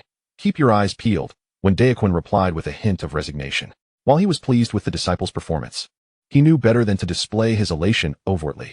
His younger brother had a tendency to be rather indiscreet. Hadn't he noticed the incredulous expressions from the other sects? If one wished to praise their disciples, it was better done discreetly rather than shouting it out loud. Despite these thoughts, he could not suppress his good spirits. Half an hour later, only about 50 participants remained on the Foundation establishment stage, entering the phase of individual combat. The numbers on the Qi refinement and Golden Core platforms were similarly dwindling. Amidst the fray, Yitang was focused on her battles, but in a moment of distraction, she witnessed Song Yanli being knocked off the platform, prompting her to frown and call out, "Junior brother, don't lose focus, little junior sister.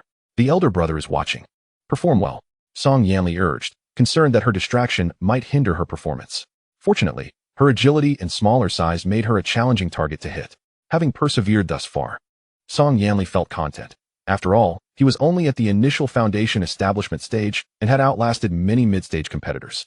Even He Xiaoyu, a mid-stage cultivator, had been eliminated before him. Satisfied, he consumed a spirit-replenishing pill and turned to head toward the viewing area. "Chang'an, your prized disciple has performed remarkably well." Not long ago, when Daochuan learned that Song Yanli had successfully dispelled the goo poison and could now cultivate normally. Observing the latter's performance now, he couldn't help but smile and offer praise. "Hee, senior brother, my two disciples are undoubtedly exceptional, and they exhibit an unparalleled filial piety toward their master." Mo Chang'an could not resist boasting in response to the compliment. Upon hearing this, when Daochuan was somewhat speechless and turned his attention back to the competition, choosing to disregard the boastful remarks. As time passed, the disciples at the three arenas found their spiritual energy depleted first in the Qi refinement stage, leading to the earliest selection of candidates, with Wei Qianro surprisingly breaking through as well.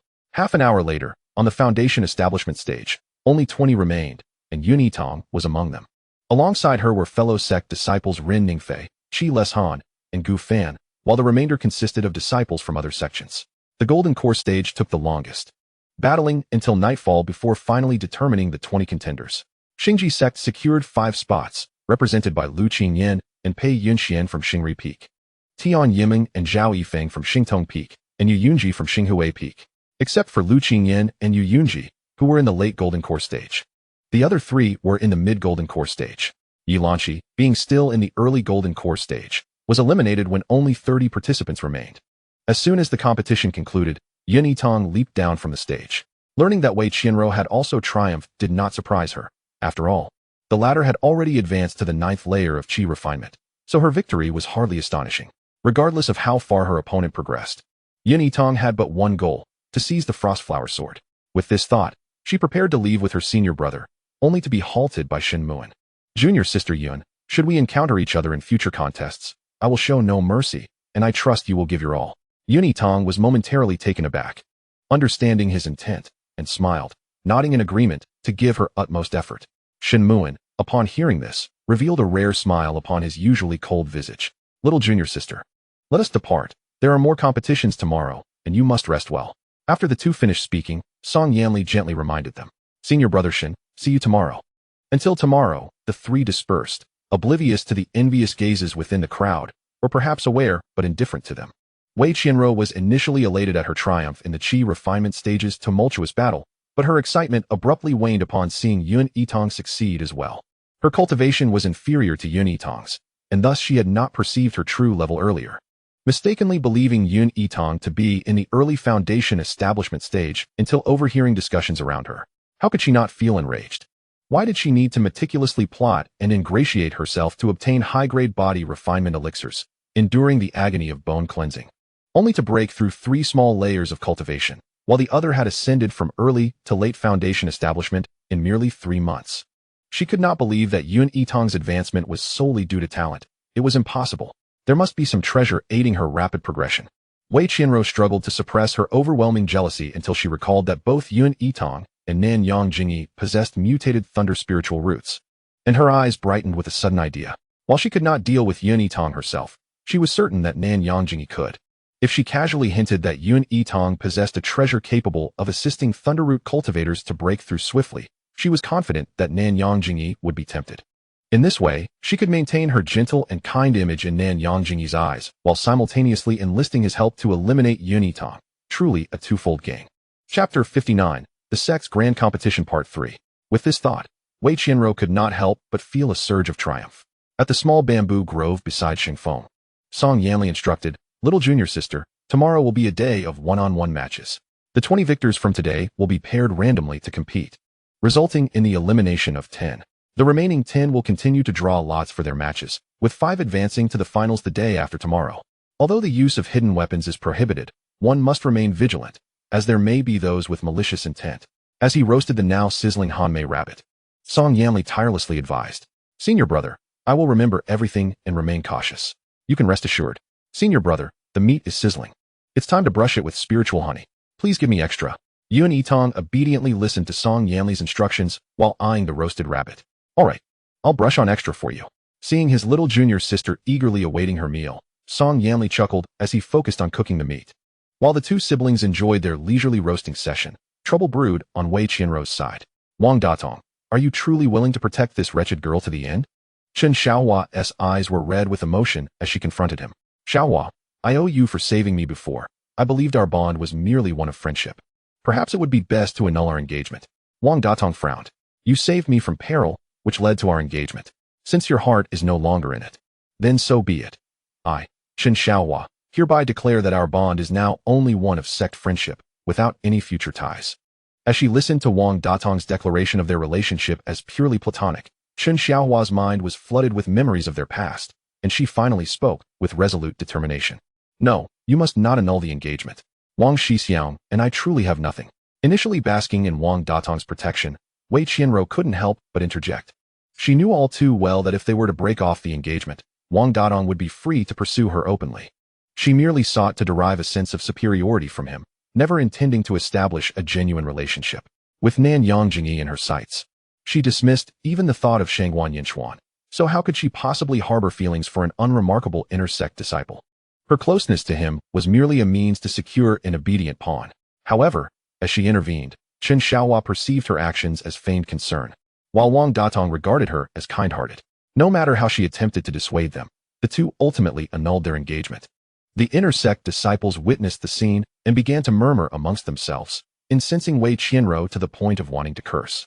Yet she could only suppress her anger and instead urged Wang Datong to reconcile with Chen Xiaohua, hoping to convey her disinterest in him. As this commotion unfolded, Yuan Yitang had already finished her roasted meat and returned to her cultivation. Tomorrow marked the one-on-one matches, and she could not afford to slacken her efforts. As the sun set and rose again, a night passed swiftly. The victors from the previous day arrived early to await the drawing of lots. The drawing was conducted numerically. For instance, if one drew number 1, their opponent would be number 2. Yuan Yitang drew number 15, making her opponent number 16.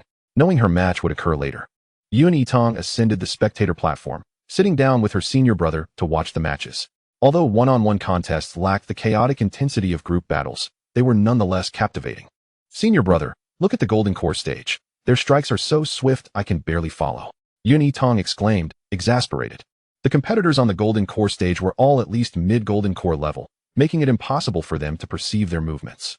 "Little junior sister, from this moment on, you must pay close attention to the contestants on your stage and observe their techniques. That is crucial," Song Yanli advised, handing her a spirit fruit while imparting this wisdom.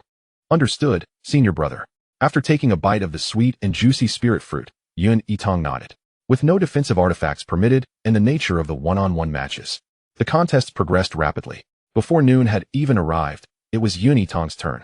Observing the towering figure across from her, clad in short attire with bare arms, nearly 2 meters tall, she couldn't help but twitch her lips. This opponent certainly appeared formidable, yet he seemed somewhat familiar. "Hey there, little girl, rest assured. I will be mindful in my strikes and won't truly harm you," the burly man said, hesitating to engage with the delicate child who stood before him, barely 10 years of age. However, with the prospect of entering the top 5 to earn spirit stones to purchase medicinal pills for his ailing younger brother, he was compelled to overpower the smaller opponent. That thought ignited a flicker of guilt within him. Yuan Yitang, somewhat surprised by his words, smiled and shook her head. "There's no need for you to hold back. Let us proceed with a fair match." After scrutinizing him closely for a moment, she recalled why he appeared familiar. In her previous life, after the Yuan family fell from grace, her elder sister succumbed to vengeance and ultimately met her demise at the hands of the protagonists. It was this very man who had passed by and buried her sister's remains in the wilderness. However, in her past life, when the original owner saw him in the mirror, He appeared nearly 40 years old, unlike the youthful visage before her now. Hence she failed to recognize him at first glance. Nevertheless, she would not hold back in the contest. After all, she was determined to enter the sword tomb. As for the man's kindness in burying her sister in her previous life, she would seek another opportunity to repay that debt. All these thoughts flitted through her mind in an instant, not hindering her swift decision to strike. The tall man, seeing the diminutive girl barely reaching his waist poised to attack, quickly raised his blade in defense. The clash of blade and sword resonated with a thunderous hum, forcing both combatants to stagger back a few steps before they rapidly engaged again, their weapons sparking with each encounter. However, those with greater cultivation could easily discern that the burly man was the one being suppressed. Having lost both parents at a young age, Gao Dashin only had a younger brother, a decade his junior, to accompany him. Regrettably, his brother lacked spirit roots and could not cultivate. Thus, despite Gao Dashin's commendable aptitude, classified as a mid-grade dual spirit root with 70% potential, he remained outside any sect, fearing for his brother's safety. He chose the path of a rogue cultivator, completing minor tasks to earn spirit stones for training and his brother's care. Consequently, despite his diligent efforts in cultivation, he lacked the extensive combat experience that would have fortified his skills. Gao Dashin sensed that if the battle continued in this manner, defeat was inevitable. He was indifferent to rankings, but to save his brother, entering the top 5 and acquiring enough spirit stones to purchase mid-grade nurturing pills was essential. With that in mind, he gritted his teeth and accelerated his attacks, aiming to force his opponent off the stage. Yitang, discerning his intentions, matched his pace, her smaller stature allowing her greater agility to evade. In a fair contest of equal cultivation, she indeed held the advantage. Seizing the moment, she soared into the air, delivering a kick that sent the burly man into the air before following up to ensure he landed outside the ring. With that, the victor was determined. This scene instantly captivated the attention of all onlookers, followed by a raucous round of applause. Chapter 60, The Sect Competition 4. Thank you for the match. Yitang politely addressed Gao Dashin as she descended from the platform. Thank you for your mercy, Gao Dashin replied, struggling to his feet, genuinely humbled. Dashin, are you alright? Did you get hurt anywhere? As Yitang stepped down, a short male cultivator clad in a drab robe approached, concern etched on his face. Huzi, I'm fine, but I missed the chance to place in the top 5.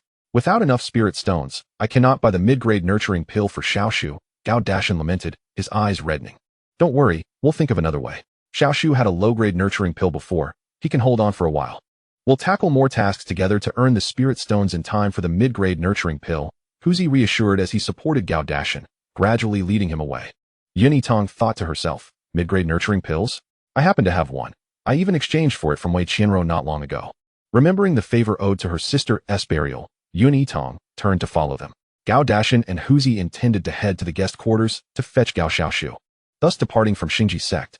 After all, they had been eliminated, and remaining there served no purpose. It was more prudent to return and complete tasks to earn spirit stones. Yet, unexpectedly, they were called back. Gao Daoyu, please wait. Upon turning, Gao Dashin found the young cultivator who had just bested him approaching, bewildered. Daoyu Yun, is there something you need? Gao Dashin asked, displaying his earnestness. Take this. This bottle of pills may be of use to you, Yitang said, tossing a small porcelain vial containing mid-grade nurturing pills to him, without further preamble. As he instinctively caught it, she turned and departed. Dashin, what does this Yun little cultivator mean by this? Open it, and see what's inside. Huzi urged. I can't accept it. I didn't know Daoyu Yun before this.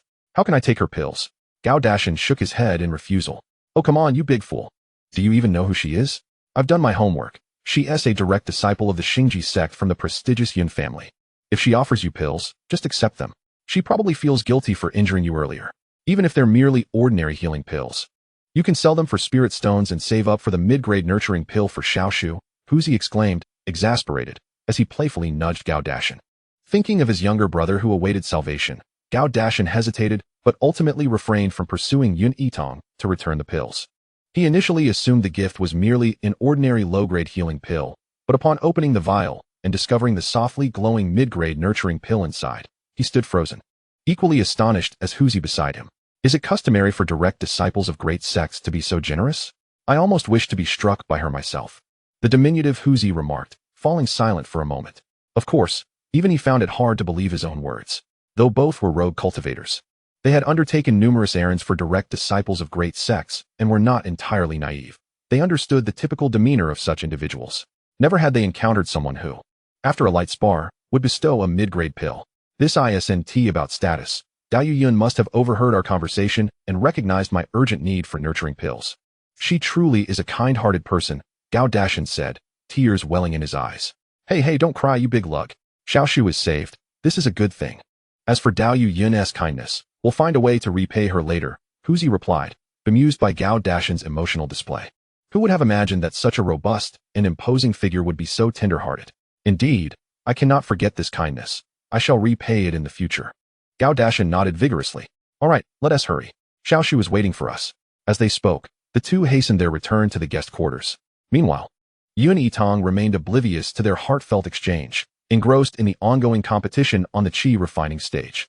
On the platform, Wei Qianro and Jiang Xingyu from Xingguang Peak initially exchanged blows evenly matched, but soon Jiang Xingyu, possessing a higher cultivation level and practical battle experience, began to dominate. Though Wei Qianro momentarily slowed her movements due to an unexpected remark, she quickly regained her composure, forcing Wei Qianro off the platform. With that, Jiang Xingyu claimed victory. Observing Wei Qianro, who had been kicked off the stage, her expression filled with resentment, Yitang couldn't help but let out a chuckle.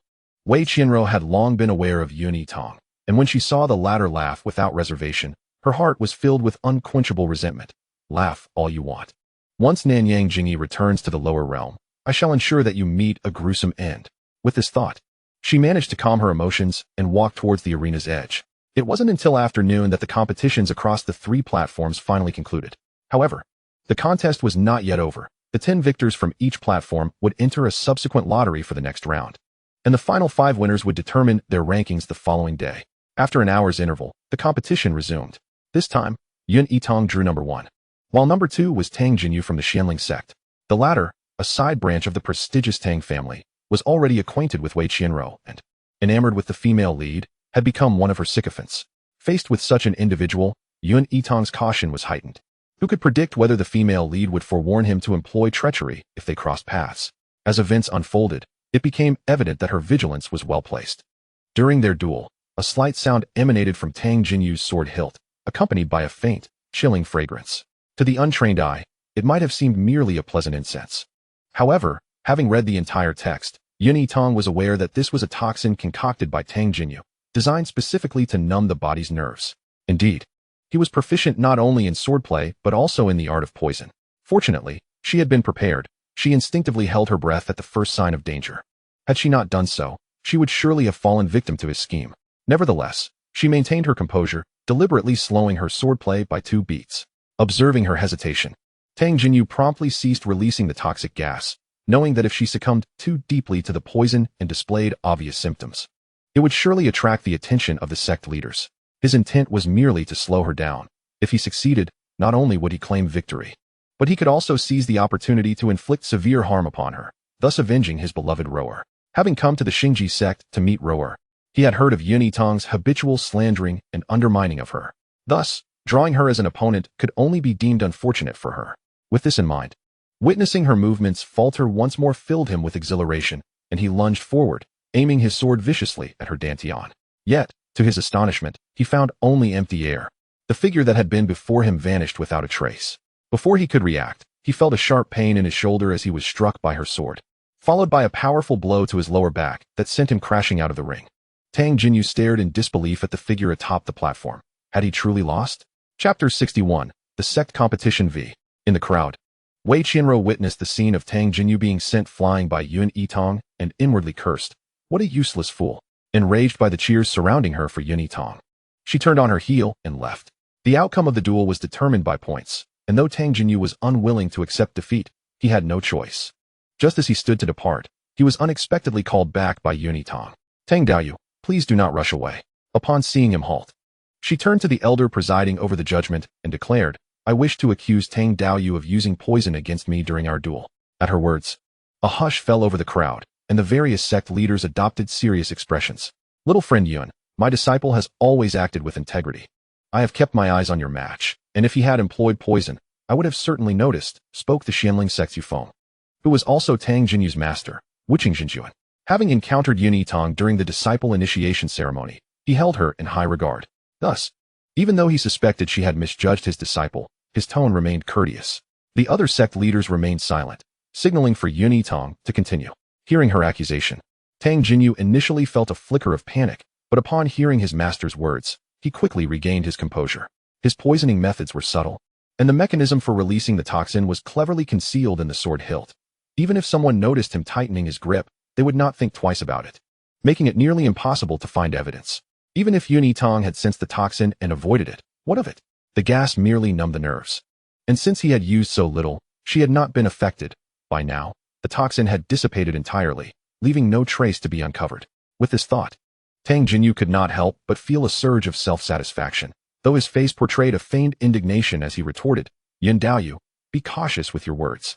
If I had truly poisoned you, how could I have lost the match? Are you not satisfied with your victory and wish to humiliate me further?" Yitang, uninterested in further debate, simply descended from the platform. As Tang Jinyu anticipated that she would argue with him, she instead snatched his sword away. "What are you doing?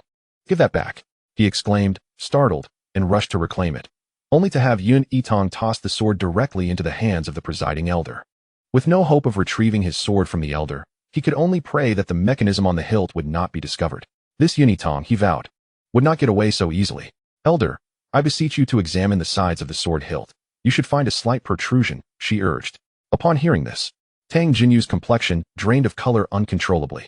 The esteemed figures observing the match exchanged glances, realizing that Tang Jinyu had indeed dared to employ poison under their very noses.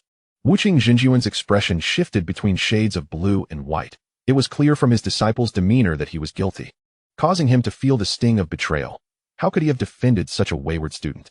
As the presiding elder promptly inspected the hilt upon Yitang's instruction, he discovered a small bump in the intricate pattern etched onto the left side. A gentle press released a waft of the chilling fragrance. Numerous alchemists in attendance would readily identify this scent as a nerve-numbing toxin, ensuring that Tang Jinyu could not escape unscathed. Realizing the gravity of the situation, Tang Jinyu's face turned ashen. He understood that his reputation was irreparably tarnished, and even his pleas for mercy would be futile. "Tang Jinyu, you have maliciously employed poison to incapacitate your opponent, violating the rules of the competition. You are hereby banned from participating in the sect competition for life and sentenced to 2 years at Xianxia Cliff. You are to return to the sect immediately to receive your punishment." Upon confirming the issue of the toxic fragrance, the leader of the Xianling sect made the announcement himself, deeming it most appropriate given that the errant disciple belonged to his sect. Hearing that he would not only be barred from future competitions, but also exiled to the desolate Xianxia Cliff for 2 years, Tang Jinyu seethed with hatred toward Yitang. "That wretched girl shall pay for this. I will not let you escape." However, before he could direct his fury at Yitang, a figure intervened. "Master," he murmured, noticing the disappointment etched across Wuqing Jinjuan's face. "Let us go. I shall personally escort you back to the sect." Though this task could easily have been delegated to several disciples, Wuqing Jinjuan found it beneath his dignity to remain when his favored disciple had faltered so egregiously. With this resolve, he seized his wayward disciple and swiftly exited the arena. At that moment, a voice resonated in Yitang's ear. "Little friend Yun, I must apologize for my earlier misjudgment. I shall ensure this wayward disciple is properly reprimanded." It was Wuqing Jinjuan's voice. One could hardly deny that Tang Jinyu was fortunate to have a master of such understanding. With that thought, she too departed, making way for the next round of competitors. As dusk approached, the competitions concluded for the day.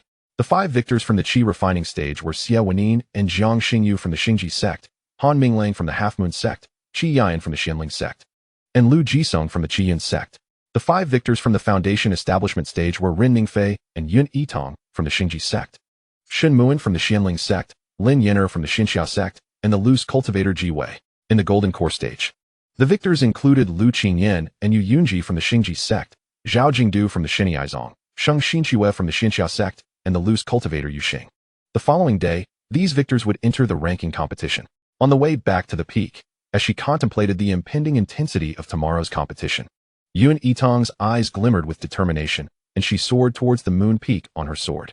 Within a guest chamber at the main peak, she confronted her elder brother and Tiger, urging them to speak the truth about the medium-grade nourishing pill. "How on earth did you come by it? It is worth 500 medium-grade spirit stones. Who would so casually gift it to you? Have you done something foolish to procure this for me? Return the pill immediately. I shall not consume it under any circumstances." The frail young man, dressed in a winter green robe, clutched his pained chest, resolutely refusing to take the medicine. "Xiaoshu, please do not be agitated. Drink some water. We are telling the truth. This nourishing pill was indeed gifted by Taoist Yun," Gao Dashan said. carefully offering his brother a sip of water, his voice laced with urgency. Xiaoshu, what your brother says is true. The pill was indeed given by Taoist Yun, who wished to assist your brother in winning the match.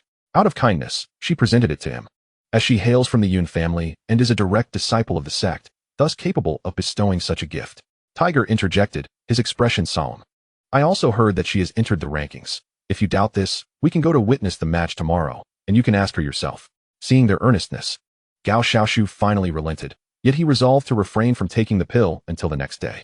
After all, he had previously consumed lower-tier nourishing pills and had endured for 2 to 3 months without issue. Understanding his brother's typically resolute nature, Gao Dashin chose not to press further. Confident that once they arrived at the competition venue and Xiaoshu met the benefactor, he would undoubtedly agree to take the medicine. Chapter 62, The Grand Sect Competition 6. At the rear mountain of Moon Peak, Sister Yi, I knew I would find you here. Yun Yitang approached Yilanqi, who was preparing to practice her swordplay, a smile gracing her lips. Junior Sister Yin? Yilanqi was taken aback to see Yun Yitang. Having just returned from the sect square, where she had spotted Yun Yitang soaring back to the peak. What brings you here? Sister Yi, I have a favor to ask of you, Yun Yitang said, a hint of embarrassment in her tone. I will not decline any request I can fulfill. Please. Speak your mind, Yilanqi replied readily. I would like to trouble you to practice with me tonight. Yun Yitang smiled shyly as she made her request. Of course. It is no trouble at all. I would be delighted to practice with you, Yilanqi responded with enthusiasm. She understood that Yun Yitang was preparing for the ranking competition the following day, where all 5 contenders were at the later stages of foundation establishment, with the other 4 possessing significantly more combat experience. Thus, it was imperative for Yun Yitang to engage in practice with someone of a higher level to expedite her accumulation of practical experience. The fact that Yun Yitang sought her out signified a level of familiarity, which naturally pleased her. As she contemplated the evening's practice regimen, she felt a sense of satisfaction. As the second senior sister of Moon Peak, no one possessed more experience in mentoring junior disciples than she did. However, her prior efforts had been squandered on ungrateful individuals, and now, there was no one on Moon Peak worthy of her time. Yun Yitang was perplexed. She had inadvertently interrupted her companion's sword practice, yet Yilanqi appeared to be genuinely pleased. Enough of this, let us not waste time. We shall commence, Yilanqi declared with fervor, seizing the somewhat bewildered Yun Yitang and plunging into the practice duel. Throughout the night, they exchanged no further words. As dawn broke, the sounds of clashing swords that had echoed in the mountains gradually ceased. Observing the young girl sprawled on the ground, feigning death, Yilanqi, though exhausted and panting, bore a gleam of astonishment in her eyes. She had not anticipated that Yun Yitang would flawlessly execute the rigorous training regimen she had devised. Given Yun Yitang's current speed and agility, she was confident that she would undoubtedly secure a place in the top 3. It was worth noting that this was the very regimen she employed for her own training, and she, being a golden core cultivator, found it challenging. While her counterpart was still in the foundation establishment phase. Yun Yitang, you are the most talented sword practitioner I have ever encountered, Yilanqi proclaimed with a smile after regaining her composure. Yun Yitang was not ungrateful, despite her fingers feeling too fatigued to move. She sat up and sincerely expressed her gratitude. Thanks to Sister Ye's guidance, I have made remarkable progress. This night of practice has proven invaluable. My reaction speed and combat experience have both improved significantly. I now possess the confidence to secure a place in the top 3. However, she resolved to forego such grueling training sessions in the future. If they continued, she would surely be unable to endure. And she couldn't help but admire Yilanqi's rigorous approach to her own training. Alright, it is still early. Quickly consume your spirit replenishing pill and take a moment to recuperate. I will watch over you, urged Yilanqi. Thank you, Sister Yi, Yun Yitang replied with a smile, promptly consuming the spirit replenishing pill and beginning her meditation. An hour later, Yun Yitang concluded her meditation, her body restored to peak condition.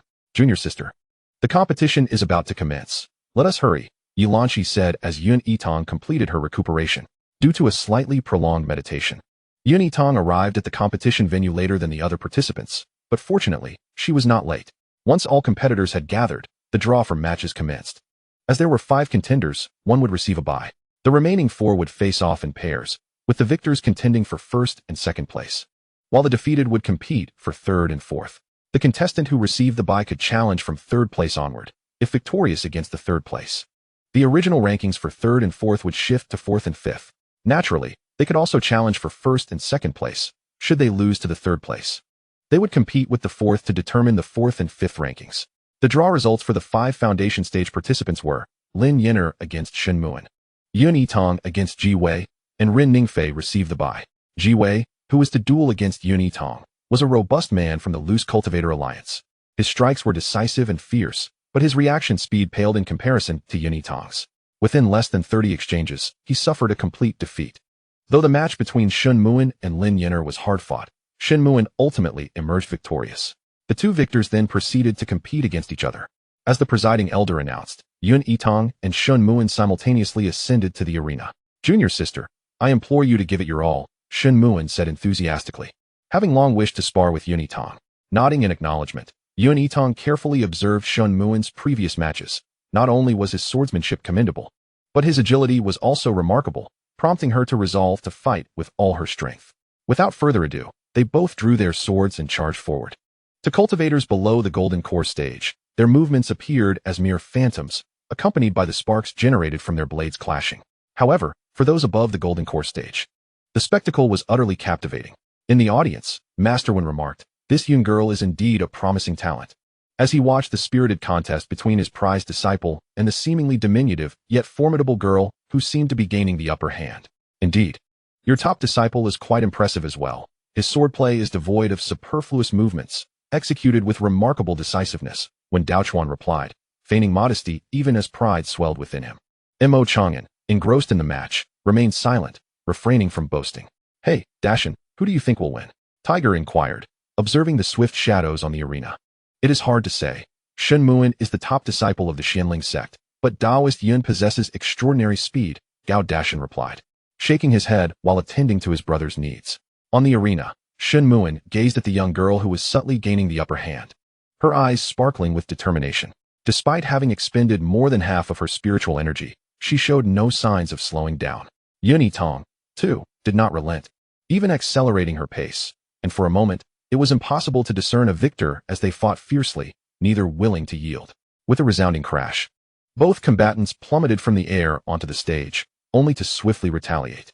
However, thanks to her enhanced meridians, Yun Yitang possessed a greater reserve of spiritual energy compared to her peers of the same rank. In their final clash, Shen Muin was unceremoniously forced out of the arena by her sword, resulting in a narrow victory for Yun Yitang. Observing Yun Yitang's hard-fought triumph, the audience erupted in a chorus of astonishment.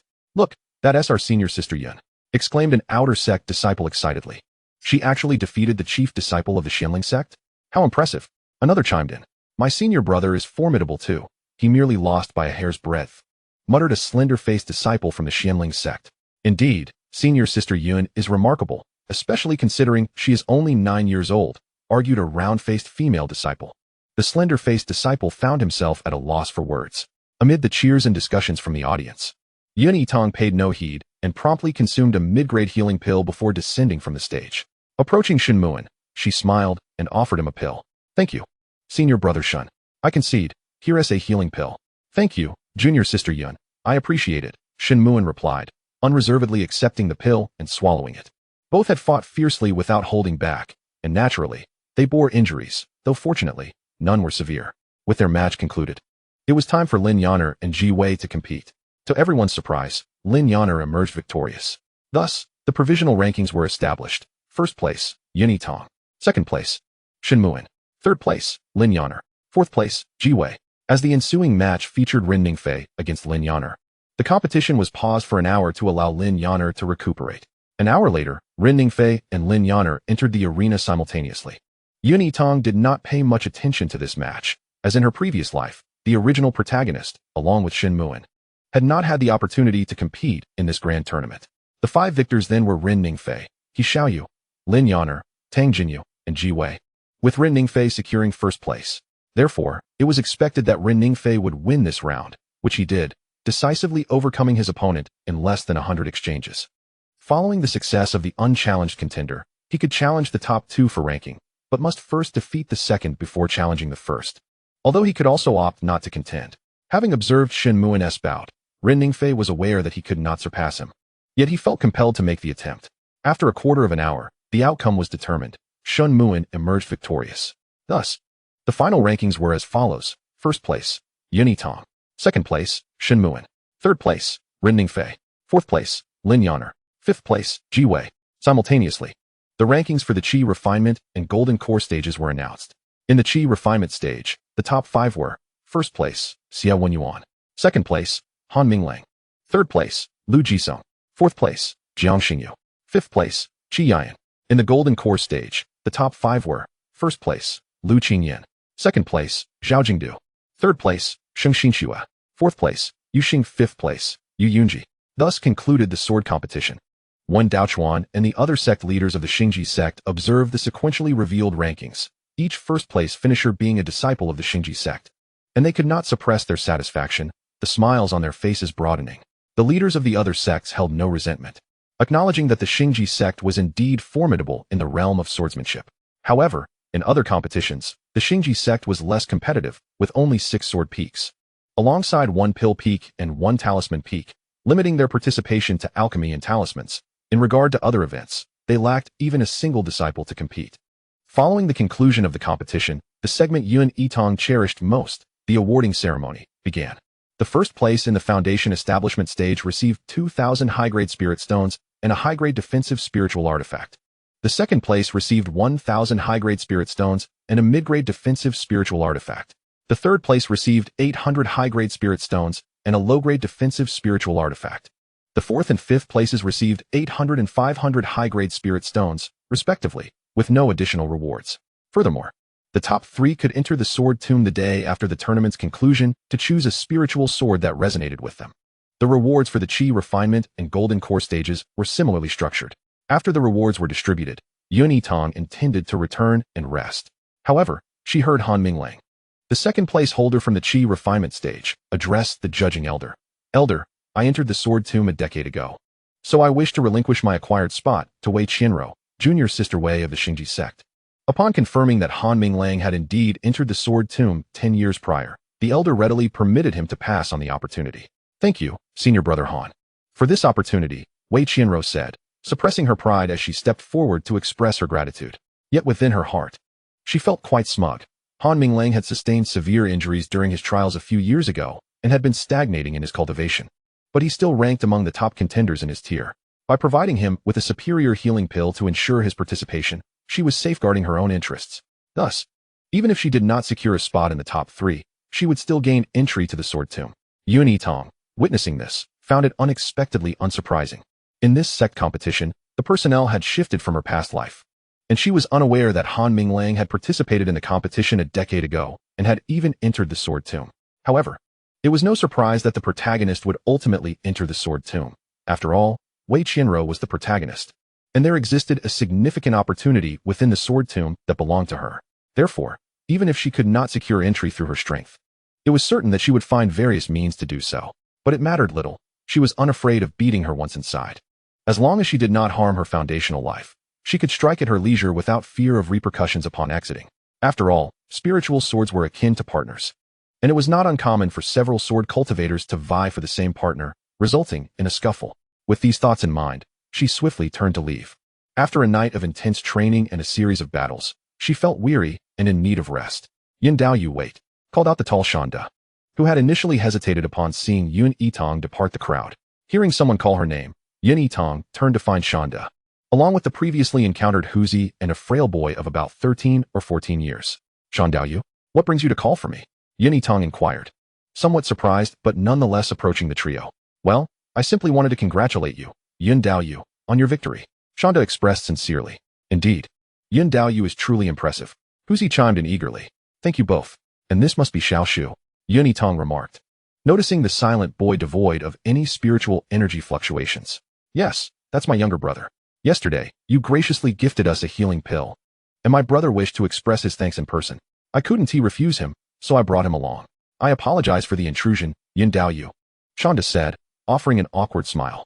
You are too kind, Shan Daoyu, Yuan Yitang replied. Meanwhile, the previously silent Gao Xiaoshu felt reassured upon hearing his brother's honest acknowledgement that the exquisite Miss Yun had indeed kindly gifted them the healing pill. He had been genuinely concerned that his brother might have to pay an unfavorable price to procure the pill. However, the young Miss Yun before him appears quite diminutive. His brother mentioned that she is merely 9 years of age, even younger than he is by a few years. Yet she has achieved the remarkable feat of ranking first in foundational cultivation. Such prowess is truly impressive. Noticing her gaze upon him, he hastily expressed his gratitude. thanking Miss Yun for her benevolent rescue, vowing to repay this immense kindness in the future. He assured her that he would undertake any task she entrusted to him.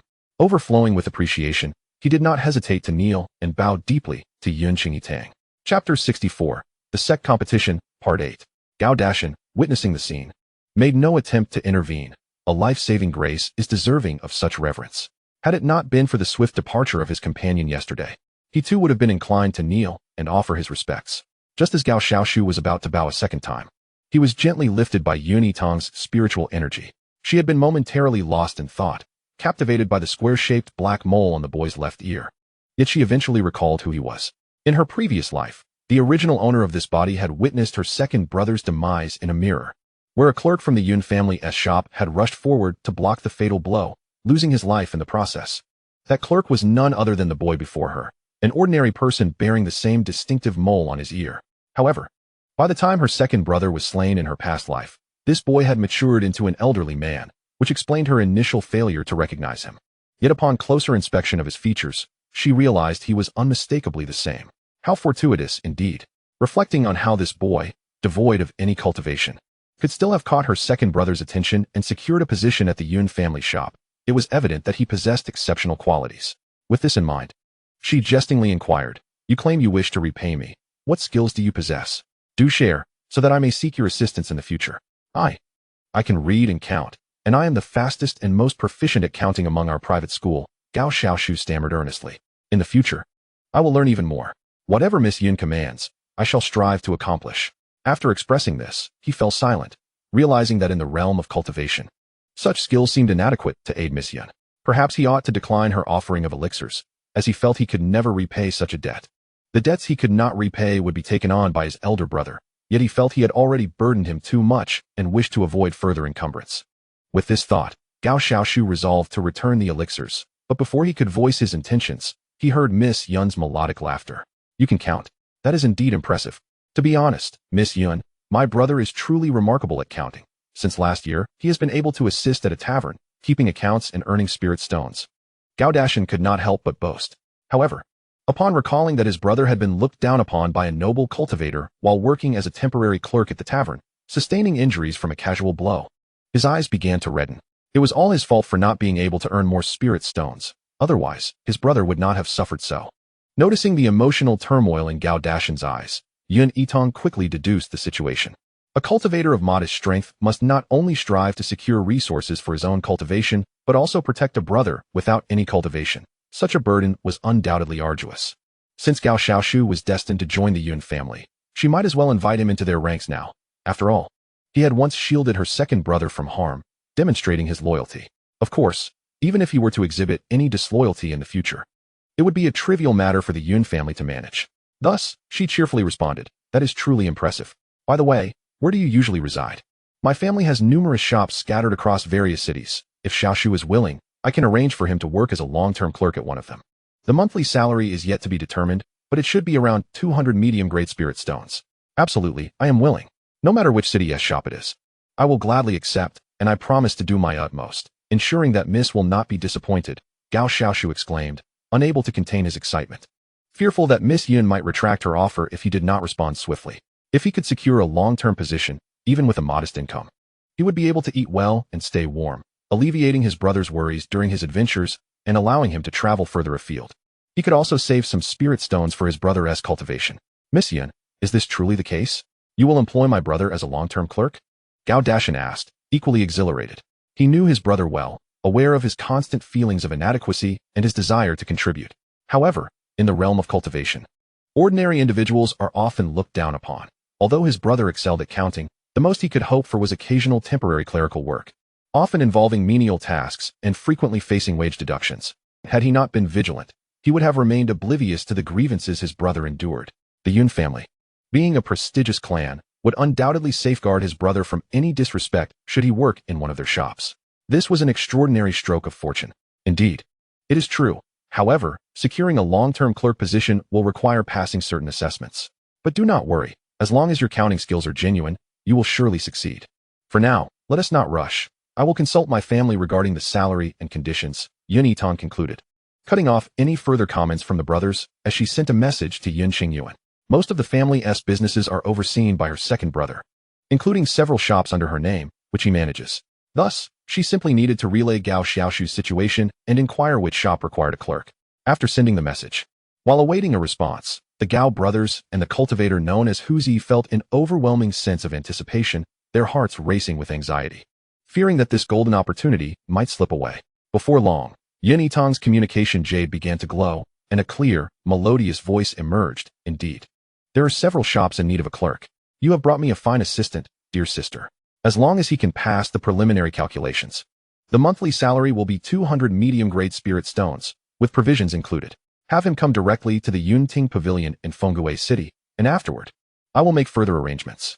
Once Yitang received this message, she promptly replied before turning her attention back to the three of them.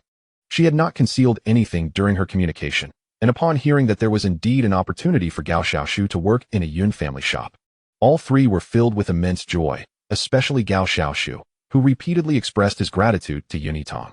Enough, there is no need for further thanks. Regardless of which shop you go to in the Yun family, as long as you apply yourself diligently, that will be sufficient gratitude for me. Yitang said with a smile, waving her hand. Miss Yun, rest assured, no matter where I am arranged, I will dedicate myself to my work, Gao Xiaoshu promised, his eyes gleaming with appreciation. Well then, it is getting late.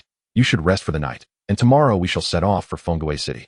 It is not too late at all. The esteemed residence is currently in need of a clerk. We should depart immediately to ensure an early arrival. Huzi interjected hastily. Indeed, the Yun residence is notoriously difficult to enter. We must seize this opportunity to work as a clerk there. Yes, it is not late. We had planned to leave today anyway, so we shall not impose further on Miss Yun, Gao Dashan added, grinning. Miss Yun, we bid you farewell. Gao Xiaoshu chimed in. Understanding their eagerness, Yitang did not press them further, smiling as she bid them farewell. Watching the trio depart, she then soared into the sky on her sword. Chapter 65, The Courteous Cremation. As the moon waxes and wanes, a night swiftly passes. Today marks the day of the alchemy competition. Although she had perused the original text and was already aware of the outcomes of the forthcoming trials, Yitang still wished to partake in the festivities. However, it seemed that this revelry was destined to elude her grasp. Before she could even reach the main peak on her sword, she spotted Wang Datong's silhouette departing the sect in the distance. Though she was uncertain of his intentions at this moment, it mattered little. As long as the female lead remained within the sect, she could not act, so she would bide her time. Do not utter that he is merely the female protagonist's little lackey. The sins of his past life are not his doing in this one, rendering him innocent. What was sown in the previous life bears fruit in this one. The retribution for the wicked is mine to wield. Since she possesses the memories of the original host's past life, there is no way she can forgive those who have harmed the Yun family. While she cannot guarantee the demise of all these individuals, should the opportunity arise, she will undoubtedly strike. Love whom you will. As she witnessed the figure of her target gradually fade from view, she deftly maneuvered her sword, veering into a secluded corner, where she applied an invisibility talisman and silently departed from the sect.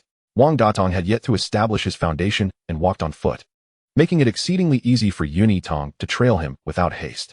With only one invisibility talisman remaining, and as the efficacy of her talismans waned, she transformed herself using an illusion device into the guise of an elder female cultivator, following from a distance. It was only after exiting the safe boundaries of the Xingji sect that she accelerated her approach. The disparity in their cultivation levels was vast, and Wang Datong lacked the protective gear of the male and female leads. Thus, when he sensed someone hastening towards him, it was already too late. Within mere exchanges, he was swiftly decapitated, his demise remarkably clean and efficient. With no one around to witness, Yitang unleashed a fire talisman, graciously assisting in the cremation. Before that, she did not forget to collect his 2 storage bags, and then used her final invisibility talisman to swiftly return to the sect. Just before the talisman's effect expired, she returned silently to her quarters.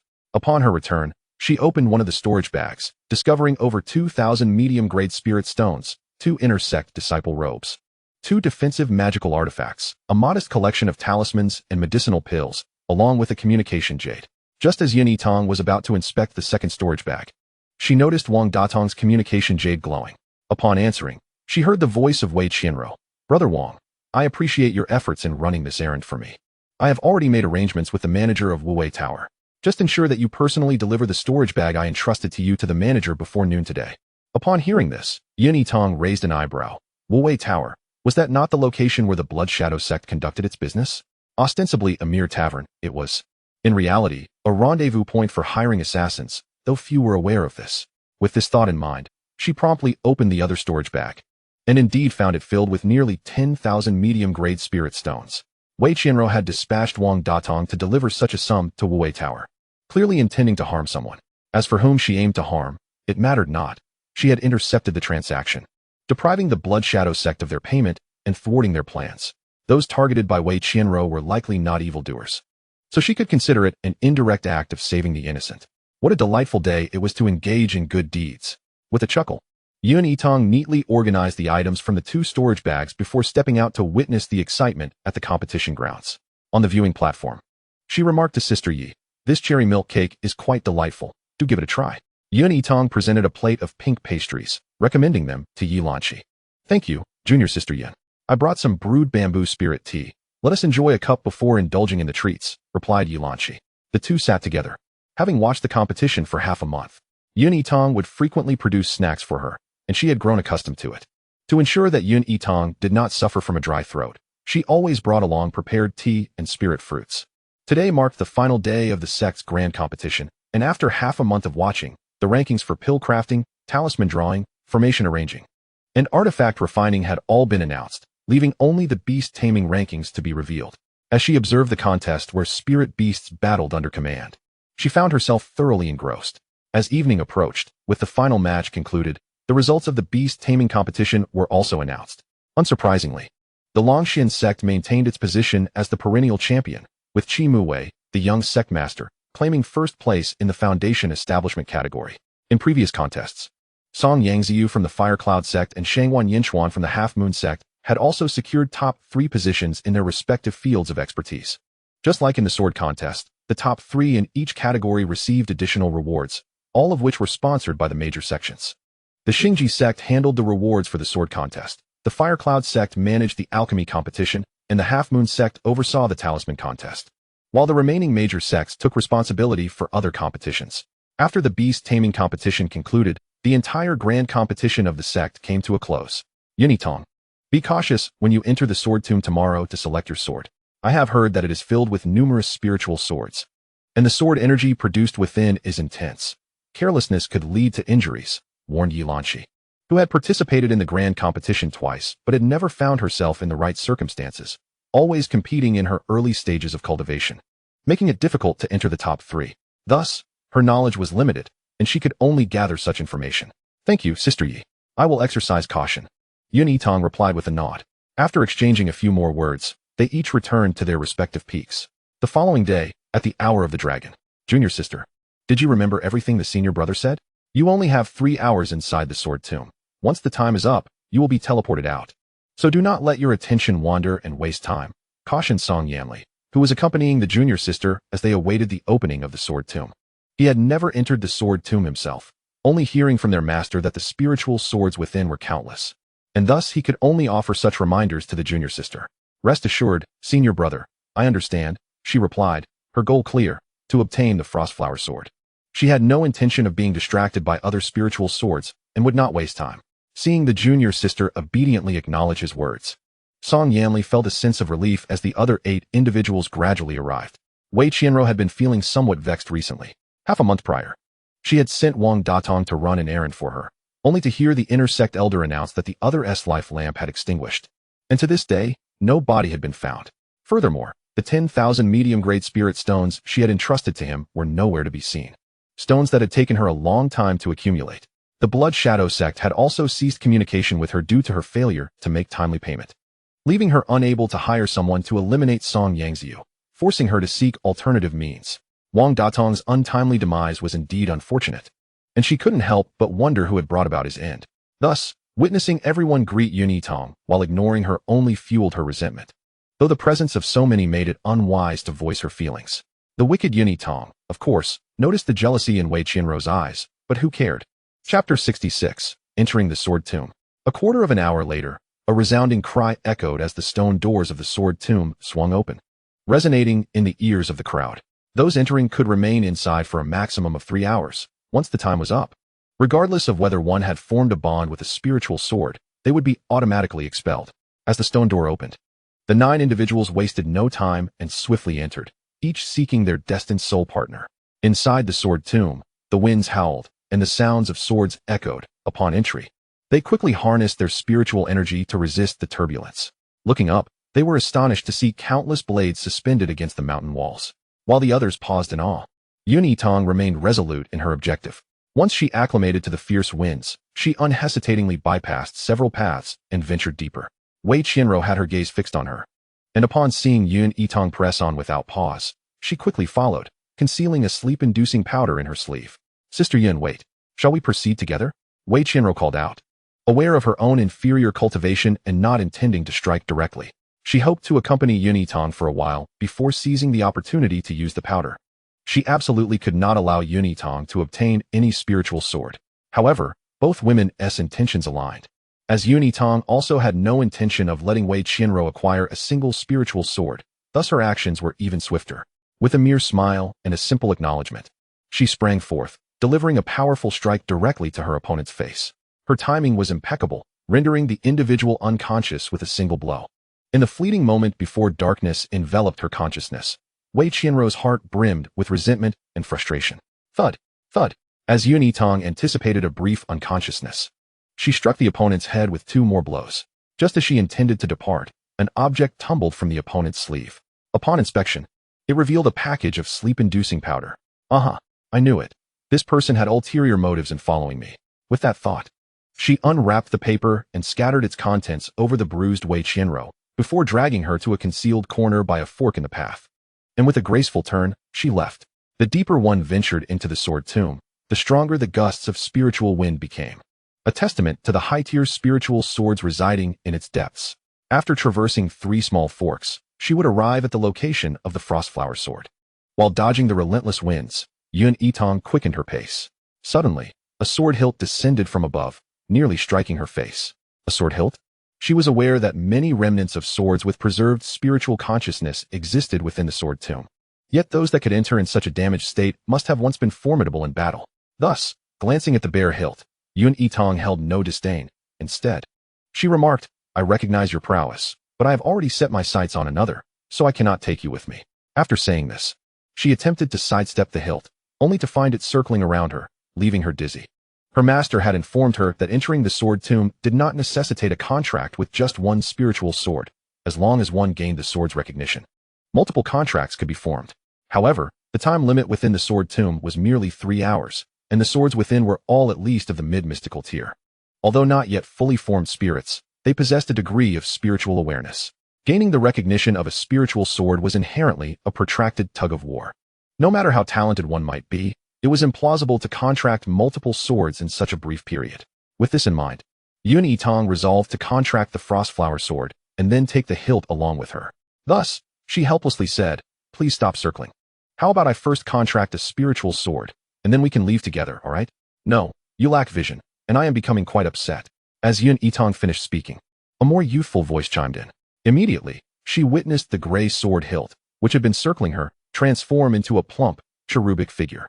The chubby child appeared to be around 3 years old, clad in a dusty little pouch, and gazed at her with reproachful eyes. Yitang was no fool. A hilt capable of transformation could only signify that it was a sword spirit. "Oh dear, so you've become a sword spirit.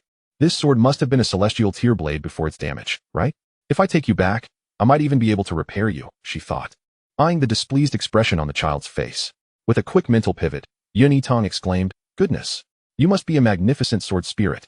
You look truly formidable. It's my oversight not to have recognized your value. You should know.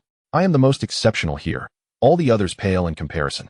If you do not form a life contract with me, you shall surely regret it," the plump child declared, hands on its tiny hips, radiating pride. The spirit had forgotten much during its self-healing process, retaining only the memory of a voice instructing it to wait. It had endured for 1,000 years, and the aura emanating from the girl before it felt remarkably comforting. Though it could not articulate the sensation, it instinctively knew that this girl was the one it had been waiting for. Yet, as a proud divine artifact, it could not plead for a contract. It had its dignity. Yitang was left speechless. Even if you were once a celestial tier champion, now you are merely a hilt. You are hardly in a position to boast about being the strongest here. Do the celestial tier swords with spirits not possess any pride? While contemplating this, she cleverly responded, "Indeed. You seem incredibly impressive, but you are so wonderful that if I were to contract you as my life sword, I would hesitate to use you. Perhaps it would be better if I first contracted another and then utilized you without regret? Our spiritual swords take pride in battle. We fear not being used by our master. Moreover, I am a divine artifact. Although my blade is damaged, with a decade of nurturing, I shall fully heal. I am far superior to those mere celestial tier beings. You claim to be a divine artifact, and that you can heal? Yitang felt a twinge of skepticism. She was aware of the narrative. The most remarkable swords within the sword tomb were all celestial tier, with none being divine artifacts. Was this little doll attempting to deceive her? Humph, do you doubt me? Then observe closely, the chubby child declared. With that, it transformed back into a sword hilt, swaying casually. The originally dull exterior of the hilt began to peel away, revealing a moonlit, glowing hilt beneath. In an instant, the formerly empty blade was enveloped in a silvery luminescence, morphing into a resplendent sword of ethereal moonlight. Simultaneously, the spiritual swords hovering around the fork emitted a harmonious hum, as if paying homage. Yitang, lacking formal education, could only exclaim in astonishment, "Wow!"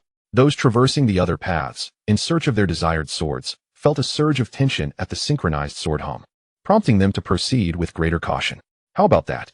Though my blade is slightly damaged and not at my peak, even in this state, I can hold my own against those within. The youthful, proud voice resonated from the moonlit sword. Chapter 67. Qing Baoer, please take care of me. Of course. I shall contract you. You are simply too wonderful. The moment I laid eyes on you, I felt a connection. It is essential that we bond. At this point, Yitang was certain that this sword was on par with the Frostflower sword. Would she be foolish not to form a contract? As for the Frostflower sword, she never held complete confidence in securing it. As long as she prevented the female protagonist from acquiring it, she was indifferent as to who else took possession. Humph. You do possess some discernment. The moonlit sword momentarily flushed pink before returning to its original hue. Oh, look who's shy. Yitang stifled a laugh, reaching for the hilt to initiate the blood contract. As her blood fell upon the sword, a life contract formation emerged beneath her feet.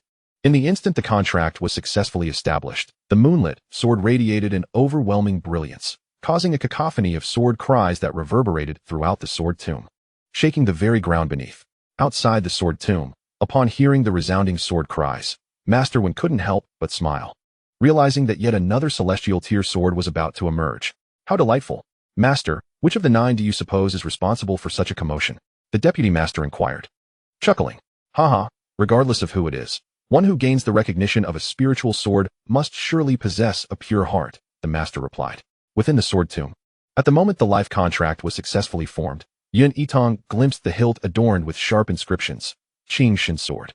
Following this, a wave of consciousness surged within her mind, revealing a miniature moonlit sword hilt that now resided in her consciousness, a symbol of her successful life contract. Simultaneously, the words Zong Sheng Dao inexplicably surfaced in her thoughts, momentarily distracting Yitang from her prior focus on cultivating the path of leisure. This grand path of universal love was something she felt she could never pursue. Absolutely not. Shaking off the errant thoughts, she turned to the now chubby child form of the Qing Shin sword and asked in a friendly tone, "Do you have a name? If not, can I call you Qing Bao from now on?" "Sure. I like the name Qing Bao." The chubby child, as a sword spirit, had never possessed a name, and upon hearing its master bestow one upon it, it felt a surge of joy. "All right, Qing Bao, I hope you will take care of me in the days to come." Yitang stepped forward and gently ruffled the child's hair, smiling as she spoke.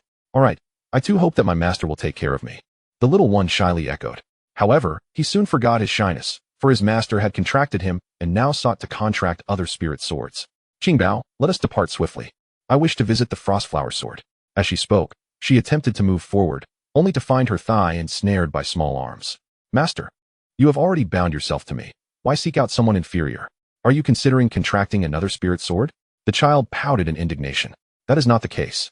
You are my favorite, Qing Bao. Why would I contract another spirit sword? I merely wish to take a look." With that, she naturally scooped up the chubby child and continued onward. It was evident that this little one was a jealous soul. Yet Yitang had no intention of forcing a contract with the Frostflower sword. Her purpose was to guard against any chance of Wei Qianro awakening while they were in the vicinity of the Frostflower sword. "Master, please, do not carry me. I can walk on my own," the child protested, feigning struggle in Yitang's embrace, yet blushing as he settled quietly against her. "Ah, still a little hypocrite, are we?" Despite carrying Qing Bao, the fierce winds around them dissipated, allowing for a smooth passage. After navigating 2 forks in the path, Yitang finally beheld the Frostflower sword. Described in text as a pure white blade, it exuded a sanctity akin to fresh snow. Its sword spirit appeared as a cool, silent maiden. As Yitang approached, the frosty blade emitted a crisp sound, and a voice, as soft as moonlight, rang out. "Do not come closer. You are not the one I await. Should you approach, I shall be unreserved. Who cares whom you await? I am merely accompanying my master on a casual stroll. Do you dare to voice objections?" Before Yitang could respond, the little Qingbao had darted to the front of the Frostflower sword, hands on his plump hips, scolding it. "A little adult, are we?" The Frostflower sword materialized its spirit, gazing at the chubby child with surprise. Her astonishment was justified. After millennia in slumber, she had never witnessed a divine artifact take form, especially one that had deliberately suppressed its sword energy. Without closer inspection, she would not have recognized it. "Humph, if you know I am a spirit, cease your prattle. My master needs only me. She would never desire to contract with you, so do not indulge in foolish hopes."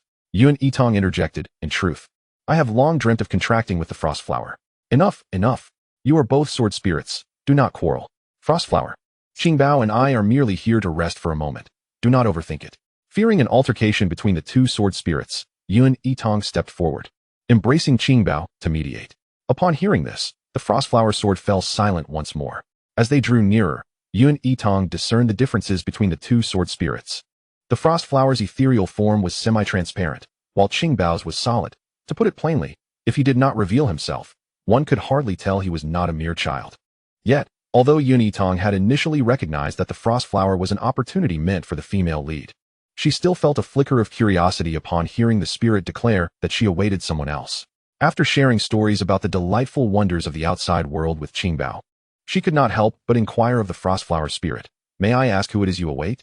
We entered with 9 individuals. Perhaps one of them meets your criteria, and I could assist you in finding them, except for Wei Qianro." Perhaps reassured by Yitang's lack of intent to force a contract, the Frostflower sword fell silent for a moment before responding. "No need. I have observed all 9 of you, and none are the one I await. The cultivator who bonds with me must possess an ice spirit root, at the very least a water spirit root, and it must be of superior quality." Upon hearing this, Yitang understood why Wei Qianro had been able to contract with the Frostflower in her previous life. She had consumed a high-tier spirit cleansing pill, transforming her into a water spirit root. So, with her causing disturbances, the female lead remains a mid-tier dual spirit root. Even without her interference, it seems unlikely that anyone could contract the Frostflower. She chuckled at the thought. But then again, wasn't the Frostflower a spirit sort of no particular element? Why was it so insistent on finding cultivators with ice or water spirit roots? Contemplating this, Yitang asked, "Is it truly just for that reason?"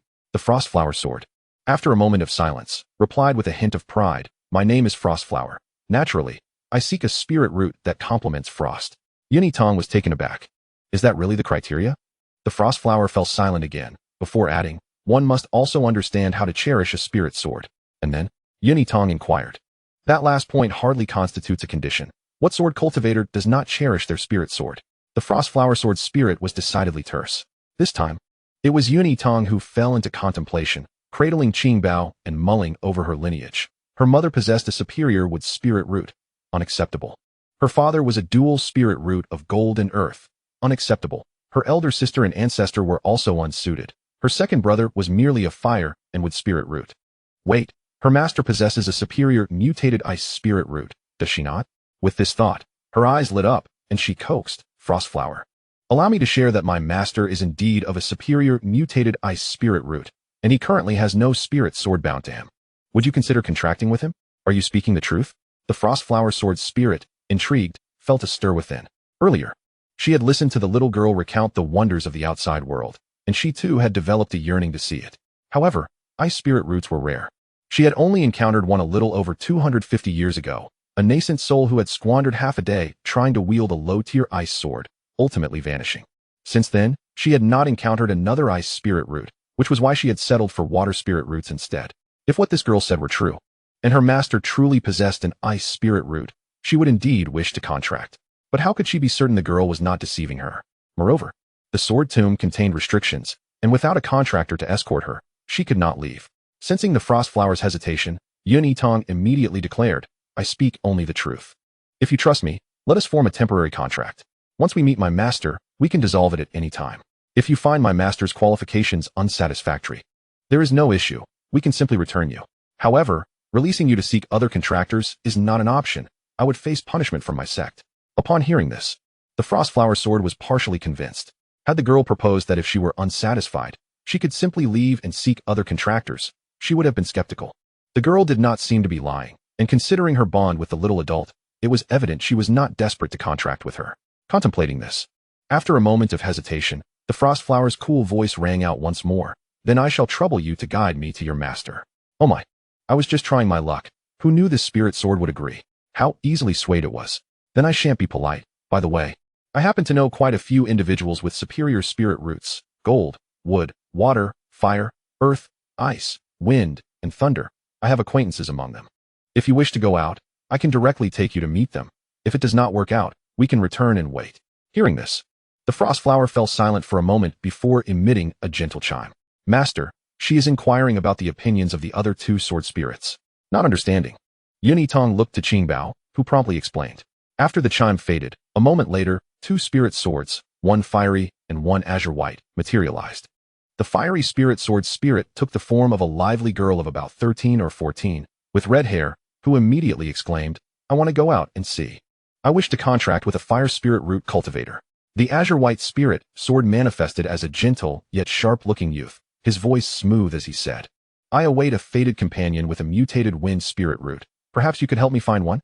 Cradling the delicate Qingbao in her arms and casting a glance at the three sword spirits before her, Yitang felt an exhilarating surge of excitement, anticipating that she would soon create a sensation throughout the sect. With this thought in mind, she boldly forged a temporary contract with the three sword spirits.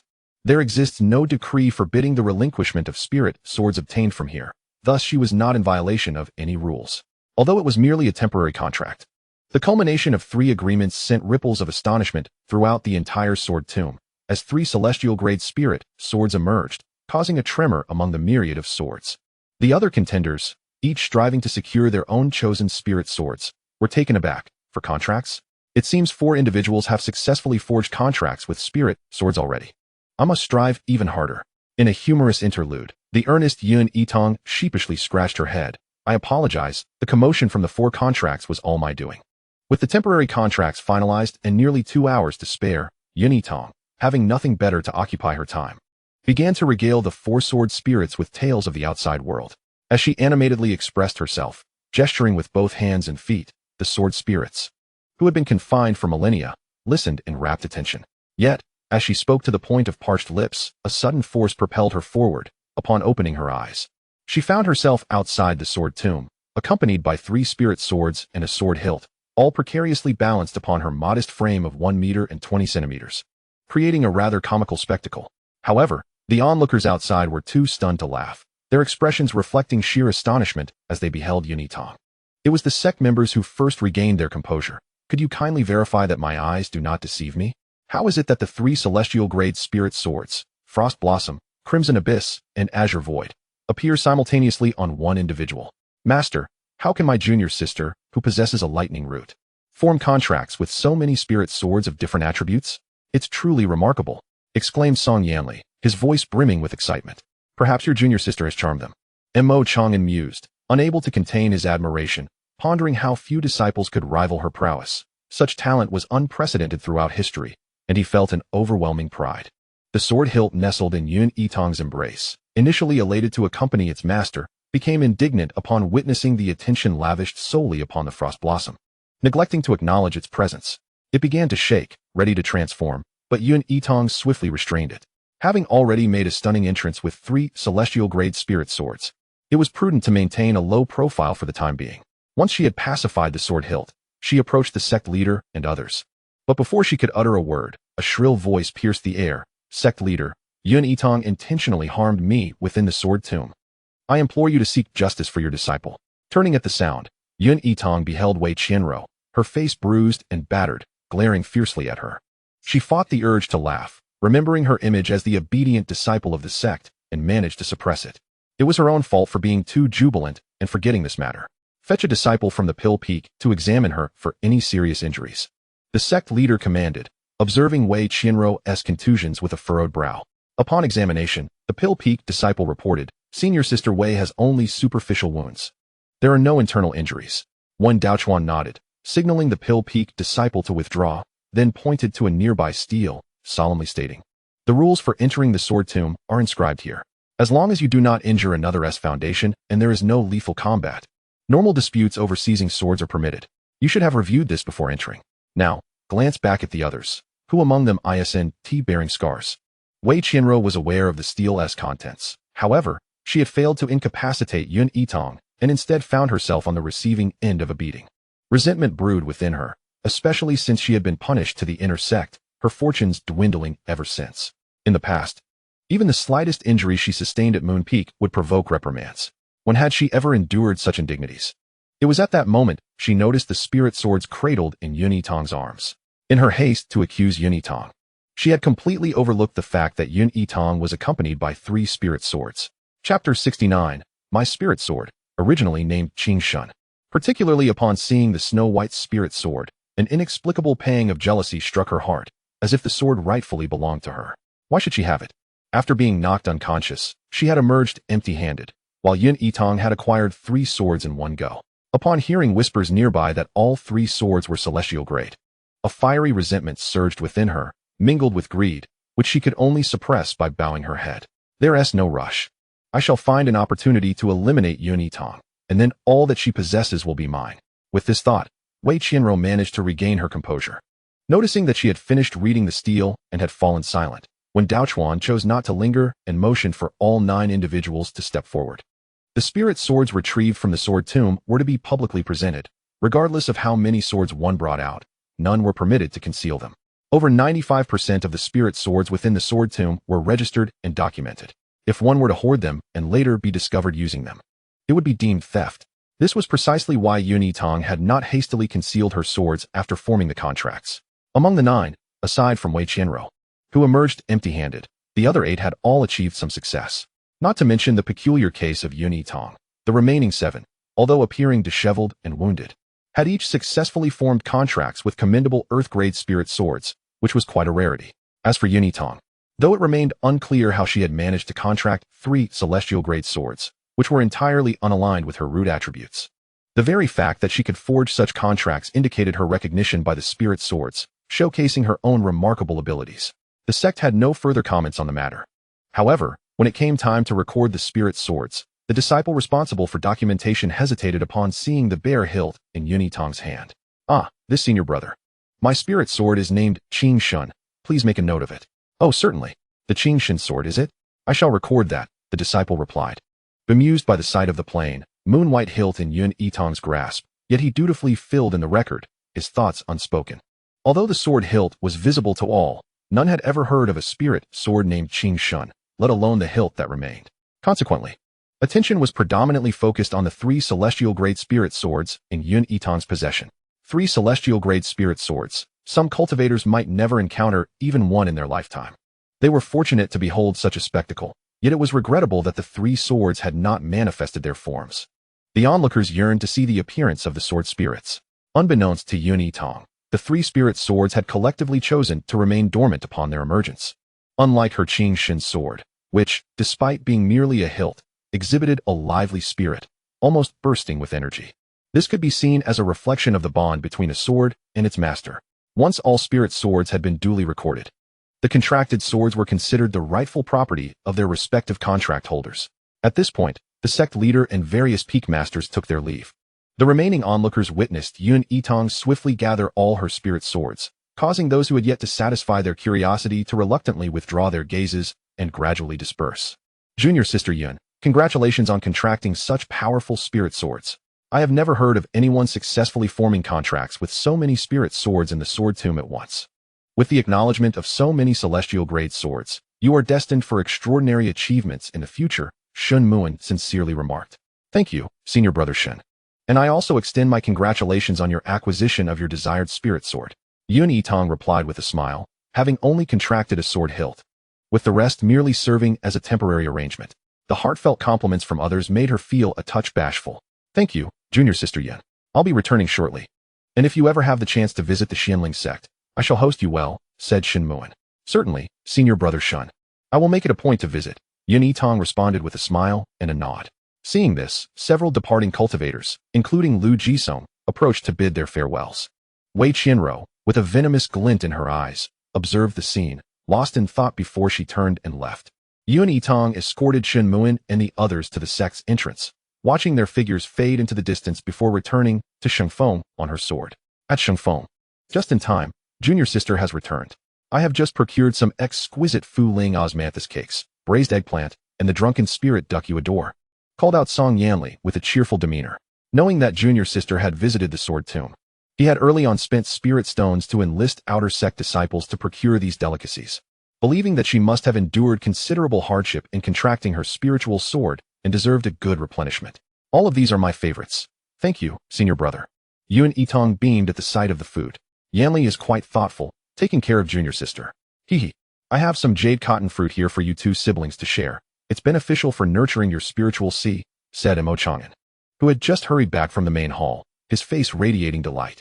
Today he felt particularly elated, as the glances from the other peak masters were filled with envy. After all, how could they not be, given the exceptional talents of his disciples?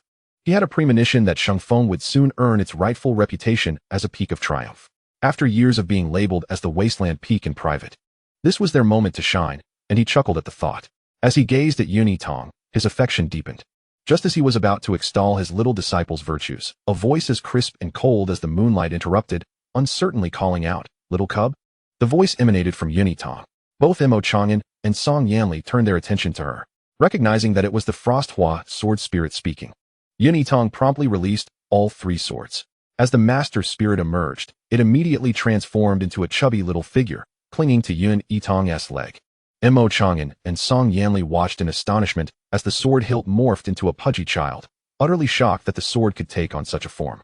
They had merely thought it was a trinket that Junior Sister fancied and picked up. Mo Chang'an, being more knowledgeable than Song Yanli, realized that this sword spirit was a solid entity, leaving him in awe. A heavenly grade sword spirit should be no more than semi-material. This little sword spirit was undoubtedly above that level. Above the heavenly grade, that would mean it was a legendary immortal grade spiritual artifact. However, before Mo Chang'an could fully process this revelation, the Frosthua sword spirit approached him. The ethereal girl with snow-white hair and a somewhat translucent figure nearly provoked him into a defensive reaction. Then, the girl's voice chimed again. Indeed, a little cub. Frosthua, this is my master, not just a little something. Do not refer to him in such a manner, Yun Yitang interjected, feeling a bit embarrassed. But he is a little cub. Over 250 years ago, I had my eye on this contractor, yet he foolishly brought back a mere earthly grade sword, Frosthua replied coldly. Chapter 70, Meeting the Second Brother. Mo Chang'an was taken aback. Indeed, he had visited the sword tomb over 250 years ago, and the sword he currently wielded was obtained through a fair contract from within. To hear that Frosthua claimed he was the one she desired to contract left him feeling somewhat awkward. He had never anticipated encountering a heavenly grade sword waiting for him. At that time, he had only been at the chi refining stage and deemed obtaining an earthly grade sword a significant achievement, with no opportunity to delve deeper and meet Frosthua. Yet now that Frosthua had been contracted by his disciple, it felt like a twist of fate.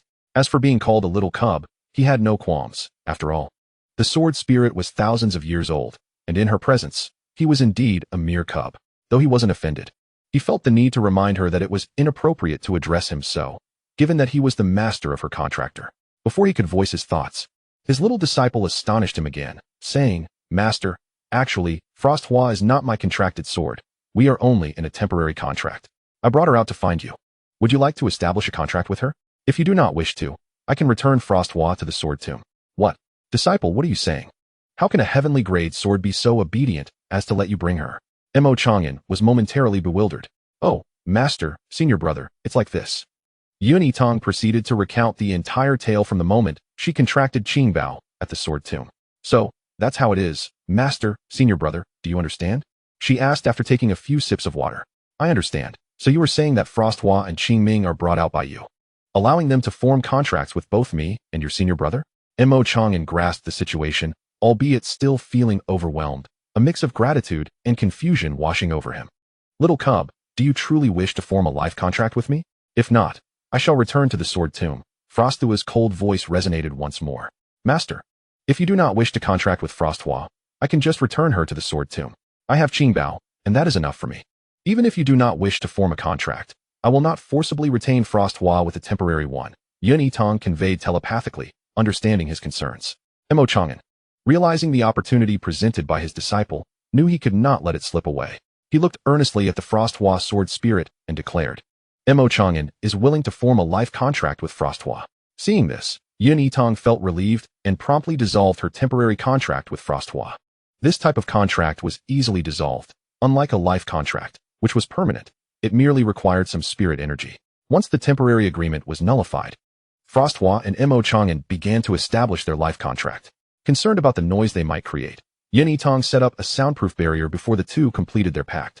After Mo Chang'an and Frosthua finished their contract, she turned to see her senior brother, whose eyes were slightly red. Song Yanli had not expected that after junior sister's visit to the sword tomb, she would return with a wind attribute heavenly grade sword. It was a dream he had never dared to entertain. How could junior sister be so thoughtful? Regardless of what she did, she always considered her senior brother. This realization brought tears of gratitude to his eyes. Knowing that Qingming's sword was specially brought out for him, he felt no hesitation, once assured of Qingming's willingness. They successfully established their life contract. Junior sister, thank you for bringing Qingming's sword to me. In the future, I will cherish this spiritual sword dearly, Song Yanli declared. Omitting the word thank you, as it felt too light, he only wished to express his gratitude through his actions, vowing to always reserve a portion of any treasures he acquired for junior sister. Junior sister naturally trusts that senior brother is a lover of swords. Yitang smiled at his words. All right, you two, stop chatting and come sit down.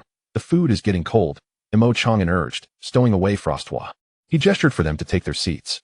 He understood that his eldest disciple was grateful to his little disciple, and he too felt the same. Without her, he would have never had the chance to contract with Frosthua in this lifetime. Yet, gratitude need not be hastily expressed. They were bound as master and disciples for life. He would ensure that he sought out more treasures for both of his disciples in the future, for they deserved to be cherished beyond measure. The three of them enjoyed their meal while conversing, with a few sword spirits occasionally chiming in, creating a much livelier atmosphere than before. After they had eaten their fill, Yitang returned to her residence with Qingbao and Qiyuan. On the way, Qiyuan could not help but urge Yitang. Shuanghua and Qingming have already formed their contracts. What about me? When will you take me to find your second brother? We'll depart shortly, but we must wait for my second brother to respond, Yitang replied patiently. She had previously sent a message to Yun Qingyuan, indicating that she had matters to discuss in person, but he had yet to reply, likely due to being preoccupied. Besides his cultivation, her second brother was responsible for the Yun family's auction houses across various cities and often traveled. She needed to clarify his whereabouts before they could set off. Lost in thought, she saw the message jade light up. It was a reply from her brother. Learning that he was at the Yunting Pavilion in Tianjin City, and considering the considerable distance between the Xingji sect and Tianjin City, Yitang promptly utilized the teleportation scroll, vanishing from her spot in the blink of an eye, at the entrance of Yunting Pavilion in Tianjin City. Knowing that his younger sister would use a teleportation scroll to arrive, Yun Qingyuan awaited her at the door. She had only mentioned wanting to see him without elaborating on the reason, which left him slightly anxious. Yitang felt a brief dizziness as she regained her senses in Tianjin City. After taking a few steps, she spotted her brother waiting outside and waved cheerfully. She couldn't help but marvel at the convenience of teleportation scrolls. Aside from their exorbitant cost, they were undeniably advantageous. Upon noticing the several bodyguards following behind Miss Wu, they all respectfully greeted Yitang. Sister, let's return to the pavilion. You don't seem to have suffered any grievances, Yun Qingyuan said kindly, relieved. All right. Yitang responded with a smile. The siblings ascended to a private room on the third floor of Yunting Pavilion, where Yun Qingyuan earnestly inquired. Have you been unhappy at the sect? If anyone has bullied you, tell your brother. You mustn't keep it to yourself, all right? Understanding that her brother would assume she had encountered trouble after traveling such a distance, she hurriedly clarified, I'm doing quite well at the sect. There's no need for you to worry. She then recounted her intention to visit the sword tomb and release Qiyuan. Yun Qingyuan was astonished to learn that his sister had come to deliver a heavenly grade spirit sword. Suddenly, a spirit sword imbued with crystalline flames appeared before him, and from it emerged a delicate girl with red hair, her half-transparent form appearing to be around 13 or 14 years old. Though he had often seen sword spirits alongside his father since childhood, he couldn't help but be taken aback. Chapter 71, The Accountant, Gao Xiaoshu. The Qiyuan sword spirit approached Yun Qingyuan and smiled at Yitang, saying, Sister Yitang, you weren't deceiving me. Your brother indeed possesses a high-grade fire spiritual root and is suitable for a contract with me. Afterward, she turned to Yun Qingyuan, her voice filled with delight. I am Qiyuan. Do you wish to form a life contract with me? The exuberance in her demeanor made Yun Yitang stifle a smile. Yet she had to admit that everyone had their own affinities. These spirit swords she wished to contract had no interest in forming a bond with her. However, although she could not form a contract herself, she felt joy in doing so for those dear to her. Yunqingyuan was not foolish. He would naturally not refuse the heavenly grade spirit sword that his sister had specifically sought for him. He promptly replied, "Of course, I am willing." Upon hearing this, Yitang suggested, "Brother, let's change locations. We cannot form a contract within the pavilion." A life contract creates quite a commotion, and Yunqingyuan understood this immediately. Nodding in agreement, "Let us go to the back courtyard. There is a soundproof array there." Once in the courtyard and the soundproof array activated, Yitang began to dissolve the temporary contract. Shortly after, her brother handed her a high-grade spirit replenishing pill, while he stepped back to observe the two as they formed their contract. The three spirit swords each had distinct attributes. When Shuanghua formed her contract with her master, the array shimmered with white light. The eldest brother and Qingming's contract glowed with azure blue light, whereas the array beneath Yunqingyuan and Qiyuan was ablaze with fiery red. It must be said, the spectacle was quite magnificent. "Master, I wish to emerge," came a voice from Yitang's sea of consciousness, prompting her to release Qingbao. Thus, just as Yunqingyuan had successfully formed his life contract with Qiyuan, he turned to see a chubby little child squatting beside his sister. Yunqingyuan thought, although his sister had mentioned that the sword spirit of her life contract appeared youthful, he never imagined it would be this small. In battle, could it be dependable? However, upon noticing the spirit's solid presence, which was almost indistinguishable from a human, his worry turned to amusement. Truly, she was his sister, capable of contracting a spirit sword beyond the heavenly grade. "Little sister, is this your contracted sword spirit?" "Yes, isn't she lovely?" Yitang smiled brightly. "Indeed. She is quite beautiful," Yunqingyuan replied with a grin. "Master, hello, I am Qingbao," the plump child said bashfully, her round face flushing a rosy hue from the compliment. After speaking, she promptly returned to Yitang's sea of consciousness, clearly feeling shy once more. Seeing his sister so joyful made Yunqingyuan smile as well. Indeed, his sister's sword spirit was adorably pudgy and quite amusing, reminiscent of her childhood. After a moment of laughter, he retrieved a small booklet from his storage ring and addressed Yitang gently. "Sister, take a look at this booklet. It lists the items at the auction house. You may choose whatever you like." "Brother, there's nothing I need." Yitang glanced at the booklet filled with rare treasures, but shook her head in refusal. "If I require anything, I will surely inform you." Many of the auction items were consigned or acquired at great cost. If they were not particularly necessary, she saw no reason to take them and let them gather dust in her storage ring, especially since these items were not freely given to the Yun family. Seeing his sister uninterested in the booklet, Yunqingyuan added, "The neighboring Yun clan's talisman pavilion is my private shop, stocked with commonly used pills and talismans. Take a look and see if you need anything." "All right, I won't be polite then," she smiled, realizing she indeed needed some talismans. What is there to be polite about between siblings? The two chatted as they made their way to the talisman pavilion across the street. As they entered, Yitang was delighted to encounter a familiar face, Gao Xiaoshu. "I arranged for Gao Xiaoshu to work as the accountant here. He is indeed quite capable," Yunqingyuan remarked. "Greetings, young master." "Greetings, Miss Wu," Gao Xiaoshu exclaimed excitedly upon seeing Yitang, hurrying to bow. "How are you adapting?" Yitang asked, offering him a supportive hand with a smile. "I must thank Miss Wu. Everything is going splendidly here," Gao Xiaoshu replied with joy. "That's wonderful. How about your brother and Huzi? Have they settled in Tianjin City as well?" "Yes, they are working at the city lord's mansion as city guards. Their treatment is excellent," Gao Xiaoshu said, genuine happiness radiating from him. After chatting for a while, Yitang began selecting talismans, tracking talismans, truth-telling talismans, invisibility talismans, and breath-concealing talismans, 30 of each. Although it may not seem like a lot, it would certainly suffice for a considerable time. As for pills, she currently had no need for healing pills, nurturing pills, or detoxification pills, so she did not take any. In the end, seeing that she had chosen so few, her brother personally handed her a selection of pills and talismans. Taking a generous amount of everything he thought she might find useful. "Brother, there's no need for that laughing talisman. I have plenty of the immobilizing talismans," she protested, as they playfully bickered over the quantity of items chosen. Knowing that Lin City was Fengguei City, Yitang finished organizing her talismans. She initially planned to return home for a visit, but upon learning that their mother was still in seclusion, their ancestor was focused on refining artifacts, and their father and elder sister had gone to Tianluo City on business, she decided to head straight back to the sect. Yunqingyuan wished to keep his sister for a few more days, but with the numerous affairs surrounding the auction event, he realized that retaining her would mean he could not accompany her, leading him to reluctantly concede. "Second brother, I possess a teleportation scroll. Whenever we wish to meet, I can return at any time. Once Mother emerges from her seclusion, do remember to contact me, and I shall stay at the manor for a couple of days. Yitang remarked, noticing her brother's slight disappointment. When Mother comes out of seclusion, the first to contact her will undoubtedly be you, my little darling. Second brother cannot compete with Mother's swiftness, Yuan said, affectionately ruffling his sister's hair with a tender smile. After the siblings exchanged playful banter for a while, Yitang produced the teleportation scroll. Second brother, I shall return to the sect now. Should anything arise, feel free to contact me at any time. Very well, return safely. Should you require anything, do not hesitate to inform second brother, and I shall send someone to deliver it to you, Yuan advised. Understood, Yitang replied. And with that, she activated the teleportation scroll and vanished from sight. After a brief moment of dizziness, she found herself back in her cave dwelling. Just as she intended to rest, she heard a somewhat hesitant voice from her consciousness. Master, I have something to discuss with you. Oh, what is it? Please, share. Yitang responded, somewhat surprised. With a flick of her consciousness, she summoned Qingbao, as she preferred face-to-face discussions. You see, my sword body is currently damaged and in the process of self-repair, making it unsuitable for frequent use. If I do, the recovery will be significantly delayed, Qingbao explained. Feeling a bit embarrassed. After all, as her master's lifebound sword, it felt guilty for not being able to accompany her into battle at all times.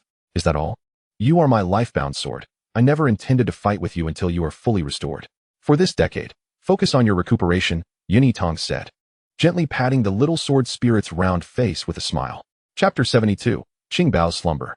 Her words were sincere.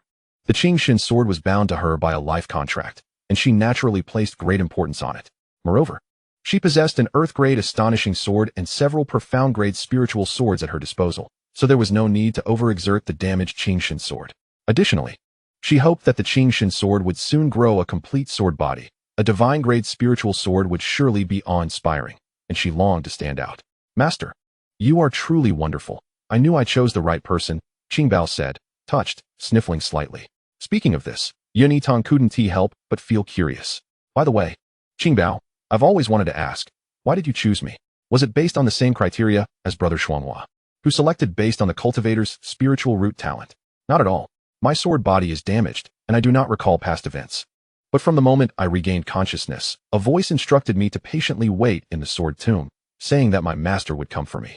Once I met you, I felt an inexplicable affinity, prompting me to form a contract with you, Qingbao recalled, ultimately deciding to speak the truth. Yitang was taken aback. Is the selection of a divine artifact's master so haphazard? Although she didn't fully understand, she respected the decision, especially since she benefited from it. Feigning surprise, she exclaimed, really? No wonder I felt an inexplicable closeness upon meeting you. It turns out you felt the same. We must be the best of partners. Of course, she said this to amuse the childlike spirit. Qingbao believed her, growing even more delighted. Master, you feel that way too? That is simply marvelous. My intuition is indeed the most accurate, it beamed. The better her master treated her, the more eager she became to recover quickly, so that she might always remain by her side. After a moment's hesitation, Qingbao said, Master, actually, I have a method for faster self-repair. If I enter a complete state of slumber within your consciousness, I can recuperate. In that case, I would be confident in regaining my sword body within 5 years. However, I would lose all perception of the outside world, and should you face danger, I would be unable to protect you. Upon hearing this, Yitang's eyes brightened. Is that possible? That is splendid news. Do not worry too much. I will ensure my safety during these years. Please rest well. I hope for your swift recovery, so you can always accompany me. She smiled reassuringly. Master, you are truly the best. I will strive to recuperate and return as soon as possible, Qingbao promised, her eyes glistening with tears. In an instant, she transformed into a streak of light and entered Yitang's consciousness. Rest well. I await your awakening, Yitang whispered softly. Upon hearing this, the moon-white hilt in her consciousness swayed slightly before plunging into complete silence, its radiant glow dimming as it succumbed to slumber. Observing the darkening sky, Yitang lay down to rest. The next day, as dawn broke, Yitang suddenly sprang from her bed, racing outside. Recently, she had been so engrossed in joy that she had overlooked a crucial matter. If her memory served her right, the supporting character, Xianxiaaudiobooks, would meet his demise on the morning of the third day following the conclusion of the sect competition, while attempting to save the female lead. In the original text, Wei Qianro obtained the Xuanhua sword from the sword tomb, and, on that same day, teamed up with Fong Linyuan and several inner sect disciples to undertake a mission to the Shuiying Valley to gather cherry grass. The valley was not far from the Half-Moon sect, and knowing that Shangguan Yinchuan was familiar with the area, Wei Qianro invited him to join their expedition. Upon learning of this, Shangguan Yinchuan did not refuse. The next morning, they encountered a nascent soul cultivator in the valley who bore a grudge against Wei Qianro's father. Recognizing her as his daughter, he attacked her mercilessly. To protect Wei Qianro, Shangguan Yinchuan was gravely injured and, despite his heartache, pushed her out of harm's way. Although he felt disheartened, he remembered her life-saving grace and used a plethora of talismans to buy time for Fong Linyuan and Wei Qianro to escape. Meanwhile, he and several inner sect disciples from the Xingji sect were crushed into a mist of blood by the nascent soul cultivator. After Shangguan Yinchuan's death, the female lead actively sought out the enraged elder of the Shangguan family, providing numerous leads on the culprits. Although they never found the actual perpetrator, the elder remained grateful, not knowing that the assailant had targeted Wei Qianro and that her son had merely been a casualty. In time, the elder acknowledged Wei Qianro as a foster daughter, personally teaching her the art of talisman crafting and continuously supplying her with high-grade talismans, many of which she subsequently used against the Yun family. Therefore, Shangguan Yinchuan could not perish without reason. She needed to create more enemies for the female lead. With this thought in mind, she decided to first conceal herself and visit the inner sect. Given the changed circumstances, Fong Linyuan was incapacitated, and the female lead had failed to acquire the Shuanghua sword. There was no guarantee she would head to the Shuiying Valley. Thus, she intended to check if the female lead was still accepting missions to avoid a futile trip. In truth, she yearned to place a truth talisman on the female lead to expose all her malevolent deeds. This would simplify many matters. However, she was aware that if such an opportunity arose, she would likely eliminate the opponent directly for convenience. Unable to find a chance to meet the female lead alone, it was improbable that she could use the truth talisman in front of a crowd. Even if she succeeded, others would only question how she knew of Wei Qianro's actions, and explaining would be complicated. After all, she possessed a unique perspective that others did not. Thus, it was better to gradually unveil the truth. After wandering the inner sect, she noticed Wei Qianro's name listed on the mission board for gathering cherry grass, and without delay, Yitang activated her teleportation scroll to reach the Shuiying Valley. Just as Yitang arrived near the Shuiying Valley, she suddenly heard an explosion resonating from the depths of the valley. Yitang hastily applied another calming talisman to herself before swiftly making her way toward the site of the explosion. Although she was merely a fledgling foundation establishment cultivator, she lacked the prowess to rescue anyone openly from the clutches of an immortal ascension practitioner. In the heart of Shuiying Valley, Shangguan Yinchuan, drenched in blood, turned back to gaze at Wei Qianro, his eyes filled with disbelief and hurt. He was risking his life to protect her, yet she had pushed him aside to shield herself from the attack. Observing Wei Qianro activating the teleportation scroll without hesitation not far away, he could not help but let out a bitter laugh, a sense of resignation washing over him. After all, she had once saved his life. He would consider this a repayment, leaving them with no further debts to one another. With that thought, he struggled to swallow the metallic taste of blood in his throat and hurled the last few explosive talismans toward the immortal ascension practitioner, attempting to delay his adversary for 3 breaths. Just 3 breaths were all he needed for the teleportation scroll to activate. Chapter 73, Rescuing Shangguan Yinchuan. You damn! The immortal ascension practitioner, witnessing Wei Qianro vanish into thin air, was consumed by rage. He struck out at Shangguan Yinchuan with a mighty palm, and should it connect, he would meet the same fate as the others, reduced to a mist of blood. Shangguan Yinchuan understood this all too well, but the disparity in their strengths was insurmountable. All his talismans and defensive artifacts had been exhausted, leaving him with no escape. In this moment of despair, he saw the practitioner's lethal strike suddenly intercepted by a golden barrier, and he felt a force lift him away, followed by a wave of dizziness. At that moment, Yitang's heart ached.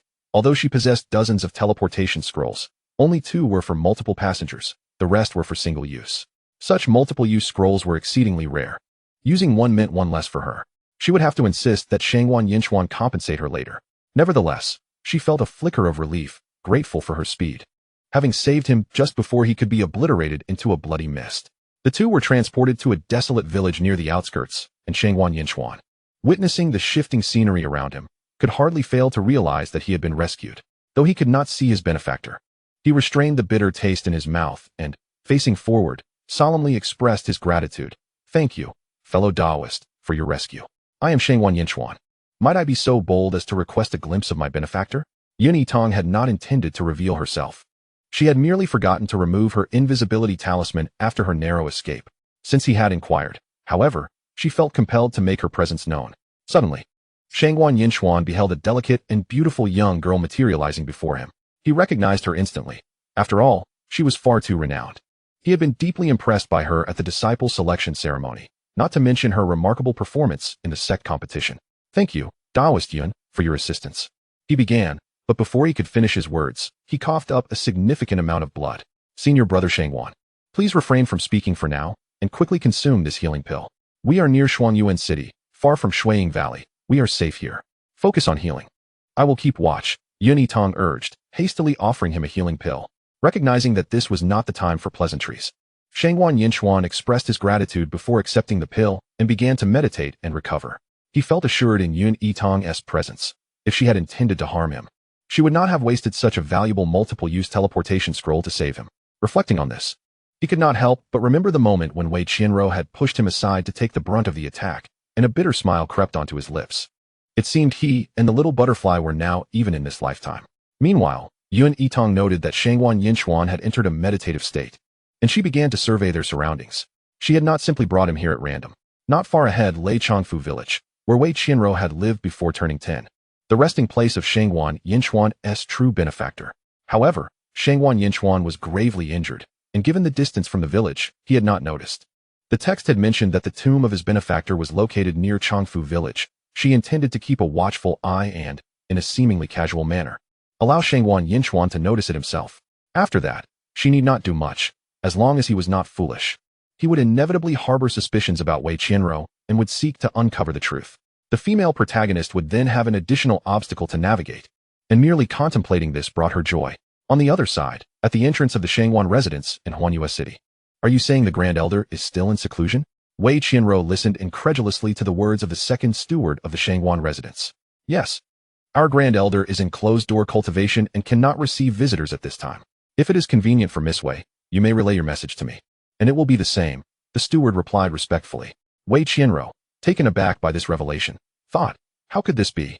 Just days ago, I had a fragmented precognitive dream where I saw Shangguan Yinchuan perish, and I used a teleportation scroll to escape directly to the Shangguan residence, only to hear the Grand Elder's furious voice as soon as I arrived." After recounting the events, he had rushed to Shuiying Valley. Though he did not capture the culprit, he expressed profound gratitude to me, even recognizing me as his adopted daughter upon discovering that I was Shangguan Yinchuan's benefactor. Since then, my supply of high-tier talismans had been unceasing, far exceeding what I had received during Shangguan Yinchuan's lifetime. Thus, after returning from the Sword Tomb, despite my dismal mood and the absence of Fong Linyuan, I remained patient and formed a team to head to Shuiying Valley, even inviting Shangguan Yinchuan along. Yet today, despite arriving at the Shangguan residence as planned, how could the Grand Elder still be in seclusion? Does he not possess a life-recording stone? Is he unaware of his son's demise? This was entirely different from the scenes in my dreams. However, given that Shangguan Yinchuan was gravely injured and in the hands of an immortal ascension practitioner, his death was inevitable. Thus, if I could bring this news back, I would have played my part. Later, when the Grand Elder learned of the truth, he would surely remember my contribution favorably. With this thought, her eyes glistening with unshed tears, she spoke. "Senior brother Yinchuan has encountered misfortune. We were together in Shuiying Valley for training, but halfway through, an immortal ascension practitioner appeared. Senior brother Yinchuan used his defensive artifact to fend off the attack, allowing me to escape and seek help." Upon hearing this, the second steward's expression hardened, and he promptly notified the third elder, who was not in seclusion. Without delay, the elder tore apart a teleportation scroll and made his way to Shuiying Valley to investigate. At that moment, those guarding the ancestral hall reported that Shangguan Yinchuan's life lamp remained intact, alleviating a significant portion of the second steward's anxiety. He even had the presence of mind to reassure Wei Qianro, saying, "Miss Wei, there is no need to worry. I have already sent someone to check. Young Master Yinchuan's life lamp is well and truly lit and has not extinguished. The third elder has also arrived at the valley, and I believe young Master Yinchuan has a fortunate destiny ahead of him." As Wei Qianro heard this, her expression shifted to one of relief and excitement, but internally, she began to panic. How could this be? Why does it differ from the future I foresaw in my dreams? How could Shangguan Yinchuan possibly be alive? It's impossible. He was gravely wounded and had risked himself for me against an immortal ascension practitioner. They would not let him escape. Lost in such thoughts, she then saw the second steward take out a jade slip to send a message. The message came from the third elder, who had reached the scene of the incident. He reported that, aside from 2 incomplete corpses and a sea of blood mist, there was no sign of Shangguan Yinchuan. However, he had deduced the direction in which the culprit had fled and was currently pursuing them with all his might. With the realization that Shangguan Yinchuan was indeed alive, Wei Qianro felt a jolt of relief. The immortal ascension practitioner was an enemy of her father, and their target had always been her. Moreover, at a critical moment, she had pushed Shangguan Yinchuan aside to shield herself from the attack. If he were to be rescued, would he not seek retribution against her? In her unease, she recalled how, just before her departure, Shangguan Yinchuan had sworn to hold off the immortal ascension practitioner, creating an opportunity for her to escape. And she felt a wave of reassurance. He had been willing to sacrifice himself for her. How could he possibly seek revenge afterward? It was unlikely, at most. He might be too heartbroken to acknowledge her, but she had plenty of ways to soften the hearts of men who held affection for her. Chapter 74, The Weathered Matron. Contemplating this, I ceased my frantic demeanor, wiped away my tears, and gently bid farewell to the second steward. Knowing that Brother Yinchuan was temporarily out of danger, I felt a sense of relief. A few inner disciples of our sect had encountered misfortune due to this incident, and it was imperative for me to return to the sect to report the matter promptly. Thus, I took my leave. The second steward, upon hearing this, expressed his understanding. Noting that Wei Qianro had yet to establish her foundation, he courteously stated that he would not keep Miss Wei any longer and would arrange for someone to escort her back to the sect. Thank you, steward. But there is no need for that. I possess flying spirit boots and can return to the sect in just 2 hours. As long as Brother Yinchuan returns safely, please have him inform Qianro. Wei Qianro replied softly, activating her flying boots and soaring into the air. Of course, please rest assured, Miss Wei, the second steward said, courteously seeing her off. These spirit boots had been a gift from her father a few days prior. Their speed rivaled that of sword flight, albeit at the cost of some spirit stones. However, given that all the inner disciples who accompanied her had perished, it would be inconceivable for her to appear anything but anxious to return. Naturally, using a teleportation scroll would facilitate a much swifter return, but she possessed only 3, all gifted by Nanyang Jingyi. Having already utilized one in her flight for survival, she was reluctant to expend another unless faced with imminent danger. It was utterly unacceptable to waste a precious teleportation scroll for a few deceased inner disciples. Meanwhile, Shangguan Yinchuan had rested for an hour before forcing himself to halt. This location was not particularly safe, and he could not entirely trust in healing his injuries. He was satisfied to have regained enough spirit energy to fly on his sword.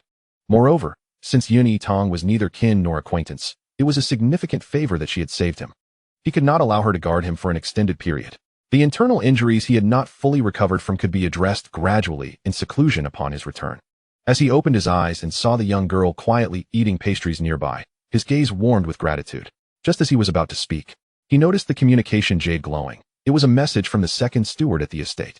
After listening to the transmission and learning that Wei Qianro had visited the estate, his expression became quite complex. He could not forget the scene where she had pushed him aside to protect him, yet he could not say he harbored any hatred. After this incident, he regarded it as them being even. Having resolved his thoughts, he sent a message back to the steward, indicating that he was safe for the time being, before rising to walk towards Yitang. Brother Shangguan, do you feel any better? Yitang asked naturally, brushing the crumbs from her hands as she noticed him approaching. Earlier, she had used her spiritual sense to detect a cluster of gravestones a few hundred meters ahead, one of which bore the inscription of Lu Dai, lovingly referred to as Little Butterfly. It was clear that Shangguan Yinchuan's benefactor, whose name was indeed Little Butterfly. She planned to find a way to lead him forward. As she pondered this, she noticed Shangguan Yinchuan pulling a porcelain vial from his storage ring. Yin Junior sister, I am deeply grateful for your assistance earlier, he said with a warm tone of thanks. There is no need for formalities, Brother Yin. In such circumstances, anyone would lend a helping hand, Yitang replied sincerely, observing the righteous demeanor of the young girl. Shangguan Yinchuan's gaze softened further as he extended the vial to her. This vial contains a rare 1,000-year-old pure heart tea, which I acquired by chance. Though it is only half full and can brew a maximum of 7 cups, I hope you will accept it without disdain. Furthermore, should you ever require my assistance in the future, I shall do my utmost to help. Shangguan Yinchuan spoke earnestly. He was aware that Yitang had expended multiple teleportation scrolls to save him and felt he had no other suitable gifts to present her. This tea was the most valuable thing he could offer. Yitang recognized the value of the 1,000-year-old pure heart tea, which was worth 5,000 mid-grade spirit stones per cup, when one's mind was unstable. Brewing a cup could not only stabilize one's emotions, but also help suppress inner demons. Given her rapid breakthrough in cultivation, it was indeed a fitting gift. She accepted it after a brief show of modesty. Just as she contemplated how to guide his attention to the gravestones ahead, they both heard heavy, unsteady footsteps approaching from a distance. They simultaneously extended their spiritual senses and saw an elderly woman, ragged and aged, limping toward the graveyard with a small food box in hand. This time, without Yitang's reminder, Shangwan Yinchuan also noticed the cemetery. Upon seeing that it was an ordinary elderly woman without any cultivation, he was about to retract his spiritual sense when he heard her muttering, "Little butterfly, Mother has come to see you again. I brought you some fulling cake. You always said it was the best." Upon hearing the elderly woman's words, Shangwan Yinchuan's expression turned from surprise to shock, and he quickly scanned the surrounding area with his spiritual sense. When he spotted the village stone tablet near the desolate village, he felt a tightening in his chest. Yet he did not rush over, but approached slowly as if each step brought him closer to a truth he dreaded to confront. Yitang followed at a leisurely pace beside him, secretly astonished. She swore she had no idea anyone would come to pay their respects. It was purely coincidental. As they covered the few hundred meters, they deliberately walked slowly but soon arrived nearby. The elderly woman had reached the gravestone and, upon noticing the two standing at a distance, numbly retrieved something from her small food box, showing no concern for the two onlookers. "My daughter, Mother feels so helpless. After all these years, I've finally discovered Lu Xiao's whereabouts. Yet she has become the daughter of the Wei family's head. I cannot even see her. Nor can I retrieve the jade ring you so dearly wished for. Will you blame me? If only your father were still here. He was a foundation cultivator, very powerful. If he were alive, Lu Xiao would never have dared to take your jade ring and not return it." The elderly woman lamented, her words tinged with sorrow. When Shangwan Yinchuan heard mention of the jade ring and saw the small butterfly etched on the gravestone, his already pale face turned ashen. He hurried towards the elderly woman, his voice trembling as he asked, "Might I inquire if the person buried here is Lu Xiaodai from Changfu village, affectionately known as Little Butterfly?" Upon hearing Lu Xiaodai's name, the elderly woman reacted, her swollen eyes locking onto the exceptionally handsome young man before her. Suppressing her sobs, she spoke with a voice weathered by grief. "Indeed, my beloved daughter. And you are. I am the one whom Little Butterfly saved 8 years ago. Please, tell me, why is she buried here? When did this happen?" Shangwan Yinchuan inquired, striving to suppress the turmoil within him. 8 years ago my daughter saved you? Are you the blind cultivator who gave my daughter the jade ring and promised to return?" The elderly woman's expression shifted, and she suddenly grasped Shangwan Yinchuan's clothing tightly, her eyes filled with intensity. The Little Butterfly had initially intended to seek assistance from the village chief, believing that he, too, was a cultivator who might aid in alleviating the poison. However, unexpectedly, an elder from my sect soon arrived nearby, and I accompanied him back to the sect. Before parting, I promised to return to visit her once I had fully recovered. Yet, the venom from the withered bone serpent proved extremely difficult to eradicate, and I took a considerable amount of time, 2 full months, before I was completely healed. By the time I finally reached that place, it had already transformed into a desolate village.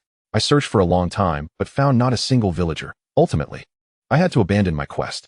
Oh, how I lament. So, you are the Xiao Yin brother that my daughter has been yearning for. She told me she had helped a very handsome older brother by the mountainside, and that he would return to see her and bring her delicious treats. At that moment, I had thought my daughter was merely jesting, until she presented me with a jade ring, at which point I realized the truth of her words. The old woman continued, both weeping and laughing, recounting how my daughter would often wait at the foot of the mountain, spending half the day there repeatedly, until the heavy rains began. The rain fell relentlessly for 10 days, leading to a sudden landslide that crushed the village and claimed many lives.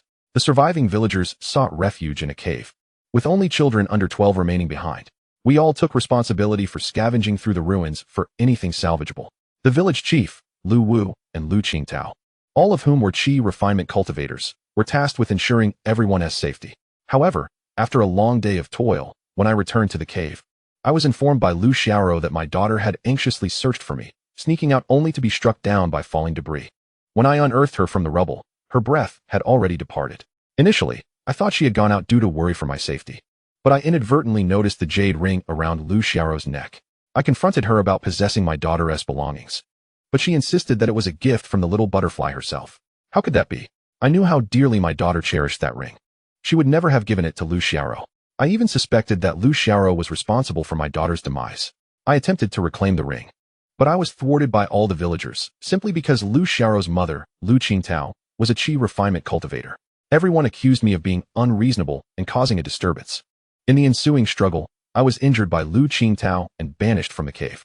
Had I not been carrying the healing ointment left to me by my late husband, my right leg would have been irreparably damaged. Yet, after finally nursing my leg back to health in a secluded hollow, when I returned to the cave, it was already deserted. I cannot bear this unjust fate. Not only was Su Guanyan's heart heavy with sorrow, but even Yitang, who had kept her distance, could not help but think, the main character truly is a natural-born villain. That little butterfly was buried alive by the main character herself. In terms of moral depravity, she is indeed lacking. Madame Lu, the Lu Xiao you mentioned, is indeed the daughter of the Wei family, Wei Qianro, is it not? Su Guanyan's eyes reddened. He blamed himself for being foolish enough not to recognize his true benefactor, and instead, he had unwittingly provided plenty of cultivation resources to his benefactor's enemy. He resolved to seek Wei Qianro and clarify the matter. If she was responsible for the little butterfly's fate, he would ensure she faced the consequences. Yes, she has changed her name to Wei Qianro, the old woman replied through gritted teeth. Observing Su Guanyan's expression, she shook her head and said, "Young man, your presence here to see my daughter is already a great comfort. You need not seek revenge on her behalf." The old woman was unaware of his identity, but she did not wish for him to entangle himself in vengeance against the Wei family to avenge her daughter. Her daughter had so eagerly anticipated meeting this person, and she could not bear to lead him into danger. It would only sadden her daughter. After all these years, she had long since cooled her emotions.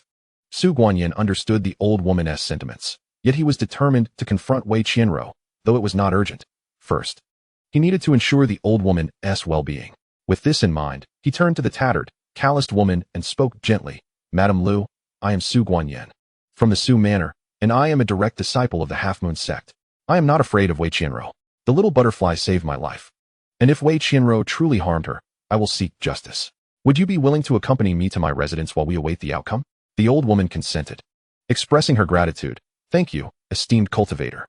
Upon learning of his identity, she realized he was indeed someone who could help her daughter and could no longer contain her tears. Her cries were filled with both suppressed anguish and the joy of newfound hope. After a lengthy bout of weeping, her emotions gradually settled. Su Guanyan turned to Yitang, who was not far away, and apologized. "Yin Jr. sister, I am sorry to have kept you waiting for so long. It is of no consequence. I possess a small spirit vessel that travels swiftly. Are you returning to the Half-Moon sect or the Su Manor? I can accompany you." "As it is on my way back to the sect," Yitang replied. Noticing Su Guanyan's injuries and the old woman's frail appearance, she considered the precious Bodhi tea and decided to be a good Samaritan, offering to escort them. "I will return to the Su Manor first. I apologize for troubling you. Yin Jr. sister, once I have settled this matter, I will personally express my gratitude at your esteemed sect," Su Guanyan said, eager to return home and not feeling the need for pleasantries. "It is but a small matter." Yitang waved her hand dismissively. "Thank you, kind fairy," the old woman said, feeling somewhat awkward as she nodded repeatedly in gratitude before boarding the spirit vessel. "There is no need for such formality." Yitang reassured her with a smile, and once the old woman was seated securely, she directed the spirit vessel to take flight. An hour later, the spirit vessel arrived at the entrance of Huanyue City. Since flying vessels were not permitted within the city, Yitang stopped there. "Junior sister Yin, just beyond the city is the Su Manor. Please stay a couple of days. I would like the opportunity to host you properly," Su Guanyan said warmly. "Thank you for your kind invitation, but I have matters to attend to and cannot stay longer. I hope we shall meet again," Yitang politely declined. Chapter 76. Encountering Wei Shiryao. She was not lacking in perceptiveness. She could not let the injured Su Guanyan host her. Moreover, compared to being hosted, she hoped he would recover soon and then confront the main character. "Very well, since junior sister Yun has matters to attend to, I shall not insist. However, I would like to ask you to keep what Madame Lu said confidential until we ascertain the truth," Su Guanyan communicated through thought. "Rest assured, senior brother. I will do so, and I hope you find clarity soon," Yitang replied in kind. The old woman's appearance was too coincidental, prompting Su Guanyan's suspicions. He merely wished to recover before confronting Wei Qianro, believing that everything would become clear then. Su Guanyan contemplated visiting the Xingji sect once his injuries healed, but little did he expect to soon encounter Wei Qianro. However, that is a tale for another time. At the city gate, Yitang and Su Guanyan exchanged polite words before parting ways.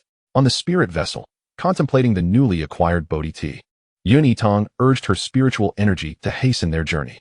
Previously concerned that her cultivation might not keep pace, she had hesitated to advance to the golden core stage.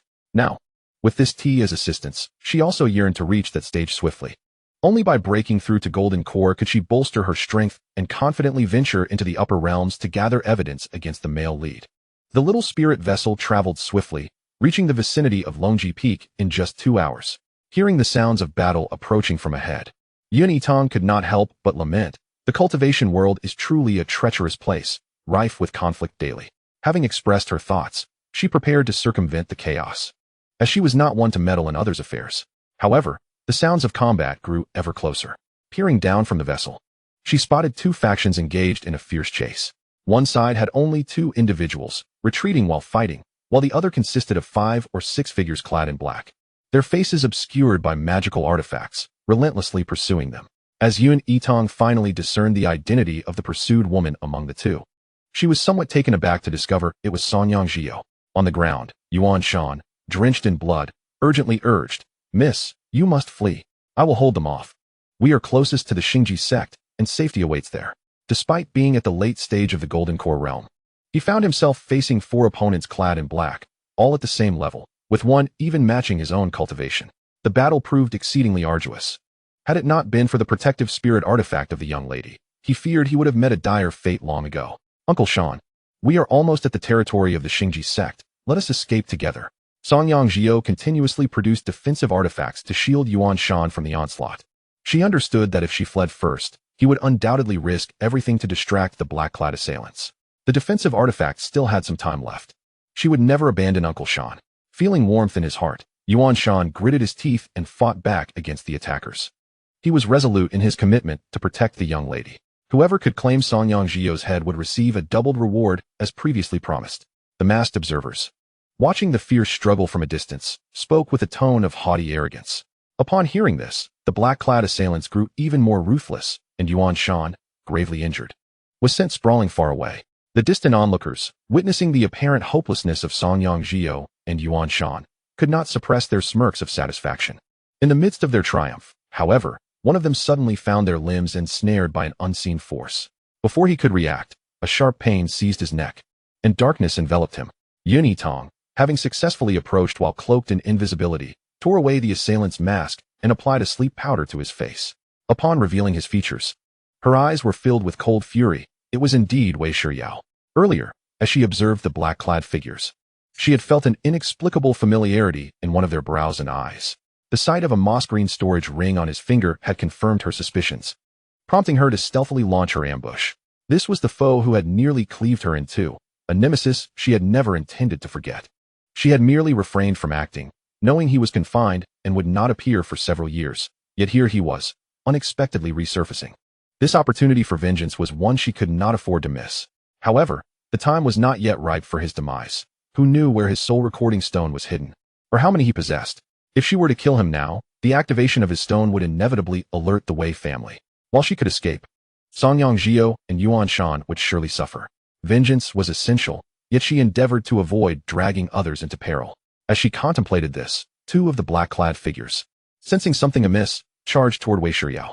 Although Yitang had employed an invisibility talisman, her movements were still easily detectable, especially against opponents who were all golden core cultivators.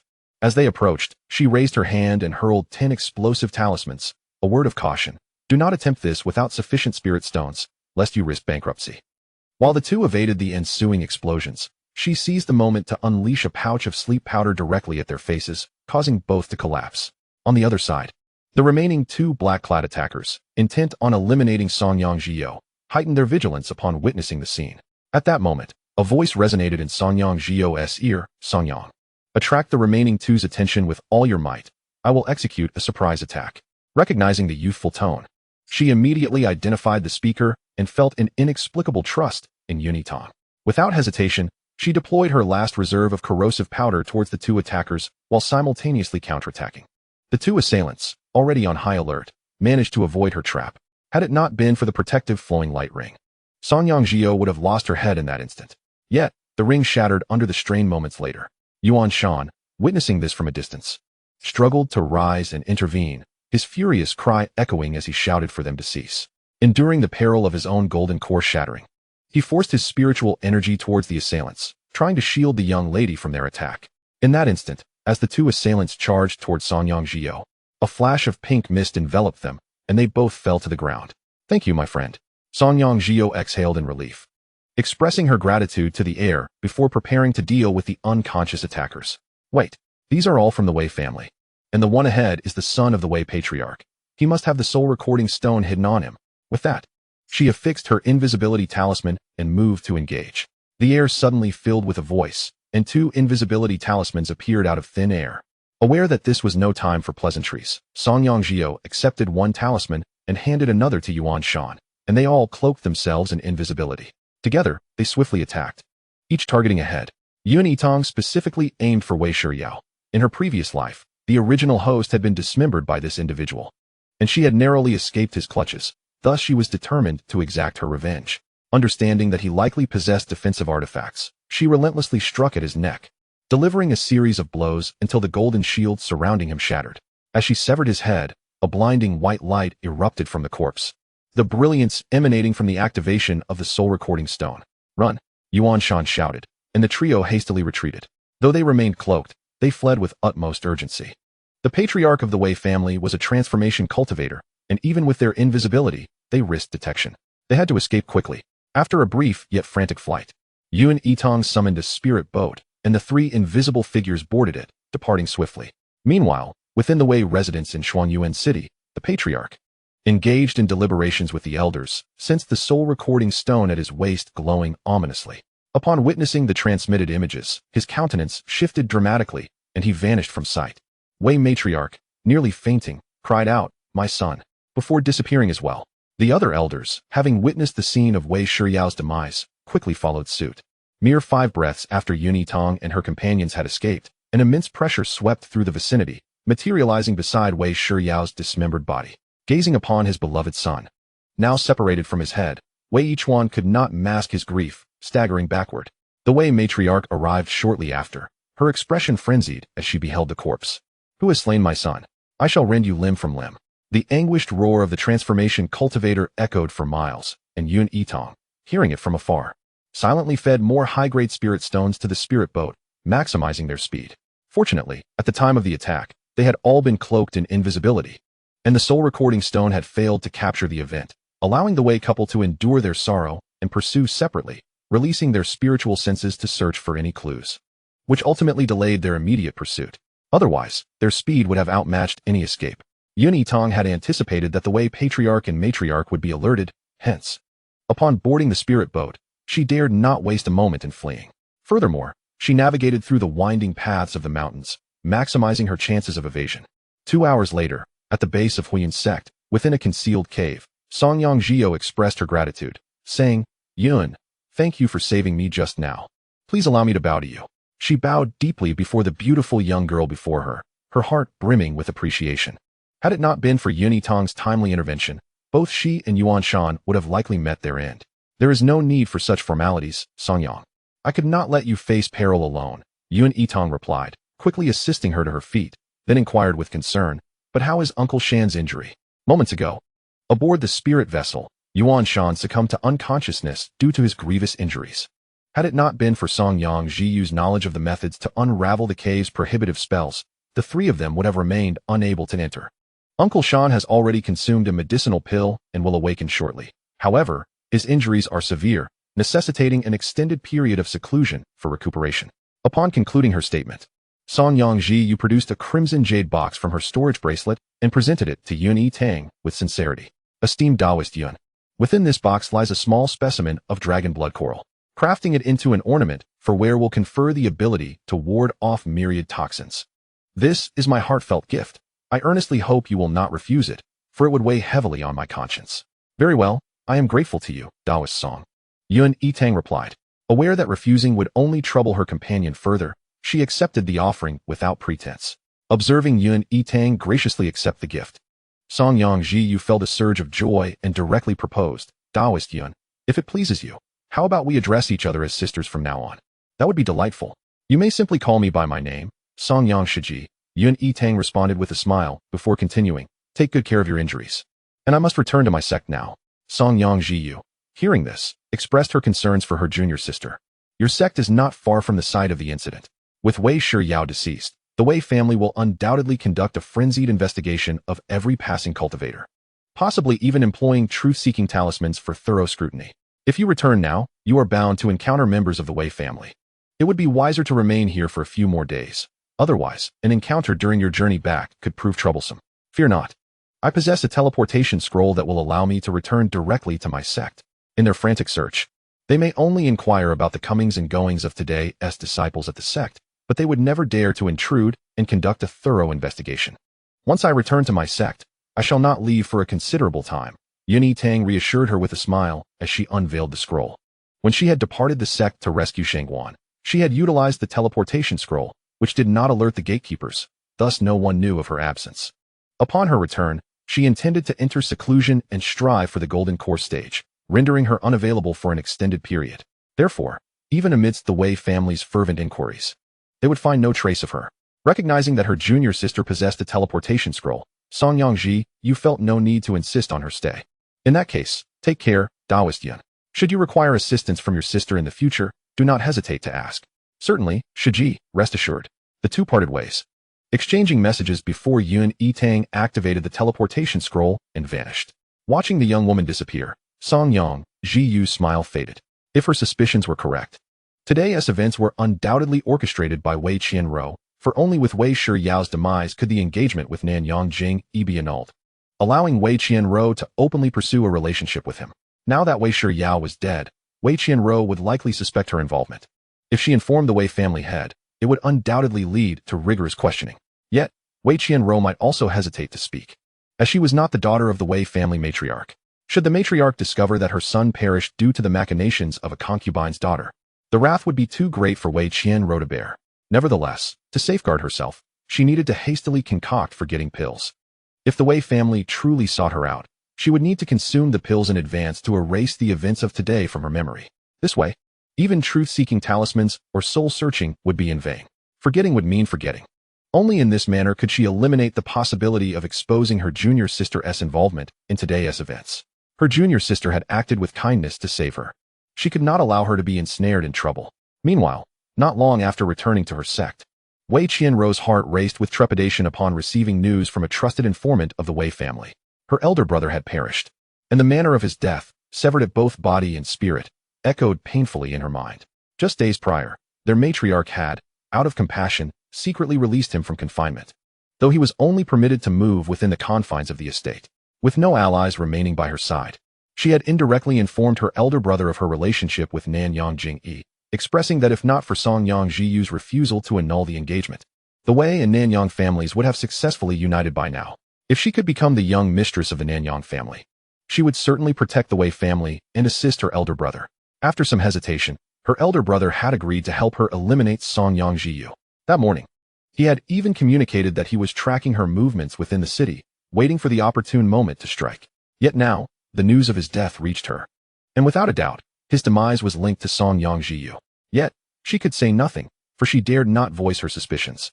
Her relationship with Nan Yongjing was not a secret to her father and the matriarch. If it were discovered that Wei Shiyao had been slain by Song Yangji, they would undoubtedly suspect her of orchestrating her brother's demise. Thus, she could not even utter a word of doubt against Song Yangji. Otherwise, she could not fathom how they might retaliate against her. However, she knew that the matriarch would be the first to strike her down. Why? Why is Wei Shiyao so foolish, unable to carry out even the simplest of tasks? Yitang was the same, and now Song Yangji? Just as Wei Qianro was enveloped in resentment, another message arrived through the communication jade. This time from the second steward of the Shangguan family. Upon learning that Shangguan Yanchuan had returned alive to the estate, her fury compelled her to shatter the communication jade in her grasp. Only after reducing everything in the room to fragments did she regain her composure. Taking a moment to steady herself, she turned and exited. Atop Shangfeng, Yitang had just returned to her cave abode and eagerly brewed herself a cup of millennium pure tea. While indulging in the soothing beverage, her heart swelled with delight. In truth, the mere thought of having slain Wei Shiyao filled her with uncontainable joy. She was certainly not a benevolent soul. With a satisfying gulp, she drained the cup and smacked her lips, remarking to herself how delightful the pure tea was. Content. She set the cup down and casually disengaged the cave's prohibitions, allowing her to focus entirely on her cultivation. Nearby Longji Peak, an elder of the Wei family observed the grim countenance of Wei Yichuan and sighed. Head of the family, we have thoroughly searched the vicinity. All who passed through today have been meticulously interrogated, yet no suspicious figures have been uncovered.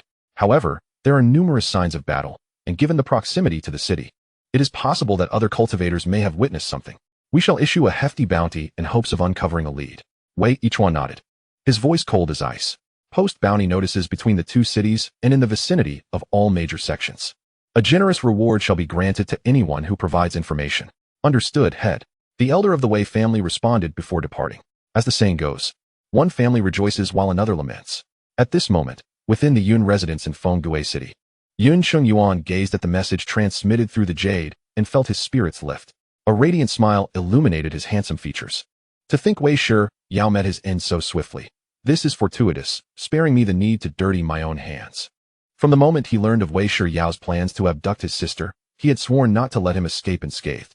Yet, with the other man confined, he had bided his time, quietly placing his own people in the vicinity of the Wei family.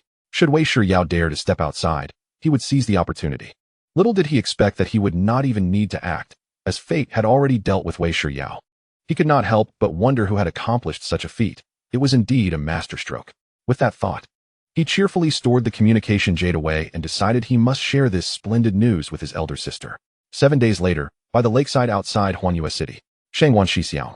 Seeing you are unharmed, I am greatly relieved, Wei Qianro said, her eyes glistening with unshed tears as she gazed at Shangwan Yinchuan from a distance. 7 days prior, upon learning that Shangwan Yinchuan had returned alive, she had contemplated coming to explain herself, believing he regarded her as a benefactor and would not truly harbor resentment.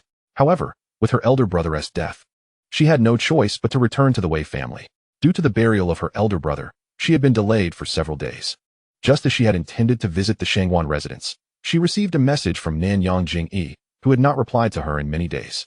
The other party had been in seclusion for a considerable time, and now, having successfully formed their golden core, they had arrived in the lower realm.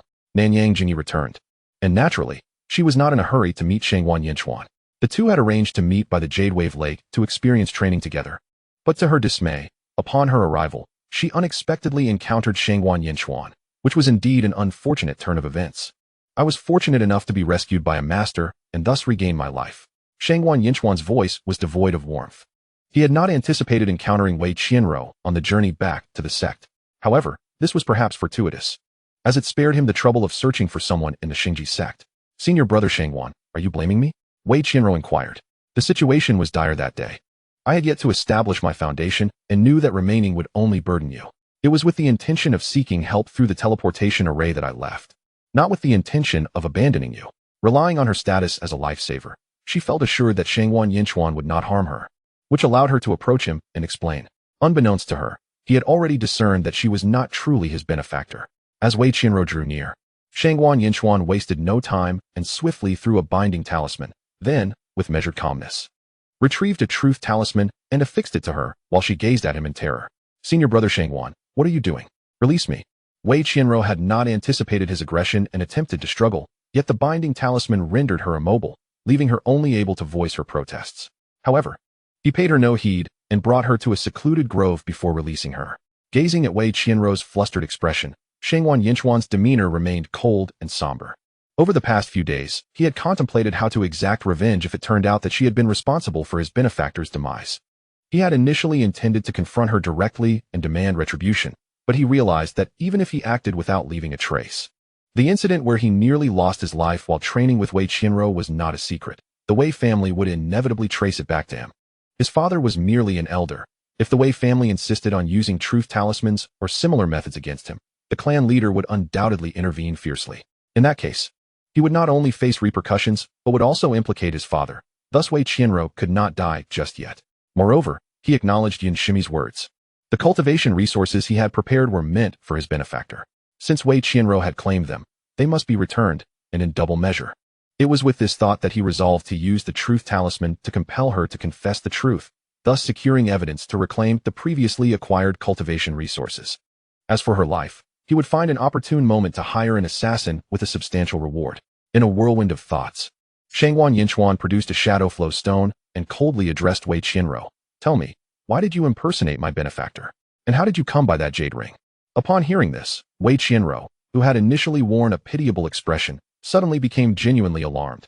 Yet her mouth moved uncontrollably. I didn't intend to impersonate. It was you who misidentified me. I merely did not refuse. Someone, yeah, kept sending me things. Of course, I wouldn't reject them. This jade ring was something I snatched from Lu Xiaodai years ago. My mother said it is a spatial ring, so I naturally. I don't want it. Wei Qianro attempted to silence herself, but her words flowed forth regardless. How did Xiaodai die? Did you cause her death? Although he had suspected the truth, hearing her speak it ignited Shangguan Yinchuan's fury. Before Wei Qianro could respond, a dangerous sword aura surged toward him in an instant. Chapter 79, The Wrath of Nanyang Jingyi. As Shangguan Yinchuan evaded, all of Wei Qianro's talismans had been torn away. Rower, did he harm you? Nanyang Jingyi, gazing at the tearful figure in his arms, felt an inferno of rage ignite within him. Thankfully, he had waited by the lakeside for a moment and, sensing something amiss when she failed to appear, searched the vicinity.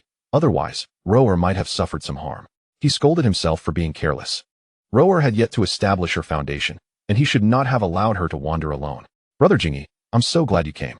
Wei Qianro refrained from detailing her own plight and simply buried her face in his embrace, though her eyes brimmed with resentment. She was unaware of how Shangguan Yinchuan had learned the truth, but now that he did, she could no longer manipulate him. Fortunately, Nanyang Jingyi was already a golden core cultivator, and eliminating Shangguan Yinchuan would likely prove to be a trivial endeavor. I will not let anyone harm Rower, Nanyang Jingyi declared, his gaze icy as he turned to Shangguan Yinchuan, and he drew his sword. However, unexpectedly, a white-robed male cultivator appeared before Shangguan Yinchuan, blocking the attack. Concerned for his injured disciple, Elder Shangguan had stationed someone beside him, and he never expected to need their assistance so soon. In the initial exchange, Nanyang Jingyi quickly realized that the white-robed cultivator was more powerful than he. Facing two opponents, he found it impossible to protect Rower. Understanding this, he refrained from further entanglement and swiftly unleashed two explosive talismans. Seizing the opportunity as the white-robed cultivator and Shangguan Yinchuan retreated, he activated a multi-person teleportation scroll. Vanishing with Wei Qianro. Young master, they escaped using the scroll, the white-robed cultivator remarked, somewhat chagrined. That is of no consequence, Shangguan Yinchuan replied nonchalantly, then without haste. He produced a message jade and began relaying information to Wei Qianro. Once he completed the transmission, a faint smile graced his lips as he made his way back to the sect, already anticipating her reaction upon receiving the message. As long as she had something to fear, no matter where she fled, she would be compelled to return all that she had obtained. Meanwhile, Wei Qianro and Nanyang Jingyi were transported to Tianluo City. However, she had no time to examine the message, preoccupied with explaining the earlier events to Nanyang Jingyi. Brother Jingyi, thank goodness you arrived in time. Otherwise, I shudder to think what might have happened. I had always regarded Shangguan Yinchuan as a friend, but he confessed his infatuation with me. Even after I revealed I had someone I cared for, he continued to pursue me relentlessly. To avoid him, I hadn't left the sect in a long time, yet today I still encountered him. Woe is me, he said he would. Her voice trailed off as she sought solace in Nanyang Jingyi's embrace, her eyes glistening with tears. Rower, I am sorry. It was my oversight that left you frightened, Nanyang Jingyi said, his heart aching for her. Do not say that. It is not your fault, and with you here, I fear nothing, Wei Qianro reassured him, gently placing her hand over his lips and shaking her head. Rest assured, I will resolve the matter with Shangguan Yinchuan and ensure he does not have the opportunity to trouble you again. I believe in you, Brother Jingyi. The two exchanged tender words for a while until Nanyang Jingyi received a message indicating he needed to depart temporarily. The message was from the head of the Songyang family, stating that someone had seen him arrive in Tianluo City and invited him to their estate. Due to a childhood betrothal with Songyang Zhiyou, many of his teleportation scrolls were directed to Tianluo City. When he used the scroll today, he had not taken the time to examine it closely before being transported here.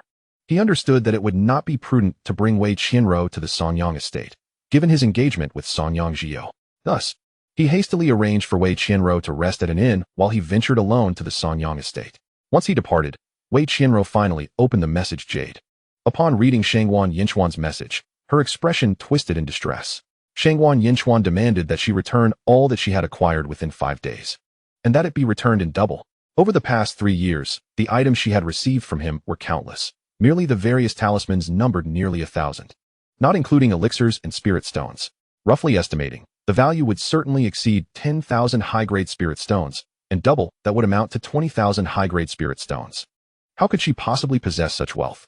Yet, if she failed to comply, he would expose the events of today and seek out the Wei family and the sect. The previous incident could not be disclosed, otherwise, her reputation would be irrevocably shattered. Where had it all gone awry? In the realm of precognitive dreams, where one can foresee the future, why does reality unveil itself as an impediment, transforming the other into merely a stepping stone? Has the gift of foresight, which she has cherished since childhood, begun to falter? Contemplating this, Wei Qianro felt a surge of unease. However, the immediate task of eliminating Shangguan Yinchuan within 5 days seemed an insurmountable challenge. She could only devise a plan to gather spiritual stones to support him and subsequently coax Nanyang Jingyi into taking decisive action against Shangguan Yinchuan. Yet, where could she possibly procure such a vast quantity of spiritual stones? Amidst her worries, a thought occurred to her regarding a matter she had not yet discussed with Nanyang Jingyi, bringing her some solace. As the twilight faded, Nanyang Jingyi hastened back to the inn under the cover of night. Upon entering his room, he was greeted by the sight of the girl running towards him, her eyes brimming with joy. "I'm sorry to have kept you waiting, rower," he said with a tender smile. "It's all right. I understand that Brother Jingyi is very busy, but I have matters to attend to, so I want to be able to join you for training this time." Wei Qianro replied, pouting slightly in disappointment, her demeanor charmingly delicate, which softened Nanyang Jingyi's gaze further. "What matters remain unresolved? I can accompany you to address them." Nanyang Jingyi gently coaxed. "No, I need to return home to borrow spiritual stones from my father," Wei Qianro said. Her cheeks flushed as she spoke softly. "Ah, silly girl, why would you need to go back home when I am here?" Nanyang Jingyi chuckled, affectionately ruffling her hair as he prepared to retrieve some spiritual stones. However, she hastily interjected, "No, Brother Jingyi, I need a substantial amount of spiritual stones. I cannot borrow from you." Wei Qianro shook her head resolutely, her anxious demeanor suggesting she was eager to leave. "Wait a moment, rower. Why do you suddenly need so many spiritual stones? What has happened? Are you eyeing something to purchase?" "It's not that. I had sought the assistance of 4 cousin sisters previously, but in their effort to help me, they sustained severe injuries and even damaged their life-bound spiritual tools. I only just learned of this. Their spiritual tools are all of high-grade quality, and considering their injuries, I must compensate them. I will need at least 10,000 high-grade spiritual stones," she explained earnestly, her expression serious. "That is an excessive amount. I cannot borrow such a sum from Brother Jingyi." Wei Qianro insisted, shaking her head with determination. 10,000 high-grade spiritual stones, while a considerable sum, was not beyond Nanyang Jingyi's means. Observing her unwillingness to use her own resources, he felt an even greater softness in his heart. Just as he was about to speak, she continued, "Brother Jingyi, there is something very important I must tell you. Did you know that the youngest daughter of the Yun family possesses a lightning spiritual root, just like you?" Chapter 80. 6 months later. "Yes, I have indeed heard of this matter," Nanyang Jingyi responded with a hint of amusement. Although he resided in the upper domain, there were scarcely more than 20 cultivators across the continent with lightning spiritual roots. Naturally, he had heard of her, knowing she possessed a top-tier lightning spiritual root that was even superior to his own. They were both in the same sect, yet he had never encountered her. Brother Jingyi. On the day she entered the sect, she successfully established her foundation. Now, in merely 3 months, she has progressed from the initial to the late stage of foundation establishment. Even with exceptional talent, such rapid advancement is not typical, so I suspect she must possess some extraordinary treasure, Wei Qianro explained, her eyes alight with curiosity. "I engaged a few cousin sisters to keep watch outside the sect, testing her several times as she descended the mountain. I truly wish to understand how she cultivates so swiftly. After all, she shares the same lightning spiritual root as you, Brother Jingyi. If I could uncover the reason, I might assist you as well. However, I never anticipated that she would prove so formidable, injuring several of my cousin sisters and damaging their spiritual tools in the process. They were merely trying to help me. I cannot remain indifferent upon learning this." Upon hearing her words, Nanyang Jingyi's expression shifted slightly. "Rower, are you saying she advanced from the initial to the late stage of foundation establishment in just 3 months? How is that even possible?" His family's uncle was a top-tier variant lightning spiritual root cultivator who took less than 2 years to achieve a similar feat. He had heard tales of this since childhood, considering it an exceptionally swift pace of cultivation. "Yes, it was indeed 3 months. This is no secret. It's just that you were in the upper domain before and may not have known. Yitang participated in the sect's grand competition with her late-stage foundation establishment cultivation, and inquiries would confirm this." Fearing that Nanyang Jingyi might doubt her, Wei Qianro emphasized her point. "I certainly believe you, rower, but her cultivation speed is indeed astonishing. I took 2.5 years to progress from the initial to the late stage of foundation establishment, and that was with the aid of numerous heavenly materials and earthly treasures. This Yitang must possess some extraordinary artifact," he mused, a glimmer of avarice flashing in his eyes. "Brother Jingyi, I must take my leave now. A few days later, I shall return to find you," Wei Qianro said softly. Noticing that Nanyang Jingyi seemed lost in thought, unaware that Wei Qianro was misleading him, he assumed she was merely acting out of concern for him, and he was determined that she should not bear the burden of compensation. With a gentle gaze, he said, This compensation is my responsibility. You must not refuse, or else it would create distance between us. How could I ever distance myself from you, Brother Jingyi? Wei Qianru pouted playfully, feigning annoyance. Then please accept this storage pouch. You have sacrificed so much for me. These spiritual stones are rightfully mine to provide. As for any excess, you may use it to procure what you desire. Furthermore, I will arrange for someone to remain stationed near the Star Extreme sect. However, you will need to assist me in gathering information regarding when she leaves the sect. Nanyang Jingyi was eager to meet this Yitang personally. If she truly possessed treasures that could accelerate cultivation, he would not hesitate to seize them. Should I learn of Yitang's departure from the sect, I will promptly inform you, Brother Jingyi, Wei Qianru replied, and after a few rounds of polite refusals, she gracefully accepted the storage pouch. Having used her divine sense to probe within, she discovered it contained an astonishing 20,000 high-grade spiritual stones. Initially, she had intended to request only 10,000, fearing that asking for too much would be inappropriate. Coupled with the numerous talismans she had yet to utilize, she could easily offset the need to return home. She had not anticipated his generosity. Her fabricated excuse not only provided her with sufficient spiritual stones, but also drew Nanyang Jingyi's attention to Yitang. Regardless of whether Yitang truly possessed a treasure that could expedite the cultivation of lightning spiritual root cultivators, as long as Nanyang Jingyi believed her words, he would undoubtedly make things difficult for Yitang. After all, who would not desire a method to rapidly enhance their cultivation? Throughout this ordeal, she had never suggested that Nanyang Jingyi resort to violence to obtain the treasure, allowing her to maintain her image of kindness and gentleness in his eyes while cleverly maneuvering him into dealing with Yitang. A perfect case of killing two birds with one stone.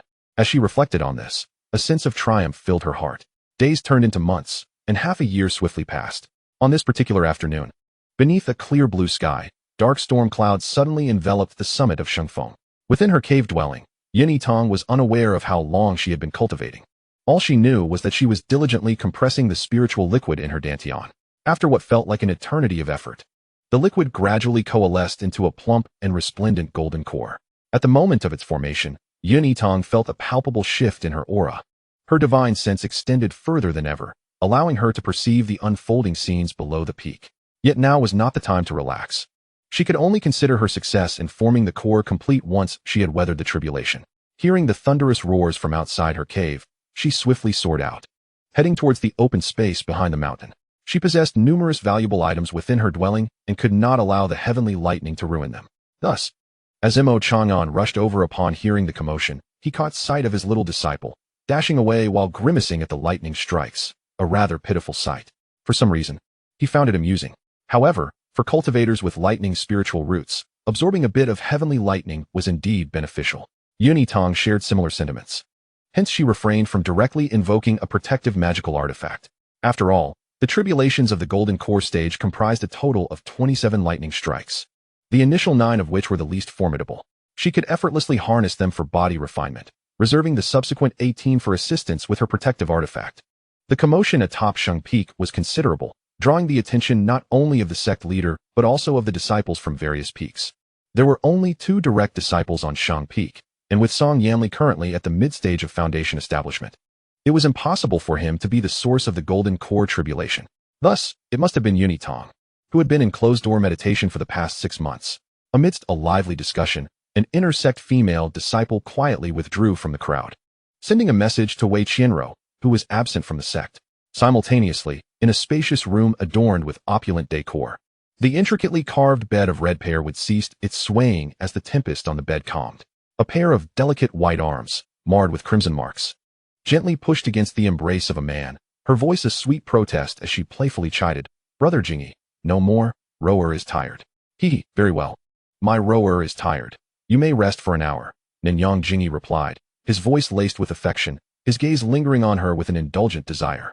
"Brother Jingyi, you are truly mischievous, always picking on me," the woman complained in a soft tone. A month prior, Wei Qianru had successfully broken through to Foundation establishment, allowing the two to shed their previous reservations and naturally consummate their relationship. During this period, they had indulged in fervent entanglements. Wei Qianru, basking in the warmth of Jingyi's doting gaze, felt a swell of pride. Chapter 81. The Breakthrough to Golden Core. Half a year ago, upon her return to the sect and learning of Yitang's seclusion, she had bribed a fellow disciple from the Yun family to keep tabs on Yitang's movements. Subsequently, She accompanied Nanyang Jingyi on various excursions across cities, reaping abundant rewards along the way, and even encountering Cheng Xiangming, who sought to retaliate against her. He was swiftly dealt with by Nanyang Jingyi.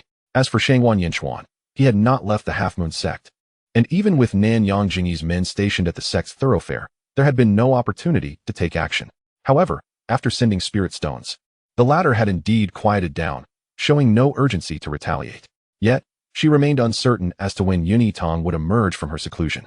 Although Jingyi did not display his anxiousness, she was aware that he had been waiting for half a year, undoubtedly feeling restless. Lost in thought, she noticed a faint white light emanating from the skirt of her dress, signaling the activation of a communication jade. Upon examining the message, her eyes involuntarily flickered with jealousy as she learned of Yitang's emergence to face the Golden Core tribulation. Nanyang Jingyi had also received the news, but his emotions were dominated by excitement. The rapid advancement in cultivation suggested that Yitang possessed a secret treasure, possibly even superior to the elusive Thunder Spirit Pearl he had been in search of. Rower, I shall return to the sect immediately. Once I learn of her exit, I will promptly inform Brother Jingyi, she interjected, understanding his intentions.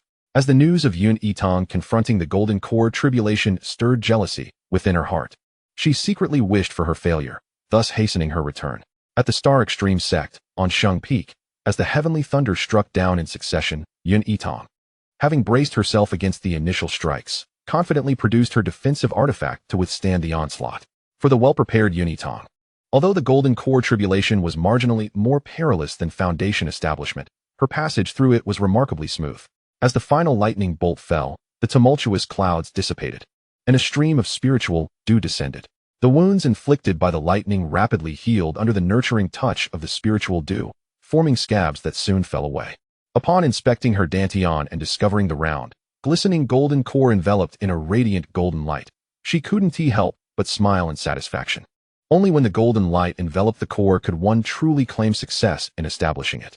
Mo Chang'an observed his meditative disciple beneath the spiritual dew, and upon confirming her stable cultivation level, he finally relaxed. His disciple's speed of advancement was astonishing, and he feared she might falter in her mental state and fall into demonic deviation. Sometimes having an exceptionally talented disciple brings its own set of worries. Mo Chang'an lamented. The sect leader and the heads of various peaks nearby echoed his sentiments. As Mo Chang'an extolled his disciple, Yitang concluded her meditation.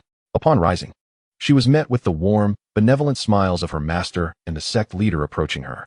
As expected, she was once again showered with praises, and they reminded her not to forget to visit the task hall to claim her rewards before dispersing with smiles. Once the sect leader and others departed, a throng of disciples dared to surround her with congratulations. Given Yitang's amiable nature, she received an abundance of congratulatory gifts. When Wei Qianro returned, she encountered Yitang being surrounded by fellow disciples on her way to the task hall. Upon hearing that Yitang had successfully established her core, the jealousy within her surged uncontrollably. Fortunately, she masked her feelings well, concealing them from the nearby disciples. Just a little longer, once she descends from the mountain, I will ensure Yitang does not return to the sect alive. Now that Yitang had become a golden core cultivator, even at a distance, Wei Qianro was acutely aware of her presence. Nevertheless, she remained unfazed. If the others sought her demise, she too would not allow Yitang to live, though she had yet to find the opportune moment.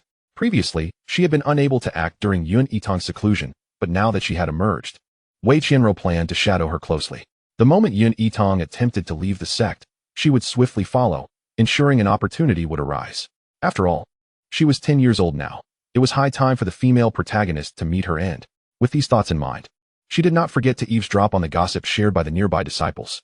After half a year of seclusion, numerous events had transpired within the sect that she was unaware of, one significant occurrence being the death of Cheng Xiangming, who had been murdered outside the sect 3 months prior, with the assailant still untraceable. Although lacking evidence, she surmised that it likely involved the male and female protagonists. However, she refrained from voicing her thoughts, quietly listening to the gossip while occasionally chiming in. After successfully claiming her rewards for establishing her core at the task hall, Yitang bid farewell to her fellow disciples and took to the skies on her sword. Upon returning to her residence, she received a message from her senior brother, inviting her to join him for the annual bustling market opening the following day. A bustling market? She recalled that Wei Qianro had obtained a small fortune during the last market opening. This meant that the latter would undoubtedly attend tomorrow's event, presenting her with the perfect opportunity for a surprise attack. With this realization, She declined her senior brother's invitation under the pretext of consolidating her cultivation and immediately began selecting several ambush weapons she had procured from the black market. The bustling market, filled with throngs of people, would serve as an ideal backdrop for her ambush, as long as she disguised herself well and acted swiftly. Even if the female protagonist had companions, she could easily escape as long as they were not nascent soul cultivators. The next day, as dawn broke, Yitang applied an invisibility talisman to herself and made her way outside the sect, the annual bustling market opening. A grand affair involving the collaboration of 2 or 3 cities, was significantly larger than the usual markets and was sure to be a lively spectacle. Consequently, many disciples in the Qi refinement stage also ventured down the mountain in groups, hoping to seize a chance at fortune, as no one wished to miss such an opportunity. Yitang did not leave particularly early, yet she still encountered a considerable number of disciples making their way out of the sect. Of course, her pause was not due to this. She stopped only upon spotting Wei Qianro, the primary target of her outing.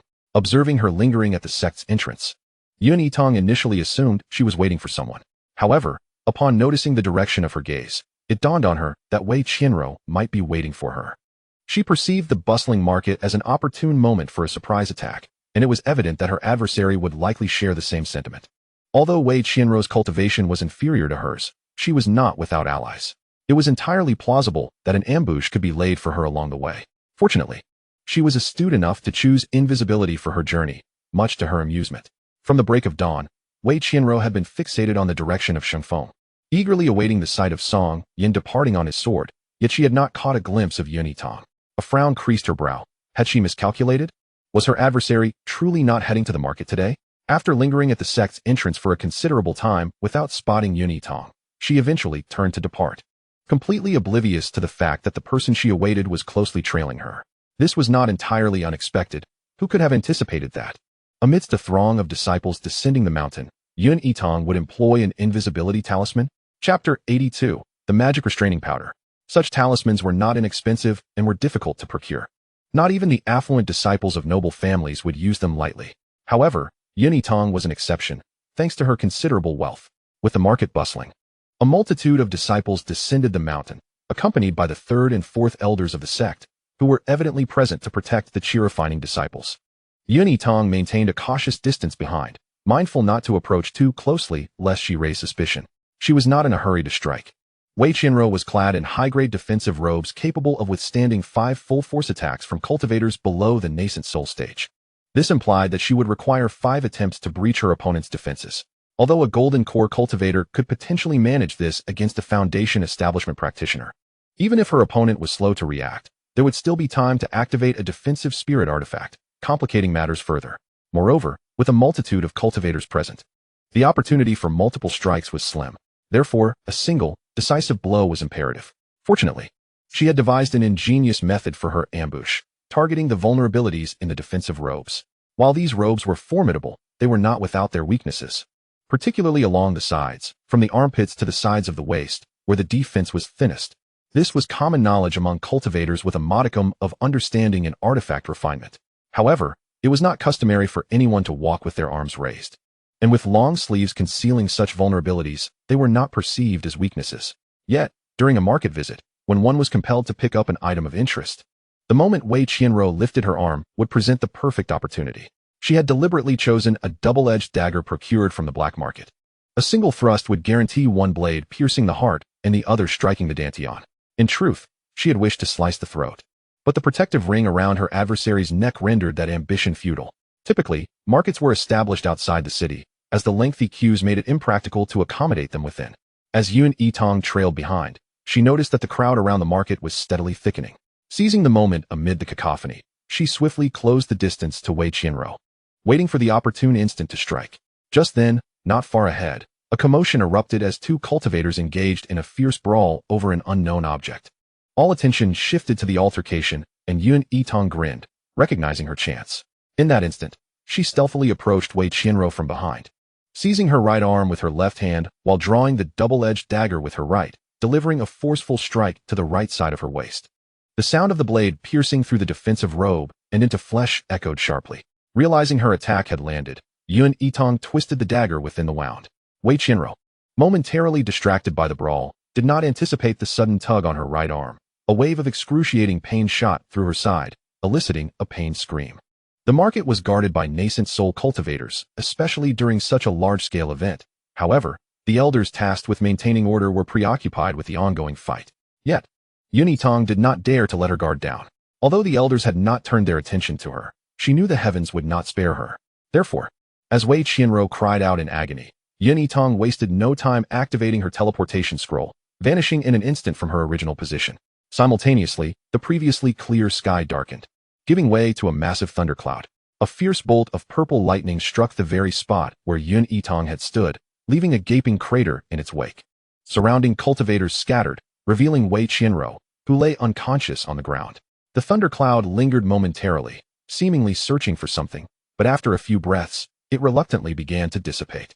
The severely injured Wei Qianro was soon noticed by the sect elders, who hurriedly transported her back to the sect. This scene incited a flurry of discussions among the nearby onlookers, and the market became even more cacophonous. Unbeknownst to Yitang, who had successfully disguised herself as a middle-aged male cultivator, she had slipped into the black market. Realizing that having dispatched her adversary would surely draw the ire of the heavens, she understood that staying outside would offer no safety, prompting her to seek refuge within the black market. Here, protective barriers concealed her aura temporarily, ensuring that even the heavenly retribution could not locate her, though it was likely to dissipate soon. Observing the bloodstains on her hands, Yitang's eyes sparkled with astonishment. She had not anticipated such an effortless success in her ambush. She pondered whether her adversary had perished. She was certain one blade had struck the dantian, but the other's impact on the heart remained uncertain. Nevertheless, even if Wei Qianro survived, she would undoubtedly be rendered incapacitated. There was no need for haste. She would soon learn the news upon returning to the sect. With this thought, she sauntered through the black market in high spirits. The stalls in the black market were ever-changing, offering a variety of goods each time. Fortunately, Yitang was lucky enough to acquire 2 bags of paralysis powder, which would serve as a means of self-defense. In addition to the paralysis powder, she purchased the last remaining bag of beast-attracting powder from a small stall, and as she was about to continue browsing, she noticed a black paper package at the edge of a stall. Had her eyesight not been keen, she would have missed the inscription upon it.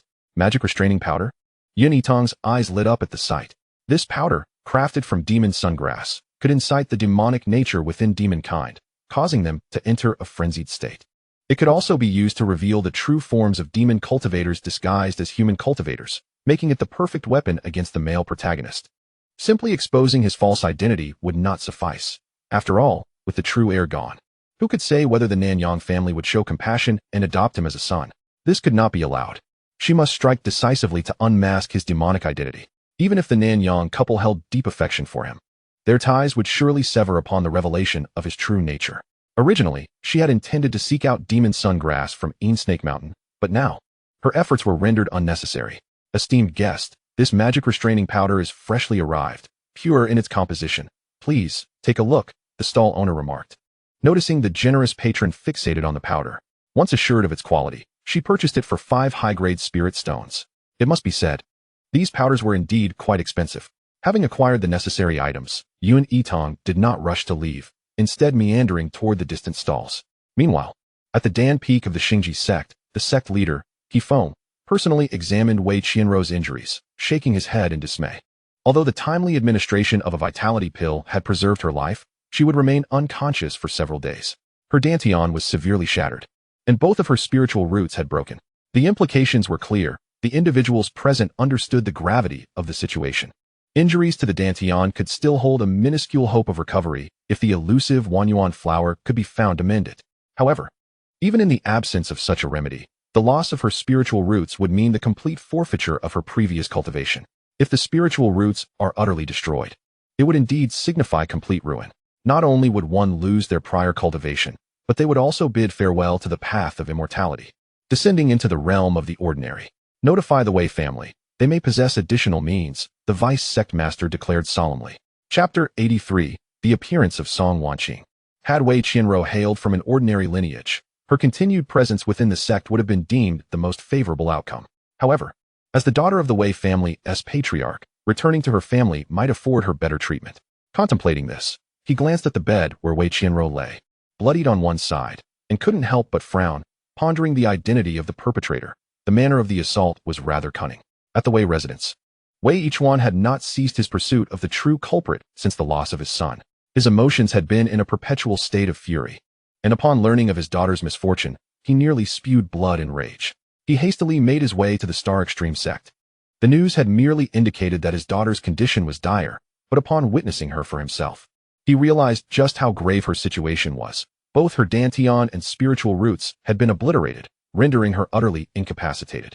Yet, knowing that Wei Qianro had been attacked at the foot of the mountain, he recognized that even in his wrath, he could not place blame on the Star Extreme sect.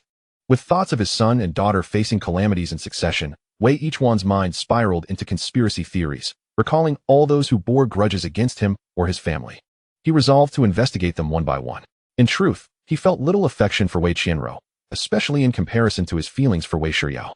However, he had once dreamt that this daughter would wed Nanyang Jingyi, propelling the Wei family to greater heights.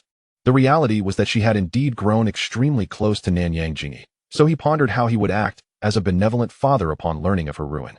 With a pained expression, he approached the unconscious Wei Qianro, gently caressing her before turning to express his gratitude to the sect master for procuring the life-reviving pill, which had saved his daughter's life. Otherwise, she would have surely faced dire consequences.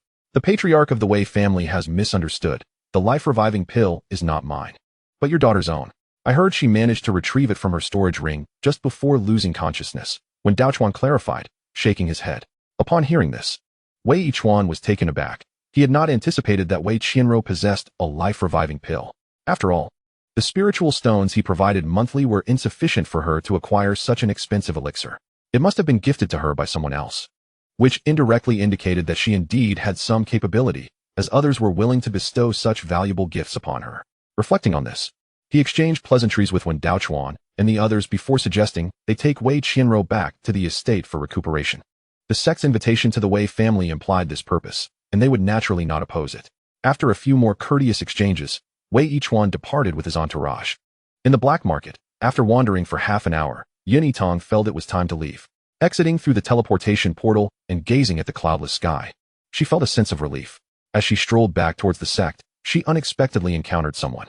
Not far away, a strikingly beautiful woman clad in a pale purple immortal robe was flanked by 2 guards as she entered an inn. Though it was merely a fleeting glimpse, Yitang could not mistake her. It was Song Wanqing. Why had she come to the lower realm at this time? Hadn't the text indicated that the male protagonist only arrived in the lower realm after reaching the nascent soul stage to seek someone, only to be met with misfortune? Regardless, her presence in the lower realm was advantageous, sparing Yitang the trouble of traveling to the upper realm. With this thought, she disguised herself as a burly man and brazenly entered the inn. On the second floor of the inn, Song Wanqing, with a nonchalant demeanor, received the account books from the innkeeper, who wore a fawning smile. Miss Wanqing, this year's business has improved compared to last year, and the profits are higher. Please take a look, he implored. Indeed, quite satisfactory, Song Wanqing replied, taking the account books and feigning interest as she perused them, completely oblivious to the flicker of disdain that crossed the innkeeper's eyes. One could only wonder what the patriarch was thinking, sending such an inexperienced outsider to audit the accounts, failing to conduct a thorough examination, and constantly asking irrelevant questions, attempting to curry favor. The innkeeper was utterly loyal to the Nanyang family. How could he be swayed by the patriarch's wife's half-sister? It was preposterous. Other innkeepers managing the Nanyang family's enterprises in the lower realm shared the innkeeper's sentiments. Finding Song Wanqing's clumsy attempts at flattery tiresome, yet unable to overtly reject her, how could an outsider, merely supported by the Nanyang family, possess such grand ambitions? However, they were aware of the patriarch's wife's fondness for this half-sister, so they refrained from voicing too many objections to avoid becoming caught in the middle. Indeed, Song Wanqing only glanced at the account books before launching into her inane attempts at persuasion. Manager Liu, you have worked hard this year, among the lower realms enterprises. Yours has performed the best. Please accept this bottle of mid-grade tranquil heart pills as a reward for this occasion. In the future, any matters regarding the inn should be reported directly to me, she proclaimed, adopting an air of authority. Yes, I am grateful to Miss Wanqing, the innkeeper replied courteously, though internally he rolled his eyes. She purposefully neglected to set a sound barrier during the audit, practically inviting everyone to witness her authoritative demeanor. Who would have any important business to discuss with her? Was she not just exposing herself to the public gaze? Unaware of the innkeeper's thoughts, Song Wanqing felt quite pleased with his respectful demeanor.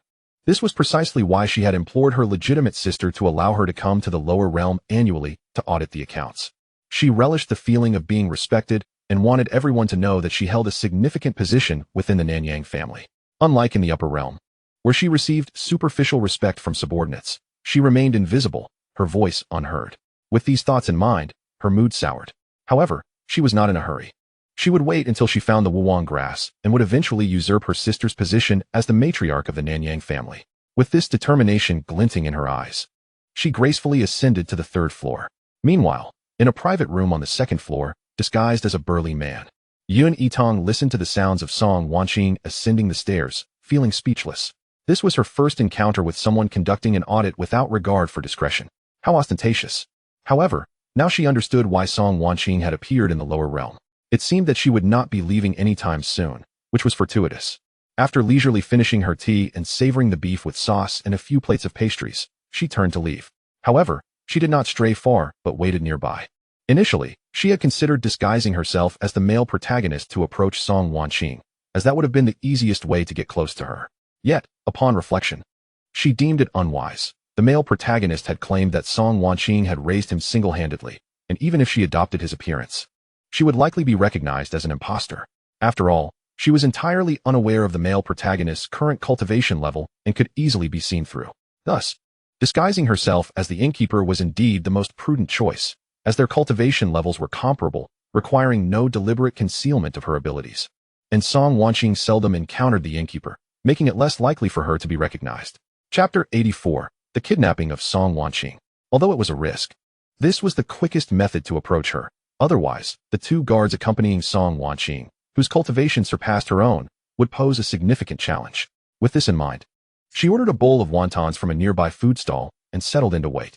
She recalled that the innkeeper had mentioned he would be organizing the accounts of a shop in the afternoon and would return to present them to Song Wanqing, confirming that he would not remain in the inn indefinitely.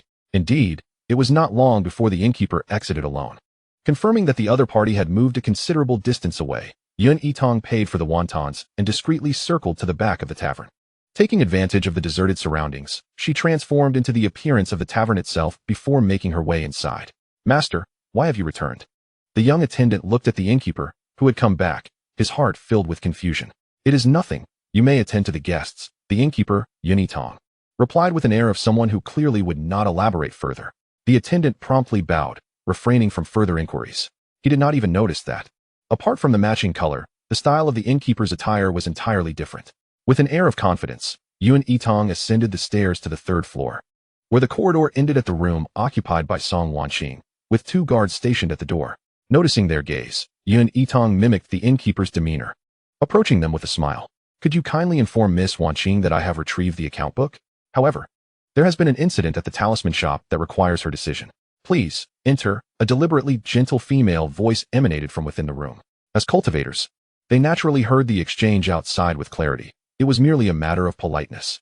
With the invitation granted, the 2 guards stepped aside to allow Yitang entry into the room. Yitang smiled inwardly, humbly thanking the 2 before stepping inside. Within the room, Song Wanqing sat gracefully at the table, her satisfaction evident as she observed the tavern keeper bowing low while entering. "Miss Wanqing, I have brought the account book," Yitang said, adopting a humble demeanor. "Hand it over. You mentioned needing my advice on a matter. What is it?" Song Wanqing inquired, casually inspecting her nails as she raised her gaze. "It is as follows," Yitang began, her left hand discreetly reaching into her sleeve, mimicking the act of retrieving the account book while feigning a look of distress. However, midway through her words, the powder she had produced from her left hand was suddenly flung into the face of the unsuspecting Song Wanqing. Caught off guard, Song Wanqing was immediately affected by the dispersing spirit powder. Before she could utter a sound, she was forcefully seized and vanished from her spot in an instant. The 2 guards, upon hearing the sudden silence within, rushed inside only to find the room already empty. "Something has happened. Miss Song might be in danger. We must pursue her," one of the guards exclaimed, his eyes flashing with menace as he detected the residual traces of the formation. Meanwhile, Yitang had transported the now powerless Song Wanqing directly to Longji Peak.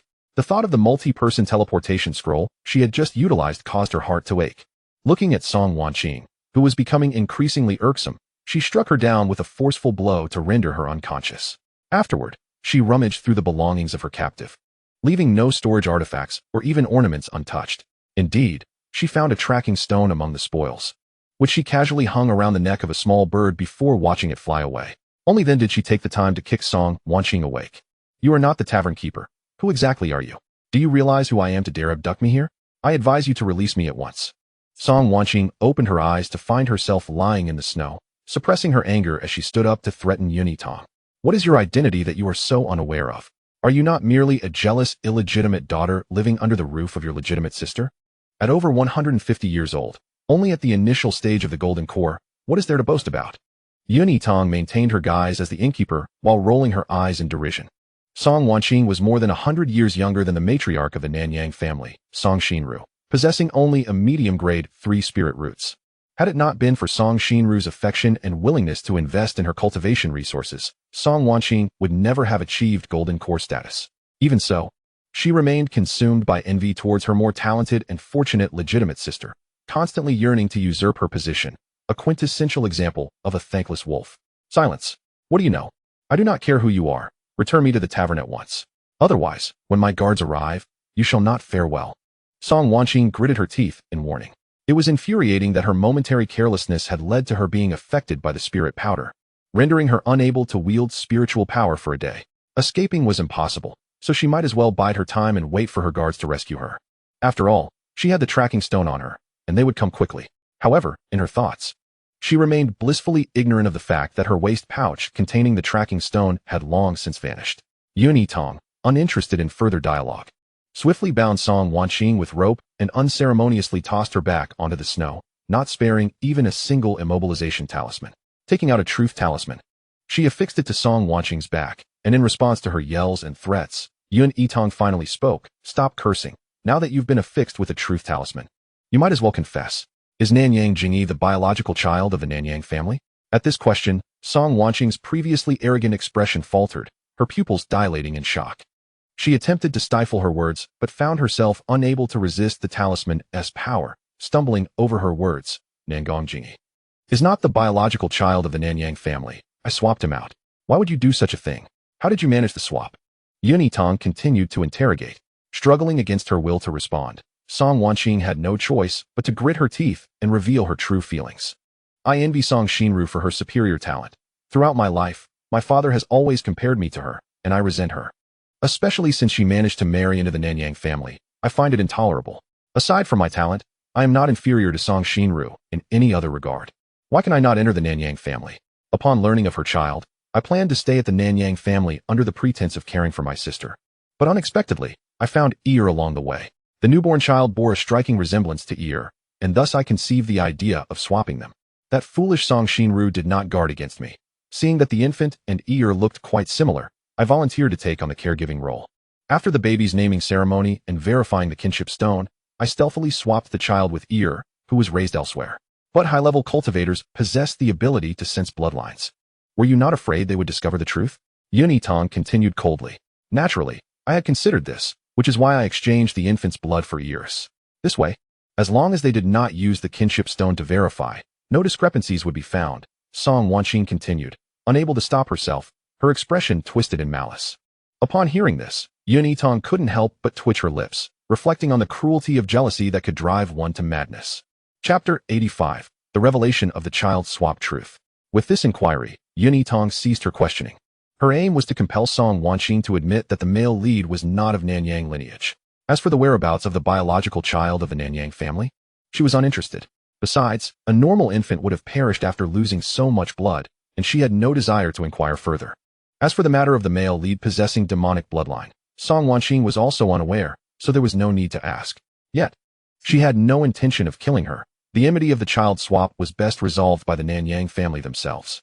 With this thought in mind, she hastened to retrieve the shadow stones, ensuring to record from all angles by activating 5 recording stones simultaneously.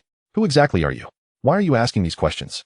Song Wanqing, seeing the several shadow stones in Yitang's hands, felt a surge of fear. Before she could utter another word, Yitang struck her down once more. After encasing her in a sack, she transformed her appearance into that of an ordinary female cultivator and boldly flew back to the tavern's entrance. At this time, just past noon, with a bustling crowd in the streets, Yitang discarded the sack onto the ground and smashed 3 shadow stones onto the ground. As the images activated, they simultaneously displayed 3 different angles, accompanied by a 3-dimensional audio playback. As the gathered crowd began to comprehend the revelations in the images, their eyes widened in astonishment. What? This is a major scoop. The moment Song Wanqing was abducted, the tavern keeper received the news. Upon learning that someone had impersonated him to kidnap Song Wanqing, he found himself on the verge of tears as he contemplated the futility of saving the lost soul. A sudden voice pierced through the air at the entrance of the tavern, Song Wanqing's voice. Upon stepping outside to witness the unfolding scene, he couldn't help but feel a surge of relief. His life was spared, and even if this ungrateful wretch were to perish, he doubted the family head would hold him accountable. Yet, after the fleeting joy, a shadow of worry crept in. Nanyang Jingyi was not the true young master. But where could the real one be? No, now was not the time for such musings. He needed to swiftly inform the family head. Shaking his head, he hurriedly retrieved the communication jade. Sending a message to the chief steward, it must be noted, the tavern keeper had no means of contacting the family head directly and could only relay news in this manner. Just as the keeper transmitted the message, he turned to see a young attendant entering with a burlap sack, frowning at the sight. "What is this, keeper?" "It's Miss Wanqing. What shall we do?" The young attendant opened the sack, revealing Song Wanqing's unconscious face.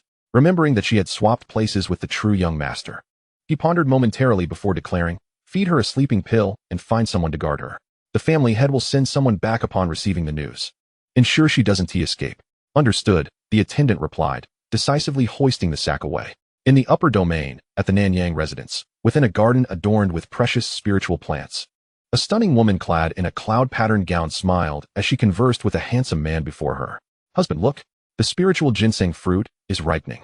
Our Jingyi adores these fruits. I must store a good quantity for him once they are ready." The beautiful woman giggled.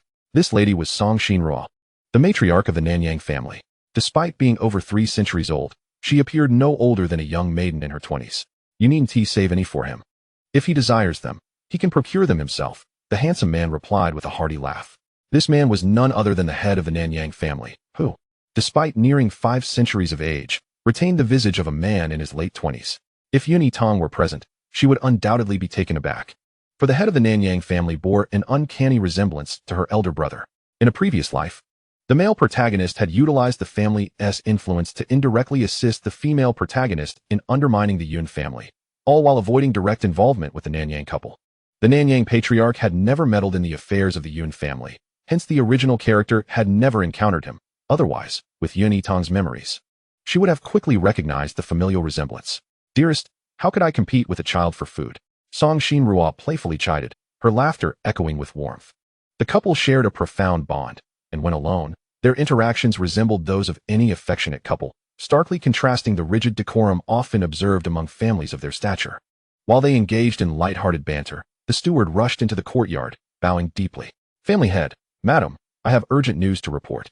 Having served the family for over 2 centuries, the steward was usually composed and respectful. Something grave must have transpired to unsettle him. The expressions of Nanyang Yanli and Song Xinrua turned serious. Rather than rebuke him for his haste, they nodded for him to continue. The steward promptly divulged, "We have received word from the lower domain that Miss Wanqing has been abducted." The assailants forced her to reveal a secret, which they recorded on a shadow stone and disseminated in the streets, where many have come to know it. "Has Wanqing been rescued? Is she injured?" Song Xinrua inquired, her voice laced with concern. The steward's expression grew complex, unsure of how to proceed, casting a troubled glance at the family head. "Speak plainly. What did the shadow stone record?" Nanyang Yanli urged, patting his wife's hand as he fixed his gaze on the steward. The shadow stone documented Miss Song Wanqing admitting to the exchange of children. It appears she was subjected to a truth serum of sorts and confessed that the young master is not a true scion of the Nanyang family. The real young master was swapped out 3 days after birth, the steward concluded, closing his eyes momentarily as he delivered the stark news. Upon hearing this revelation, the couple momentarily stood in stunned silence, quickly replaced by disbelief and outrage. "Nonsense. This is utterly impossible. Someone must have orchestrated this abduction." Masquerading as Wanqing and deliberately recording falsehoods on the shadow stone to disseminate, Song Xinrua retorted fiercely, her eyes flashing with determination. Nanyang Yanli regarded the steward with a cold, penetrating gaze, sensing there was more to be revealed. "Madam, the shadow stone is currently in the possession of the tavern keeper at the Jinyuan Tavern in Shuangyuan City. Furthermore, it was stated that to prevent detection, she extracted blood from the infant and exchanged it with the young master, Jingyi," the steward stammered, finally articulating the troubling details. At this juncture, Nanyang Yanli's expression darkened, while Song Xinrua's pallor deepened. She could not fathom that her beloved sister could inflict harm upon her, nor could she accept that her cherished son of over 20 years was a mere impostor. However, with the matter at hand, they had no choice but to investigate thoroughly. The couple had no time to take a spiritual boat to the lower domain. They immediately activated a teleportation scroll, vanishing in an instant. Simultaneously, within the Fire Cloud sect, Song Yangji received word from her mother. Given that Shuangyuan City also housed properties belonging to the Song family, this incident was of considerable magnitude, and the Song family had heard of it promptly. Chapter 86. A mix of joy and sorrow. Upon learning that Nanyang Jingyi was not the true scion of the Nanyang family, Song Yangji felt a sense of relief wash over her amidst her astonishment. She was somewhat pleased. Since he was not the young master of the Nanyang family, her power-hungry uncle and father could not coerce her into marriage. Moreover, even if the engagement were annulled, it would not incur the wrath of the Nanyang family. However, she pondered whether the Nanyang family would be willing to sell her an iced milk fruit at the exorbitant price she had previously paid. In Shuangyuan City, the Wei family. Wei Yichuan's countenance darkened as he listened to his subordinate's report. If Nanyang Jingyi was not a scion of the Nanyang family, then all his daughter's previous efforts had been in vain. Thoughts of Wei Qianro, who lay unconscious, her cultivation ruined, and her primaline lost, filled him with cold fury. Had it not been for the prophetic dream, his daughter, who had long since severed her path to immortality, would not have warranted his concern. However, given that Nanyang Jingyi had lived in the Nanyang family for 26 years, it was unlikely that the family head would lack any affection for him.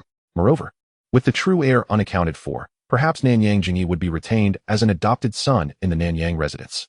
If that were the case, marrying his daughter into the family could still yield advantages for the Wei household. Nanyang Jingyi was deeply attached to his daughter and would likely not mind her inability to cultivate. Naturally, even if he did mind, it was inconsequential.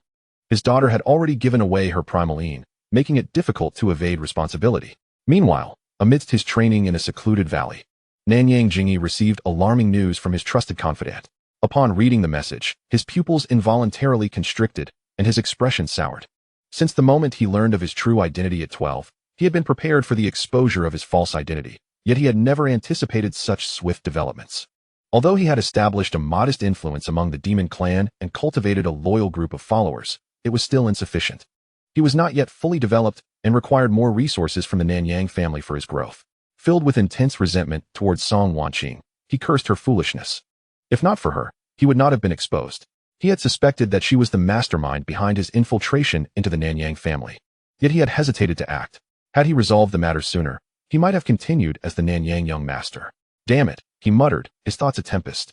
But gradually, he regained his composure. In the bygone days of exchanging children, he was merely an innocent infant, fully aware of the affection bestowed upon him by his parents. Hence, the worst fate he could anticipate was departing from the Nanyang household, but it was improbable that they would place him in a position of undue hardship. Moreover, it was likely that the true offspring had perished long ago and could never be reclaimed. Perhaps the couple would even choose to retain him within the Nanyang family. After all, the love they had showered upon him for over 2 decades was undeniably genuine. Contemplating this, his heart found solace. Yet he had not once considered reaching out to them at this juncture. He resolved to act as though he were engrossed in secluded cultivation, blissfully unaware, waiting for them to initiate contact. As he pondered, the communication gem illuminated once more. Upon reading the message, a surge of fury erupted within Nanyang Jingyi. No wonder Ruer had not reached out to him today. She had sustained grave injuries and had lapsed into unconsciousness. Who dared to harm his beloved? Nanyang Jingyi ground his teeth in rage, venting his wrath upon a nearby tree. While some families reveled in joy, others wallowed in sorrow.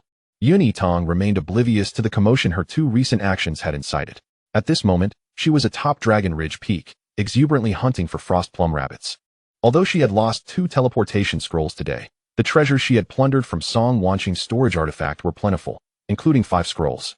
In her view, she had profited immensely. Her spirits buoyed. Uncertain if the news captured in the image stones had reached the upper domain, she nonetheless prepared for contingencies. She retained 2 image stones, ensuring that should the earlier messages fail to reach the Nanyang household, she could disseminate further information. The Nanyang family's enterprises were numerous across several cities in the lower domain, and loyal managers were sure to relay the information sooner or later. She had never contemplated personally delivering news to the upper domain. Her initial intention was to gather evidence from Song Wanqing. Now that she possessed the evidence, there was no need for her to make that arduous journey. After all, the distance to the upper domain was vast. Traveling by spirit boat would take half a month, and utilizing teleportation scrolls would consume several. She was unwilling to part with such resources. While mulling these matters, She remained undeterred in her pursuit of the rabbit burrows. A quarter of an hour later, observing the neatly gathered frost plum rabbits in her storage bag, Yitang smiled in satisfaction. Before departing, she took a moment to dust off her clothes with a cleansing technique and then turned to leave. In the elegant room of the Jinyuan restaurant within Shuangyuan City, the subordinate bowed before the family head. The lady looked at the two unexpected visitors, while the restaurant manager wiped the sweat from his brow. Astonished by the swift arrival of the family head and his wife, he hurriedly stepped forward to offer his respects. No need for excessive formalities. Activate the image stone. Nanyang Yanli gestured, recognizing his wife's urgency. The restaurant manager complied, hastily retrieving the image stone he had received and channeling his spiritual energy to activate it. Nanyang couple gazed at the image of Song Wanqing, her features twisted in malice, her words venomous. When they heard her declare that Song Xinrua's son had already been drained of blood and exchanged for Jingyi, Song Xinrua's vision darkened, and she staggered back, only to be steadied by Nanyang Yanli. My husband, it is my fault. It is all my fault that Song Wanqing had the opportunity to harm our child. Our child will be safe, won't he? He is still alive, isn't he? The color drained from Song Xinrua's face, her eyes flashing with desperation as she clutched Nanyang Yanli tightly. Of course, our child is surely alive.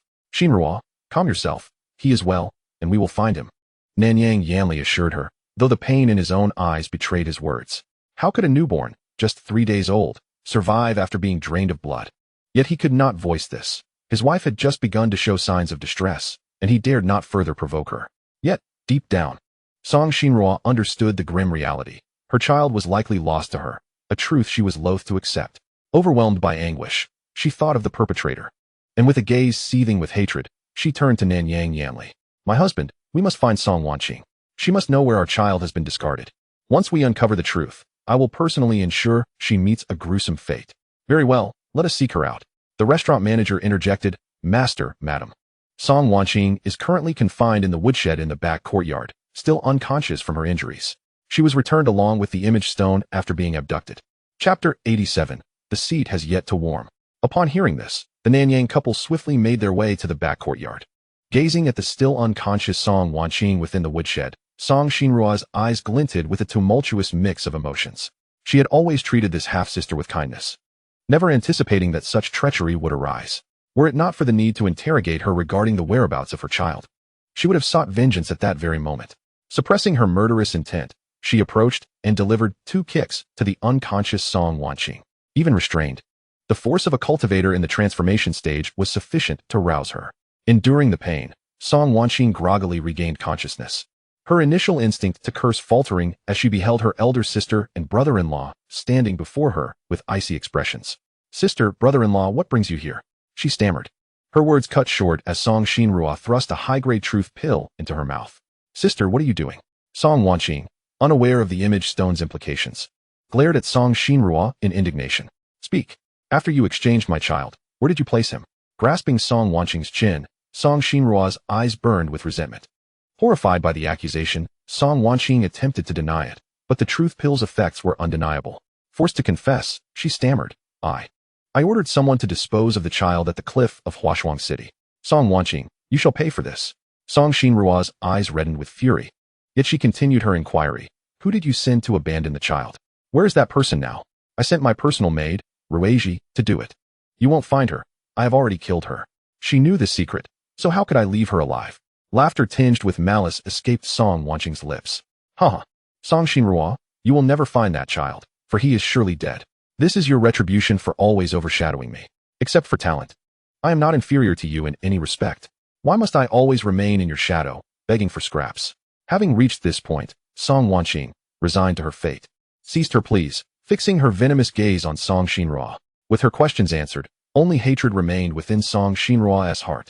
Ignoring Song Wanqing's futile words, she tightened her grip on her chin, eliciting a sickening crack as her jawbone shattered. Song Wanqing gasped in pain, desperate to plead for a swift end. But Song Xinrua offered no mercy.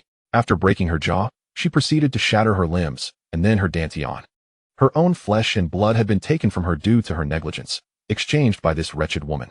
After 20 years, she had no knowledge of her child's fate. How could she allow Song Wanqing an easy death? Nanyang Yanli, fully aware of his wife's turmoil, felt a surge of hatred himself, longing to deliver a fatal blow to Song Wanqing. Yet he refrained, watching his wife unleash her wrath instead. A quarter of an hour later, With Song Wanqing's entire body shattered and her dantian destroyed, Song Xinruo finally ceased her assault. In the face of Song Wanqing's terrified gaze, she reduced her to a mist of blood. Having committed the act, she did not find solace. The realization that her own son was likely doomed filled her with profound guilt. It is entirely her fault for inviting the wolf into her home, which has led to the child's misfortune. She deserves to suffer. As Song Xinru was engulfed in her anguish, Nanyang Yanli approached and grasped his wife's hand. Xinru, trust me. Our child is certainly alive. We shall embark on a quest to find him.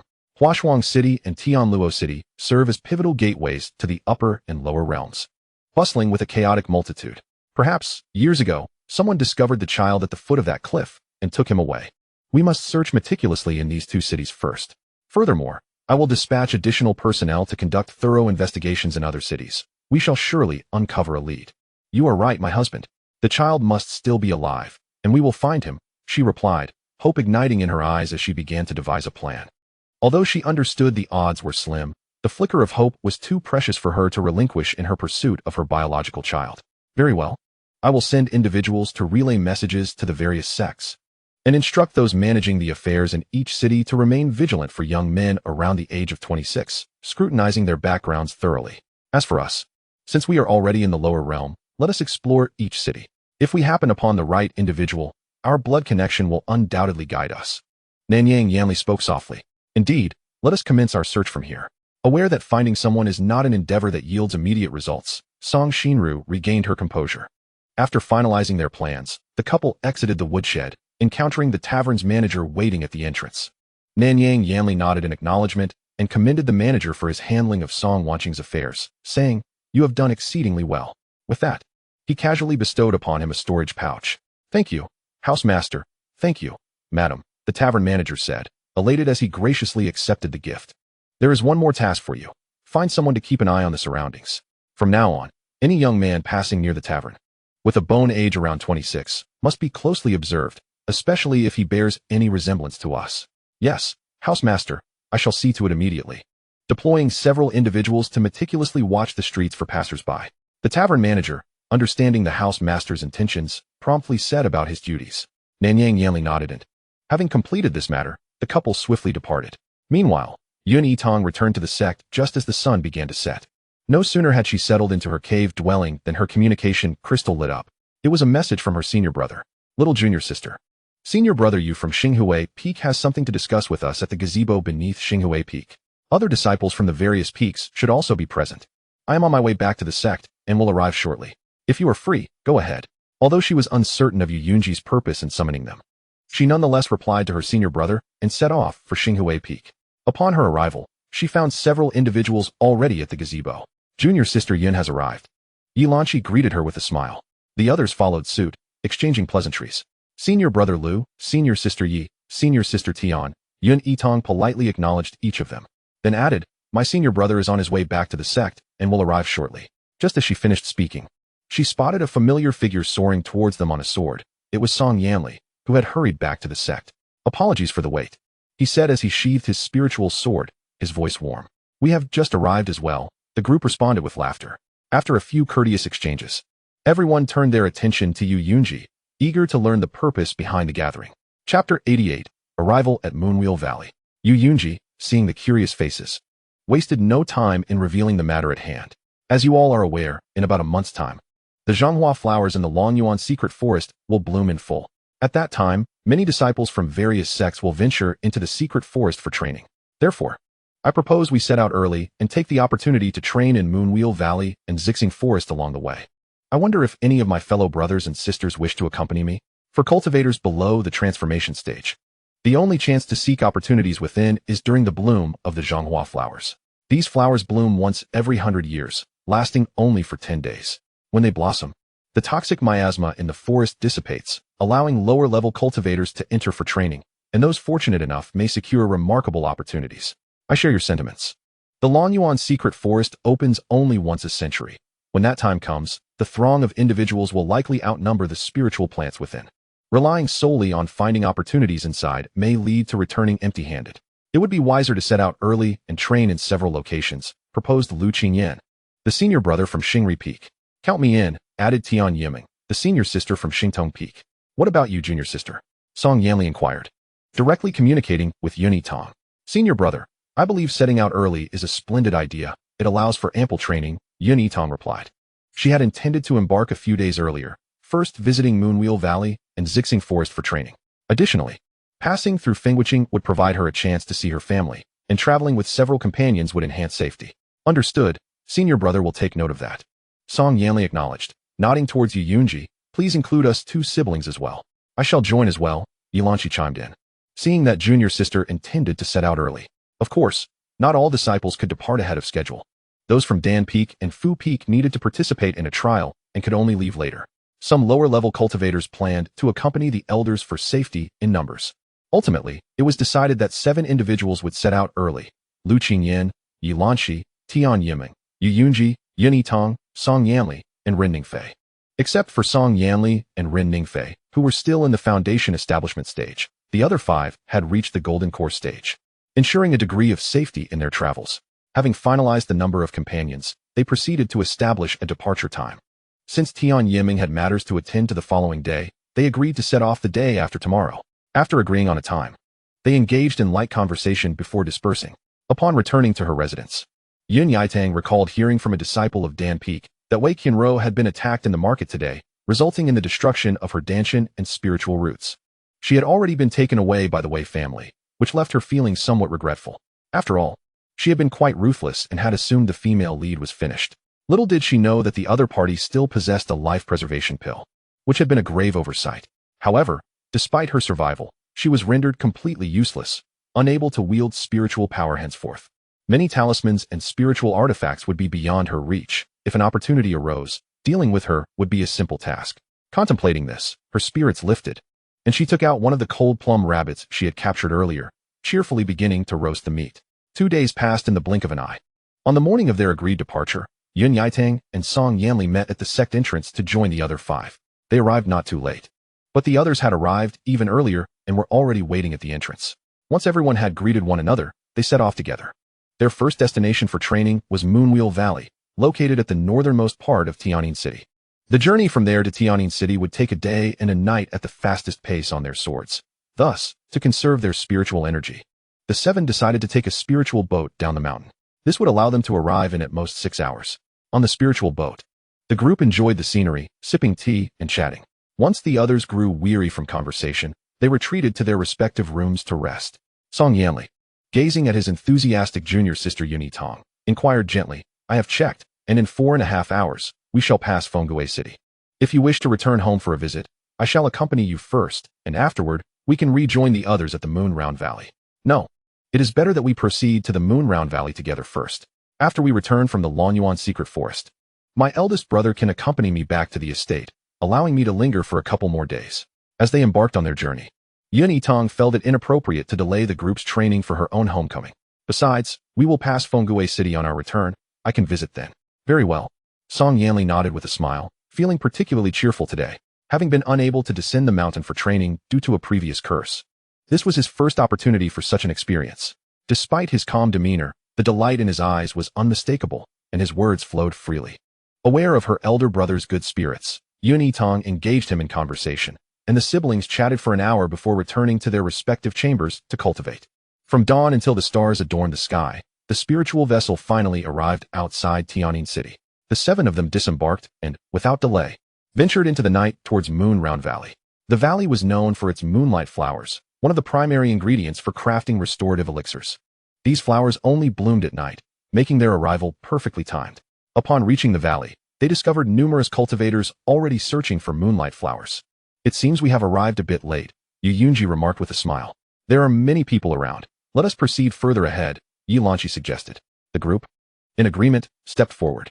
Nearby cultivators, upon noticing the approach of the 7, instinctively grew wary, only resuming their search once the group had moved on.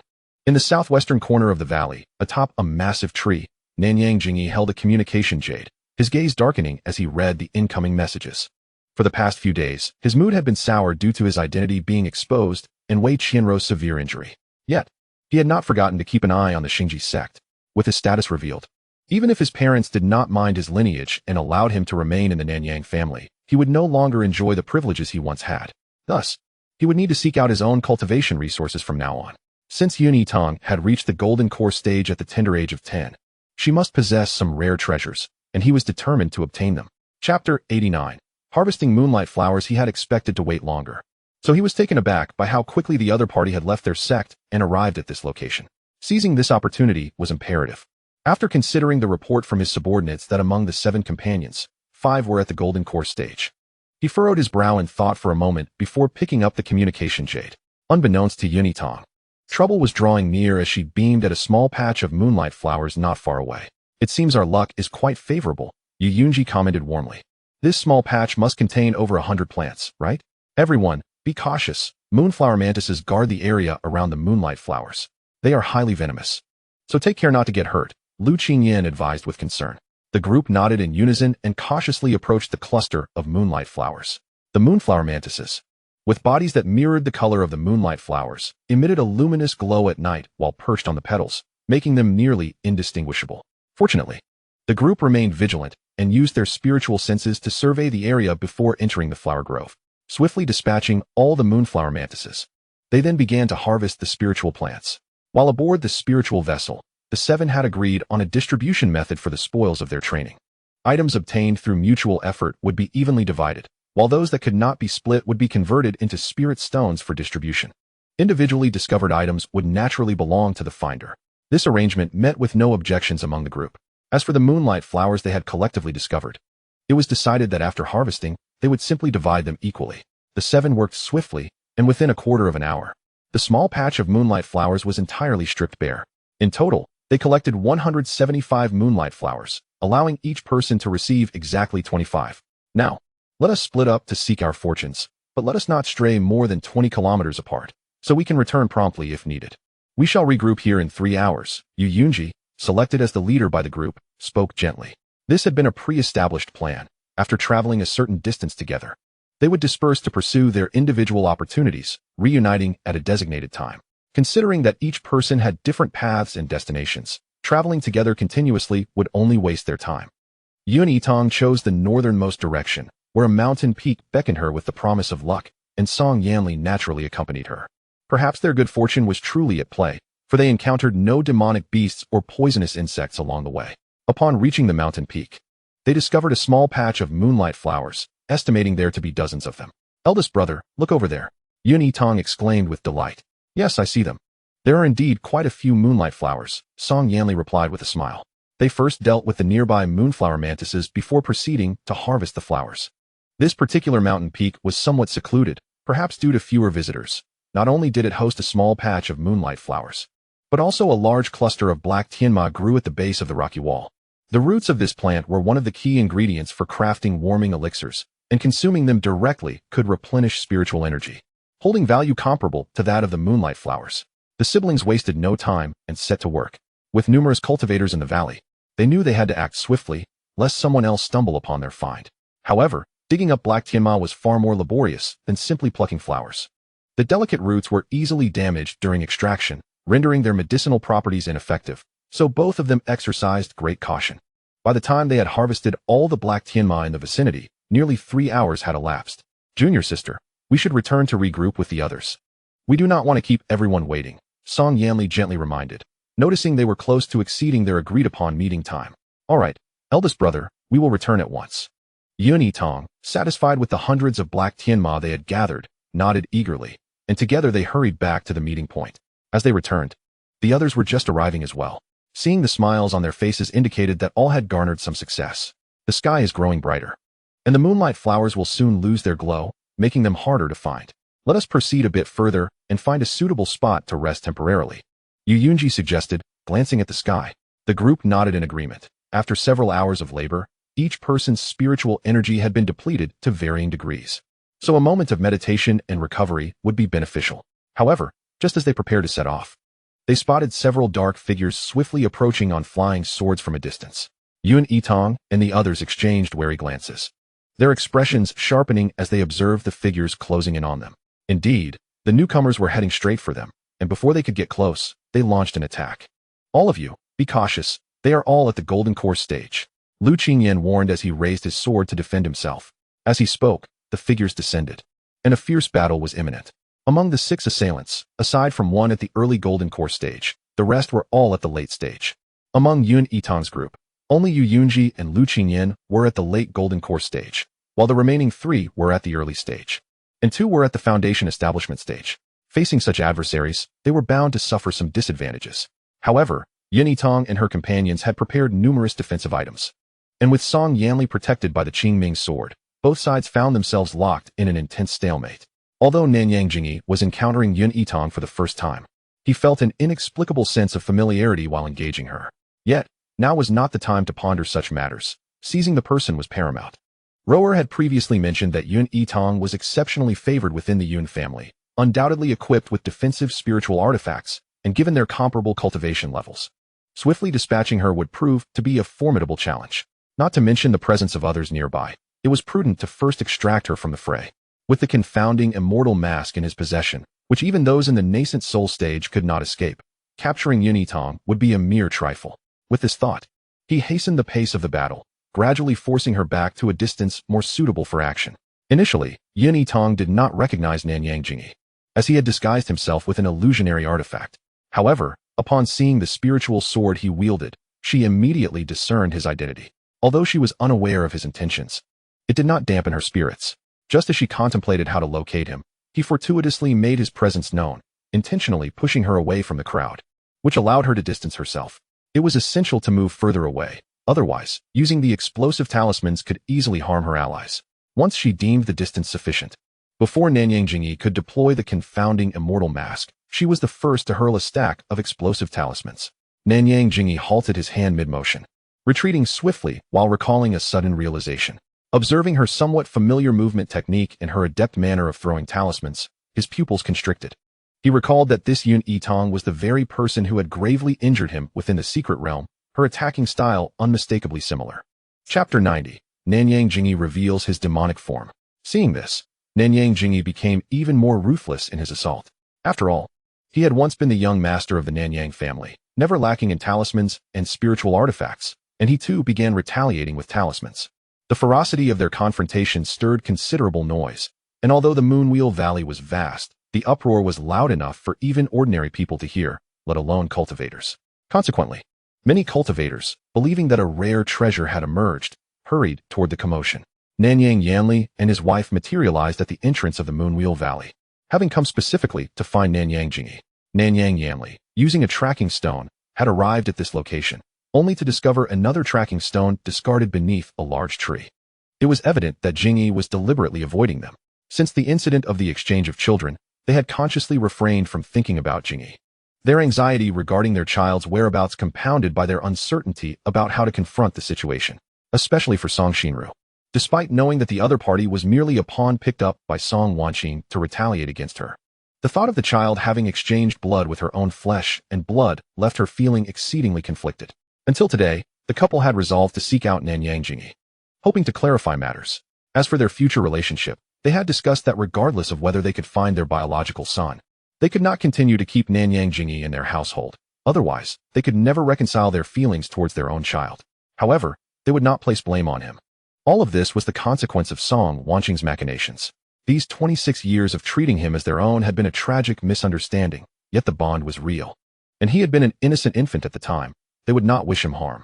Nevertheless, they still needed to administer the forgetting worry pill to him. For Nanyang Jingyi had once held the status of young master and was privy to many secrets of the Nanyang family. It was essential that he forget them. Xinru, there's a significant commotion over there. Jingyi should be nearby. Let's go take a look, Nanyang Yanli said as he stowed the tracking stone. All right, Song Xinru nodded. And the couple vanished in the blink of an eye. On the other side, the group battle had escalated into a fray. Yitang seized an opportunity to strike at Nanyang Jingyi's face. Although she did not inflict real harm, she managed to shatter his illusionary mask, revealing his true appearance. Realizing that her identity had been exposed, Nanyang Jingyi sought to conclude the fight swiftly, yet Yitang proved as slippery as an eel, deftly evading the confounding immortal mask, forcing him into a direct confrontation. Aware that he was also a defensive powerhouse, she had initially created a significant ruckus to deliberately attract other cultivators from the valley. Most cultivators in the realm of cultivation tended to avoid meddling in affairs that did not concern them, as long as they were not implicated. They would merely observe from a distance and pass by without interference. However, there was one exception to this rule. when facing the demonic clan. A millennium ago, due to the demonic clan's invasion alongside ferocious beasts, the cultivation realm suffered heavy casualties. Although they ultimately emerged victorious, a peace treaty was established. Yet some disobedient demons continued to wreak havoc, leading cultivators to harbor a deep-seated hatred for them. Yitang was well aware of this, which was why she sought to draw in others, planning to use the magic restraining powder after revealing Nanyang Jingyi's true form, forcing him to manifest as a demon before the crowd. This way, even if the male protagonist was a defensive monster, he would be overwhelmed and ultimately perish. A group of cultivators approached from a distance, preparing to pass by on their flying swords. Yitang faced Nanyang Jingyi's assault, dodging expertly and retaliating by flinging a handful of green powder. Nanyang Jingyi swiftly evaded, only to find another batch of powder raining down, striking him directly in the face. Just as Nanyang Yanli and his wife arrived, they witnessed this scene. Despite their determination to sever ties with Nanyang Jingyi, he was, after all, a child they had raised for 26 years. Seeing him in danger was something they could not ignore. As Nanyang Yanli was about to intervene, he saw a figure in a bamboo-colored robe being sent flying before him. Their eyes met, and recognizing the striking resemblance between them, their pupils constricted. Observing the black-clad cultivator pursuing Yitang, Nanyang Yanli swiftly waved his hand, sending the assailant flying several dozen meters away. Song Xinru's expression grew increasingly agitated. Cultivators possessed a bloodline sense, and she sensed the power of blood within this young man. There was no mistaking it. This child was. Yet before the couple could utter a word, they heard Nanyang Jingyi's furious roar from afar. Both turned their gazes toward the sound, disbelief evident in their eyes as they beheld Nanyang Jingyi's usually handsome visage, now marred by blood-red eyes, with demonic horns sprouting from his head and black demonic patterns spreading across the left side of his face. How is this possible? Song Xinru was momentarily stunned. There are demons here. He is a demon. We cannot let him escape. A group of cultivators, who had paused at a distance, knowing no treasure had emerged and preparing to leave, now glared with hostility in their eyes as they drew their swords and advanced. Nanyang Jingyi had initially thought that the powder Yitang used was some form of toxic powder, and upon seeing his parents, he felt an unexpected calmness, assured that he would be safe. However, he did not anticipate that the powder was magic restraining powder, revealing his half-demonic form. Seeing the shock in his parents' eyes and the cultivators approaching with swords drawn, Nanyang Jingyi realized he could no longer remain. Yet, escaping was far from simple. Yitang relentlessly pursued him with deadly intent, leaving him no time to flee. As the cultivators closed in, just a step away, Nanyang Jingyi feigned a vulnerability that allowed Yitang to wound him. In the instant she drew her sword, he unleashed all of his fire talismans at once. And while Yitang instinctively sought to evade, he bore the bitter taste of blood in his throat and activated a high-grade teleportation talisman, vanishing in an instant. The teleportation talisman is an extremely advanced life-saving talisman, functioning similarly to a teleportation scroll, albeit with a shorter distance.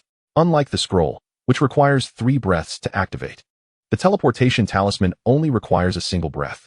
Yitang had not anticipated that he would possess such a high-level teleportation talisman, something she herself lacked. Certainly, even if she were aware, it would be of little use. The two individuals were equal in cultivation, and she was utterly incapable of preventing the other from employing talismans, those life-preserving artifacts of the male protagonist, of which there were indeed many. Although the adversary managed to escape this time, the revelation of their demonic identity meant that they would become targets for all, rendered a public enemy within the realm of cultivation, destined to meet their end sooner or later. Soon, she would publicly disclose Nanyang Jingyi's identity, transforming him into a pariah. As her thoughts raced, she observed the 5 subordinates of the male protagonist, also branded as demons, being relentlessly assailed by the other cultivators until they were left severely injured and sprawled on the ground. Yitang refrained from joining the fray. However, upon turning her gaze to the young men and women beside her senior brother, she found herself momentarily stunned. That male cultivator bore a striking resemblance to her senior brother. Who could he be? The Nanyang couple had never fathomed that the child they had nurtured for so many years could be of demonic lineage. In their shock, they hesitated to act immediately. Otherwise, Nanyang Jingyi would have surely fled. Yet, compared to Nanyang Jingyi, their focus remained on the individuals before them.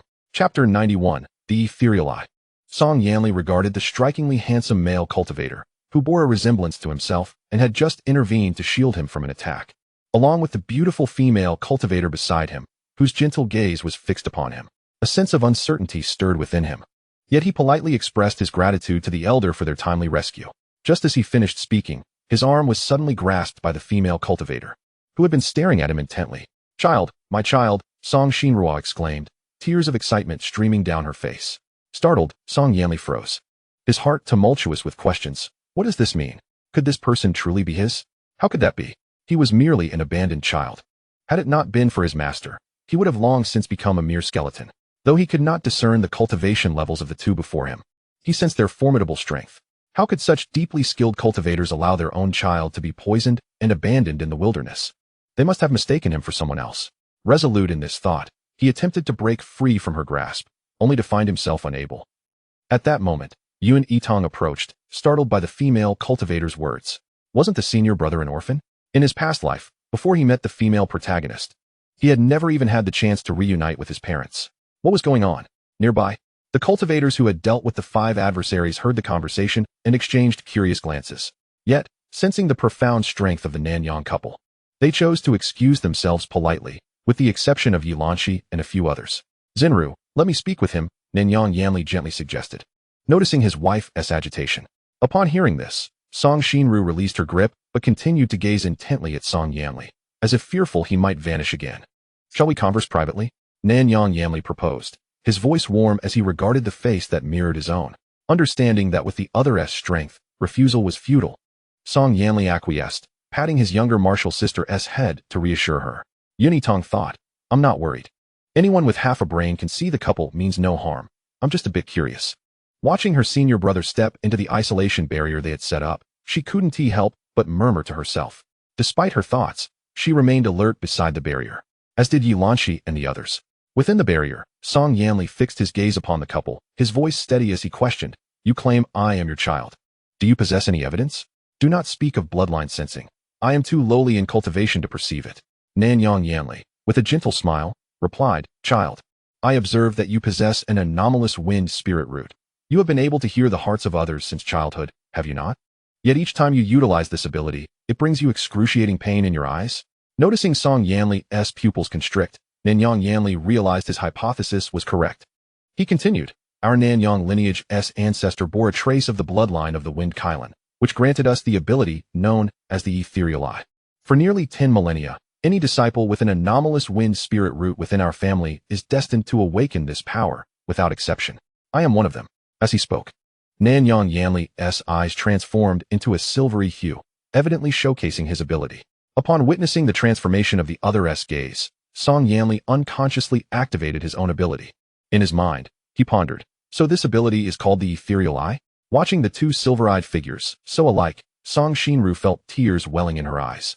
She was not one to easily shed tears, yet the sight of her long-lost son stirred a warmth within her heart that she could not suppress. "Child, do you now believe in our identity?" The words reached Song Yanli, as if they were the very thoughts of Nanyang Yanli. "What does it matter if I believe?" This was the silent response echoing in Song Yanli's mind. It was also the thought that Nanyang Yanli heard just before retracting his ethereal eye. Feeling discomfort in his eyes, Song Yanli quickly withdrew his ability and coldly declared, "I have always been an orphan, abandoned in the wilderness and afflicted by poison. Had it not been for my master bringing me back to the sect, I would have long since ceased to exist. You must have mistaken me for someone else. I cannot possibly be your child." In truth, Song Yanli did not entirely disbelieve that they were his parents. But how could he reconcile with those who had forsaken him in his infancy? As a child, he had accepted the notion that his parents were dead. Only this way could he convince himself that they had not intentionally abandoned him, and that he was not a child unwanted by anyone. Now, with a master and a younger martial sister, he had family, and that was sufficient. He felt content. The Nanyang couple were undoubtedly astute, perceiving the unspoken implications in their child's words. Especially upon hearing that he had been poisoned, their hearts ached with guilt. They understood the resentment harbored within their child. Yet how could they not blame themselves? As parents, they had been oblivious to the fact that their child had been exchanged. How could they escape self-reproach? Particularly for Song Xinru, the knowledge of her son's suffering pierced her heart with anguish. Unable to contain her sorrow, she choked out, "It is all my fault. My negligence allowed the wicked to harm you. I do not seek your forgiveness, but can you grant me the chance to make amends? Child, we understand your grievances, but we truly did not intend to abandon you. Please, just look at this. Everything will become clear." Nanyang Yanli said as he produced 2 memory stones, activating them in succession. The first revealed the widely circulated scene of Song Wanqing confessing to the false identity of Nanyang Jingi. The second displayed the brutal confrontation where Song Xinru pressed Song Wanqing for answers.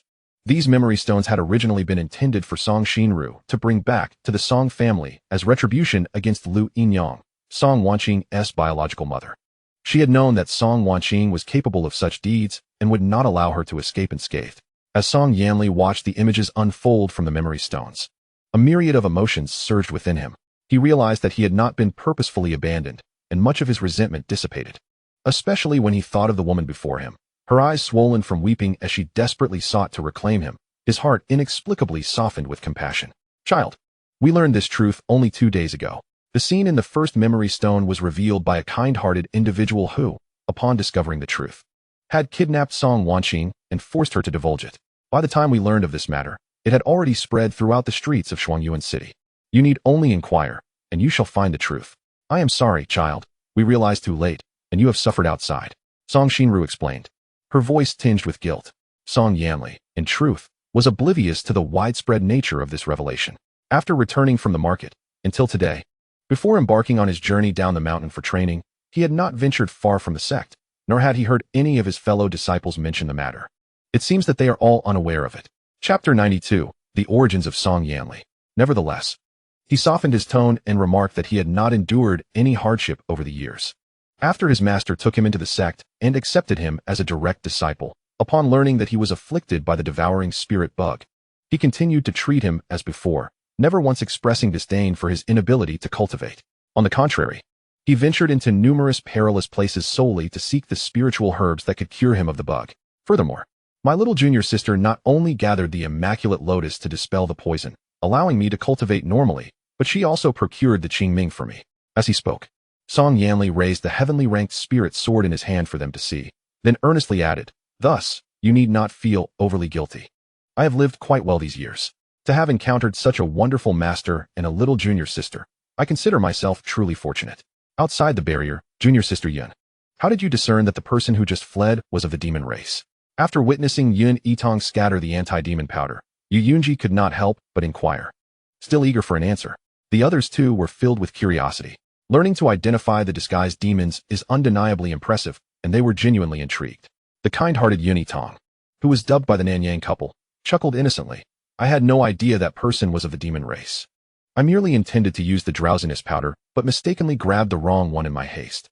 The direct disciples exchanged bewildered glances. What a coincidence. Although speechless, they understood the unspoken boundaries and refrained from pressing further. Yet they were still somewhat curious about the identity of that demon. That person should be called Nanyang Jingi.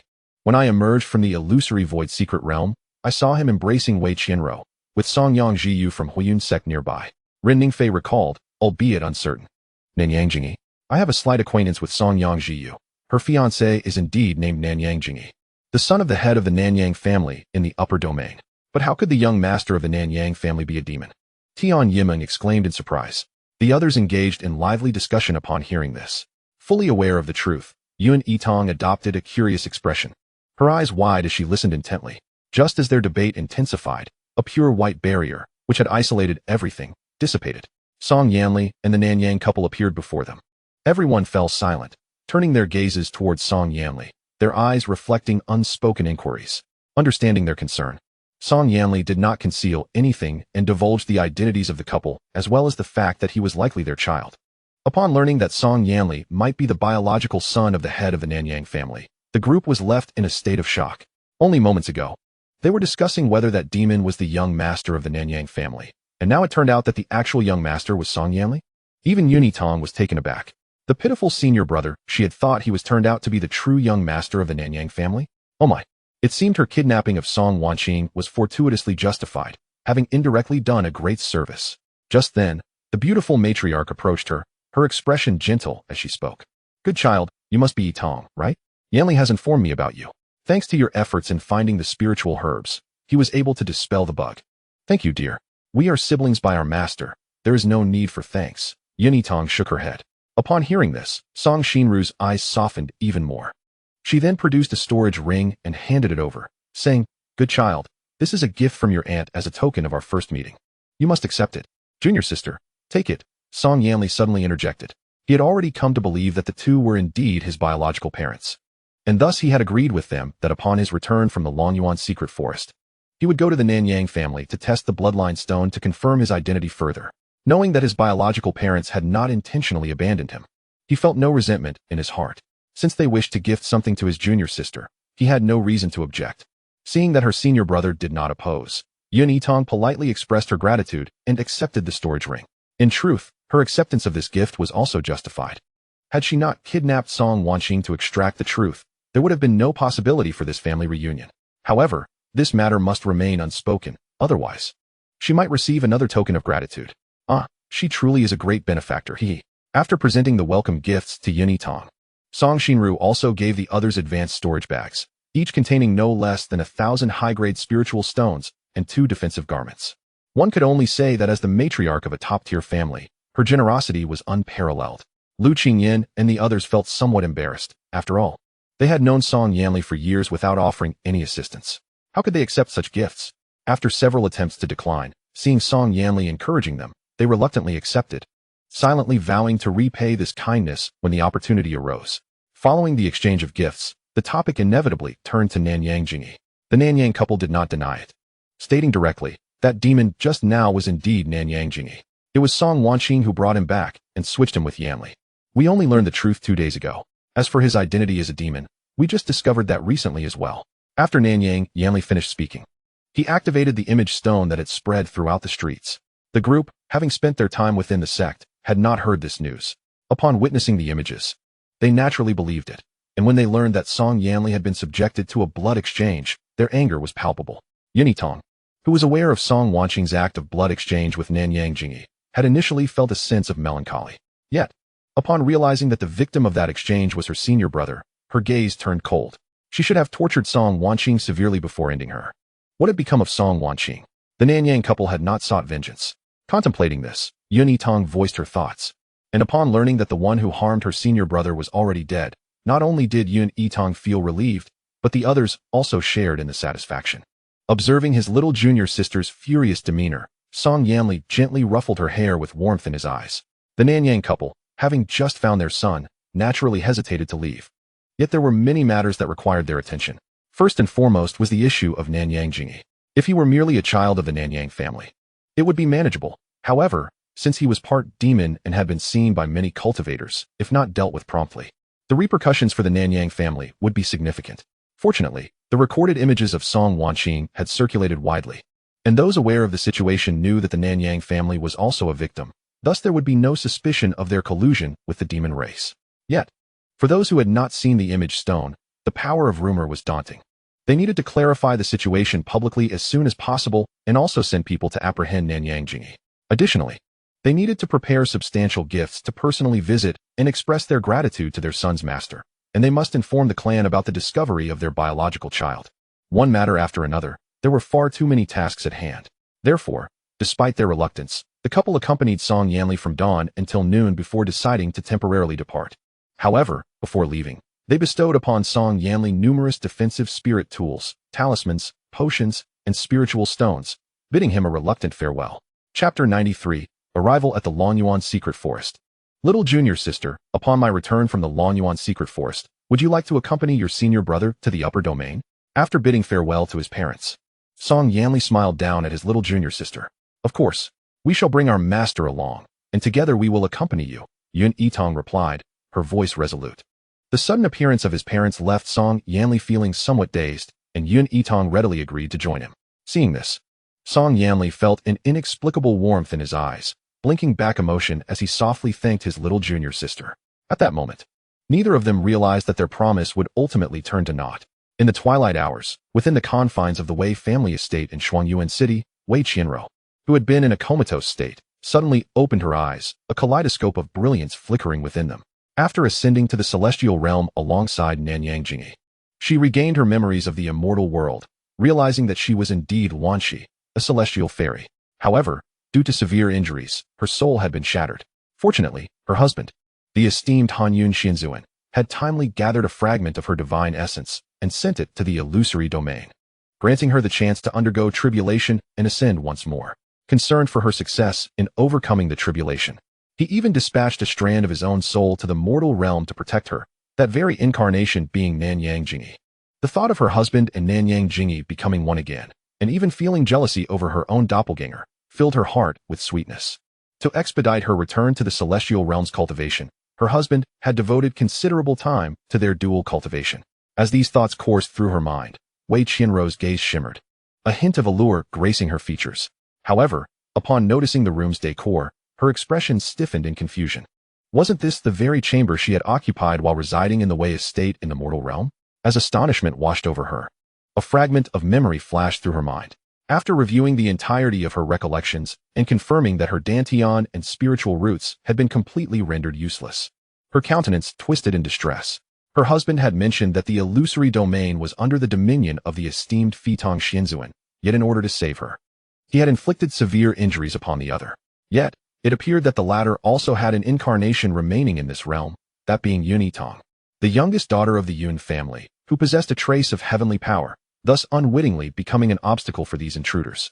Therefore, even after entering the mortal realm and losing her memories, her subconscious still harbored the desire to eliminate the other. And indeed, she had succeeded, which allowed her to return smoothly to the celestial realm. But what had transpired now? Why had she returned to the illusory domain, and this time, Yitang was still alive, who had altered the course of events? No, she must seek out her husband's incarnation, Nanyang Jingyi, and devise a plan to once again eliminate Yitang, that hindrance. Just as she prepared to convey her thoughts, she remembered her inability to wield spiritual power and thus could not use her communication jade. Fortunately, a tracking stone existed between them, allowing direct communication without the need for spirit stones. However, before she could retrieve the tracking stone, the door swung open, revealing her proud mother, who had always shown her deference since her acquaintance with Nanyang Jingyi, accompanied by several servants. Awake, are we? Excellent. This spares my servants the trouble. Get up and tidy yourself. I shall send you to Anzhou, the realm of mortals, and you need not return. Though somewhat surprised by Wei Qianruo's awakening, Madame Wei's plans remained unchanged. Send me to Anzhou? Mother, while I may temporarily lack the ability to cultivate, you are surely aware of my relationship with Nanyang Jingyi. Are you not concerned about offending him by sending me away like this? Moreover, does father know of this? Your hasty decision is not wise. Wei Qianruo, still unaware that Nanyang Jingyi had exposed his false identity as the supposed young master, and even revealed his demonic lineage while confidently threatening others, felt a surge of indignation. Madame Wei scoffed. Had it not been for your connection to Nanyang Jingyi, known to many outsiders, we would not have been compelled to send you away, even if you were rendered completely useless. But who could have predicted your closeness to him? You must still be unaware, having been in a coma for so long. Nanyang Jingyi is not the biological son of the Nanyang family head. Furthermore, within half an hour, news arrived that a demon had emerged from the Moonwheel Valley, and that demon was none other than Nanyang Jingyi. The command had been issued by the Nanyang family head to pursue him comprehensively. How could this be? It is impossible. There must be some misunderstanding. Wei Qianruo's heart trembled. Yet, she was already aware of the truth of his identity, having been informed by her husband upon her return to the celestial realm. It was due to the mishap when he had sent a fragment of his soul to the mortal realm that he had acquired a half-demon body. However, throughout their previous life until ascension, Nanyang Jingyi's half-demon identity had never been revealed. What could have possibly changed now? Before she could ponder further, two maidservants approached at Madame Wei's behest. What are you doing? Let go. Mother, do you not fear father's wrath with such actions? The two maidservants were at the foundation establishment stage, and without any cultivation power, Wei Qianruo found herself unable to resist, turning her ire toward Madame Wei. Rest assured, he is well aware. Without Wei Yichuan's consent, I would not dare to act so. After all, she was merely a waste. Could they not spare her a morsel? A chill washed over Wei Qianruo at her words, but before she could voice her concerns, she was yanked from the bed and dragged outside to a small flying artifact. Filled with resentment and unwillingness as she departed the Wei estate, days turned into weeks, and swiftly, over 20 days had passed. Yitang and her companions had recently enjoyed bountiful rewards, each wearing smiles of satisfaction. In just 5 days spent in Moonwheel Valley, they had gathered numerous moonlight flowers and beast pills. Upon reaching the Purple Star Forest, they had also discovered several valuable spiritual fruits and ores. Moreover, with their larger group, the dangers had significantly diminished, and none dared to rob or harm them, thereby alleviating many troubles. If I am not mistaken, the day after tomorrow marks the blooming of the pestilence-dispelling flower. We should arrive early to await its arrival, Ren Ningfei, who had always been reticent, suggested. Indeed, it is wise to head over. The blooming time of the pestilence-dispelling flower is not always punctual, sometimes occurring a day earlier than anticipated. It is better to be prepared. Xianxia agreed. Naturally, no objections arose among the group. After spending over 10 days in the Purple Star Forest, they had nearly explored all the necessary locations and were indeed ready to depart. The distance to Longyuan's secret forest was not too far, with sword flight. They could arrive in just half a day. The group set off at noon, reaching the vicinity of Longyuan's secret forest by dusk, expecting to arrive early. They were taken aback to find a long queue already formed near the secret forest, with many already teaming up with temporary companions. Junior Sister Yin, I knew you would arrive early. From a distance, Shangwen Yanquan approached with a smile, greeting Yun Yitang and nodding to Song Yanli and the others, having to undergo trials. We set off early. You two, senior brother Shangwan, arrived quite ahead of us. Yun Yitang responded with a smile. Before they could exchange further pleasantries, they were interrupted by two voices calling out Junior Sister Yin from afar. Turning to see Song Yangziyu and Shun Muan approaching, Yun Yitang waved at the two. Upon seeing Song Yangziyu, Yun Yitang's curious eyes darted toward the eldest senior brother, only to be met with a sidelong glance, prompting her to discreetly avert her gaze. In truth, it was not just Yun Yitang. The others shared similar sentiments, albeit less overtly.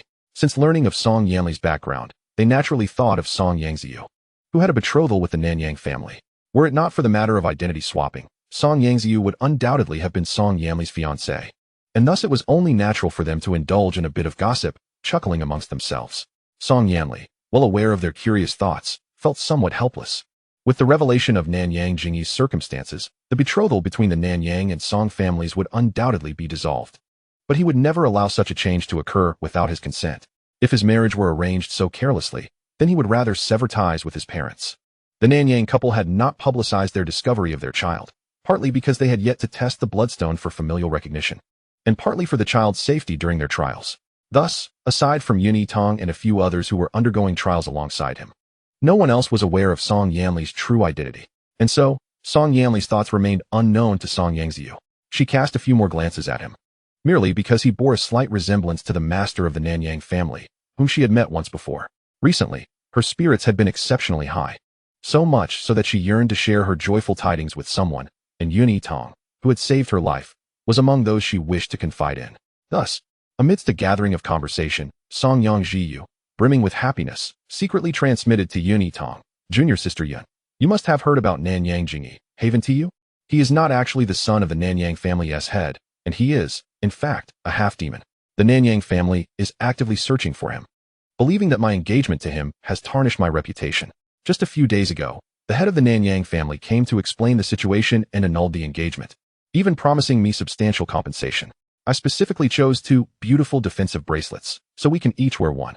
Most importantly, even after the annulment, he still promised to gift me a Bingru fruit once it ripens, which will cure my mother's poison. Congratulations, Senior Sister Song. Upon hearing the joyful transmission, Yun Yitang felt a surge of happiness for her. She was also pleased for her senior brother, as the Nanyang couple chose not to maintain their engagement with the Songyang family by merely substituting her senior brother for Nanyang Jingyi. Instead, they opted to provide adequate compensation to dissolve the engagement, which indicated their genuine regard for her senior brother. An admirable choice indeed. While Yun Yitang was delighted for her senior brother, she suddenly heard Shangwan Yinchuan interject. Junior Sister Yun, my talisman-making skills are quite commendable. Might it be possible for me to accompany you on your journey? My swordsmanship is passable. I assure you I won't be a burden. May I join your team? Shenmuan added. I am proficient in alchemy, capable of self-defense. Additionally, I can swiftly concoct low-grade spirit recovery pills and healing elixirs to support the team. Is it possible for me to join you? Song Yang Jiyu chimed in with a smile. The three had not set off with the main sex party. Firstly, while traveling with the elders ensured safety, it severely restricted their freedom of movement, preventing them from following their desired routes. Secondly, with too many people and numerous matters at hand, progress would naturally be slow. Even if there were great opportunities ahead, they would likely be seized by others first. Therefore, cultivators of reasonable proficiency generally preferred not to travel with the main sect's bulk and would instead seek familiar faces of similar strength to form a small, manageable team.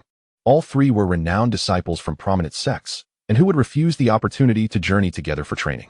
Hence, without needing Yun Yitang to speak, the others in the group eagerly nodded in agreement, and thus, the team welcomed 3 new members. Meanwhile, atop a peak 100 miles away, Wei Qianro and Nanyang Jingyi prepared to head to the Longyuan secret forest.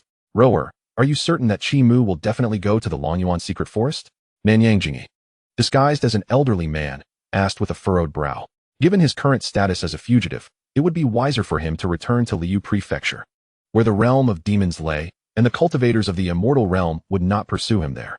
Furthermore, having learned of his half-demon nature many years ago, he had discreetly established a small force in Liu, which, while not large, would prevent him from being easily captured, allowing him to cultivate in peace. However, Rower was the only one who, knowing he had become a target for all, had resolutely sought him out, vowing never to part from him. Thus, aware of her potential to restore her spiritual roots, he could not bear to ignore her plight. I am certain. The Lonyuan secret forest opens once every 100 years and is home to many rare spirit beasts. Chi Mu, as a beastmaster, will undoubtedly go there. I had some rapport with him before. When I find him, I'll devise a way to lure him to a secluded spot, and then Jingy brother, you can help me extract his spiritual root. Once we obtain the root, even if we fail to find the Wanyuan flower, we can leave the Lonyuan secret forest immediately and return to the demon realm together, Wei Qianro gently urged. She considered herself fortunate, having kept a stash of sleep powder hidden on her person. This allowed her, on the day she was sent to the mundane world, to take advantage of the opportunity to incapacitate the maid escorting her. With the aid of a tracking stone, she successfully contacted Nanyang Jingy and found a place to hide until he arrived. However, her spiritual roots and dantian were entirely destroyed, requiring not only the Wanyuan flower to repair her dantian, but also to regenerate her spiritual roots.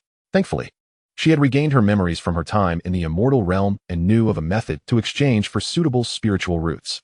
Originally possessing both water and wood spiritual roots, she could only seek to obtain these two types now. The outside world believed Chi Mu to possess a superior wood spiritual root, unaware that he had fortuitously acquired the 9-leaf spirit herb, elevating his root to the highest quality by the age of 20. Such a root would be most suitable for her.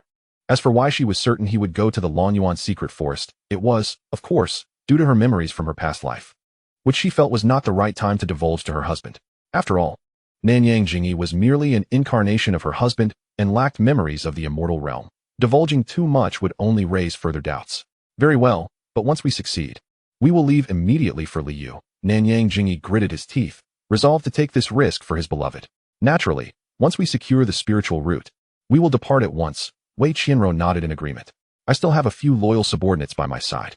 I'll take them along disguised as your guards when we head to the Lonyuan secret forest, Nanyang Jingy contemplated before adding. Chapter 95. Chi Mu is targeted. Although Wei Qianro was close to Nanyang Jingy, she had not become a target for capture by the immortal realm. As for the Wei family, after she had incapacitated the maid, she had killed her directly. Her father currently did not value her, so even if he learned of her disappearance, it was unlikely he would send anyone to search for her. Thus, there was no need for her to disguise her appearance to evade capture.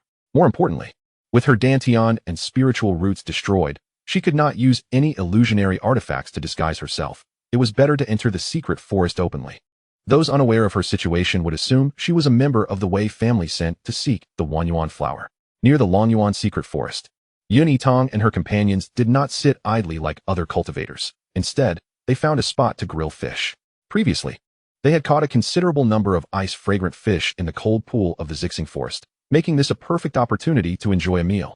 As they joyfully grilled the fish, the once black miasma that had long enveloped the Lonyuan secret forest gradually receded, revealing its true form.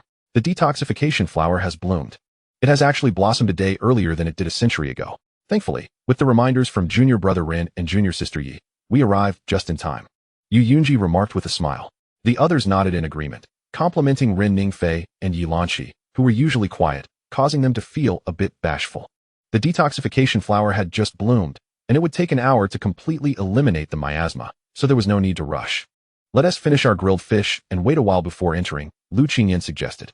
The group nodded in response, feeling quite leisurely compared to those cultivators who had already been waiting in the secret forest, eager to be among the first to enter. An hour later, after most of the waiting cultivators had already entered, the group finally stepped into the secret forest. Half an hour later, a large number of cultivators hurriedly arrived. Among them Wei Qianro, disguised as an old man, along with Nanyang Jingy and a few of his remaining loyal subordinates from the afternoon domain. At that moment, within the Lonyuan secret forest, Yitang and her companions had just concluded a fierce battle. They were not particularly fortunate, as shortly after entering the secret forest, they encountered a pack of over a dozen two-headed flame wolves, third-tier beasts, equivalent to late-stage Foundation establishment cultivators.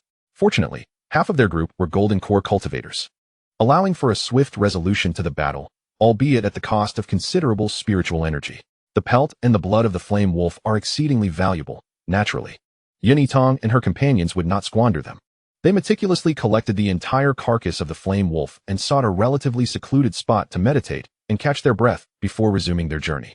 The map indicated that 50 kilometers north of the secret forest lay a vast expanse of crimson flame forest, where the crimson flame fruit holds significant utility for cultivators with fire spirit roots, fetching a commendable price in the market. We shall first gather some of these fruits, and then briefly part ways to seek our own fortunes, Yunji remarked after carefully studying the prepared map. Very well, let us proceed to the crimson flame forest. The others nodded in agreement. With their destination confirmed, they hastened their pace. Yitang recalled that the female protagonist had previously discovered an 8-petal celestial lotus near the crimson flame forest. This spiritual herb, when consumed, could extend one's lifespan by 300 years. Although it paled in comparison to the coveted essence fruit, it was far more precious than the exorbitantly priced and scarcely available longevity pill, which could only prolong life by 50 years. She desired it, giggling to herself. Meanwhile, near the crimson flame forest, Qi Muwei felt a sense of helplessness as he observed Wei Qianro, who had persistently followed his party since their encounter. He certainly did not harbor disdain for her due to her grievous injuries, which had barred her from the path of immortality. Their previous acquaintance, while somewhat cordial, had not been particularly close since he had declined to gift her a spirit beast egg. There was no necessity to journey together now, and he was contemplating a change in route to clearly refuse her company if she continued to pursue them. Just as he was deliberating, Wei Qianro hesitantly addressed him. Qi Xiao, I actually have something I wish to discuss with you privately. It won't take long, and I shall leave right after, if that would be agreeable. Qi Muwei found little of consequence to discuss, but considering she would cease to follow them after speaking, he nodded and replied, Very well, let us converse over there. He gestured towards a large tree 100 meters away and turned to his companions, courteously saying, Please, proceed ahead, I shall join you shortly. Aside from the 2 senior brothers who shared his sect, the remaining members of the party were familiar faces with whom he had formed temporary bonds. With numerous cultivators entering the secret forest and fiercely competing for opportunities, he did not wish to keep his companions waiting for trivial matters. Then we shall head to the Jade Birch Grove. Once you finish, do come over, the others acknowledged, departing. However, not all departed. Qi Muwei's 2 fellow disciples, Wu Sheng and Zhang Song, chose to remain. Qi Shidi, you go ahead. We shall wait for you, they insisted. Their intention was not born from concern for Qi Muwei's safety, as they were well aware of Wei Qianro's background and understood she would not dare to harm him openly. They had grown quite close to Qi Muwei within the sect and would not abandon him for the sake of a minor delay. Thank you, brothers. Please hold on for a moment. Qi Muwei nodded at them before swiftly following Wei Qianro around the tree. Wei Daoyu, if there is something you wish to discuss, let us do so here. My brothers will not eavesdrop. Qi Xiao, do you remember our first encounter? Wei Qianro began, her voice softening as she stepped closer. Qi Muwei instinctively retreated, backing against the tree. Just as he was about to speak, a dusky powder cascaded from above, enveloping him entirely. Wei Qianro, sensing her opportunity, smiled gently and said, I actually wanted to tell you that my spirit root has vanished. Please, grant me yours. Before Qi Muwei could respond, he found himself rendered mute by the paralyzing powder. He glared fiercely at Wei Qianro and the elderly figure who had unexpectedly appeared beside her. Although Wu Sheng and Zhang Song refrained from using their spiritual senses to eavesdrop, they remained alert to the unfolding situation. Upon noticing the sudden appearance of a figure beside Wei Qianro, they instinctively moved to intervene, only to be intercepted by her guards. Chapter 96. The protagonists meet their demise. Witnessing the altercation from a distance, Nanyang Jingyi, unwilling to waste time, drew a dagger and charged towards Qi Muwei's dantian. Yet he overlooked the fact that Qi Muwei was the young master of a significant sect and would undoubtedly possess means of self-preservation. Just as the dagger was about to pierce his dantian, it was repelled by a faint azure light. Though Nanyang Jingyi was unscathed due to his protective garments, his expression darkened as he rose to attack again. What did it matter that he wore defensive gear? If his opponent could not move, he would simply increase his assaults until the defenses were breached. Qi Muwei's heart sank as he recognized that his passive defenses could withstand no more than 5 attacks. And with his 2 senior brothers entangled, there was no hope for rescue. He feared his spirit root was lost. How audacious was Wei Qianro to act so recklessly? If his companions learned of his peril, Wei Qianro would not escape culpability. Did she not fear the enmity of the Longxian sect and the Wei family? As he braced for the impending attack from the elder, despair gripped Qi Muwei's heart. He knew his defenses had crumbled, and this strike would undoubtedly pierce his dantian, filling him with hopelessness. At that moment, Yitang and her companions arrived on the scene. Yilanqi, who had previously teamed up with Qi Muwei during an outing, felt a connection and would not stand idly by in the face of danger. She swiftly drew her sword to intervene. Upon spotting Wei Qianro, Yitang's eyes lit up with surprise. She had not expected her to dare show up without her powers. Was this not the perfect opportunity to strike? With that thought, she launched her attack. The others rallied to assist, and despite Nanyang Jingyi's robust defenses, he stood no chance against such a multitude of golden core cultivators. He could only utilize his defensive artifact, protecting Wei Qianro as he retreated step by step.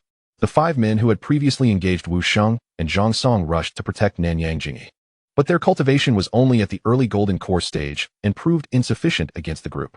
Yitang, noticing the elder's formidable defenses and his continued protection of Wei Qianro, sensed something amiss and observed the illusion ring on his left hand. With a swift motion, she seized the opportunity to strike, severing his left hand as he was preoccupied with facing Yu Shixiao. As the illusion ring fell from the severed hand, Nanyang Jingyi's disguise was shattered, revealing his true form. Enraged at having his ruse unveiled once more by Yitang, he pursued her with bloodshot eyes, ignoring the pain in his left hand as he launched a frenzied attack.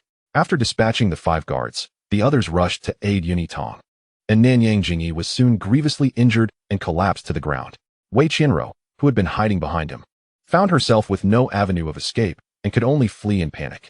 However, bereft of her powers, she could not run fast enough, and Yitang easily caught up, effortlessly severing her neck.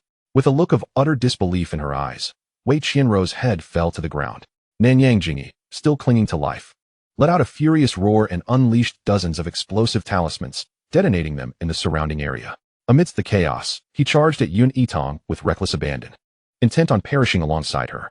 Observing the half-demonic figure before her, Yitang could not help but reflect on the depths of the male protagonist's affection for the female protagonist. She too produced an array of explosive talismans, hurling them directly at Nanyang Jingyi.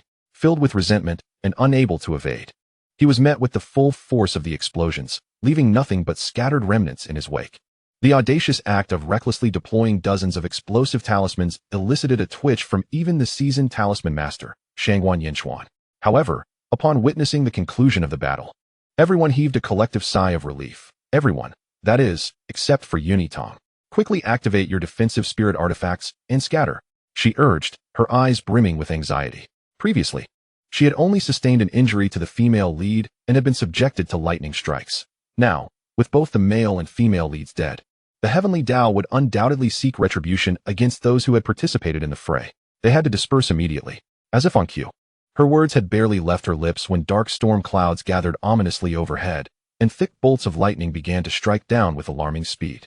Fortunately, the others reacted swiftly, scattering in different directions, thus diluting the concentration of the lightning strikes. Yet, as Yitang fled, she soon realized something was amiss.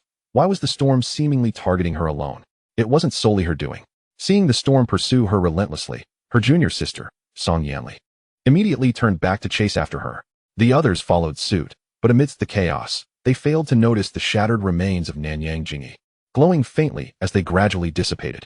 Meanwhile, Yitang was running for her life, carefully evading the strikes. Despite being a cultivator with a lightning spirit root capable of absorbing heavenly lightning to temper her body, she could not withstand dozens of strikes simultaneously. Before she could even begin to temper her physique, she would be obliterated. Even with her defensive artifacts, she was left grimacing in pain. The sheer speed at which the lightning descended was so rapid that she scarcely had time to activate her teleportation scroll. As she glanced back at the pursuing figures, a warmth filled her heart. However, she resolutely shouted, "Don't follow me. I can find a way to evade it. You mustn't come after me." In truth, she had no means of evasion, but the heavenly lightning was not sentient. They could not retaliate. Following her would only lead to shared misfortune. There was no reason to endanger them further. Resolving this in her mind, she gritted her teeth and quickened her pace. Junior sister Song Yanli, hearing her words, felt uneasy and wished to follow, but was forcibly restrained by Yu Yunji and the others. Going after her will not change anything. The storm will not strike forever. Trust in Yitang. She will surely be all right. Despite their reassurances, a heavy weight lingered in their hearts as they pondered the sudden arrival of the tribulation, hoping fervently for Yitang's safe escape.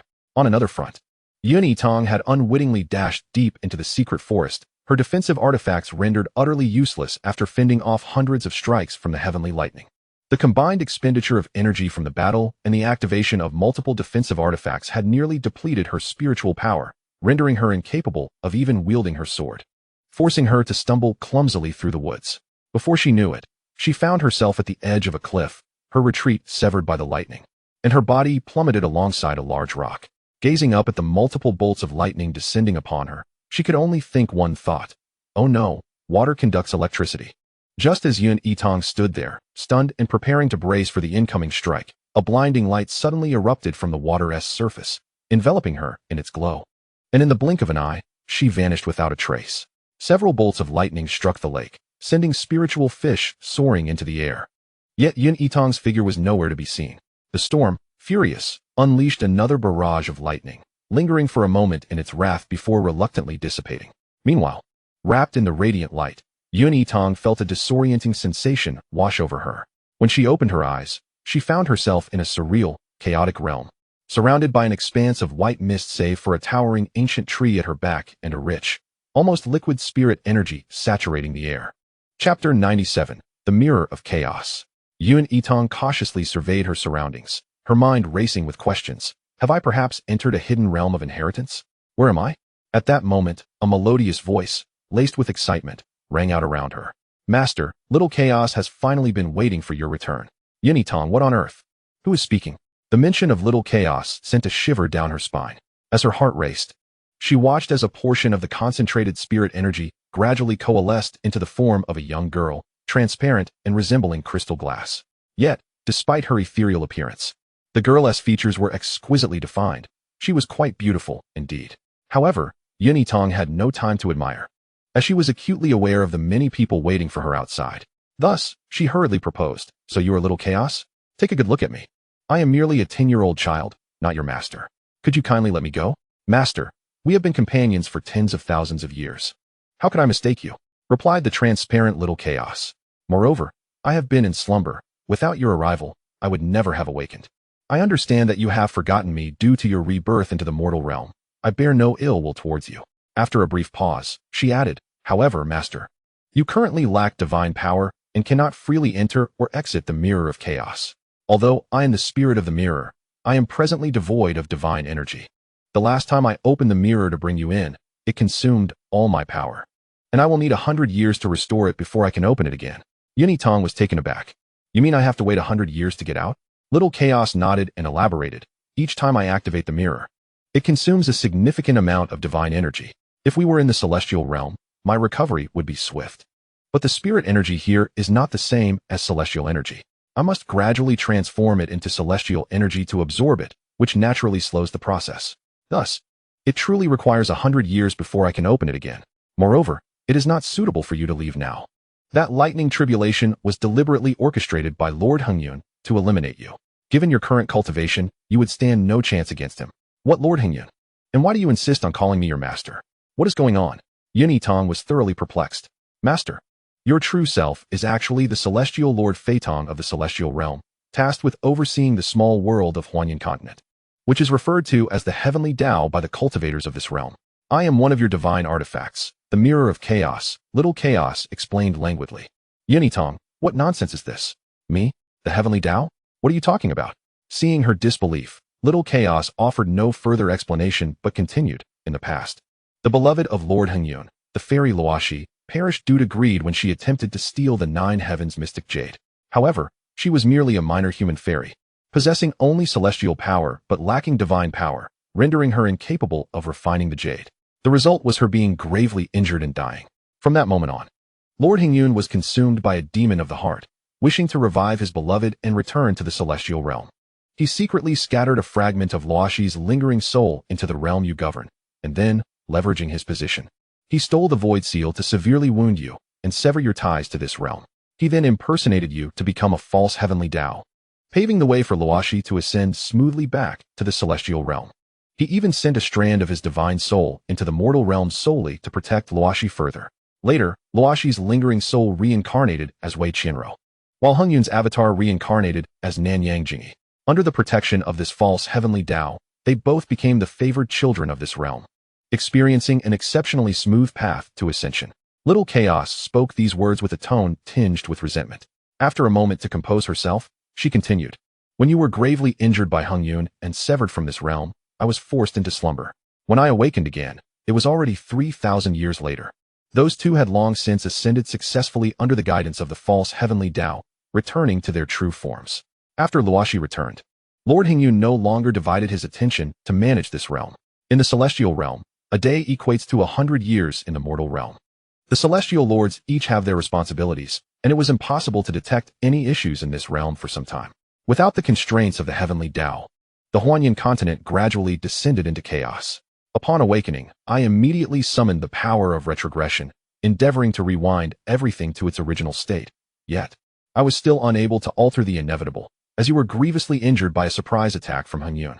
All I could do was utilize the remaining spatial energy to attempt communication with the small heavenly Tao of the world you later found yourself in, seeking its assistance to convey a portion of the events that transpired a millennium hence. When it responded, stating it had compiled the information into a book and delivered it to you, my connection with that small heavenly Tao was irrevocably severed due to insufficient spatial energy. Yitang twitched her lips. A book? Could it possibly be that abominable work titled The Adored Little Darling, embraced and kissed by her husband? Who on earth penned such drivel? That small heavenly Tao? Internally lamenting, she refrained from interrupting the little chaos and continued to listen.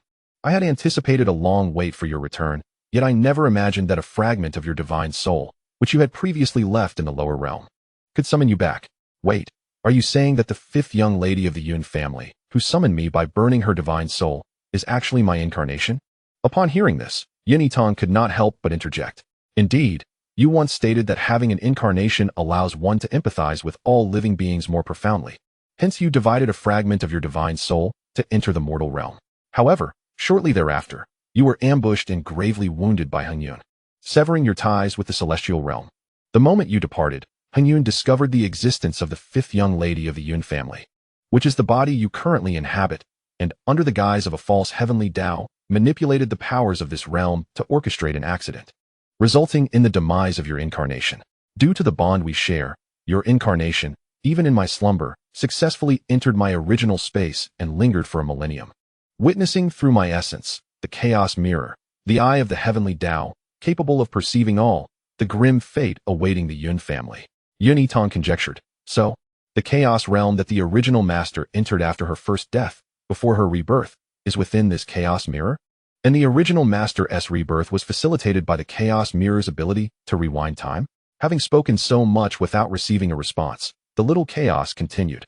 However, your incarnation naturally lacked the memories you held as the heavenly Tao. Therefore, upon my awakening, in an effort to hasten the retrogression of time and welcome you back, I chose not to converse with it. Instead, as previously mentioned, I directly employed my abilities to rewind time. However, I could not prevent your grievous departure, surprisingly. Your avatar retained the memories from my space and successfully summoned you back using the ancient forbidden technique it had glimpsed through my essence. Oh, Master, I have finally awaited your return. At this point, the little chaos's transparent, crystalline eyes glistened with excitement, nearly welling with tears. Chapter 98, The Master of Slaying Gods. Yitang. Although the other party spoke convincingly, her trust in unfamiliar spirits was tenuous at best. Unless she could restore the so-called memories of the heavenly Tao. Cough, cough, little chaos. I understand your excitement, but do calm yourself. It's not that I doubt your words, but you see, I currently lack the memories you mentioned. Is there not a way to recover them? Yitang probed. Upon entering the mortal realm, the memories of immortals are automatically sealed and can only be swiftly restored with the aid of other celestial powers. Otherwise, one must wait until they successfully ascend back to the celestial realm to regain them. However, there is a slightly quicker method. Consuming the celestial grade by Xian pill, of which I happen to possess one in my space, the master can take it. This way, once your cultivation breaks through to the great ascension stage, the sealed memories will be unlocked, and you shall naturally come to know everything. Upon hearing this, Yitang could not help but twitch her eyes. Cultivating to the great ascension stage? When might that be? What a jest. Master, since you cannot leave at present, it would be prudent to calmly cultivate. My chaos space serves as an excellent shield against heavenly tribulations, as long as you do not attempt to ascend. You will not be struck by lightning. Furthermore, having destroyed the last remnants of immortal Luoxi's soul, Hingyun will not let this go unpunished and will surely descend to seek revenge. Though they must suppress their cultivation when descending, they will still be formidable. You must elevate your cultivation swiftly, or this realm may well suffer dire consequences. The little chaos spoke with utmost seriousness. How did you know I just killed Wei Qianro? Yitang, initially buoyed by the prospect of breaking through without facing heavenly lightning, felt a sudden wave of confusion upon hearing the mention of immortal Luo Shi, Wei Qianro.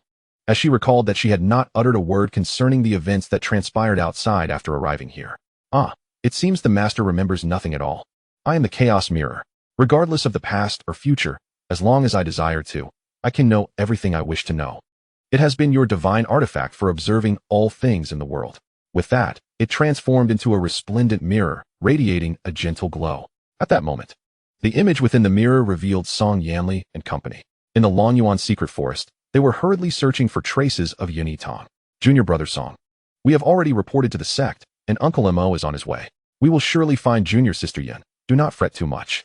Indeed, the sect has already relayed the message that if junior sister Yun's whereabouts remain undiscovered within a day's time, they will contact the Yun family to send people to assist in the search. Everything will be all right.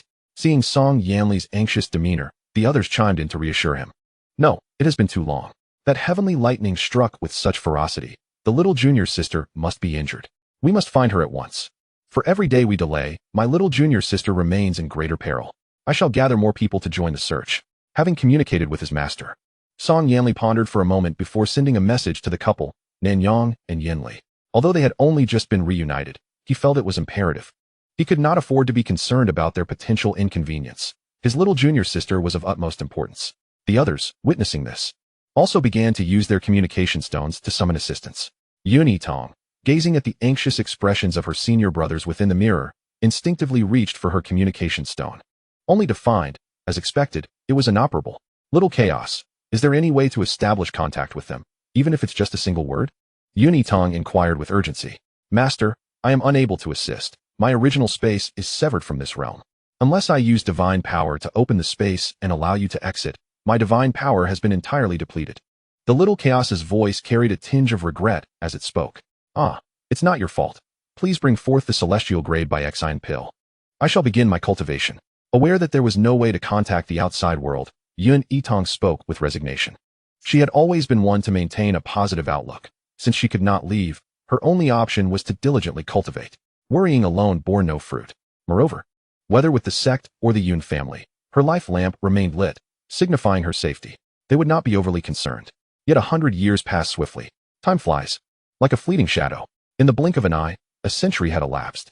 Within the space of the chaos mirror, a breathtakingly beautiful young woman, adorned in a golden yellow robe and styled with a dark jade hairpin in a crescent bun, was diligently cultivating.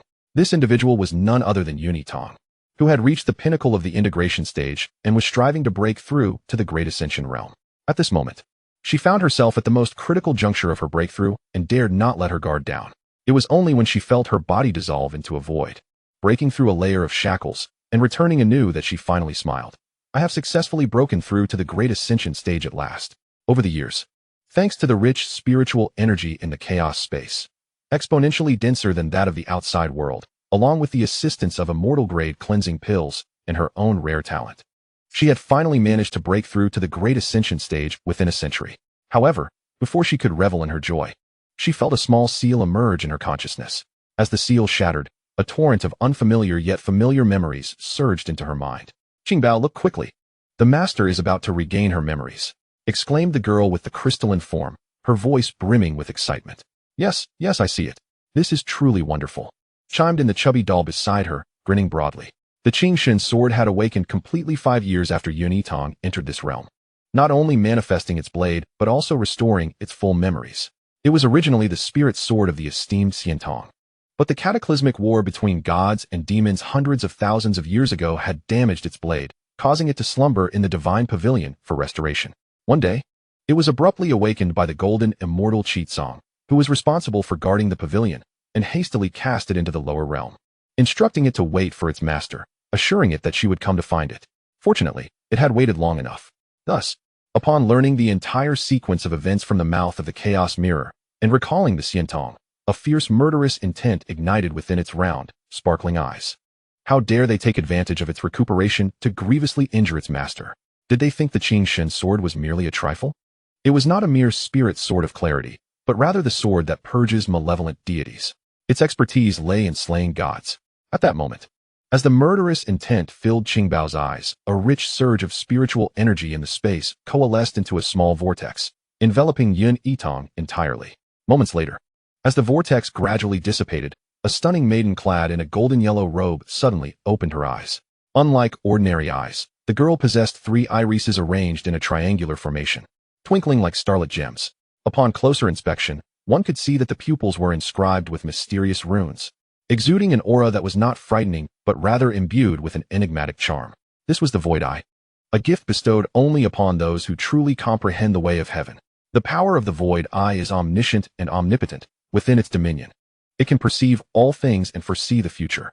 In the same realm of cultivation, for instance, if both parties are at the level of celestial immortals, it can predict the opponent's moves, rendering it an invincible force. With the restoration of her memories from the immortal realm, Yitang naturally awakened the abilities of the Void Eye, and although she could not compare to her full prowess, she was at the very least unmatched during the Great Ascension stage. Chapter 99, Xianxiang in the Lower Realm. Little Chaos, Qingbao. I apologize for making you wait so long these years. Gazing at the 2 spirit tools sparkling in the distance, her eyes softened. Master, the 2 spirit tools, upon seeing her, excitedly leaped forward, enveloping Yitang in their embrace. All right, please do not cry just yet. Yitang, with a sense of helplessness, gently stroked their heads, then turned to the mirror spirit, saying, Little Chaos, the divine power you've stored should be sufficient to open the spatial gateway. Yes? We must set forth promptly.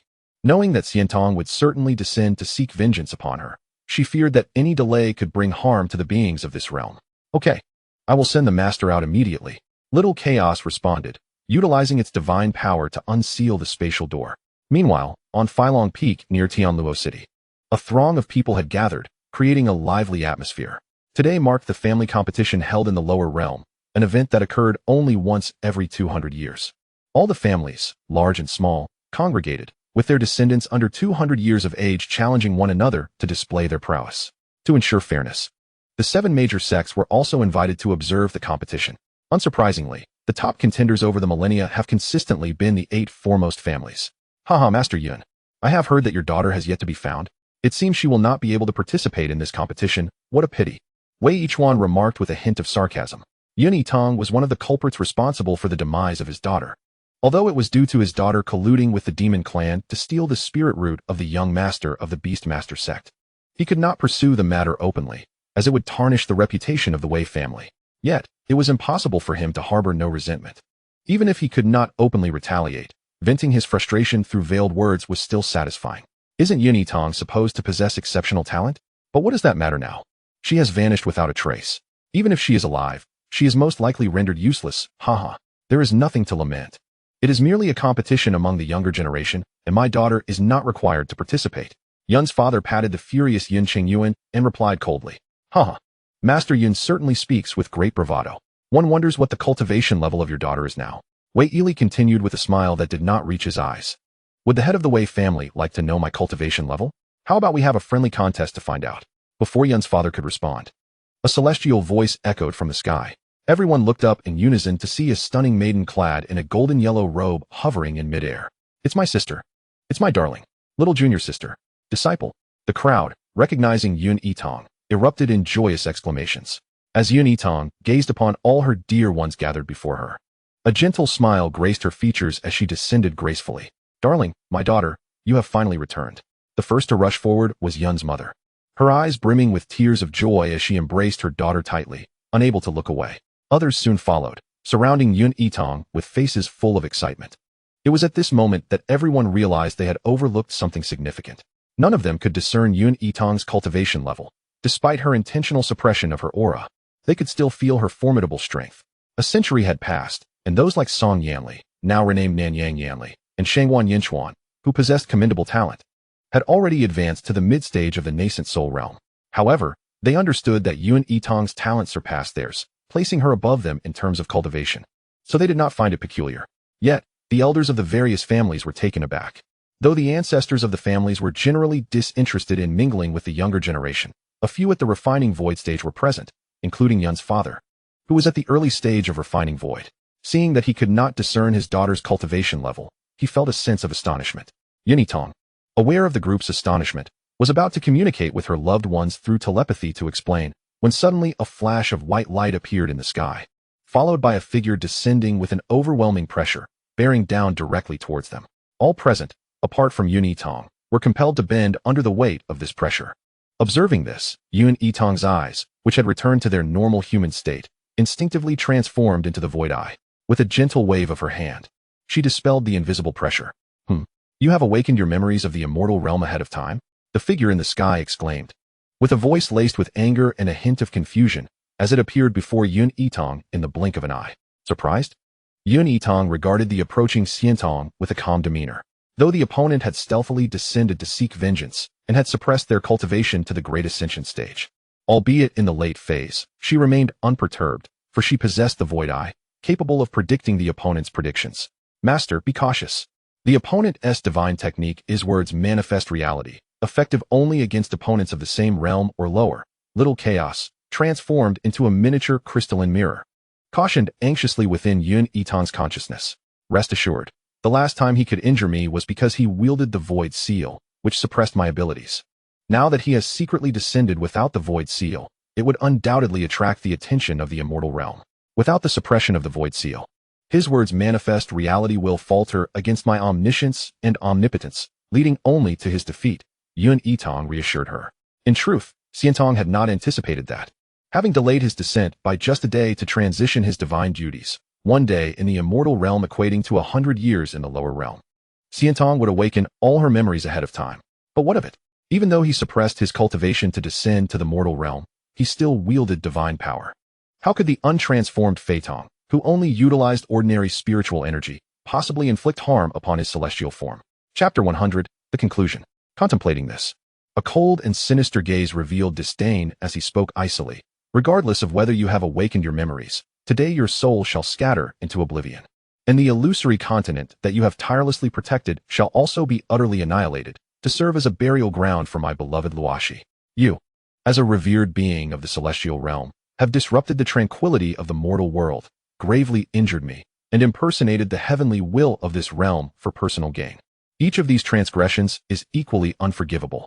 As Yun Yitang uttered these words, she did not forget to erect a protective barrier around those behind her to prevent any collateral damage during the impending conflict. With her gaze sharp, she drew the Qingshan sword and ascended to the air. The individuals sheltered within the barrier were already stunned into silence upon witnessing Yun Yitang's six-eyed gaze.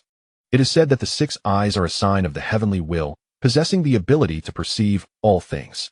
This legend is widely known, except that few have truly witnessed it.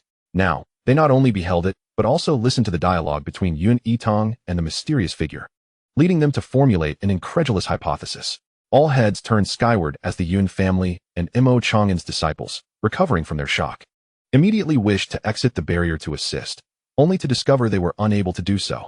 Just then, the 2 figures in the sky moved with such speed that their actions were nearly imperceptible, accompanied by earth-shaking tremors and the shattering of jade peaks, with the resounding thunder making it clear how immense the power of this battle was. The clash between the cultivators at the Great Ascension stage could be described as cataclysmic, especially as these 2 were not ordinary Great Ascension cultivators. Their confrontations bore the might to move mountains and fill seas. Although their battle lasted but 2 breaths, its residual force had already affected the nearby lands. Yun Yitang's eyes grew cold. This could not continue. The battle must be concluded swiftly. Haraha. Let us fight to our heart's content. It would be best to level this illusory continent entirely.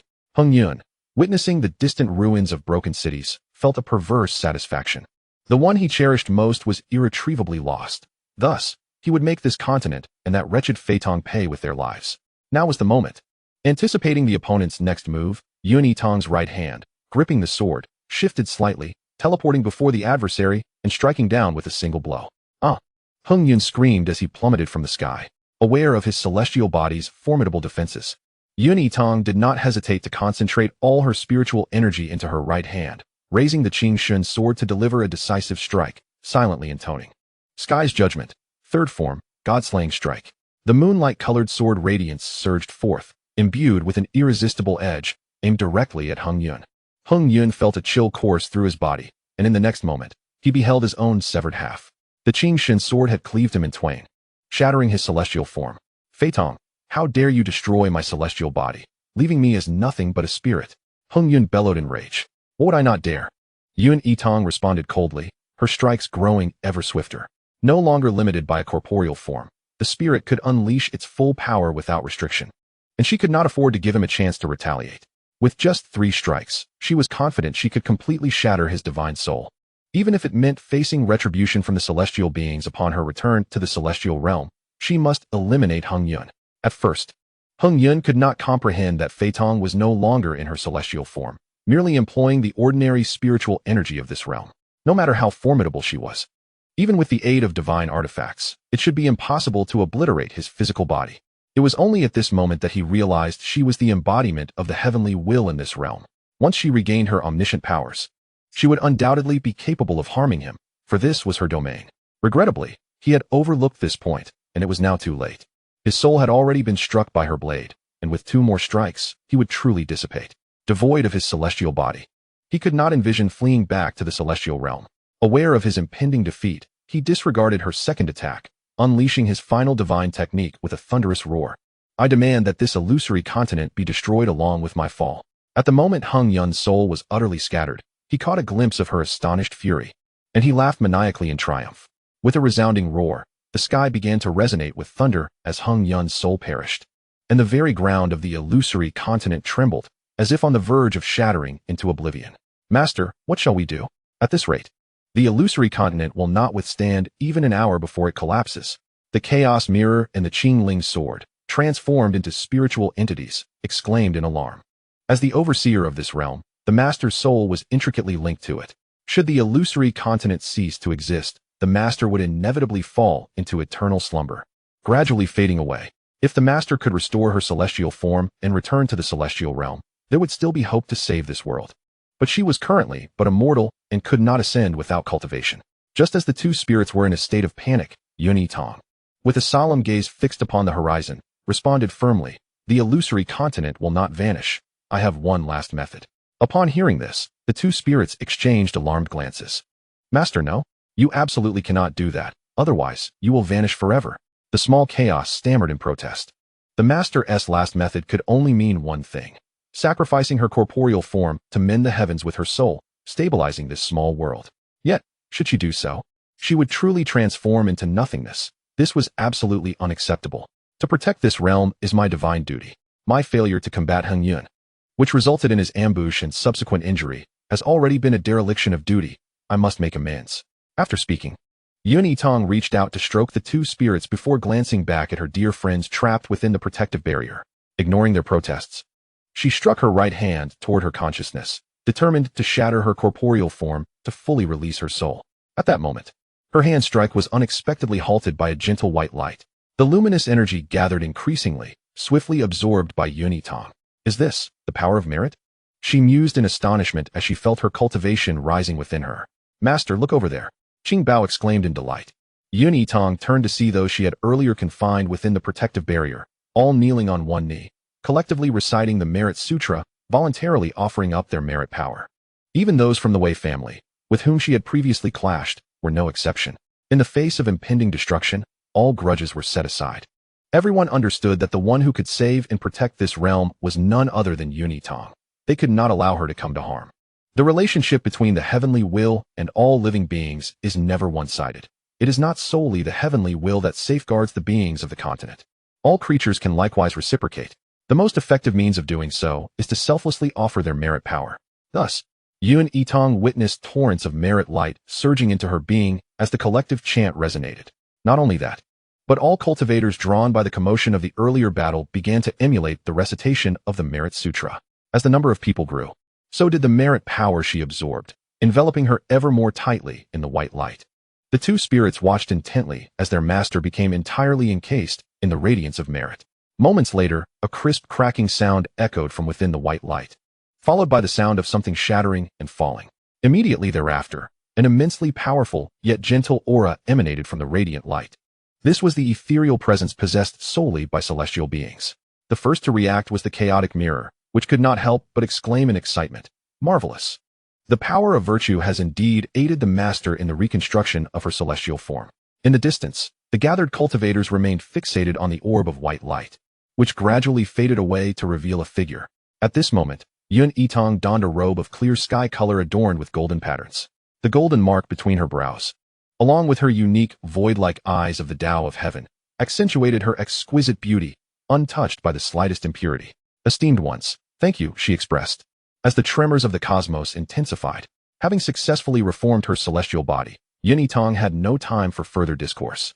Accompanied by two spirits, she swiftly ascended towards the rift that had opened in the heavens, vanishing in the blink of an eye. With her disappearance, the protective barrier that had ensnared the others also dissipated. Yunmu gazed intently in the direction of Yitang's vanishing, her eyes filled with concern. She will be all right, Yun Fu reassured, clenching his fist, attempting to comfort both his wife and himself. All present stood upon their swords, unwaveringly fixated on the same horizon as the world quaked around them. As moments ticked by, the upheaval of the heavens showed no signs of abating. Rather, it grew more violent, as if on the brink of shattering completely. Just as despair began to envelop all beings across the continent, the once darkened sky, now accompanied by thunder, cleared, and the tremors of the earth subsided. Moments later, realization dawned upon everyone. Their Tao of heaven had successfully preserved the illusory continent, prompting a cascade of joyful tears. Yet, only Yitang's nearest kin and friends continued to gaze anxiously at the sky, yearning for the return of that figure. But after waiting for what felt like an eternity, the figure did not reappear, causing their eyes to well with tears. In that instant, an ethereal voice resonated in their ears. Do not grieve. I have always been with you. The starry sky and clear heavens are I, as are the flowing mountains and rivers. I will forever accompany you, safeguarding this realm. As this celestial voice faded, the now clear sky began to shower down spiritual dew, a reward for all the cultivators who had contributed their virtuous energy moments before. My dear, do not be sorrowful. Our daughter has always been by our side. Yunmu consoled. Indeed, I am not sorrowful, lest our daughter worry. She managed to smile through her tears. Nanyang Yanli gazed at the pale blue storage ring in his palm, momentarily lost in thought. He had previously resolved to save a share of any fortunate finds for his junior sister. This ring contained treasures he had gathered over the past century for her, though he had not yet found the opportunity to present them. My disciple, let us diligently cultivate. When the time comes for ascension, we shall meet your junior sister once more, Imo Chang'an encouraged, observing the demeanor of his eldest disciple. Others who overheard this sentiment silently vowed to strive for their own advancement, yearning to ascend and reunite with the one they held dear. The end of the narrative. If you enjoyed it, please like, comment, and subscribe. Thank you for your support.